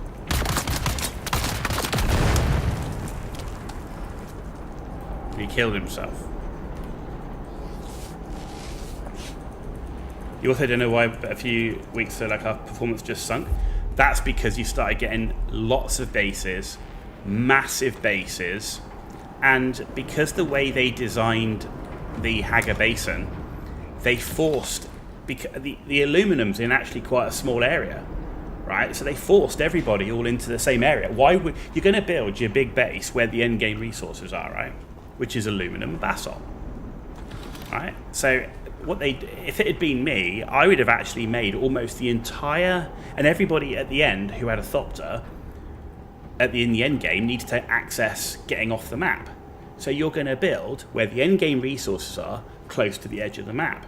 What they should have done is, rather than just having the shield wall and eastern shield wall around Haga Basin, they should have had a wall that went almost 3/4 of the way around the map, down like at least 3 sides.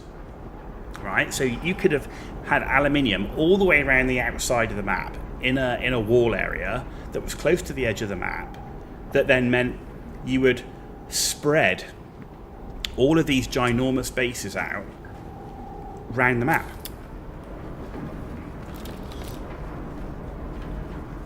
That's the problem.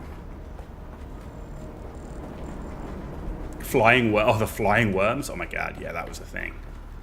That was a thing. Or the time when the worm didn't even work. Man, people were going crazy. They had to the worm was shut down for like at least 24 hours, right? If not longer. It was like go get flower sand now. There's my backup.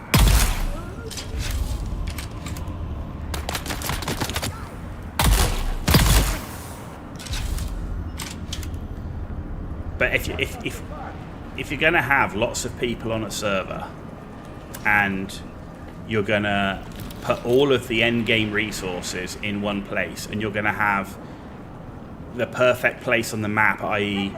you need to access the edge of the map to fly off it in one place. All you're going to do is force... You've got this giant map with everybody in the same location. And having the most resource-intensive elements, which are the bases. And the ghost bases on resource areas as well, yeah, blocking the... there was nothing worse than having people like blocking roads deliberately, blocking the dew collection areas deliberately. Yep, I'm with you.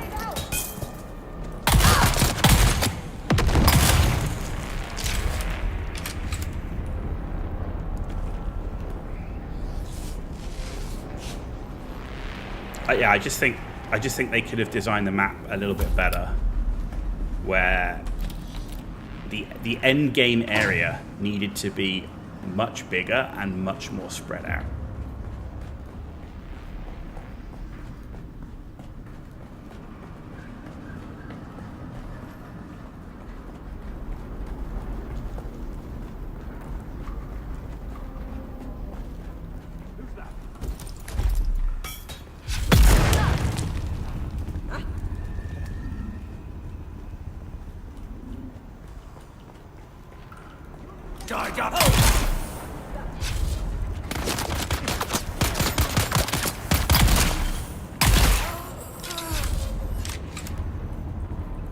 Everybody? That would be a big fat no.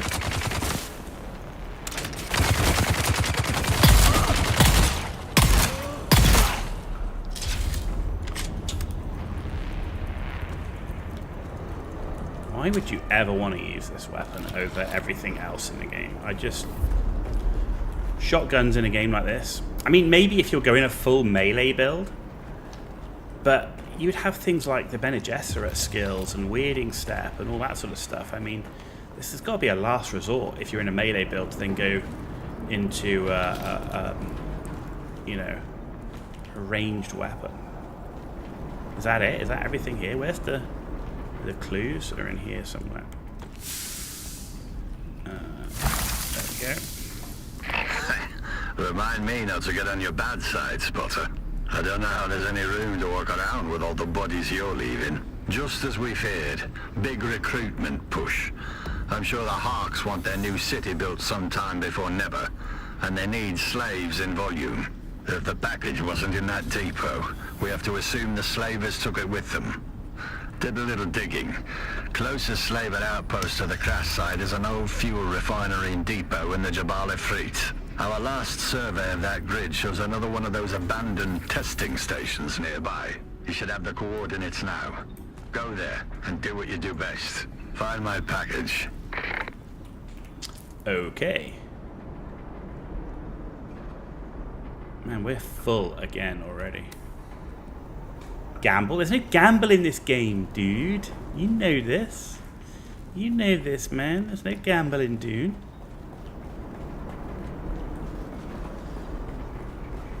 But I have to say, this PoE league was the best league so far.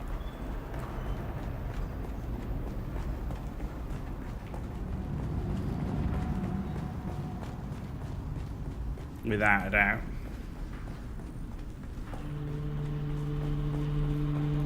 I mean, I probably will play some more PoE 2 before the full release happens at the end of the year. We should get a release date during ExileCon.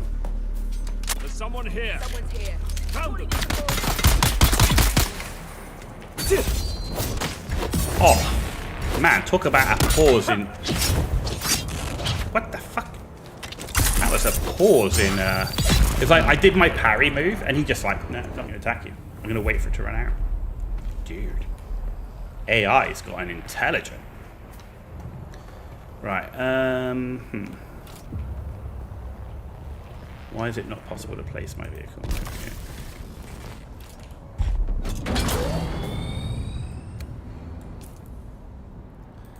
Let's go here. Okay, I need to be careful. I don't have any fuel cells. I forgot to bring one with me. Less than ideal. Maybe we can get one out of this station.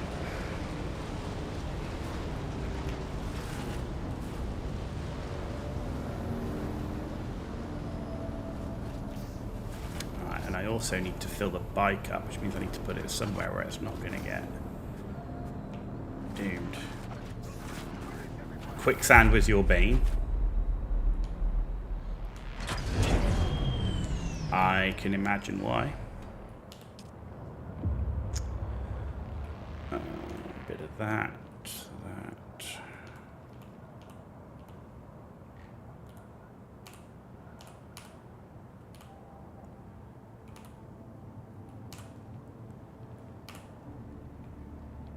Okay.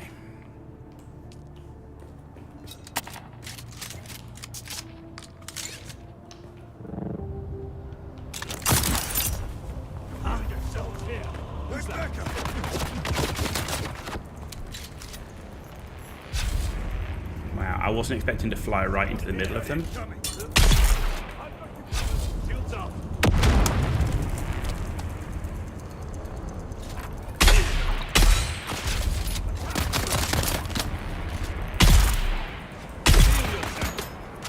Let's go.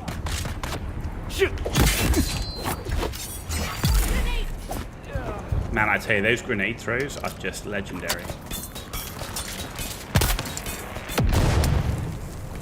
Rude.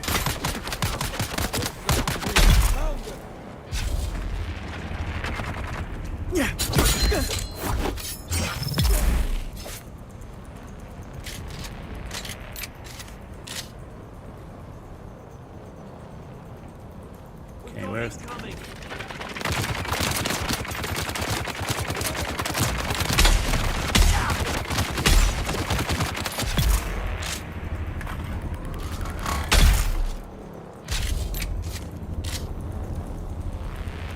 Okay.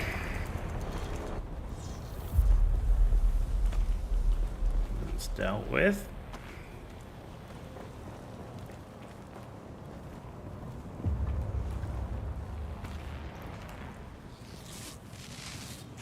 Come on, give me a fuel cell. Come on. Oh, man.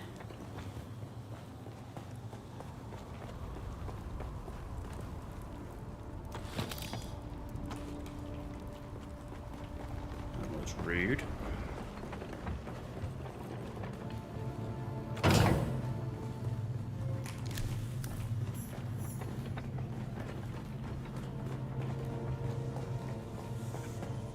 Oh, constellation chest.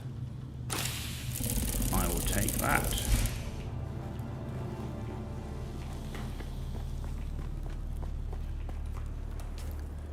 Right, so let's go and do this, and then we'll probably have to head back because we're just going to be so full on stuff.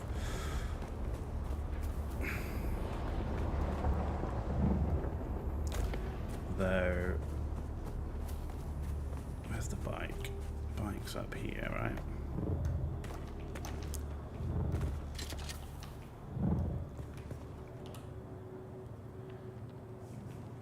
Storage full.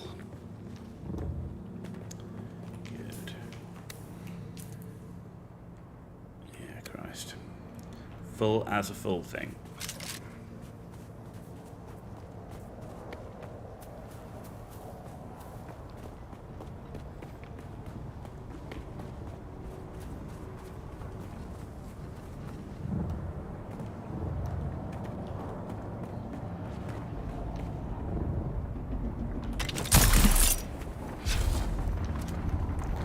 Yeah, I would say what I just did back there is normally my bane, which is I have a habit of sugar wire claw jumping into the middle of bases and into the middle of enemies that then gets me killed.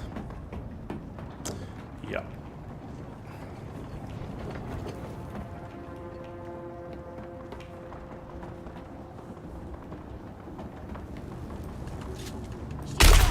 Oh, you got that shield up bloody quick.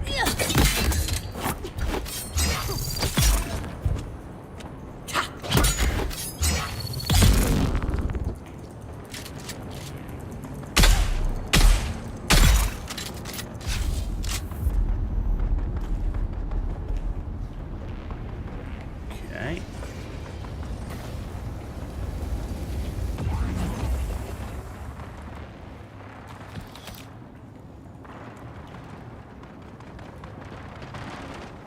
Wall going on over there.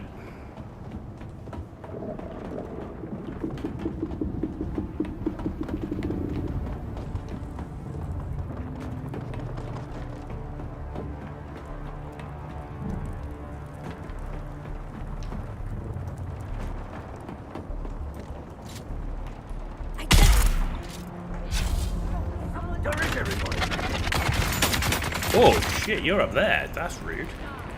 Ambushed from behind.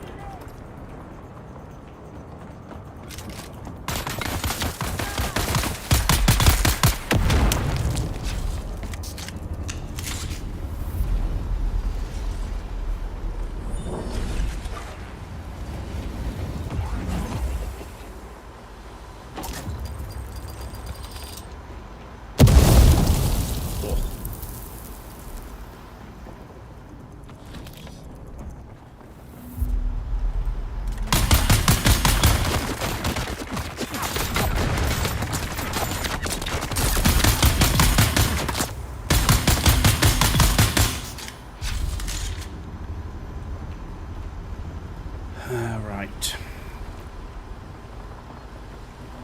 Come on then.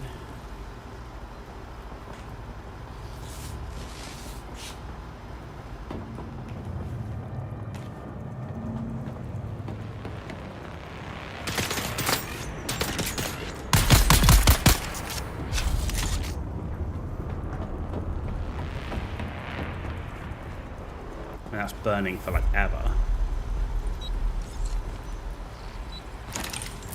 Oh, of course.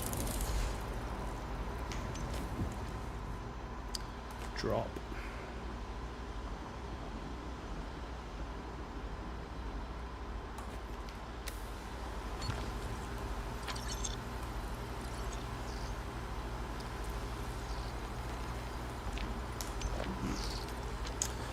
Okay.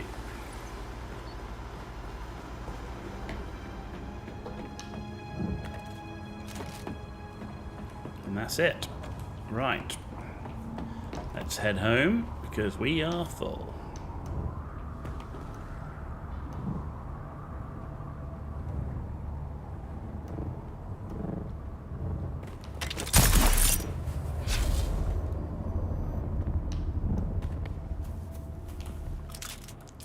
Stomach's full, my bags are full. And I've got like one complex machinery place to do and one intel to do. But we'll come back for it. We will come back. We're going to head back to the base now, load up, empty our stuff, and then we're going to, I think, go and get some erythrite crystal. And then that can be cooking while we are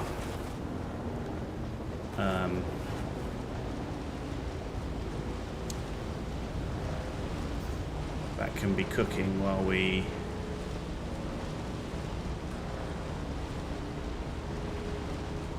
go off and get that last little bit of intel and probably get some more carbon. I think we're going to need as well.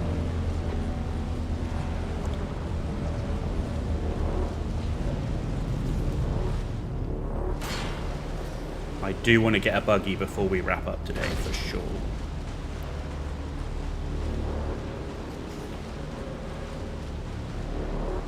Don't know, I've been streaming for 8.5 hours today, so a solid stream, I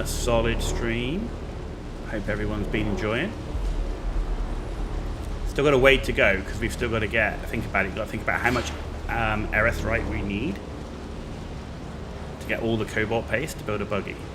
And I am going to build a buggy before we freaking finish today, for sure.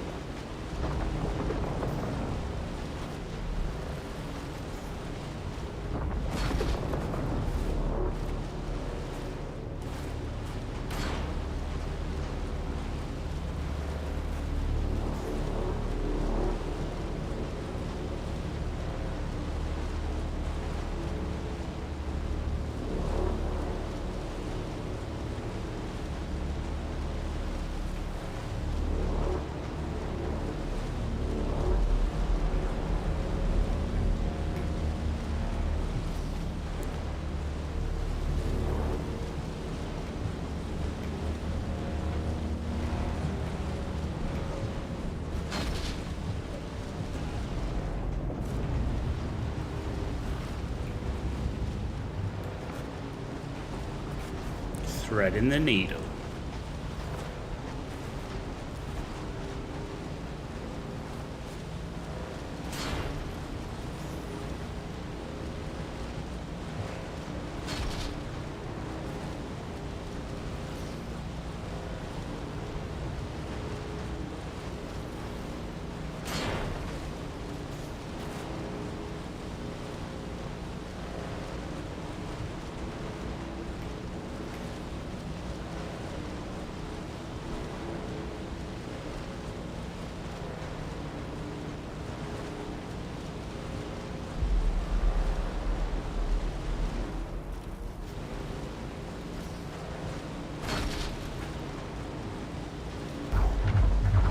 No, drum sand.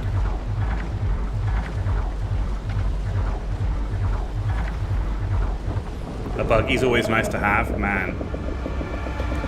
It's a lot of it is it's a combination, right? It's the storage capacity coupled with the fact that just your mining yields are up, right?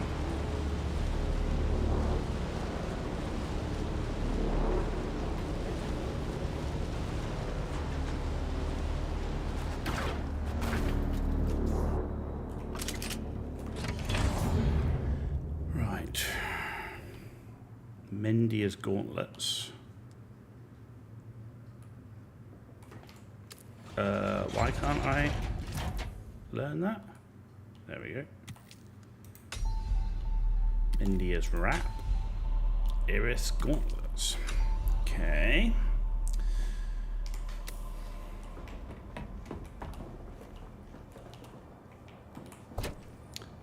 There's some iron and ore.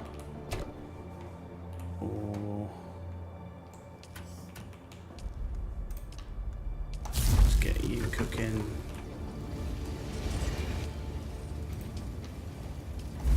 Right, we are now officially out of carbon. So we do need more carbon, but how much steel have we got? We've got 252. So we've got more than enough steel. So carbon is not a priority.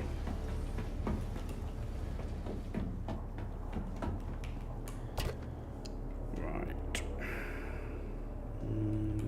Put that in. Okay.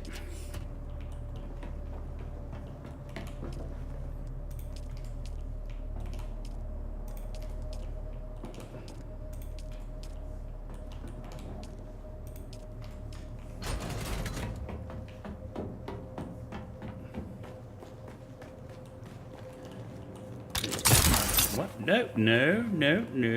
Pretty much I wanted to deposit. Right, sandbike, sandbike scanner. Okay, just empty the rest of the buggy. Gonna buy a Ford, Chevy, or a Dodge. Oh man, it's gotta be a Dodge, right? Chevy's alright, but actually I think it's gonna be a Dodge. Yeah.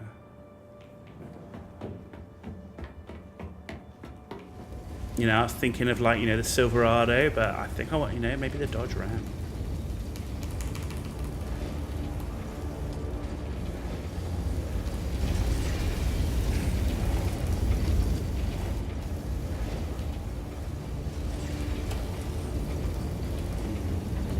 There we go.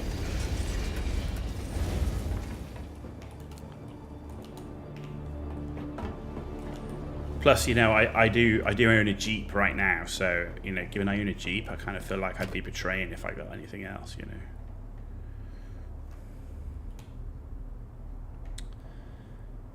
Okay, so that's just all stuff there.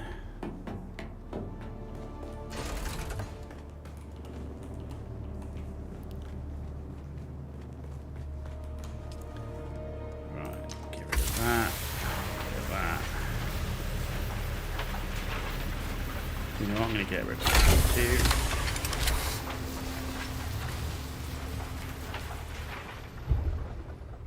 Oh, I've got an extra Dew Reaper there to get rid of.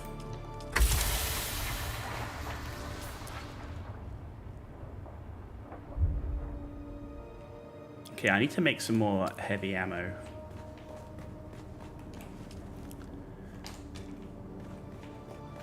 Which is here. I have no salvaged metal, really? Really? Holy moly.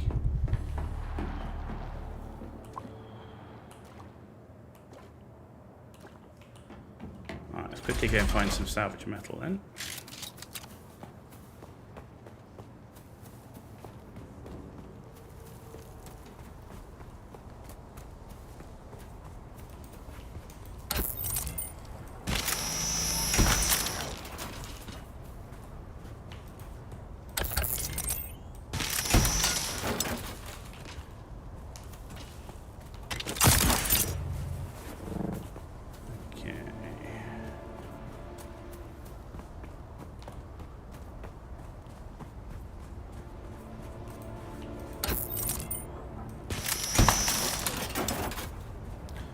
Be enough. You saw an old International Harvester Scout earlier this week. Haven't seen one of those for decades. Sometimes these things are just around, right? Scouts are pretty and strong. I don't know. I would quite like a. Is it the 59? It's the 59 Chevy Impala.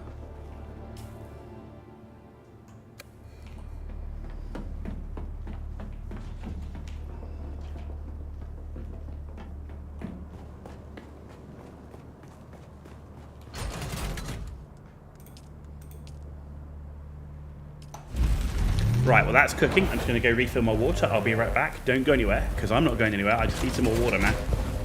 Been going for 8.5 hours.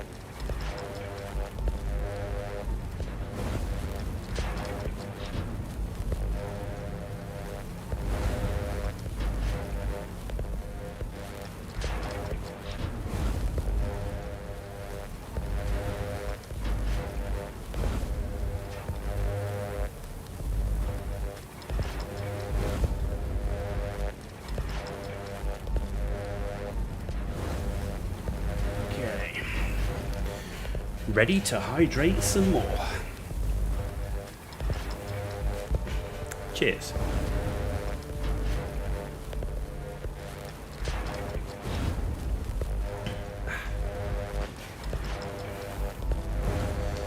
that'll be enough ammo. Okay. Right, so we're going for erythrite crystal. And I'm thinking I'm going to leave my blood bags behind because they're very heavy, take up a lot of space, and I don't need them. So, I'm going to take one. Right, I'm going to leave some ammo and some bandages behind.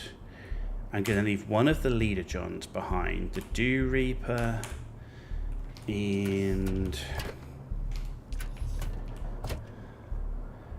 Jesus.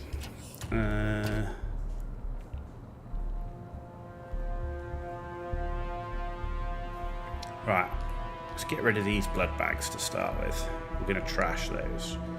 Let's get rid of the probes. And I think that's it. Right, let's go get rid of those trashy blood bags.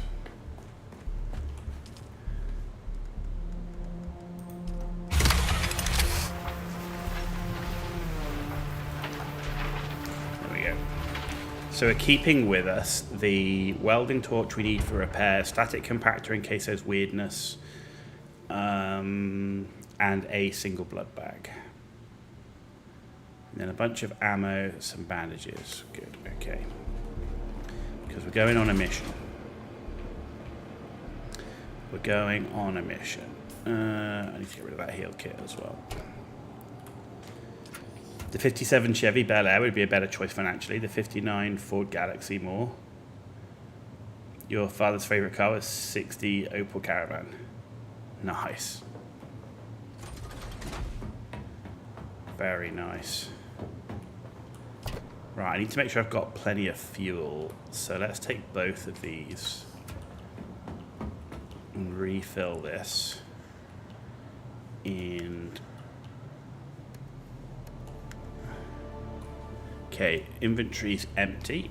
Right, we're going for an erythrite crystal mission. Now the question is, does my cutter radio erythrite? It does.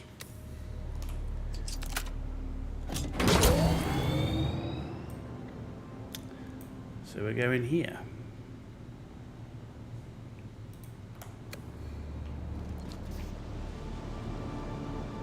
Let me out, base.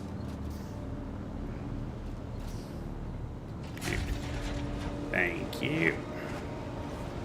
Also, his biggest mistake is he loved it so much he didn't sell it before returning back to the US.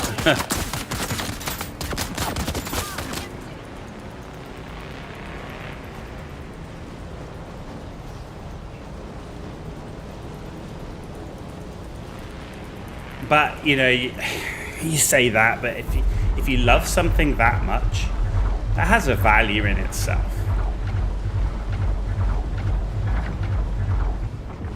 Any downside comes when you can't afford to run it anymore.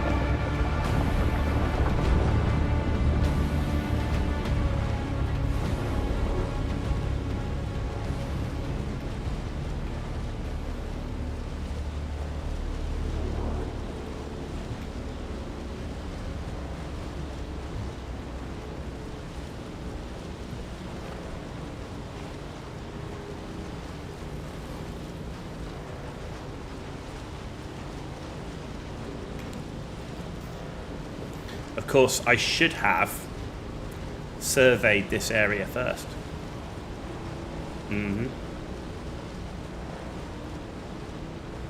That would have been the smart man's thing. And not only did we not survey this area before driving blindly into it, we didn't bring our survey probe with us to save weight and bag space. Let's go this. Where is it? This one? I think it's the next one, right?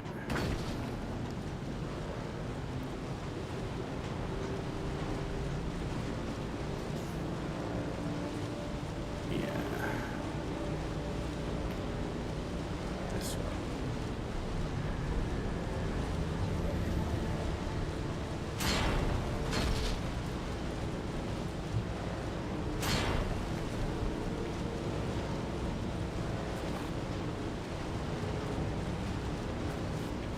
Good old Hagar Rift. He had offers, he couldn't find air or oil filters for it, had to trade it. Car dealer wanted it, so it was... Ah man, there wasn't much steel. Damn. That is the problem when you go down these cars. It becomes, I say, only the cost of it running it, the cost goes up because you end up having to get stuff bespoke made and all that sort of thing. So yeah, I get it.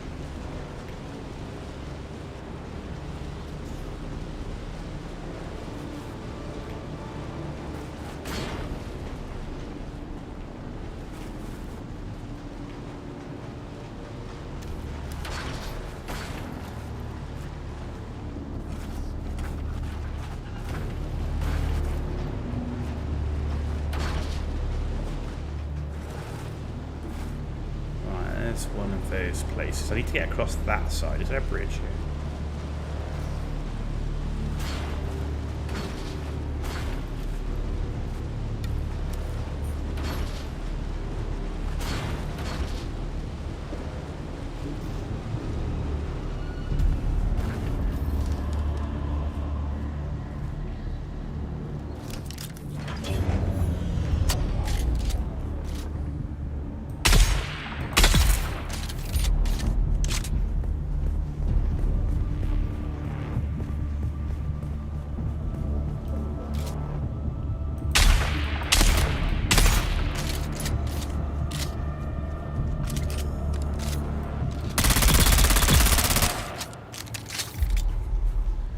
Good. Our first Aerothrite crystal, ladies and gentlemen, that still has the shitty analysis lines on it. Which half the time you can't even do it.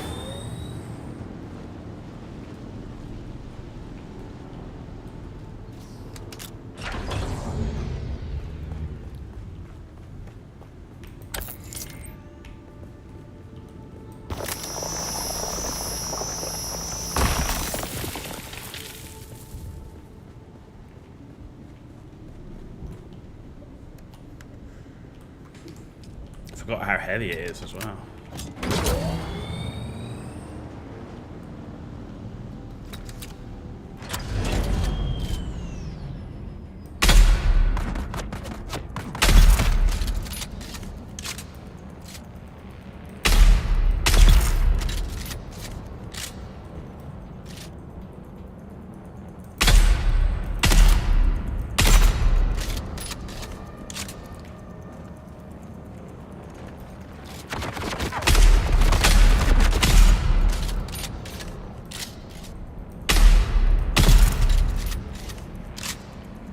Early adopters in the US had the same difficulties Volvo's, Fiat, BMW's, Porsche. Only VW built a huge warehouse for parts. Japanese followed. Yeah, I mean the Japanese though have always weren't there also those special deals done on the Japanese side following the Second World War? Because I'm sure there was a special thing done with Honda, right?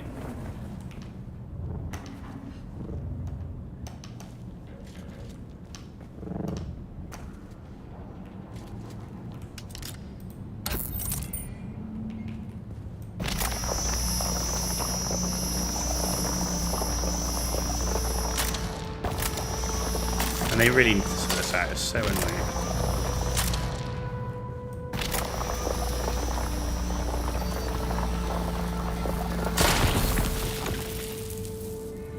So annoying when they do that. Right, oh, I need that.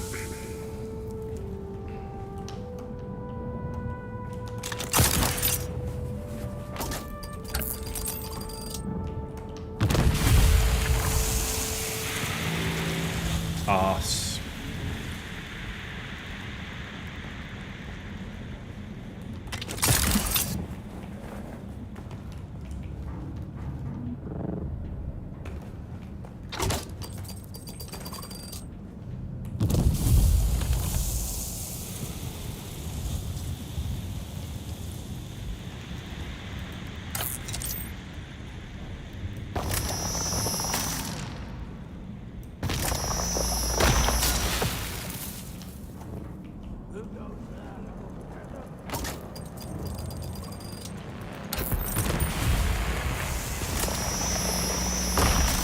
love how there's mines all around here. It's like, who the hell booby traps erythrite crystal? Except game devs.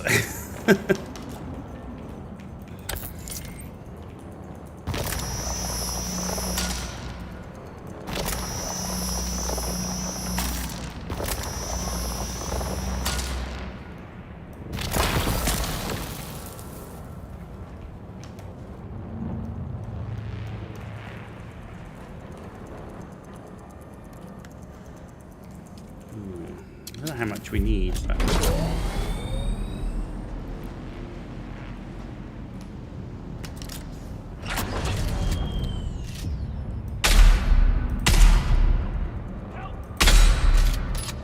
Whoa, we took 3 extra?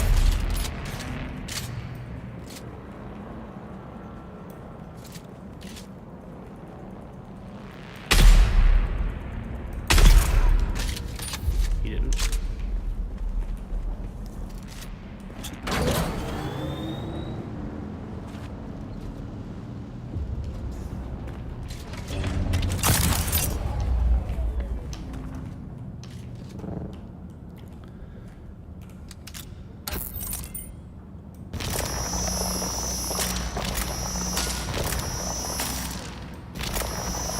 It's really annoying. The whole erythrite crystal analysis thing is really annoying. Not gonna lie.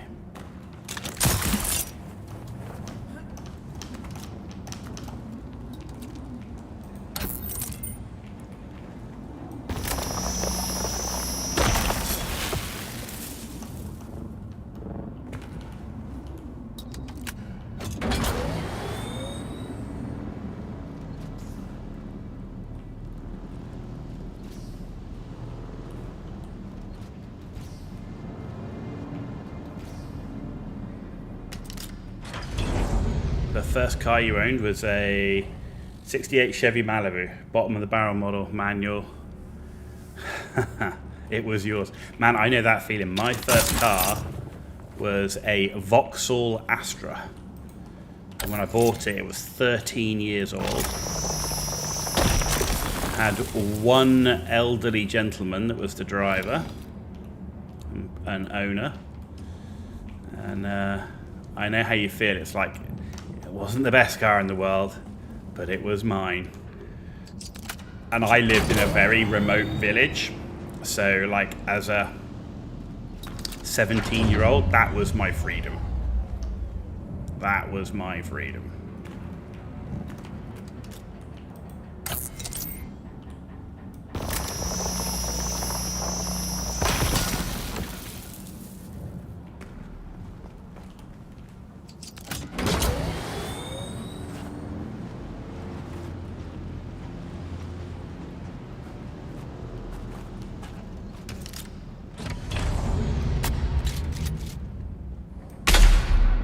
Crap, what a miss. That was a shitty miss. So it's that.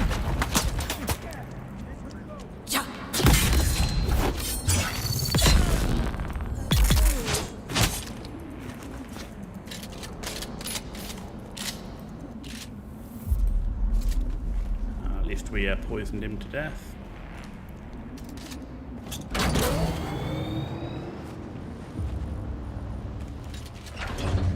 This whole area is just made for buggy mining. Oh my god. This is why I want a buggy. We could come down and mine so much of this stuff so damn fast.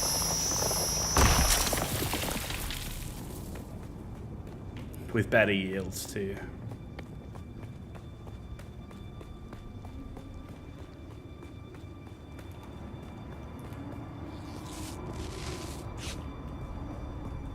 And my second car was an old school VW Golf.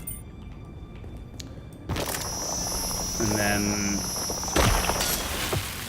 then I got myself a good enough job and then good enough money that I was able to buy a new car, and I bought a Peugeot 206 because I was really into the World Rally competition.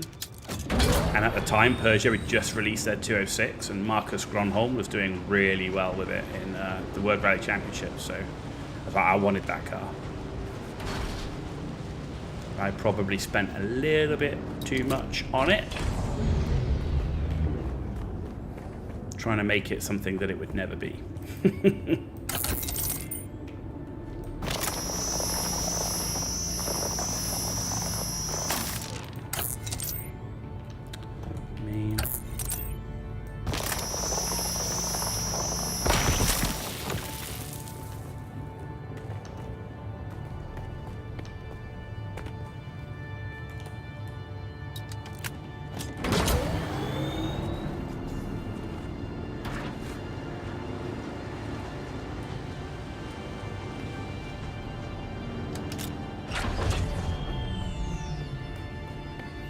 If we can get enough erythrite in this run, I'm hoping we can get enough in one run to build a buggy, and then everything after that can just be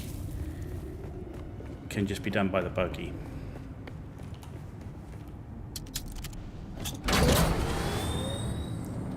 Like, how are we doing at the moment? We're only just over half full in weight.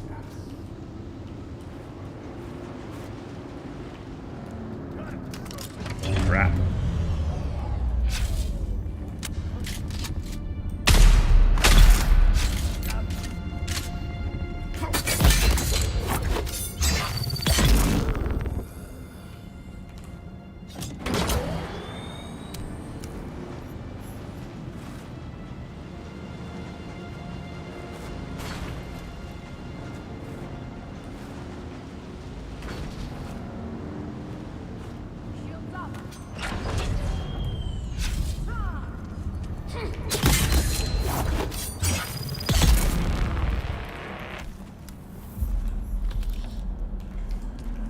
Okay, we've got a crystal there, and then there's a bunch in there.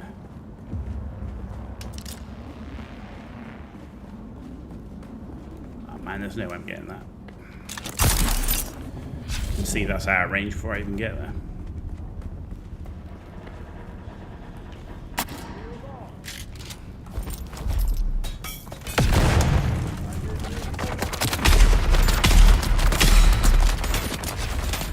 After entering the Navy, you left it at home. On return from boot camp, a school in San Diego, you discovered it had been sold out. Whoa.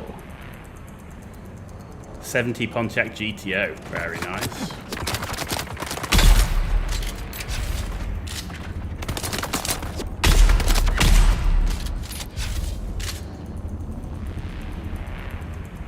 I had 3 fun cars while I was in the Army. My first fun car while I was in the Army was a Subaru Impreza P1.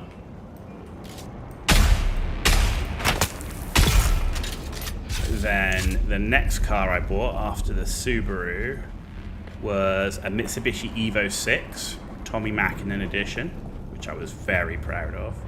Really liked that car. And then, but it wasn't, the Evo wasn't great in Germany. So while I was in Germany, I bought a BMW M3.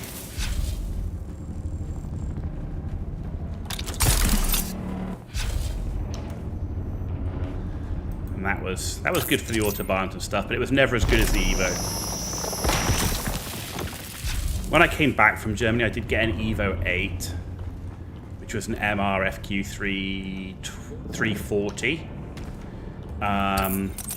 But the Evo 6 Tommy Mackinnon edition, that was by far the look at the garbage here. There you go.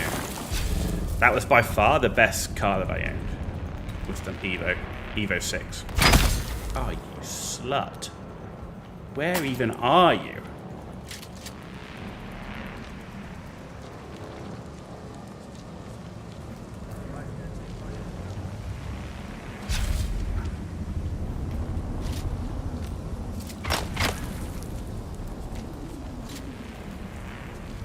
You there? Is it you? Yeah, it's you.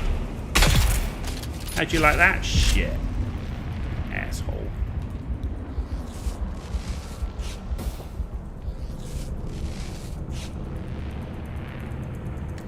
And I've got to get back up. That sucks.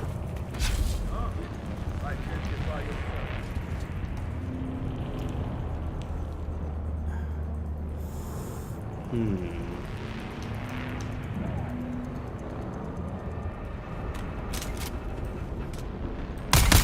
say that's not a bloody mine, is it? But it's not. It's erythrite crystal. Huh. Random piece.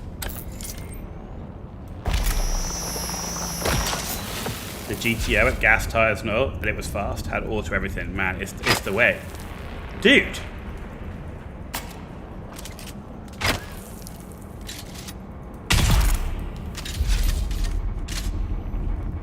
Dad always bought a Ford before and after the Opel. See, I really enjoyed my Evo. I actually felt the Japanese cars, I always feel they were a bit underrated, particularly the Japanese performance. You know, the Supras, the Skylines. It wasn't really until the whole street racing scene really came in that I felt they started to really get their due.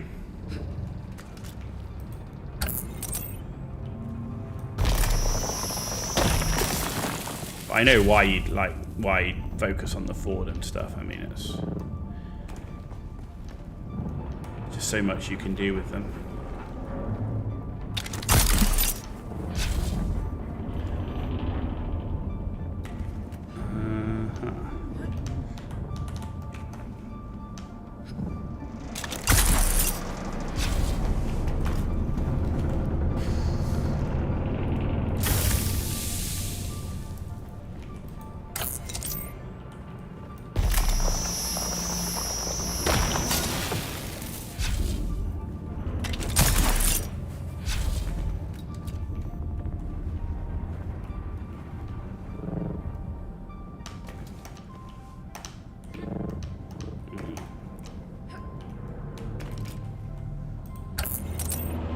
See, look, how are you supposed to mine this?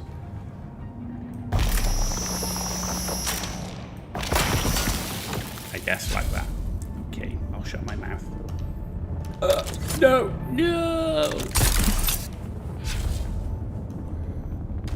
Damn. Though I see a crystal up there. Aha.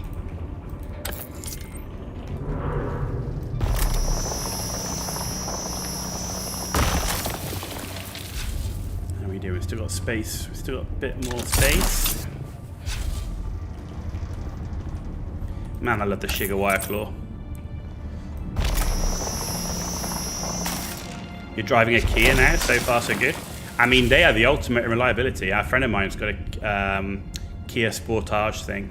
Swears by it. So it's amazing. You know, you can't fault the whole warranty and stuff they've got with it. You literally could. You know what? I think we're done on here, aren't we? Yeah, I think this is it.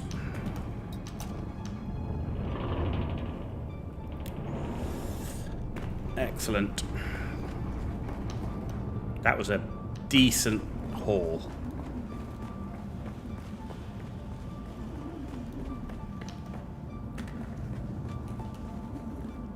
Man, didn't fill the bike up either. Pretty much filled the bike up.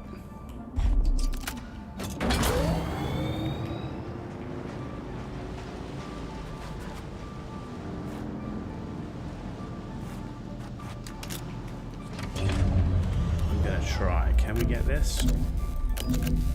No, of course not. Why put it in reach?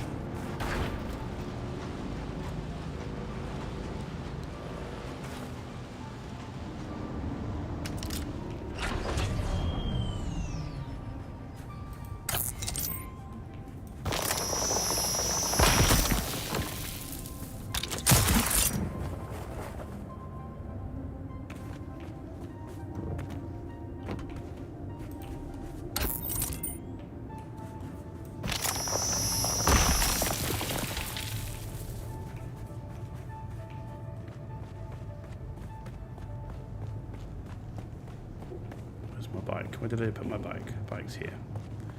Okay. Can we find any more for any more? The first ship you're stationed on was retired in the early 90s after 50 years of service. Navy will retire your second ship later this year after 51. Are you getting old?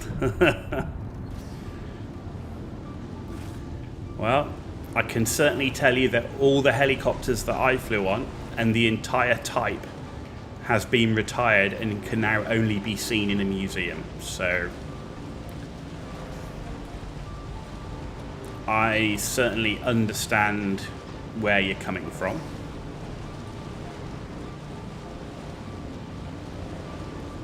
Is there any more down here?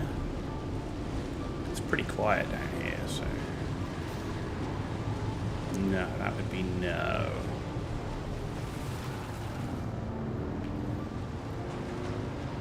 Yeah.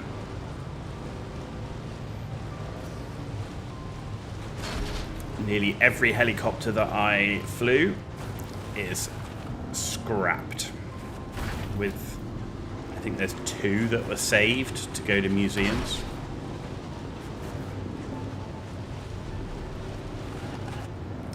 And in fact, every ship my sister served on in the Royal Navy has been retired.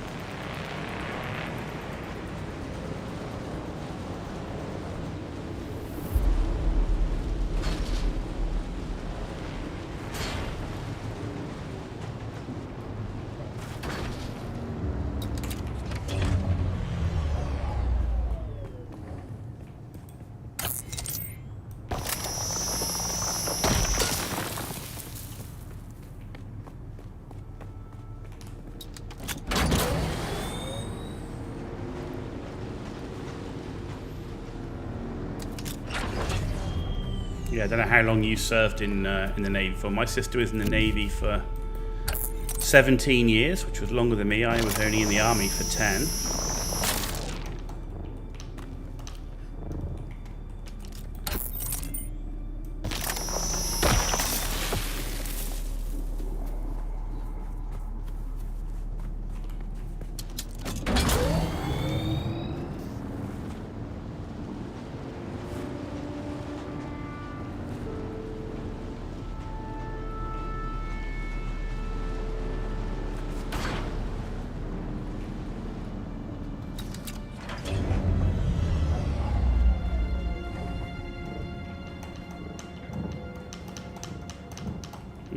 Can you not climb that, or are you just completely moronic?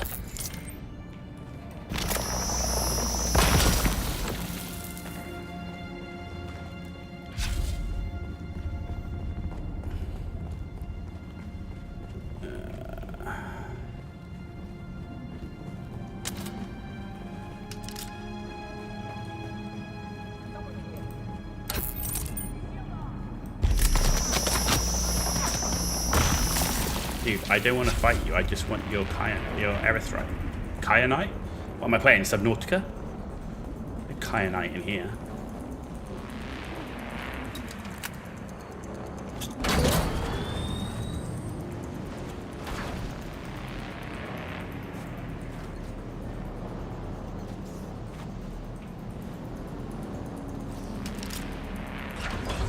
All the planes and jets aboard your carrier has been retired except 2, the E2C and the C2 Greyhound. You did 6.5 years in the Navy?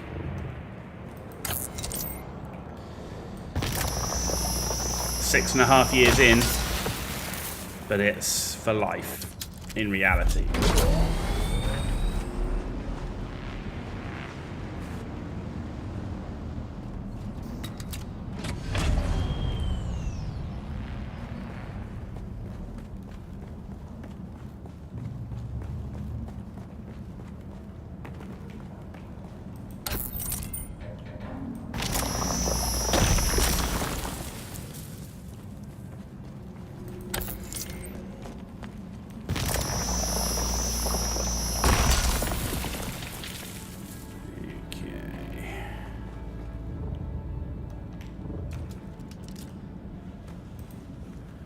Must be nearly full.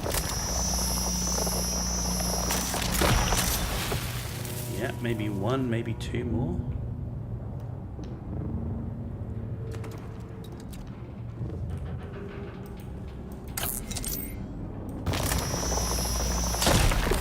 There we go. We are full, ladies and gentlemen. That is it. We have done a full Erythrite run. Time to go home. Father, army, uncle and cousin, navy, you navy. Slightly similar, but slightly different for me. Father, Air Force. Sister, navy. Me, army. Great grandparents, army. Great grandparents, army. Great great grandparents, army. So yeah.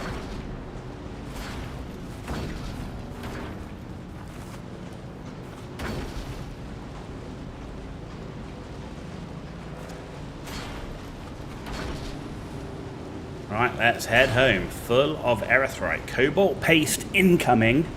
And with that comes the buggy.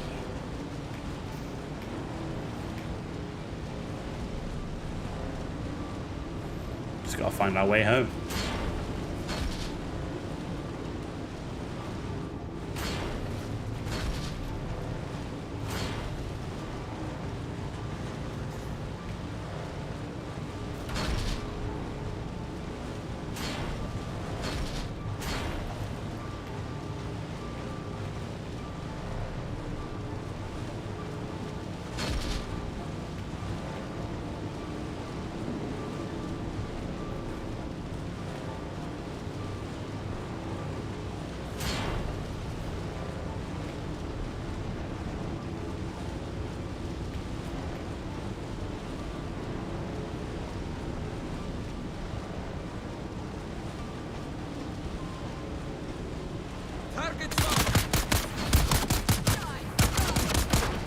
Ooh. We survived. But do you not think that the whole military service thing is a bit in the blood? Like, you know, if your parents or father's been in it or whatever, that, you know, often you'll find that you know, you can normally track that. Certainly I know that when I was in, most of the people that I served with, like, had family that had been in. Most had family that had been in.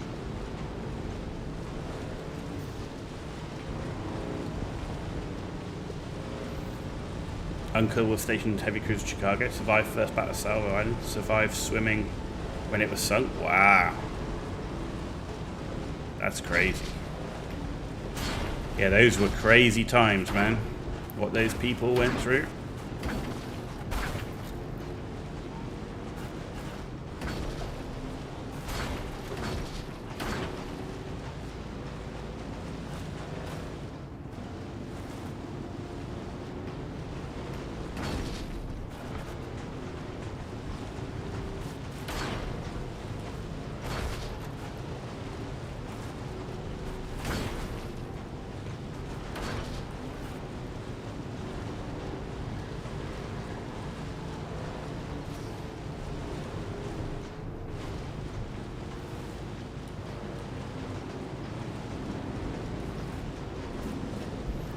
There it is. Can you see it? I think that's light at the end of the tunnel.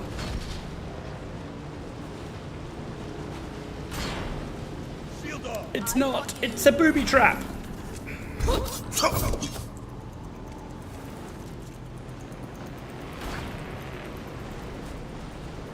Rude. Where's the way out of this place?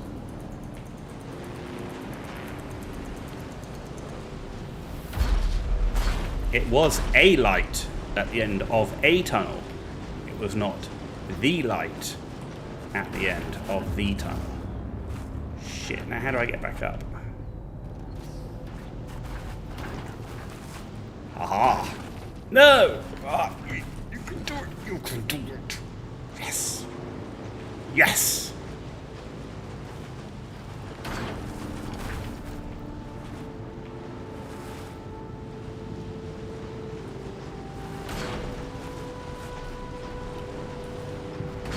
Follow the blue light.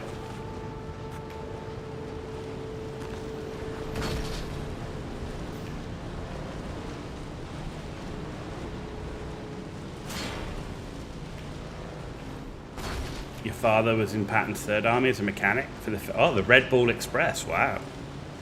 Yeah, the logistics chain out of, well, all the way out of Normandy, right? And out of Caen. Served in Korea, retired during Vietnam. Wow.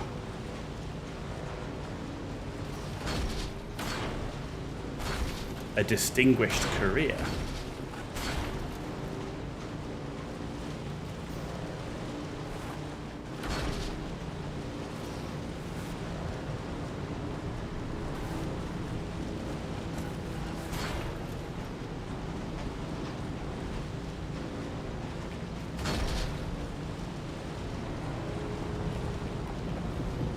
A4 Skyhawk. Wow,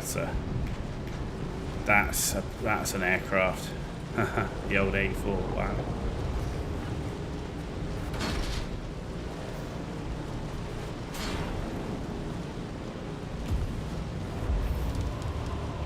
Ooh, another level up. Entire career in the US was at peace. Wish mine was. I'm with you. Yeah, my dad's time in the Air Force, I mean, he was stationed in Germany and stuff like that, but the only thing that happened when he was serving was the Falklands, but he wasn't involved in the Falklands because of what he did, so yeah.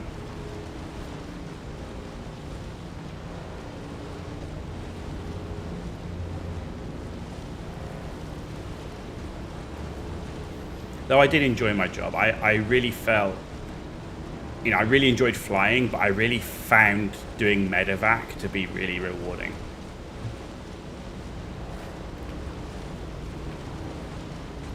You know, getting people out and getting them to hospital and stuff like that.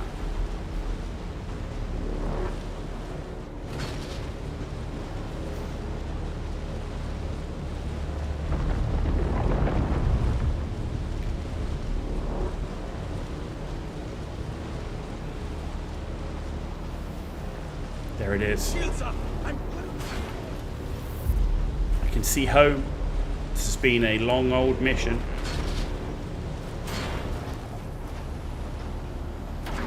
A long old mission.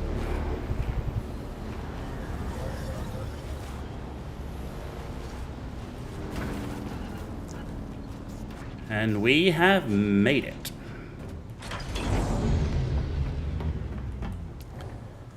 Cobalt paste. We can make 97. Let's hope that's enough.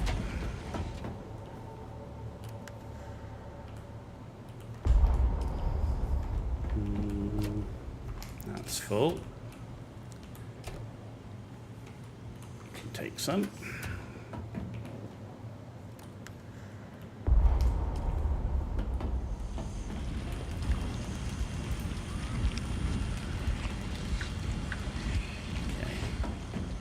Get most of it in here.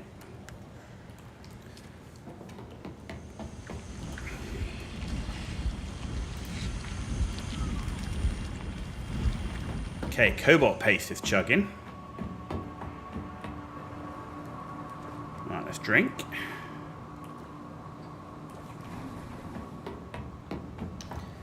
And we just need the cobalt paste to start making our items. We've got the servox, we've got the steel, we've got the water. Just need that cobalt paste now. Right, so while we're waiting for that to do its thing, let's make sure that we refill the bike. We get our blood bags. 1, 2, 3. We need to put that away. We need to empty those. We got some erythrite to empty. Learned a great craft in the Navy, electrician's mate, first class pay when you left. Made lots of money working at nuclear power plants. I can imagine if that's what you're doing, holy moly. That's no joke, working at those places.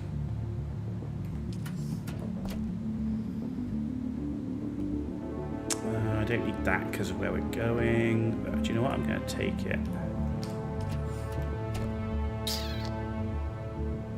Okay.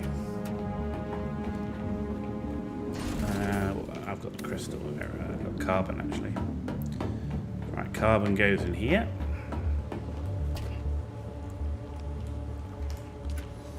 Right. So, what have we got left in these two zones, right? So there should be nothing left in here. Oh, we've got testing station number 10. And we've got these two. So I'm going to go and do these two. Come back. Ditch the stuff back in the base. Do testing station number 10. And that should complete these two zones. Like, complete as much as I want to complete them, right? Yeah. So that's what we're going to do. Do that while the cobalt paste is chugging along. And in fact, because I don't know how much cobalt paste I'm going to need, it's going to use a lot of... How much water is that going to use? Let's see. Yeah, it's going to use all of my water, so let's not do that. Let's make another 80. And... yeah, I understand why kids today expect free college loans from the government without providing a service. Yeah, I mean... it's difficult, isn't it? Because, especially for me, coming from the UK, where, you know, there are, you know, 0% interest loans, student loans, and stuff like that. So, you know, it's definitely cheaper to go to college and university in the UK than it is in the US. So, I guess it's that whole piece of, is education for everybody at the same level? And, you know, from a UK perspective, that's something they try and do. It's still not 100% there, because there's still a cost. Right? There's still a cost of living. You know, you have to try and live at home and save cost and this sort of stuff. You know, you do finish with a lot of debt as a student in the UK. My nephew recently finished, and he's going to finish with a lot of debt, and it's he doesn't have to pay the loan until he's got a job, and depending on his salary, he pays a percentage of his salary to pay back the loan. So it's like a special type of loan. But it's a difficult one. It's a difficult one.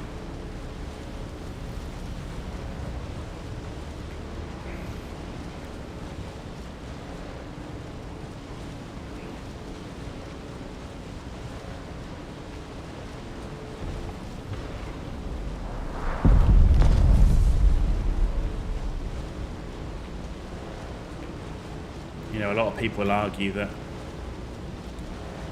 you don't want people with degrees just to be only people from wealthy families, you know.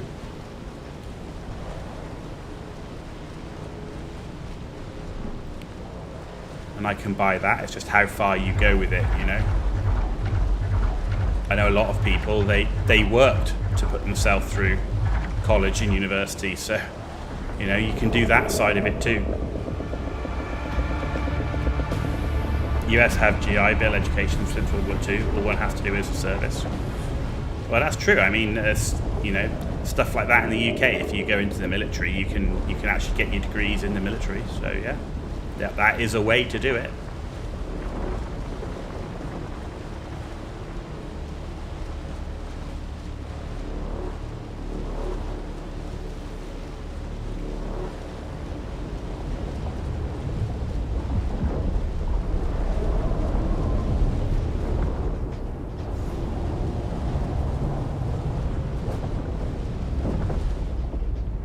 Airtime. Your home was financed using a GI loan? Wow. No, we certainly don't get that in the UK. There's no, to be honest, I wouldn't say these days. It was different many years ago, but these days the benefits you get for being a veteran in the UK are few and far between. Yeah.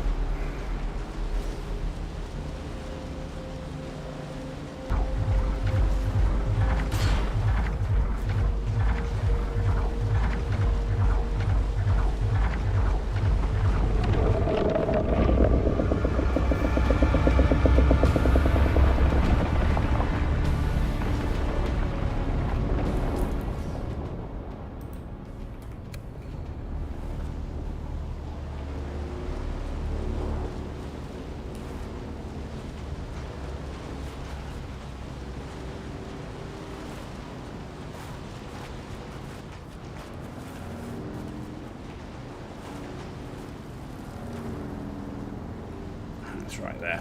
Okay, good. Look, there's somebody's base up there. Interesting. That's a cool looking base, the way he's put it in the rocks like that. Nicely done. He's got like, you can see he's got like a walkway that comes down to here and down to there.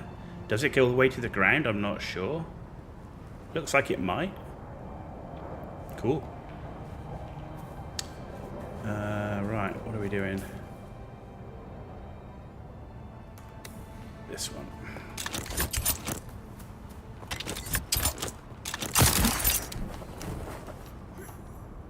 You put in the time, learned a skill, paid off your home with your own money. Best thing you did was...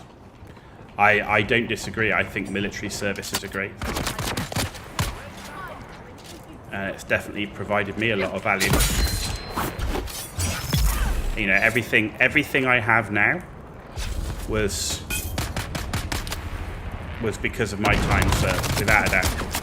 All the life skills, the job I have today, you know, that's all because of my time I spent in the military, without a doubt.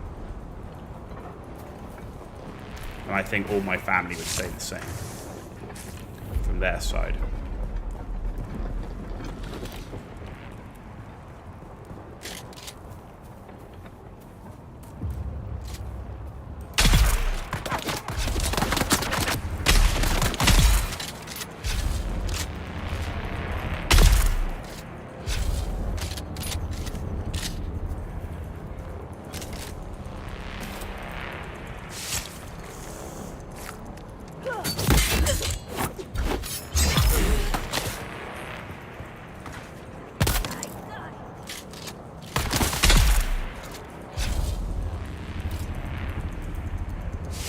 There we go.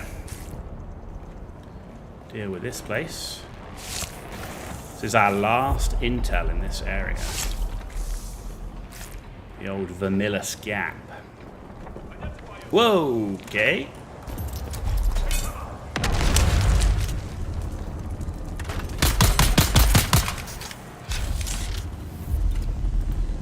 Wasn't expecting him to be in here, but he was.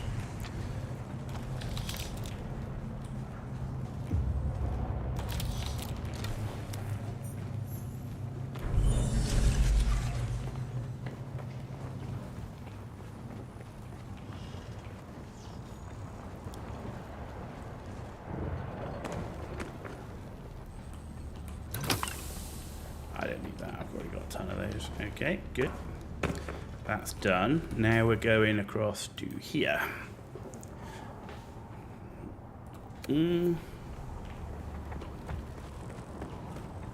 Buggy time yet? Very close. We're just refining the cobalt paste right now.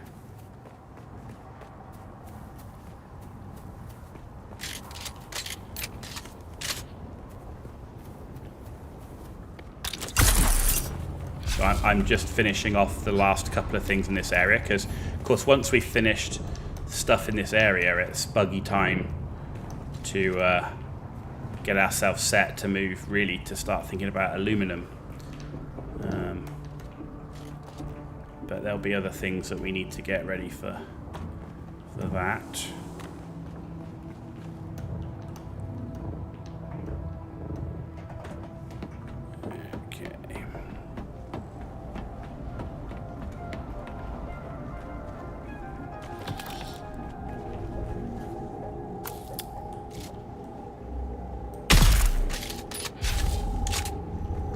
Yeah, we get the buggy, time to move on. Well, I'll be keeping my base anyway where it is. And then I'm going to build like a mini outpost up in the aluminum area.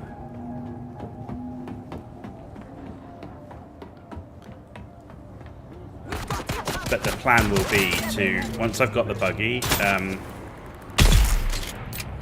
is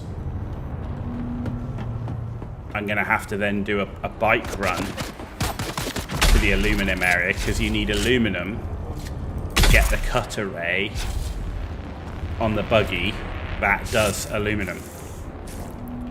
So, but you're better off, I think, getting a little outpost set up there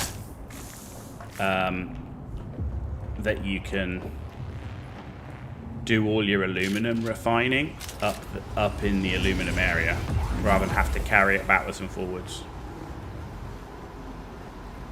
And I think that'll be the quickest route to getting. The issue with that is the water, because you've got to try and get water from your from the your main base to your outpost.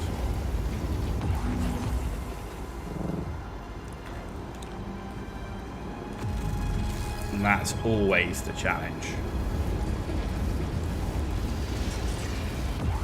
because aluminum requires a lot of water.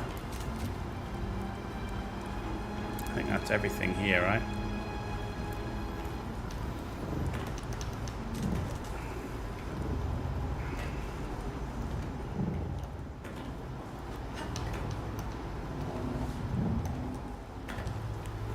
Yep, that's everything in here. Good. Right, so the only thing left to do is Imperial's testing station number 10.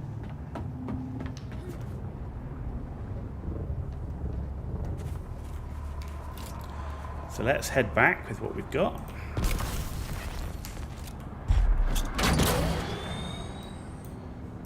That's all the intel done. So we're going to go back to the base, empty our stuff, do Imperial testing station number 10, and we should be buggy time.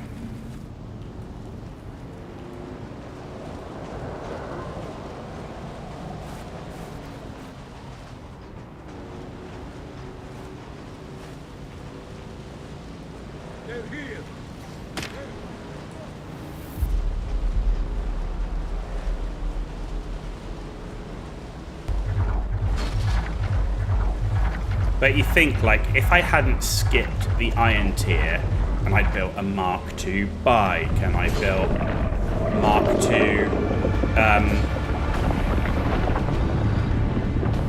II gear and stuff like that, I'd had to have mined a ton more iron, and with that then you have to refine a ton more water. I just think this area, the NPCs in this area, need to be more difficult, or need to be difficult enough that the base gear set you get from the starting area is not enough to do it.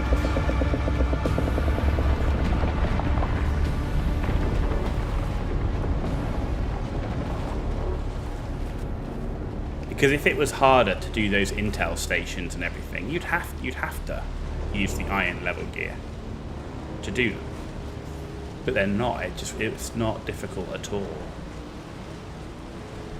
So it just means that iron tier gear doesn't really have a place. The same as the iron tier bike. Why? So I can go a few kilometers an hour faster. That's it. And I don't want just more armor for the Mark II box. I want, and it has a few more slots, but it has the same carry capacity. So if I'm going to build a Mark II bloody box, I want more carry capacity. Sector weather alert. A large sandstorm is approaching. Thanks. You have the ability to move your entire 10x10 base now with the new belt. You could build a new 5x5 where you are now.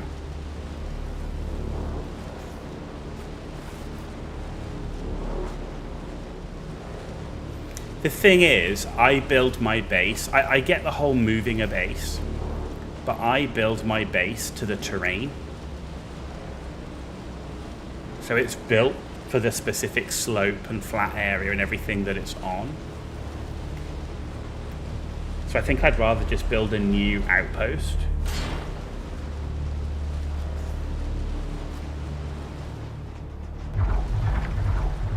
Plus, I used the vehicle backup tool to put it in the pocket dimension. I'm not the biggest fan of the vehicle backup tool because it spoils a little bit of the immersion.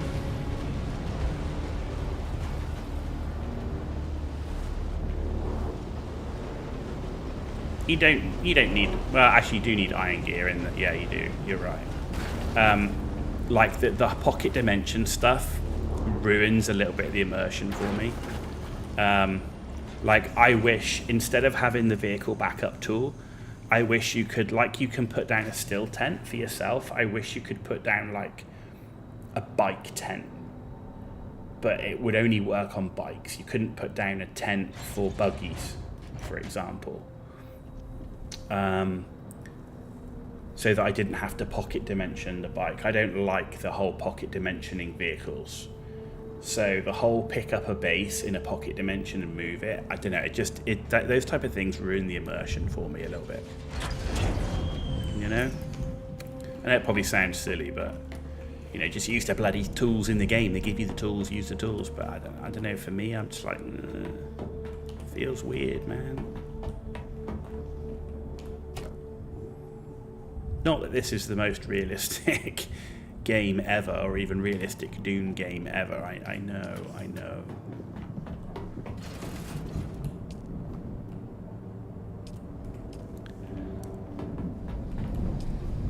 It's not an immersive sim. I know.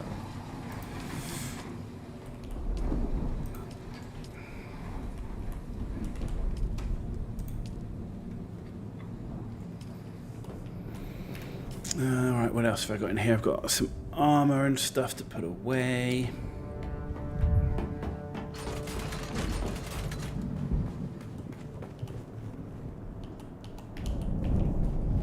Okay. Let's drink. So we're going to do Imperial Testing Station number 10. This is actually, this actually is tough. If these testing station number 10 was like the rest of this area, you would need iron gear. I found this station tough when I tried to go in with low tier gear. That was actually hard. Not going to lie. That's what we're going to do now. Not there's no way to do it. There is ways to do it, but why can I? There we go. But so we've got plenty of bandages, plenty of ammo. Lead to John's, blood sacks. Okay, we're all good to go. Do you know what? I might repair the belt and the power pack before I go in as well.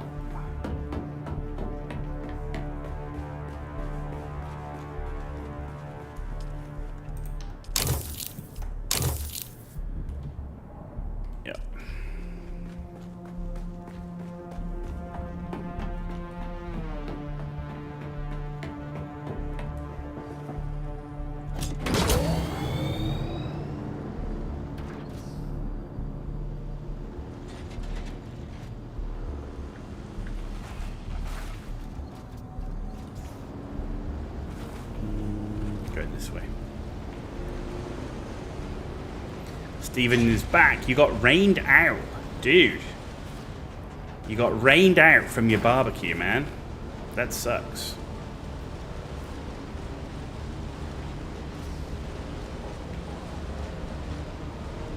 Did you at least get to have some food? Well, I know I'm getting hungry.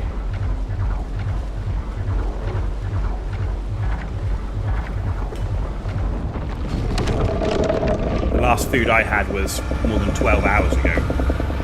So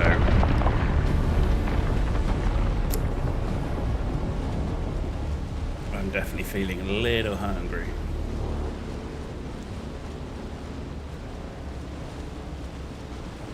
You ate first? Nice. Well, you're just in time to see us do Imperial Testing Station number 10. Which is the hardest one in the whole of the Vermillis Gap area.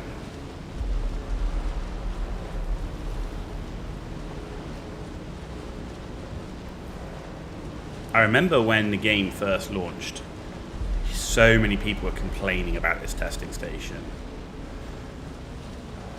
Like a lot of people struggling with it, going in with starter gear, because it gives you a quest or a mission fairly early on. In fact, I don't know if it's even like as soon as you get to the Vermilion Gap, I think you get a mission. Maybe it's from the contract board for this area.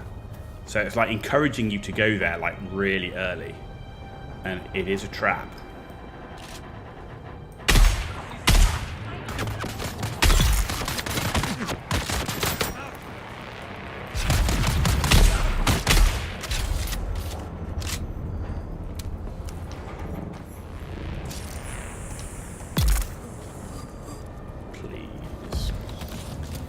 Thought you were going to res for the poison.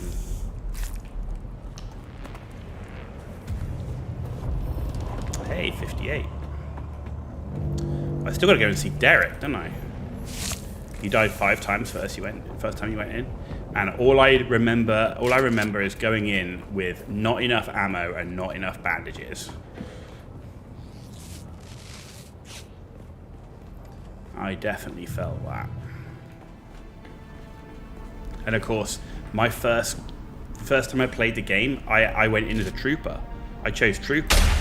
So I didn't have any of the Swordmaster stuff. I literally only had trooper and planetologist tree. I hadn't found the Mentat yet.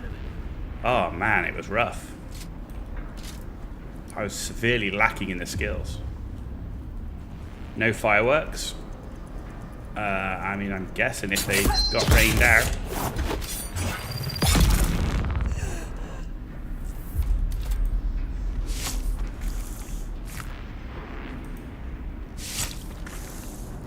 Did you get your fireworks in, Stephen?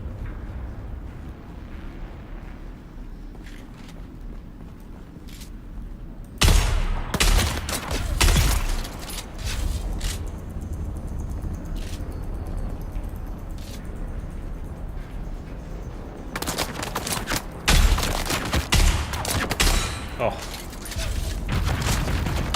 Strafed me.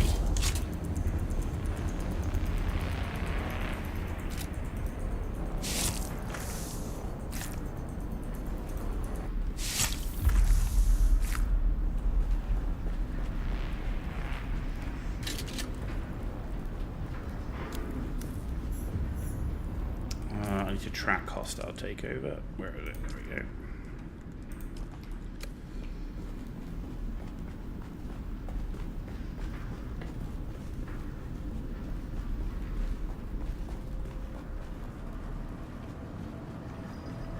Welcome to Imperial Desert Botanical Testing Station number 10. I can't even remember this testing station, like where stuff is. Director of this No, but you're out in the country so you can watch all the close towns. Stupid to send you to a steel area, it's just copper stuff, not a trap. It appears to be a bait and switch. You're not wrong.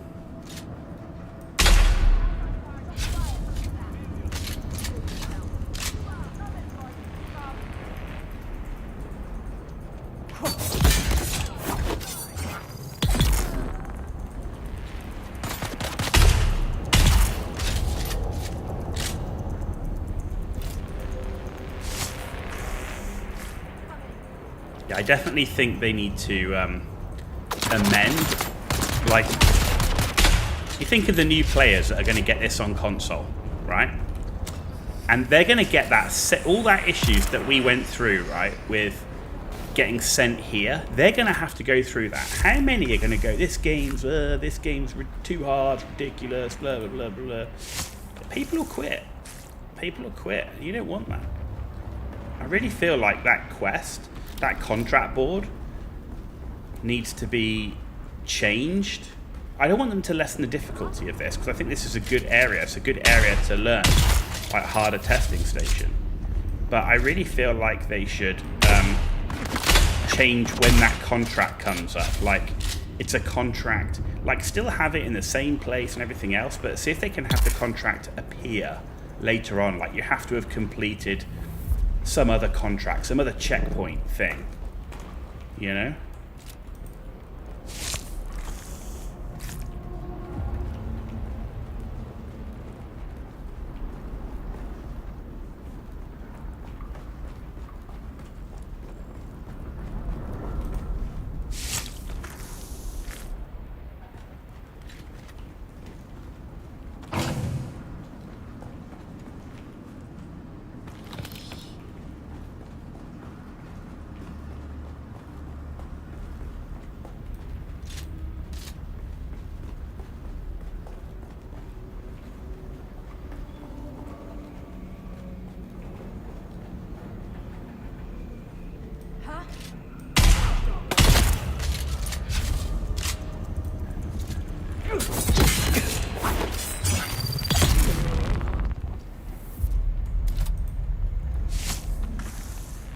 the other thing is, how many people are going to come here that are new, that are going to choose Trooper?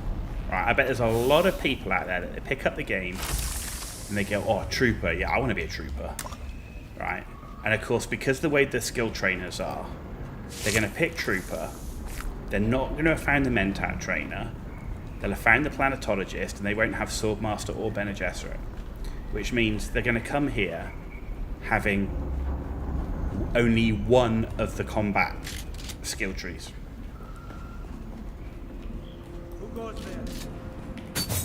Oh, that was a bit early.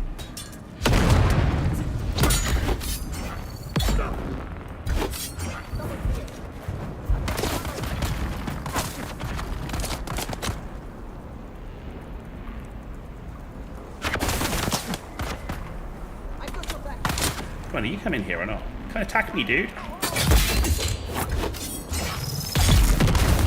What the frick? Oh, that bloody barrel blew up. Damn.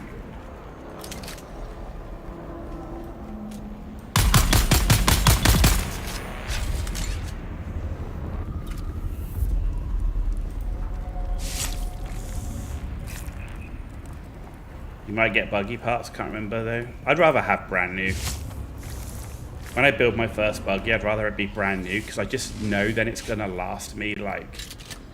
It's going to last me in most of the game, because I get to a point I don't actually break the buggy down, like... sorry, I don't salvage it. I kept my first buggy when I did it last time. The intention is, you keep the buggy, you slowly replace out the tier 3 parts for tier 4, and then... But you can obviously still use it, because you can mix and match.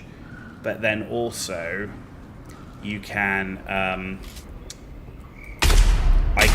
keep the old parts, like in case the buggy, you know, it did get eaten or whatever.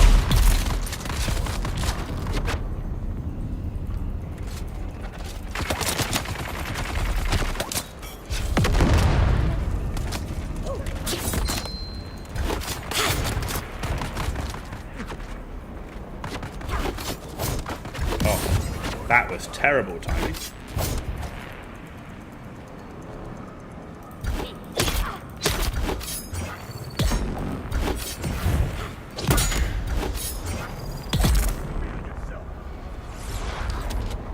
Actually, do you know what I'm going to do?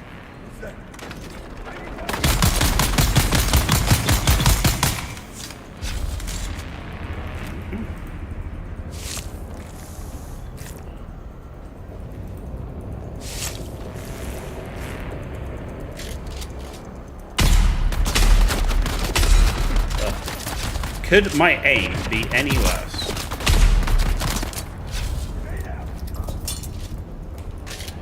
Do we have that green? Oh, there's you. Oh, you're in here too.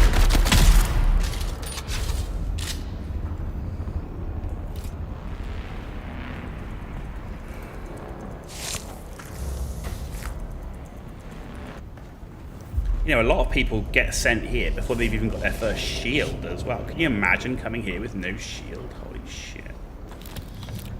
It's crazy.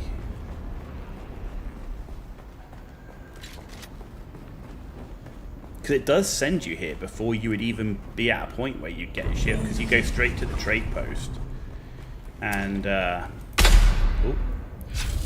you go straight to the trade post. Oh, I'm full.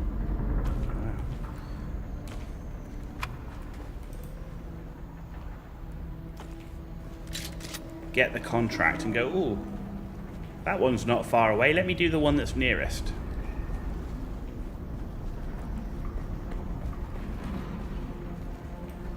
Huh? Shield on! Who's that?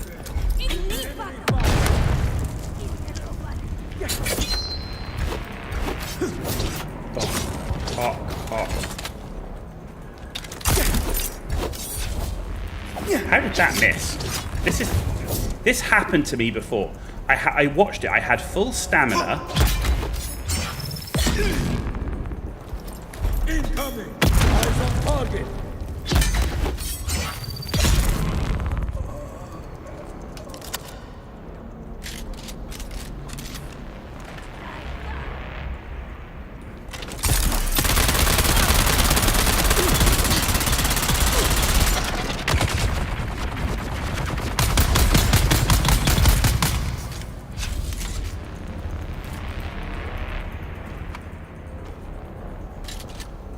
You get a shield as soon as you get to Anvil. Shield will be... I agree, a shield is available to buy. How many people know that you need it to come and do this area? How many people are going to go and check that vendor? That's the question. You know, because you played the game. I'm talking about those people on console who are new and that know nothing. How are they going to know that that's what they need to do?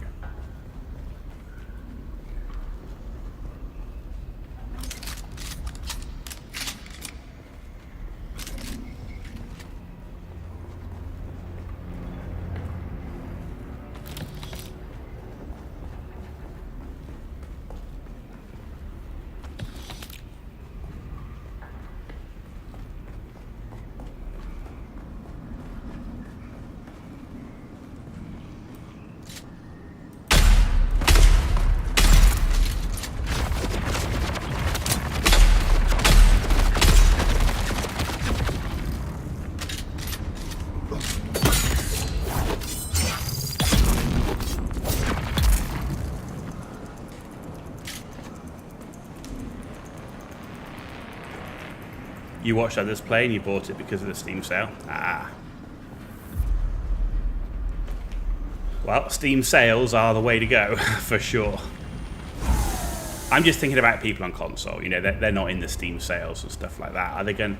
I think, you know, again, I would say, I wonder how... do you know, I don't know. Maybe I'm just generalizing too much in terms of, oh, PC gamers are elite. PC gamers are, you know, they... But I don't know. I sometimes feel PC gamers, because of the nature of being a PC gamer, all that entails, the pain in the arse of driver updates, compatibility, changing graphic settings, you tend to be more invested in the details of the game, that going and searching for content about the game is more common in the PC gaming world than it is in the console world, where it's buy the game through PlayStation Network, download it, play it. Like, how many people that own a console, which I would say is generally a more casual thing, you know, how many of those more casual players you do that kind of research, you know?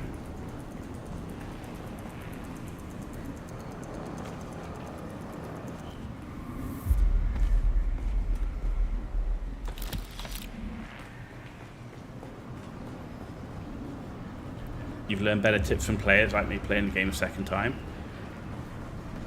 I mean, that's one of the main purposes that we have as content creators, right? Is to it's twofold. It's showing you the game, so that you can make an informed decision whether you want to buy it. With the other part being learning from our mistakes. And that's what I hope to do. You know, I don't normally do tip or guides video. And there's two reasons for that. One, tip and guides videos generally have the best amount of views and time watched when a game first releases. But 90% of those tip and game videos that come out then actually know nothing about the game. Yeah, they may have had a review copy. They may have had it a couple of weeks. But we all know that's not enough. Right, that's not enough to do a proper, decent in-game tips video and stuff like that.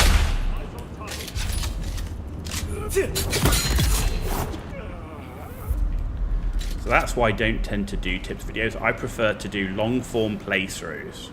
So live stream, recorded, the live stream record into episodes that people can watch, the playthroughs. And see it in long form, because I think overall that's more beneficial. The downside is it takes a long time to watch it all, right? So, and a lot of people aren't going to watch all that content. But then I do know that the quality of what's there and the things that you can get from it are, or should be, way more useful. It's like everything, it's personal preference. You know, I happen to like long form content myself. You know, I watch Co Carnage for my long form content. He's my favorite content creator by a long way. I love watching Co Carnage. Brilliant. No politics, no drama, pure gameplay, discussion, and everything else. That's why I've been asking questions. Appreciate it. Well, that's why for me, I'm happy to help, because I feel like that I can actually give a valid answer and experience. I've got 600 hours in the game, and I'm playing it a second time. Yeah, it was a longer time ago, but I want people to have a good experience. I love video games. I've been playing video games since I was a kid. I love video games, all types of video games. I just want people to have the best experience in them possible. For me, video games is my escape from the real world. In a way, it's my chance to not think about work, and it is that element of escape, right, from the real world. And for that, the last thing you want is for it to be not enjoyable. That's a terrible thing. So I want people to have that same enjoyment that I get. Okay, I'm lost. Where's the exit? This way. Carnage plays way too many. He's not, but I don't watch him to be an expert. What I watch Co Carnage for is, one, he plays many games. So when I was first playing games, I was one of these guys that had to play a game to be the best I could be at a game, and I would only play one game. And I would play that same game every single day or every week for months and sometimes years at a time. And I feel like I missed so many great games. Now I play lots of different games, and it's great. I really get to experience so many cool games out there, right? But with his experience in playing that many games, with his experience in game dev, and I don't want to glaze him too much, I'm just giving you my reasons why I like watching him, right? It's a personal thing, is that when he's talking about quality of life, or he's giving his initial impressions on a game, I respect his opinion on those initial impressions, because he has played so many games. He knows what good quality of life looks like. He knows what good RPG, good story like. He's able to give a good indication. Is it an RPG? Is it a survival RPG? How the voice acting is. That sort of stuff. So that's why I like watching Co. Like I said, I don't want to glaze him too much. But yeah, that's why I personally watch him.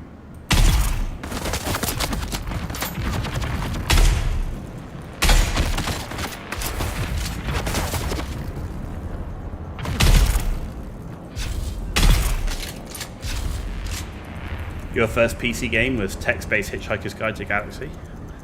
So, my first game, not online game, my first game and games console was a Spectrum on tape, and I was playing Skate or Die, Winter Olympics, and the first Gauntlet, the very first 2D based Gauntlet.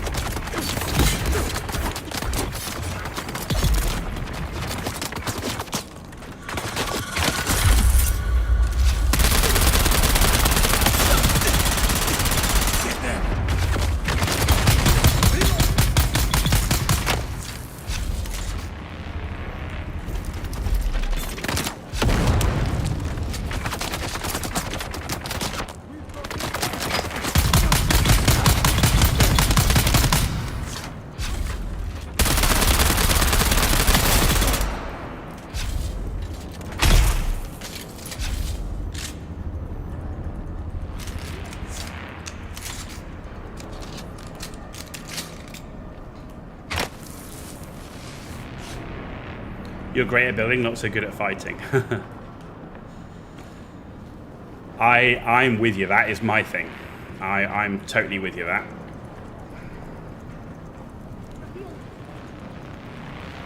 Combat is I do much better with the old base building and empire building than the combat.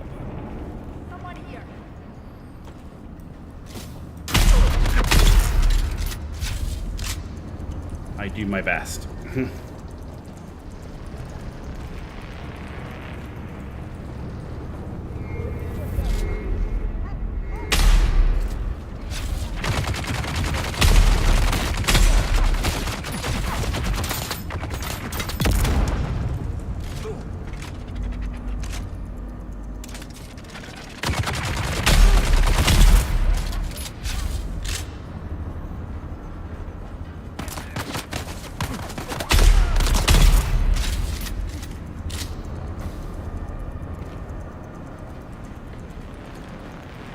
Okay, we cleared the upper decks.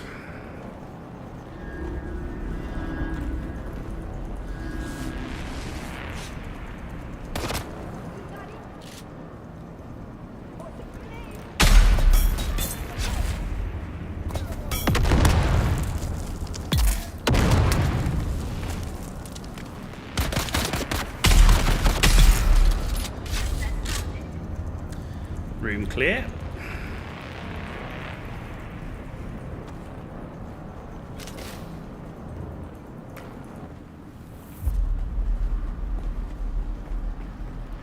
Nice.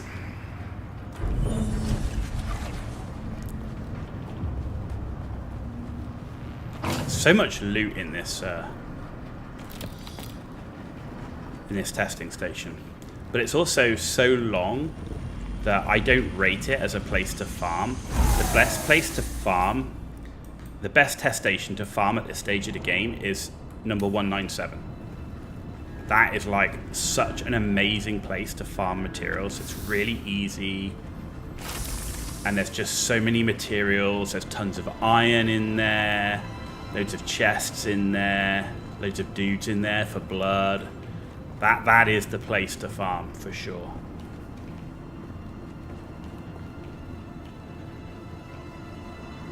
Guess how many times you had to type wait until Ford intervenes. Worst of all, after Ford gets you drunk on beer, they still bulldoze your house.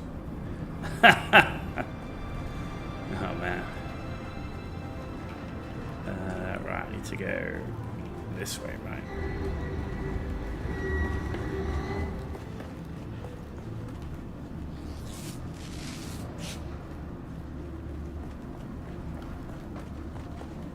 Is this the way, or is this where I came in? I can never remember.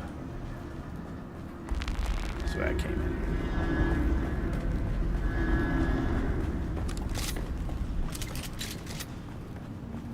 Okay.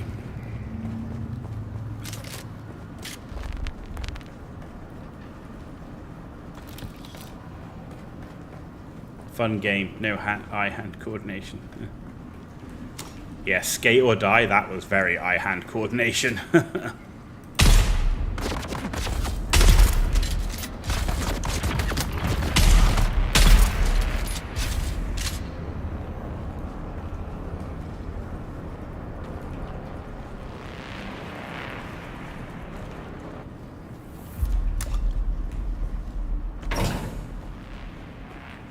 Backpack is full now.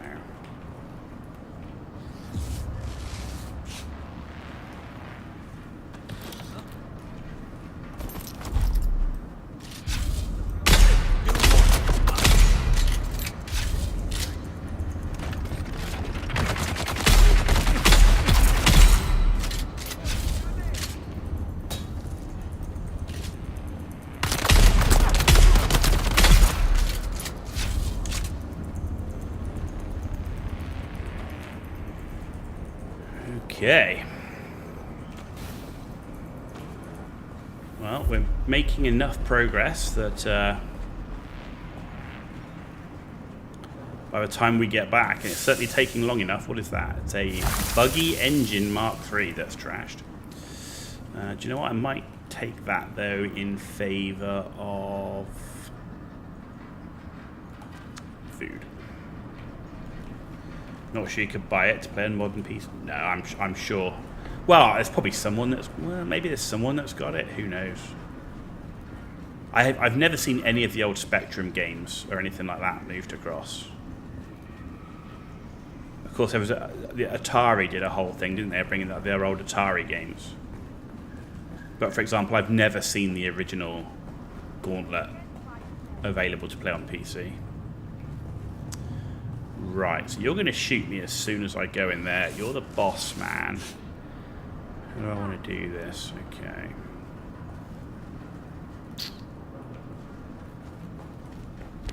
Someone's here.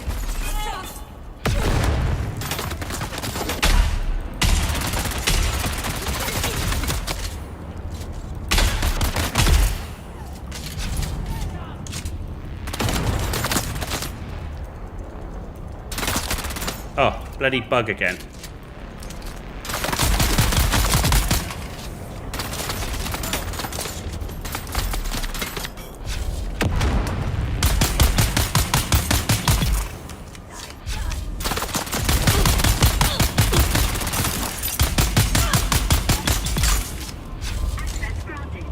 Nice. Ah.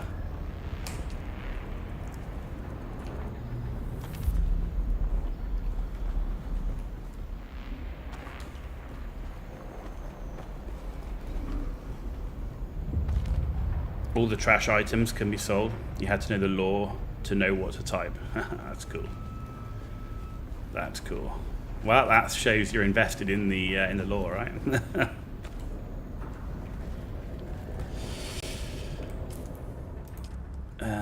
Right, call issuer. Nice.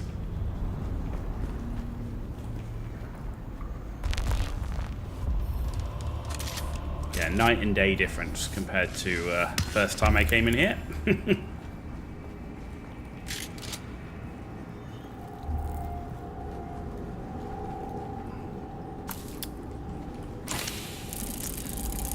Pulse sword, Mark III engine and spicy fused dust. Right, drop those two. Take that and that. Take those and this, and I just need to get that iron dust.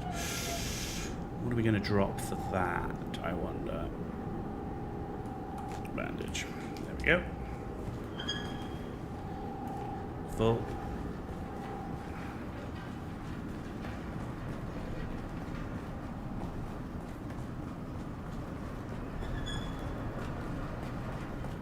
And there we go. Testing station number 10 built. To Imperial Desert. There were no hints. I mean, that also, like, I know a lot of people say, like, and I definitely felt this, like, that older games are harder than newer games in a lot of cases, not every case. In a lot of cases. Like, I remember Altered Beast when that first came out. That was hard, man. Altered Beast was hard. That was a hard game. Super Ghouls and Ghosts and Ghouls and Ghosts and all those were hard games. They were easy, they were straightforward games. They weren't, like, complex. They were hard to play.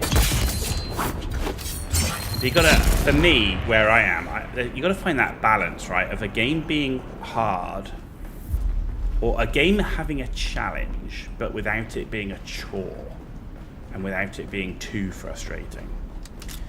It's like, for me, I personally, like, I know Elden Ring and Dark Souls are great games, but it's not a game for me. I don't want to fight the same boss 100 times just to kill it. You know, I want to play through the story. I want to listen to the story and, you know, all that stuff.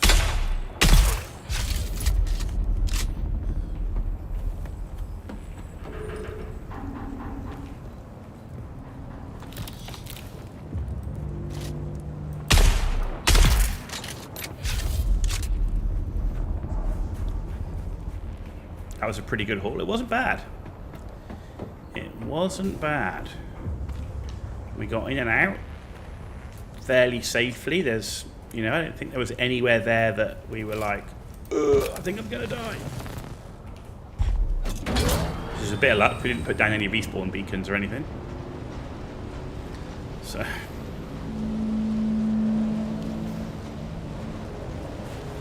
yeah, I'm pretty happy with how that panned out. Now it should be head back and make a buggy.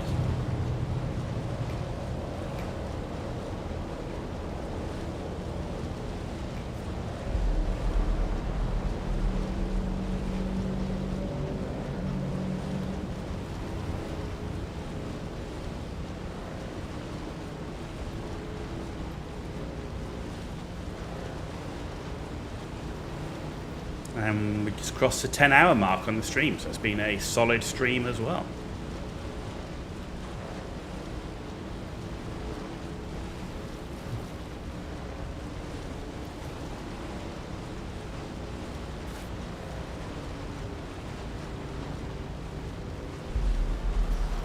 I mean, we had done barely any of this area from when we started this morning, right? All we had done is built a base here. I'm pretty sure that's all we had done. So we have, I don't want to say 100% because we haven't 100%, but we have done everything that we need to in these two areas. All the contracts, all the intel, all the testing stations, and sourced all the materials to build a buggy in 10 hours. That's not bad. It's not speed running by any stretch, but that's not bad. That doesn't feel that bad, to be honest. Because the first stream was only about, I want to say, maybe 4.5 hours or so, 4 hours. So with 10 hours today, we'd be, you know, about 15, let's say 15 to be conservative, right? 15 hours in to get to where we are. That's not bad. I could live with that. I could live with that.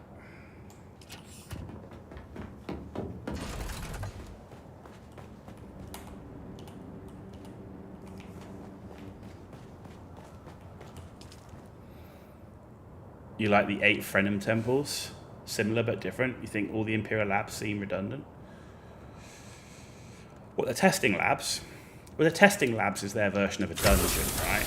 And of course, if you think about, I mean, from a lore perspective, the Imperial testing labs are a thing, right? They are absolutely a thing. So I mean, they have a place in that regard. I mean, they offer a great place to farm. Like mats, if you want to farm blood, if you want to farm, I mean, you have to go there for some mats, right? You have to go there for the servox and capacitors, for example.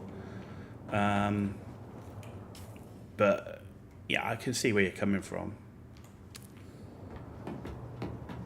For me, I think they do have a place. I wish they were not so similar. You know. Some of them do feel a little repeated. Right. Buggy chassis. Buggy hull. Buggy engine. Buggy PSU. 1, 2, 3, 4 treads. A utility rear. A cut array. And a storage. Ladies and gentlemen, this is fucking happening.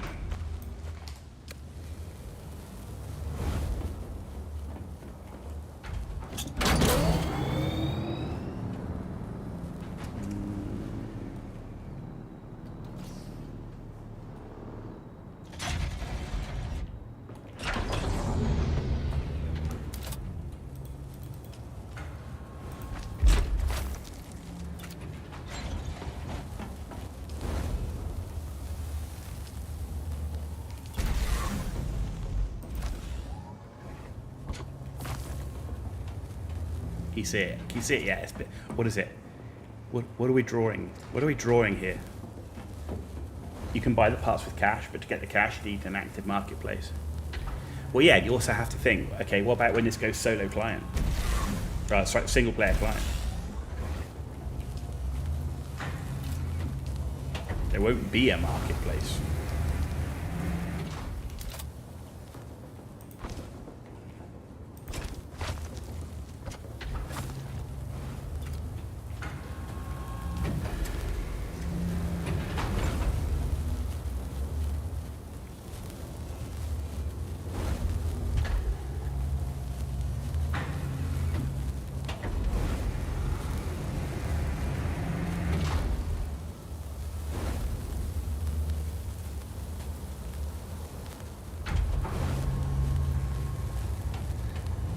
Sandbike engine. What's this? Mahandis sandbike engine. Where did I get that? A unique modification that had to be fitted into sandbikes, giving increased speed at the cost of additional heat. Okay. Shadow Vault Gamer. Hey, how you doing? Good to see you, man. Long time no see. Yeah, it's been, what, a couple of 3 weeks or so. I've not been streaming because of family and work. I've managed to stream, what, the last 3 or 4 days. Some Planet Crafter, some Mech Warrior Clan, Mech Warrior Mercenaries. Mech Warrior Clans is tomorrow, and the plan is to stream every day up until the 18th of July, when my family return home. Good to see you, dude. Thanks for coming back, as always. It is much appreciated.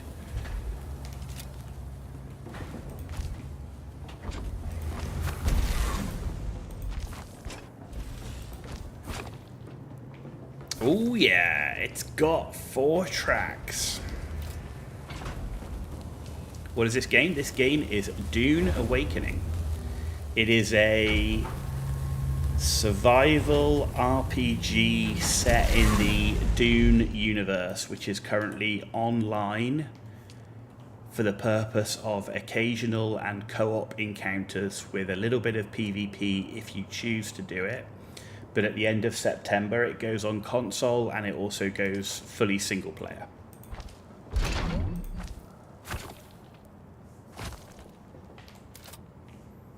Mm-hmm.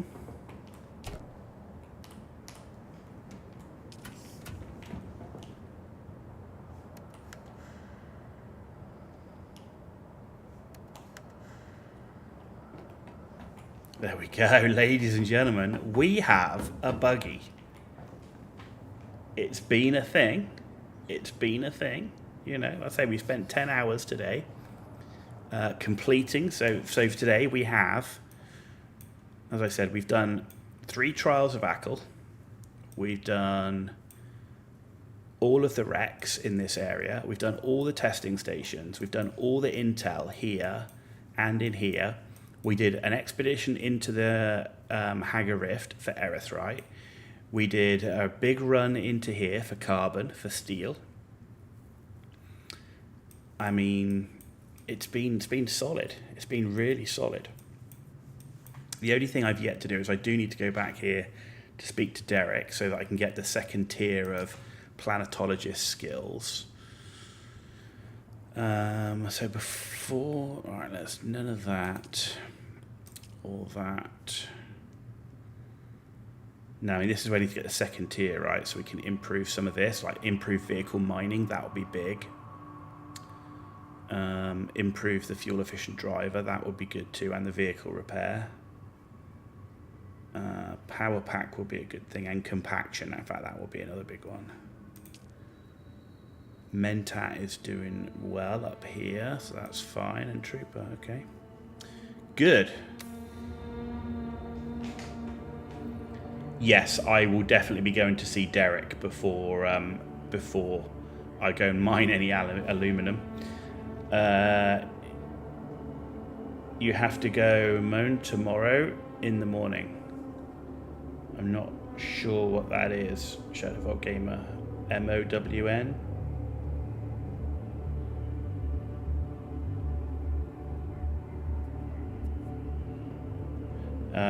But it's 3 a.m. for you. Okay, it's 3 a.m. and you have to go to sleep. No worries, dude. No worries. I'm also wrapping up for now. We've spent 10 hours in the game. We've had a great day. We've got a lot accomplished. But I want to go get some food because I've not eaten for, say, over 12 hours. So I want to get some food. And tomorrow, mowing the lawn. Mowing the lawn. You don't know the spelling. No, you got it exactly right. Mowing the lawn. There you go. No worries. No worries, dude. Hey, look, I can't speak your language, so I get it. Believe me, I can barely speak any other language. So, but yeah, we've had a great day. Thank you all for your support on YouTube and in Twitch. Another hour, you've got fireworks beginning. That's also true. I do want to get some food and watch some fireworks and stuff. And say we'll be back tomorrow, so we'll be doing another fairly long stream tomorrow. The plan is to do Mech Warrior 5 Clans tomorrow, so we'll be doing some of that. which I'm looking forward to, because that's a first playthrough. Never played all the way through Clans. We've literally done one stream of Clans so far, so I do want to go through that. So looking forward to that. But yeah, thank you all for your support, wherever you are in the world. Hope you have a good morning, evening, afternoon. Sector weather alert. A large sandstorm is approaching. Thanks very much. We get a big sandstorm to go with it. But for now, you've been watching The Ghost Hour. Have a good night. Happy birthday, America. See you tomorrow. Without further ado, it's time to start running! That's the wrong soundboard.